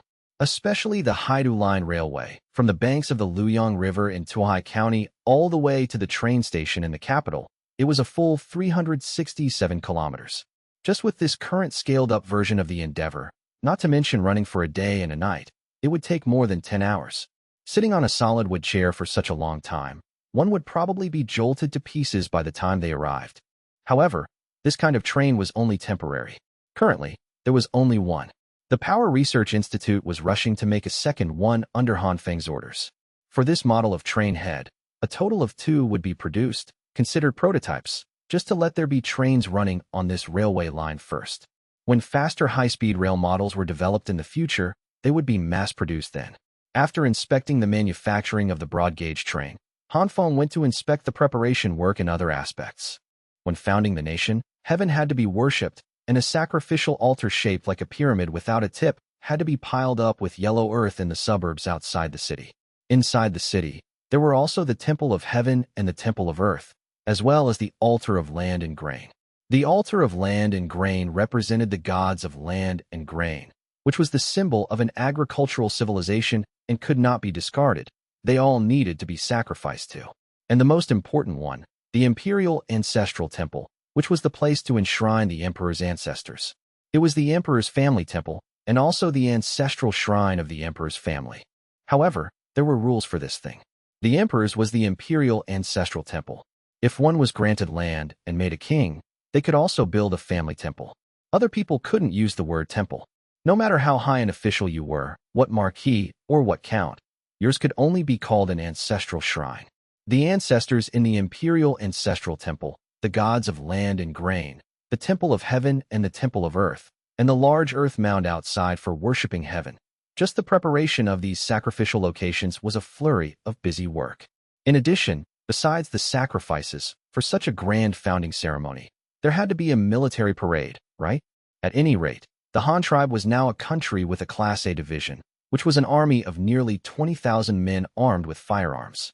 And since you were having a military parade, you had to invite people to come and watch the ceremony, right? So Han Feng sent out invitations to the patriarchs of the clans that had previously joined the Han tribe, as well as the Han Empire's only neighbor, which was Suratu, who occupied the northwestern part of the grasslands, and the leaders of several other small grassland settlements. Because apart from them, the places the Han tribe could conquer had already been conquered, and there was really no one else to invite. But even if only Suratu and a few small leaders were left, Han Feng didn't plan to let them off. The military reform of the Han tribe started in the third year of the Great Mandate, and now more than a year had passed. The military reform had long been completed. Now Han Feng had 4 cavalry regiments fully equipped with firearms in his hands, adding up to nearly 10,000 men. With these 10,000 elite musket cavalry, riding on horses and firing machine guns, tut. If Han Feng wanted to incorporate the entire grassland into the territory of the Han tribe, no one should object, right? After watching the military parade and the founding ceremony, Han Feng would immediately make them bow down and submit. If they didn't submit, then he would send troops to sweep across the entire grassland, turning the entire grassland into the pasture of the Han tribe's backyard. It just so happened that Han Feng was also a bit worried. To the west of the capital was the Honghu Lake. However, the Han tribe currently only occupied the southern half of the western shore of the Honghu Lake. The northern half of the western shore was all in the hands of Suratu. If he had ships, he could land from the backyard of the Imperial Palace in 2 days and directly raid his home base. Under such circumstances, could Han Feng sleep soundly? Then he might as well just snatch back the other half of the grassland as well. With all preparations for the founding of the nation complete, time quickly reached October of the 5th year of the Great Mandate. The county governors who had previously returned to their respective counties all ran back again this time. However, they were temporarily in a state of having stepped down from their posts. They had to wait until the founding ceremony was completed before they would take up their new positions. But these people had already begun to familiarize themselves with their future work content. In late October, it had completely entered winter. Because winter was the slack farming season, there weren't many things for officials to manage. So these people were gathered here in the capital and began to separately prepare for the various sacrificial activities needed for the founding ceremony. These all needed to be rehearsed in advance. Also, the new official uniforms that Han Feng had asked Xiaodai to lead people to make earlier had to be distributed to them in advance to try on to see if they fit. If they didn't fit, they had to be altered quickly. At the same time, Rue also released news from Kaiyuan County on the grasslands, inviting Suradu to come to the capital of the Han tribe, Chang'an City, to attend the founding ceremony of the Han tribe. Suratu couldn't figure out what that founding ceremony was, what kind of activity it was, but he heard that the Han tribe had become increasingly powerful in recent years. Every time he went to Kaiyuan County to purchase supplies, he could hear about some changes in the Han tribe. For example, in Kaiyuan County, he saw that all the commoners of the Han tribe had made identity cards with black and white photos on them, which was very magical. He also discovered photo studios in Kaiyuan County that took photos for people for money. Suratu felt it was very rare, so he brought many tribesmen to take photos. In addition, the photo studio also had an exhibition wall of works, with many photos hanging on it. It was also in the photo studio that Suratu saw the leader of the Han tribe, Han Feng, for the first time, and it was in a photo. Besides Han Feng's photo, there were also many peculiar buildings in various parts of the Han tribe, large ships, railways, trains, tractors, excavators, and some folk photos of the Han tribe, such as wedding photos. From these rare photos, Suratu knew that the Han tribe had developed many advanced transportation vehicles. This was the thing he cared about the most. The Han tribe had trains and tractors that could run without being pulled by cattle and horses. What kind of impact would this have on the grasslands? Could it be that the Han tribe would no longer buy cattle and horses from the herdsmen in the future? It was precisely because many novel things had appeared in the Han tribe and they were serious enough to threaten the strategic position of the grasslands, that he decided to go to the Han tribe to take a good look, to see what the Han tribe was exactly like now. As a result, after Suratu and a group of small nomadic tribe leaders arrived in the capital, they were instantly dumbfounded. This is the capital of the Han tribe? It was actually countless times bigger than the largest city they had ever seen, the county seat of Kaiyuan County. Especially when someone took them to the Vermilion Bird Gate, the main gate of the Daming Palace. The group of people were all dumbfounded. Holy crap, this gate tower must be dozens of meters high? Next, someone took them to visit various parts of Chang'an City. The magnificent Imperial Palace complex, the massive and complex official office area, the exquisite and luxurious mansions of the officials, and the tractors and trains that could run on their own without being pulled by cattle and horses. They took a train from Chang'an City to Tohai County, and then took a ship out to sea from Tohai County, witnessing the vastness of the ocean, eating delicious seafood, and tasting the newly produced beer of the Han tribe. When these small nomadic tribe leaders returned to Tohai County again, they happened to catch the completion ceremony of the Haidu Line heavy-duty railway. That day, the newly rolled-off broad-gauge train slowly drove out of the southern locomotive manufacturing plant and finally stopped beside the platform of the Tohai County train station. Han Feng personally led people to host the completion ceremony that day. He led everyone to cut the ribbon, set off firecrackers, tied a big red flower to the front of the new train, and then went into the locomotive to shovel the first shovel of coal into the boiler. Then he led everyone to stand in front of the train for a group photo, and the ceremony was considered complete. After the ceremony ended, Han Feng first led everyone to walk around the train, observing the appearance of the train, and then led them to board the train. Entering the car, assigning seats, waiting for the train to start, passing the acceleration phase, and beginning to steadily advance towards the capital, Han Feng then led them to tour the inside of the train. They walked from the front of the train all the way to the back, looking at every car, and finally everyone stopped in the dining car, where they enjoyed a rich train lunch. Such an awesome transportation vehicle directly dumbfounded those nomadic leaders from the grasslands. It actually took so long to walk from the front of the train to the back. A train was actually that long, and each car had 250 seats. These 4 cars could comfortably pull away 1,000 people. And the most crucial thing was that this vehicle didn't need cattle or horses. It could run on its own. Everyone broadened their horizons on the train. After returning to Chang'an City, Han Feng personally received them again, inviting them to visit the military camp to the west of the Imperial Palace to broaden their horizons, to see the soldiers of the Han tribe, and to see the weapons and equipment currently used by the Han tribe's army. Han Feng even pulled a guard battalion and took these nomadic tribe leaders to hunt in the forest to the northwest of the capital, letting them witness the power of machine guns. If they dared to disobey the Han tribe, the prey in the forest that was shot into sieves would be their fate. By the time Han Feng brought this group of nomadic tribe leaders back again, the time had already reached the end of the 13th month of the 5th year of the Great Mandate. There were only a few days left until the Spring Festival on the first day of the 14th month. Now all aspects were ready, just for the moment of founding the nation. On the day of the Spring Festival, just as the sky was getting light, the troops began to assemble. Han Feng wore a Tongtian crown on his head and a simple. If you've made it this far, please comment, "Monster is the best," so I know. And don't forget to share your thoughts on the journey of Han Feng and his companions.